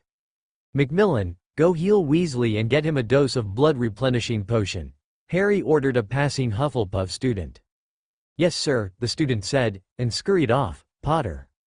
Harry felt himself being dragged around as he cast a spell on a patient. He wheeled in anger to face Molly Weasley. "Get away from me, you crazy," Harry hissed at her, finally losing his temper with her. "Aurors, remove this woman immediately." 2 wounded but capable Aurors ran over. "What's the problem?" "She pulled me away from a patient," Harry said, as he turned his face back to a patient to cast a healing spell. "If I hit the patient with a miscast spell, he could die," Harry added. "Molly Weasley, I don't want you in my hospital again." "Come along, Mrs. Weasley," Auror Tonks said, in an angry tone. "But my son is being cared for," Harry hissed, as he fed the unconscious patient a blood-replenishing potion from his pocket. He checked the patient again and frowned. Molly had made him miscast the spell and it had hit the patient. He closed his eyes for a brief second and then opened them again. Elves, take this man to Ward D. Two house elves appeared and moved the dying man. He was beyond Harry's help. Bequasse of Molly Bloody Weasley, and Harry didn't have time to study the case carefully. In emergency situations, choices had to be made, and there were lives to save. Harry nodded at the patient and then scurried off to find another that needed his help. It wasn't hard to do, as the Great Hall was filled with patients with varying injuries. And it made Harry's choice to stop care on a man beyond help much easier for him to take in the long run.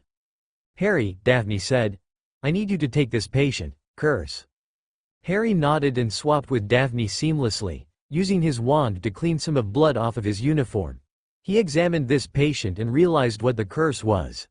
It was a miscast blood-boiling hex that had the blood at a higher temperature than normal and damaging the circulatory system. He concentrated for a moment on what to do and then pulled his wand up to cast the counter charm. Right as he prepared to cast it, he was pulled around again. "Get the fuck away from me," Harry growled, as he looked into the face of a bloody Charlie Weasley, who was up from his bed. "It's Fleur," Charlie said. "She's not breathing well." "Shit," Harry said. "Let me finish this right up or this patient will die." Charlie nodded and then watched as Harry removed the curse in a hurry. "Where is she?" Charlie motioned to where a frantic Hermione Granger was trying to get the blonde Vila to breathe using CPR. Harry ran over that way, as he had to care for Fleur. "Out of the way!" Harry yelled. Hermione jumped off at Harry's voice, and Harry cast a resuscitation spell on Fleur. Her chest rose a couple times and then stopped again. He did it 2 more times before he had an irregular heartbeat that was good enough. Knowing she wasn't stable and was in a serious condition, Harry continued to diagnose to find the true problem. His instinct told him the lack of breath-in was just a symptom. He cast a few spells and found what was wrong. She'd been hexed with a suffocation curse. He countered the curse immediately, and her color and heartbeat returned to normal. He then gave her a sleeping draft, as she would need rest. "Take her to the staffed recovery room," Harry said to Hermione. "She should be good for now." Hermione nodded and snapped her fingers. 2 house elves immediately appeared and Hermione spoke, giving them their instructions on where to place the patient. Their destination, the staffed recovery room, had a couple of volunteers watching over the patients to make sure they didn't revert back to a dangerous condition. Harry sighed with relief and then found another patient. Madame Pomfrey was Harry's next patient. She, too, was unconscious. "Weasley," Charlie ran over. "I need to know what happened." Both Madame Pomfrey and Fleur were supposed to be at a medical treatment area under Auror Guard. "If you can't find out, I want you with your wand at the door. No one with the dark mark enters this castle. Understand?" "I understand," Charlie said, a serious look on his face. Fred and George ran by. "Twins," Harry said, stopping them. "Up to something?" "Going to fetch more ingredients for potions," Fred said. "Good. If you need something to do, start helping Charlie check for the mark. If the person has a mark, stun them and I don't give a fuck if they are injured or not. Place them in a stasis charm and we'll get to them last." The two gave Harry a serious nod and then bustled off, as busy as everyone else. Harry turned to the patient near him, and it was Madame Pomfrey. He cast a few spells on her and found she was in a coma. There was nothing he could do until she came out of it. But as he was about to order her to be taken to a monitored room, he caught something out of the corner of his EE. It was a bit of red-tinged sputum. She was coughing up blood, never a good sign. He cast a few more diagnostic spells and then found out the problem. She'd been hit with a lung hemorrhaging curse. He growled angrily, and his magic flared dangerously and startled people until he got it reined in. He checked her 2 more times and then cast the intricate series of counter charms. 5 minutes later, he breathed a sigh of relief as his scan brought up nothing. He was damn glad that he had studied the esoteric curses that could affect people. Else Madame Pomfrey and Fleur would have died a few hours from now. "This man is convulsing," Harry heard nearing the evening hours. He ran over to check on the patient and gasped when he saw who it was. It was Remus Lupin. A moment later, he stood with his wand out. "Back up," Harry shouted, and the people trying to hold Remus down did. He cast a quick containment spell and shouted, "Full moon," as he lifted Remus up with his wand. The werewolf started to change and convulse wildly as it fought Harry's magic. Immediately, 6 Aurors converged on the werewolf, wands raised to take it out. "Do not harm my patient," Harry said, in a strained voice. "Clear the route." Harry held Remus up in the air above any patient, and a quick-thinking Hermione Granger magically held a tub to catch any saliva to keep it from getting on the wounded patients. A moment later, Harry opened the anteroom to the Great Hall and found McGonagall had transfigured a cage out of a table. Harry levitated Remus into the cage, and he completed the transformation right as Harry's magic gave out. McGonagall quickly shut the cage door as the werewolf jumped at Harry. Moony hit the cage door and growled menacingly at Harry, who knew the cage would hold up, as McGonagall was very good at what she did. Harry fell to one knee. "Are you okay, Mr. Potter? Harry?" McGonagall asked, concerned.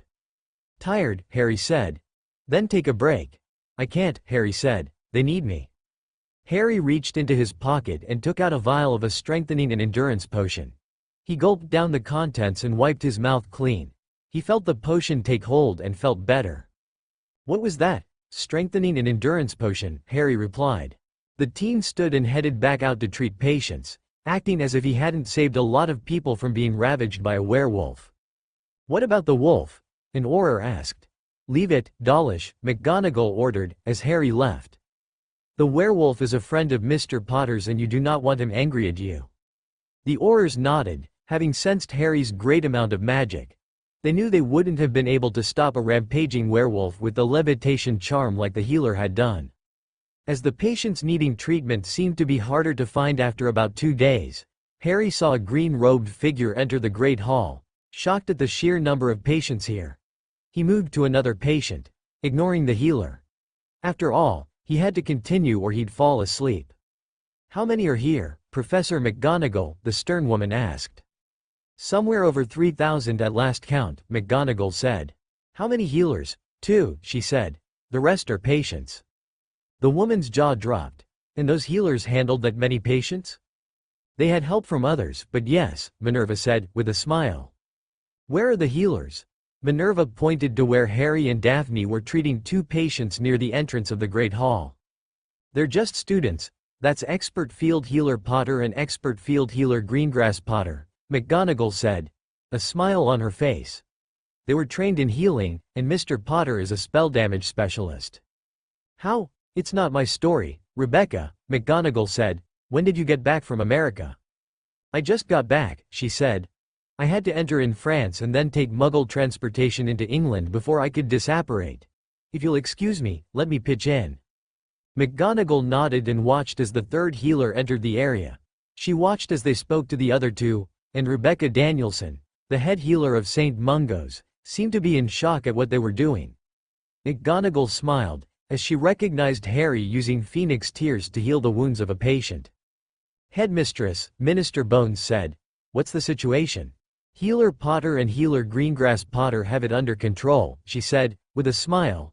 "Healer Danielson just returned from her trip, and she's probably going to relieve those 2 so they can rest." "What's the final tally?" Minerva checked a sheet that an elf handed her, having heard the minister's question. 3,406 patients were brought in. 23 died of their injuries before they could see a healer. 41 more died after treatment. And only 1 died because of treatment. And that was because Molly Weasley catastrophically interrupted Mr. Potter's healing spell. Minister Bones nodded. "And for each healer?" "Mr. Potter saw 1,804 patients. Miss Greengrass saw the remainder." "In 2 days?" "Yes," McGonagall said. "In 48 hours. They each treated over 1,000 patients with the help of quite a few others." "No help?" a shocked Minister of Magic asked. "None but other students," McGonagall said. "And to top it off, Mr. Potter prevented a catastrophe when he moved a transforming werewolf to a safe place away from the patients when the moon rose. He ran with the werewolf while levitating it." "Yes. And several of your Aurors wanted to kill it." Madame Bones nodded. She would have not expected any less in a room filled with this many people with a transforming werewolf. If the werewolf would have gotten down, they would have been right to kill it. McGonagall nodded. "I'm just thankful Mr. Potter realized that it was a full moon." "I am too," Minister Bones said. Did they rest? They used potions, McGonagall said, sadly. I got to sleep a bit, but they did not rest at all as far as I know. Minister Bones paused in her thoughts and saw the two shake hands with Healer Danielson. Let's go see what we can do, Minerva. I've sent an envoy to France to ask for help, but I haven't gotten any word about his status. The Transfiguration professor nodded. Mr. Potter, why don't you go with your wife and rest, McGonagall said. Wife, Healer Danielson asked. Mr. Potter and Mrs. Greengrass Potter were bound magically over the summer, McGonagall said. Professor Butt, you can rest, Minister Bones said. We can awaken you if we need to. Harry nodded and walked toward the exit of the Great Hall. As he and Daphne walked by, they were not aware of the looks that the people gave them. They weren't looks of shame or anything, but looks of awe. An informal tally of their patients had been kept in the public's eye to see how many patients had been treated by each healer. Dobby? Yes, headmistress? The elf asked, after popping in front of the headmistress. I want you to make sure that no one bothers Harry and Daphne, she said, fondly. No one is to be let in their rooms, and you are to let them sleep unless Healer Danielson orders you to get her help to treat patients. Yes, headmistress, the elf said, before he popped out. Amelia, I think you should see these potions, Minerva said, nodding in satisfaction that things were well in hand here. What are they? Amelia asked. They don't look like the vials contain enough. These potions saved many lives in the past 2 days, McGonagall said. If it weren't for the preparation and study that Mr. Potter and his wife had done, these potions would not have been available. Winky? Yes, headmistress? Can you bring the other potions cabinet from the hospital wing? It's empty, headmistress, the elf replied. Healer Potter ordered us to place the potions in here. This is all that's left. My word, McGonagall said, as she looked at the tally. How many potions were used? This is what's left out of about 6,000 doses of the liquid potions, McGonagall said. And about 500 tubes of each paste. Minister Bones and Healer Danielson looked over the numbers listed. Most potions were numbered below 2,000, with few exceptions. The potions to cure boils and the like were about full, and now took up more shelf space in this cabinet. Any word on my potions master? He was killed, Minerva, Minister Bones said. I'll have some of my people brewing potions, as it seems that we need them. Or we will need them if the past few weeks are any indication of what we should expect. McGonagall nodded. When will this end, Minister? Sirius asked, as he walked up to join them. I don't know, Mr. Black, Minister Bones said. Mr. Potter did a great job today, along with his wife. Indeed they did, Sirius said, as he examined the potions. Where did these come from? Their version of Skele-Gro healed my leg in about 4 hours versus 8. It wasn't quite as annoying or painful either. Mr. and Mrs. Potter brewed them, McGonagall said, proudly. I think that deserves a potions mastery for both of them, don't you? Minister Bones nodded her agreement. I'll have one of my people look at them and check them out, she said. Then we can question them on the potions and who did what. What is the main ingredient in these potions? Healer Danielson asked. Phoenix tears, Minerva said, with a smile. They all contain phoenix tears. Don't ask me how they got them, as I don't know how they go so many. They must have used millions of galleons worth of phoenix tears, the healer said. 1 vial alone, she added, holding up a fill vial of pure tears. Costs about 10,000 galleons, which is the reason why we can't make potions like this. Or the reason we couldn't make potions, she added, after remembering her hospital was all but destroyed and would have to be rebuilt. If I know them, they knew what they were preparing for and were able to cheaply procure most ingredients, McGonagall said, proudly. Minerva, Harry's parents would be so proud of him right now. I think everyone would be proud of Mr. Potter right now. How's Remus doing? He's upset that he almost killed a lot of people. The last thing he remembers is Harry yelling for everyone to step back and being lifted into the air. Harry moved him to the cage, McGonagall said. How did he do that? Professor Flitwick asked, joining the group. It's almost impossible to use magic such as a levitation charm on a transformed or transforming werewolf. I have no idea, Phileas, but he was exhausted about 24 hours ago when he did it. And he lasted over 10 more hours using a lot of magic to remove curses and heal patients. Sirius looked around the Great Hall and shook his head. He didn't know how many people owed their lives to Harry and Daphne, but he was sure it was a large portion of the wizarding world. Minister, the Aurors are on patrol, and the Unspeakables have set up the perimeter wards and checkpoints. Very well, Minister Bones said. And where's Alistair? He's tied down in a bed, Sirius said, amused. It seems that Miss Greengrass was not amused with his attempts to get up and move around after he lost a chunk out of his good leg. She placed a password spell to hold him down. McGonagall chuckled. Leave it to Alistair, she said. Anyway, let's see what we can do to start the cleanup, McGonagall said. And then we can discuss how to reward Mr. Potter and Miss Greengrass. From what I saw on the patients, Healer Danielson said, I can easily award them status as full healers. Not many of my healers, most of whom are healing from their injuries themselves, would have been able to do this with 10 others, much less just one other. What about the Mungo Bunham Award in healing? It hasn't been awarded in a few years, Minerva asked. Healer Danielson nodded. That was a good idea. And in a case like this, it was obvious that their contributions to healing were highly commendable. Not to mention their dedication to healing. Just looking at the sheer number of patients they treated in less than 2 days showed that. We'll start the paperwork right away, she said. I'm sure after this, the Wizengamot will unanimously approve it. 20 minutes after Harry and Daphne went to sleep, reinforcements from the Vila Nation arrived at Hogwarts, with a contingent consisting of 40 healers, 10 potions mistresses, 10 dark magic experts, and 30 Vila warriors. Minister Bones, I am Adriana Richards, of the Vila Matriarch Council. And this is Annabelle Anderson, Vice Commander of the Vila Security Forces. We are here to assist you in the fight against the Dark Lord at the request of Harry Potter, our protector and consort. Consort, Annabelle smiled before speaking. He allowed us to come to your country under his protection in a legally binding, but voluntarily cancelled consort contract. This is to prevent some of your less scrupulous people from claiming us as sex slaves under your laws. Minister Bones gave a frown. We will see about that law, she said, with a determined look on her face. But now, Master Healer Danielson should direct your healers and their support staff. Senior Hit Wizard Black is in charge of security around Hogwarts. Your people should consult with them to discuss assignments. Minister, who treated these patients? Expert Field Healer Potter and Expert Field Healer Greengrass. And soon to be senior healers, Healer Danielson said. Together, they treated or saw all of the patients who came through here in the past 2 days.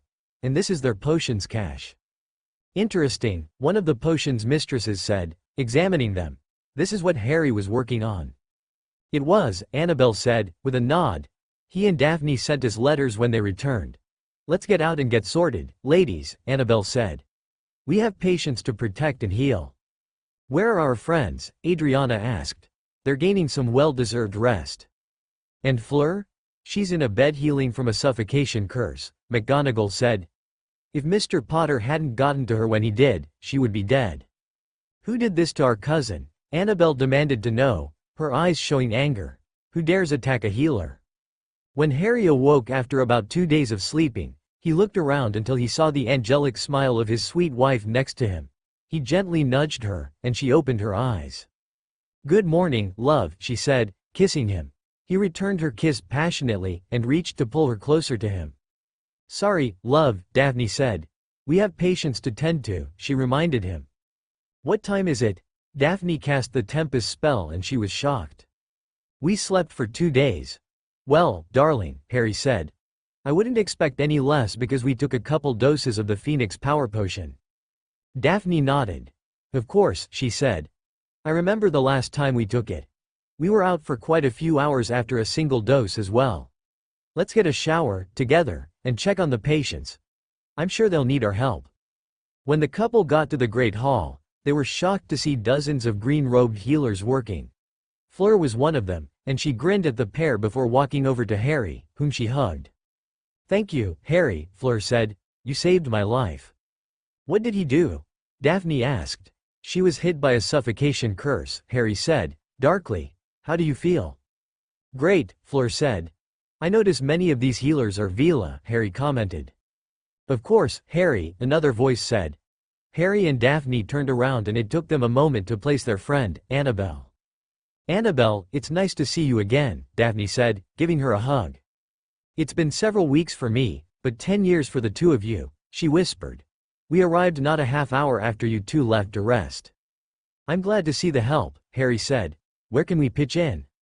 We want your help with a few of the patients we just got from the hospital, Healer Danielson said, as she approached. We think that some of your potions might do the trick, but we didn't want to take your potions to use. We have one more case of them, Daphne said, shrugging her shoulders. And we made them with the war in mind, just in case. Good thing we did, as I don't think we would have saved as many people.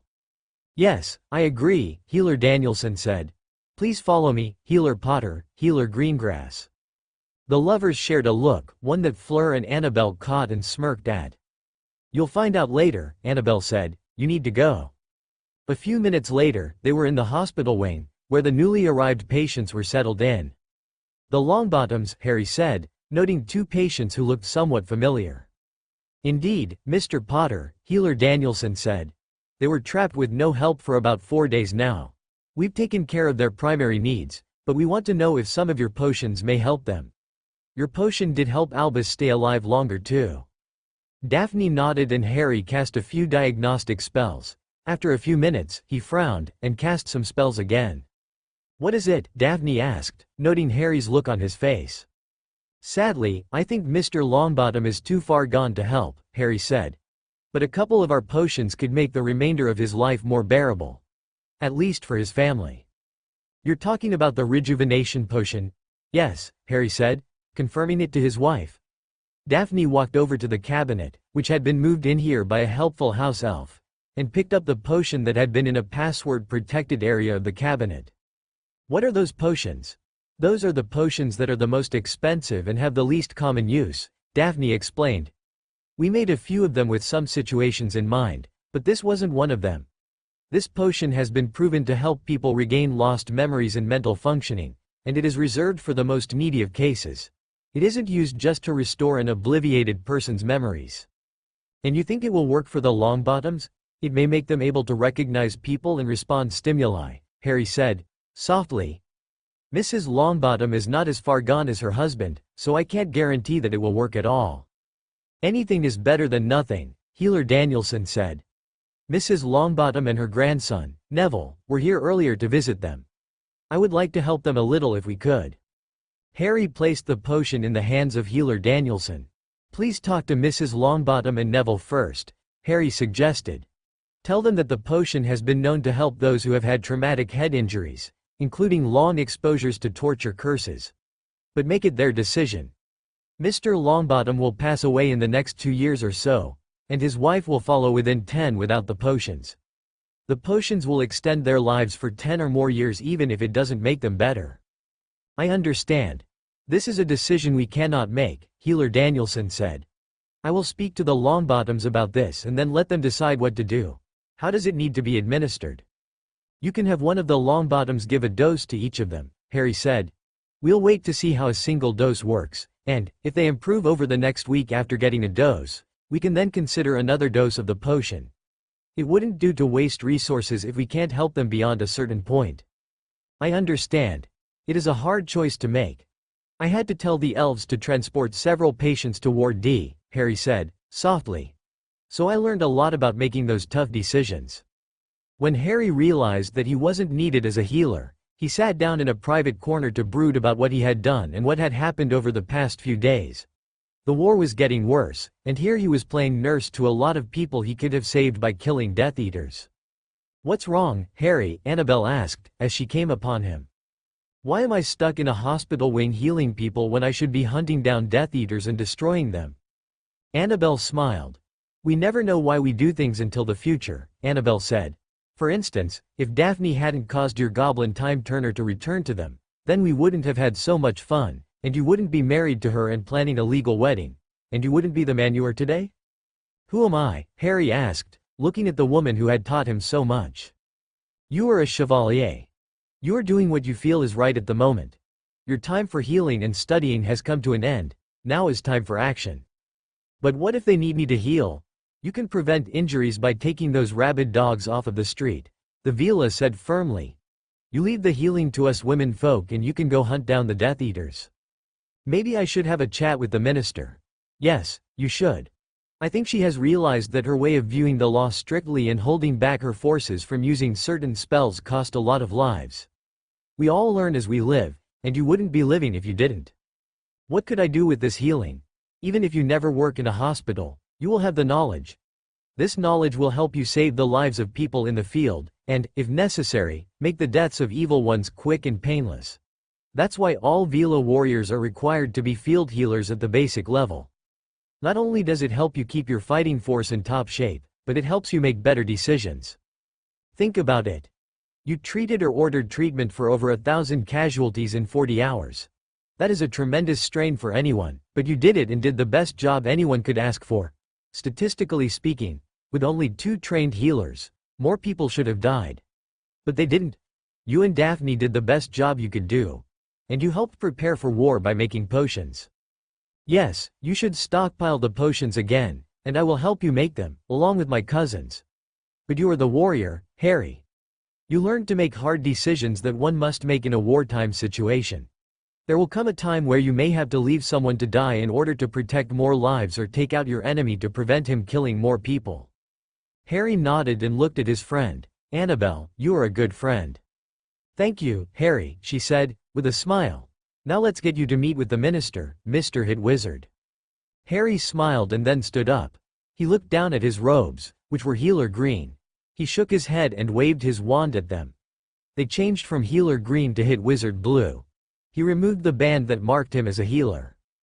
It was time for the Phoenix warrior to return. When Daphne saw Harry wearing a dark blue assault outfit, she knew that he was done healing. He exhibited an aura about him that had people moving out of his way and not quite understanding why they did it. Several people who wanted to speak with him held their tongues, including Madame Pomfrey, who watched one of the best dark magic healers she had ever seen walk by. More than one person shivered as they realized that the Death Eaters were in for it now. The Phoenix warrior has returned, Daphne whispered, watching Harry strode into the corridor heading toward the charms classroom, where Minister Bones had made her temporary office. Phoenix warrior? Fleur asked. Harry's nickname in America. Criminals feared the Phoenix warrior because of his lack of empathy for their lives when they threatened innocent lives. Just like a phoenix. Fleur smiled. Our Harry is not going to stay on the sidelines anymore, Fleur added. No, he is not, Daphne said. So, how did your date with the dragon handler go last night? Minister Bones looked up from her work. Minister, Mr. Potter wishes to speak with you. Send him in, Emilia said to her guard. She was about to speak when she saw Harry's mode of dress and his demeanor. What can I do for you, Mr. Potter? She asked, after a moment of contemplation. Would it be a problem for you if I went hunting Death Eaters? Just for intelligence purposes and to take a few rabid dogs off of the street? The woman arched an eyebrow. Mr. Potter, are you saying that you are willing to kill the Death Eaters? Look at what they did to a hospital. They attacked healers trying to save the lives of women and children.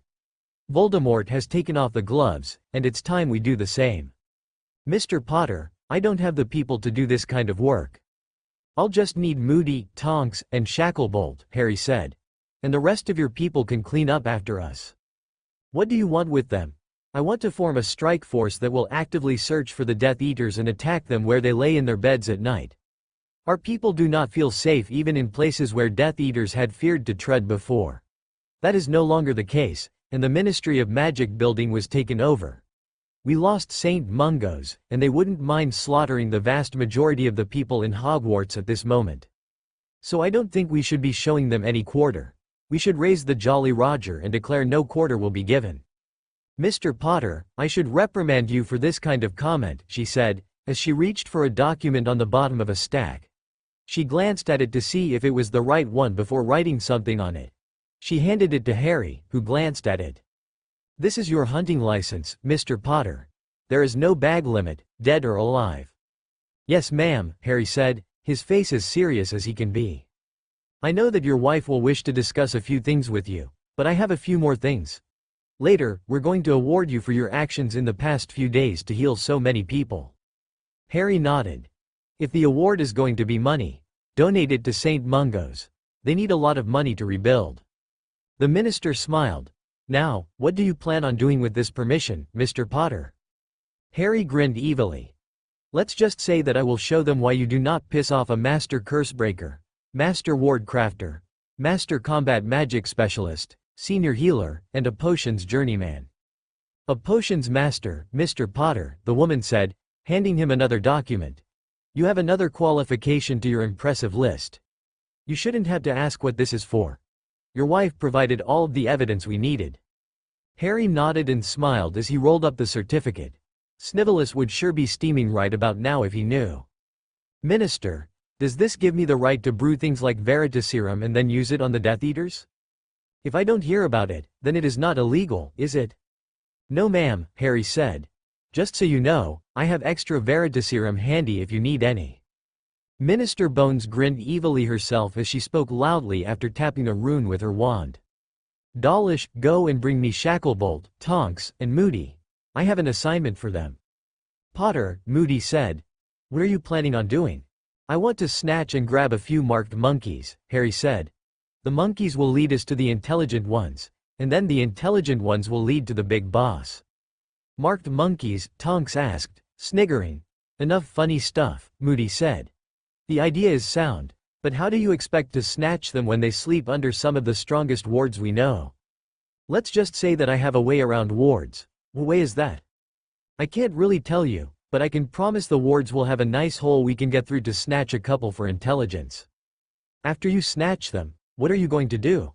That's where we dose them with truth serum and wring their necks for every tidbit they know about the other day, Harry said.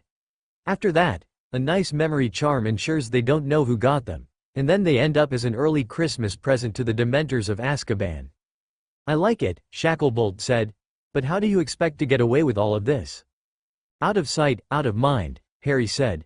This isn't overt warfare. We are going to make it black for a while. I want them to feel insecure in their homes and their hideouts. I want to go into a safe house and snatch everyone but a flunky to report back to Voldemort. I want to place spells on Voldemort's throne room so we know what kind of magazines he reads while he's taking a shit. Moody fixed Harry with a stare before he gave him a grin. You have a difficult plan, Potter, he said, so when do we begin? Harry smiled and spoke. Tonight. I happen to have the identity of a Death Eater who likes to visit local brothels. I want to go in and remove him while leaving a calling card for the others.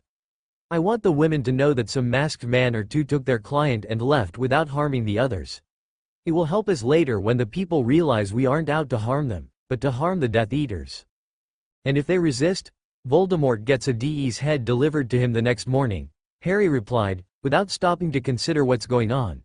They've taken the gloves off, and it's time we do so as well. They've attacked our hospital, our ministry, and the people are scared shitless. I want the Death Eaters to know what it's like to have someone to fight back. Most of them don't know how to fight one-on-one, but in 4 or 5 to 1 in their favor. Eventually, if we do our jobs right, he will run out of Death Eater recruits and then they will start to panic. It's when they panic that we take advantage of it and… Harry slammed his hand on the table, causing Tonks and Shacklebolt to jump.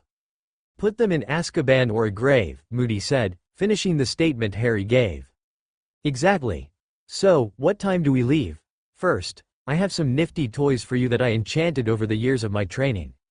Harry opened a trunk and tapped it with his wand. A wardrobe appeared from the trunk. What is that? This is an enchanted wardrobe, Harry replied, as he opened the door to reveal leather boots, a bodysuit, harness, and a few other things such as a vest. What is that thing for?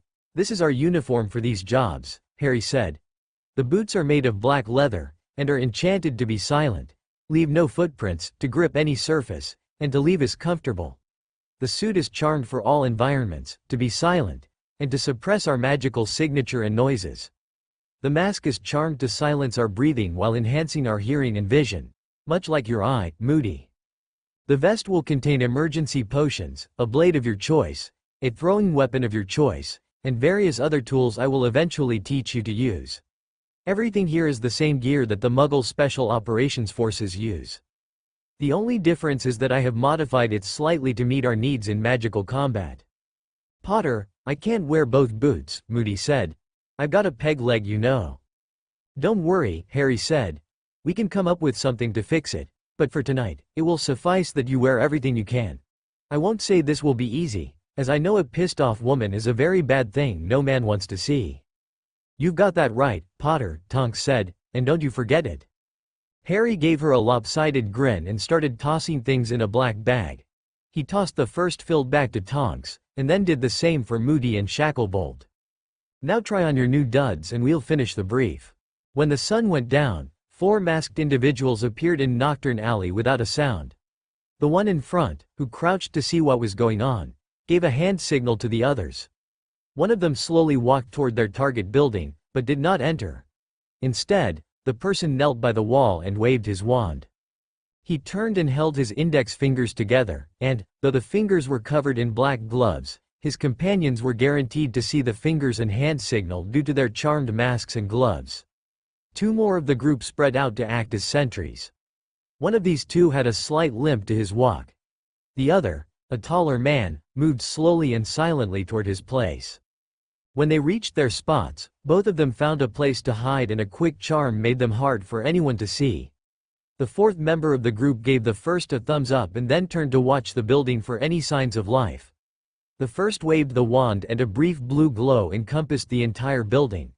A moment later, he held his hand out, palm up.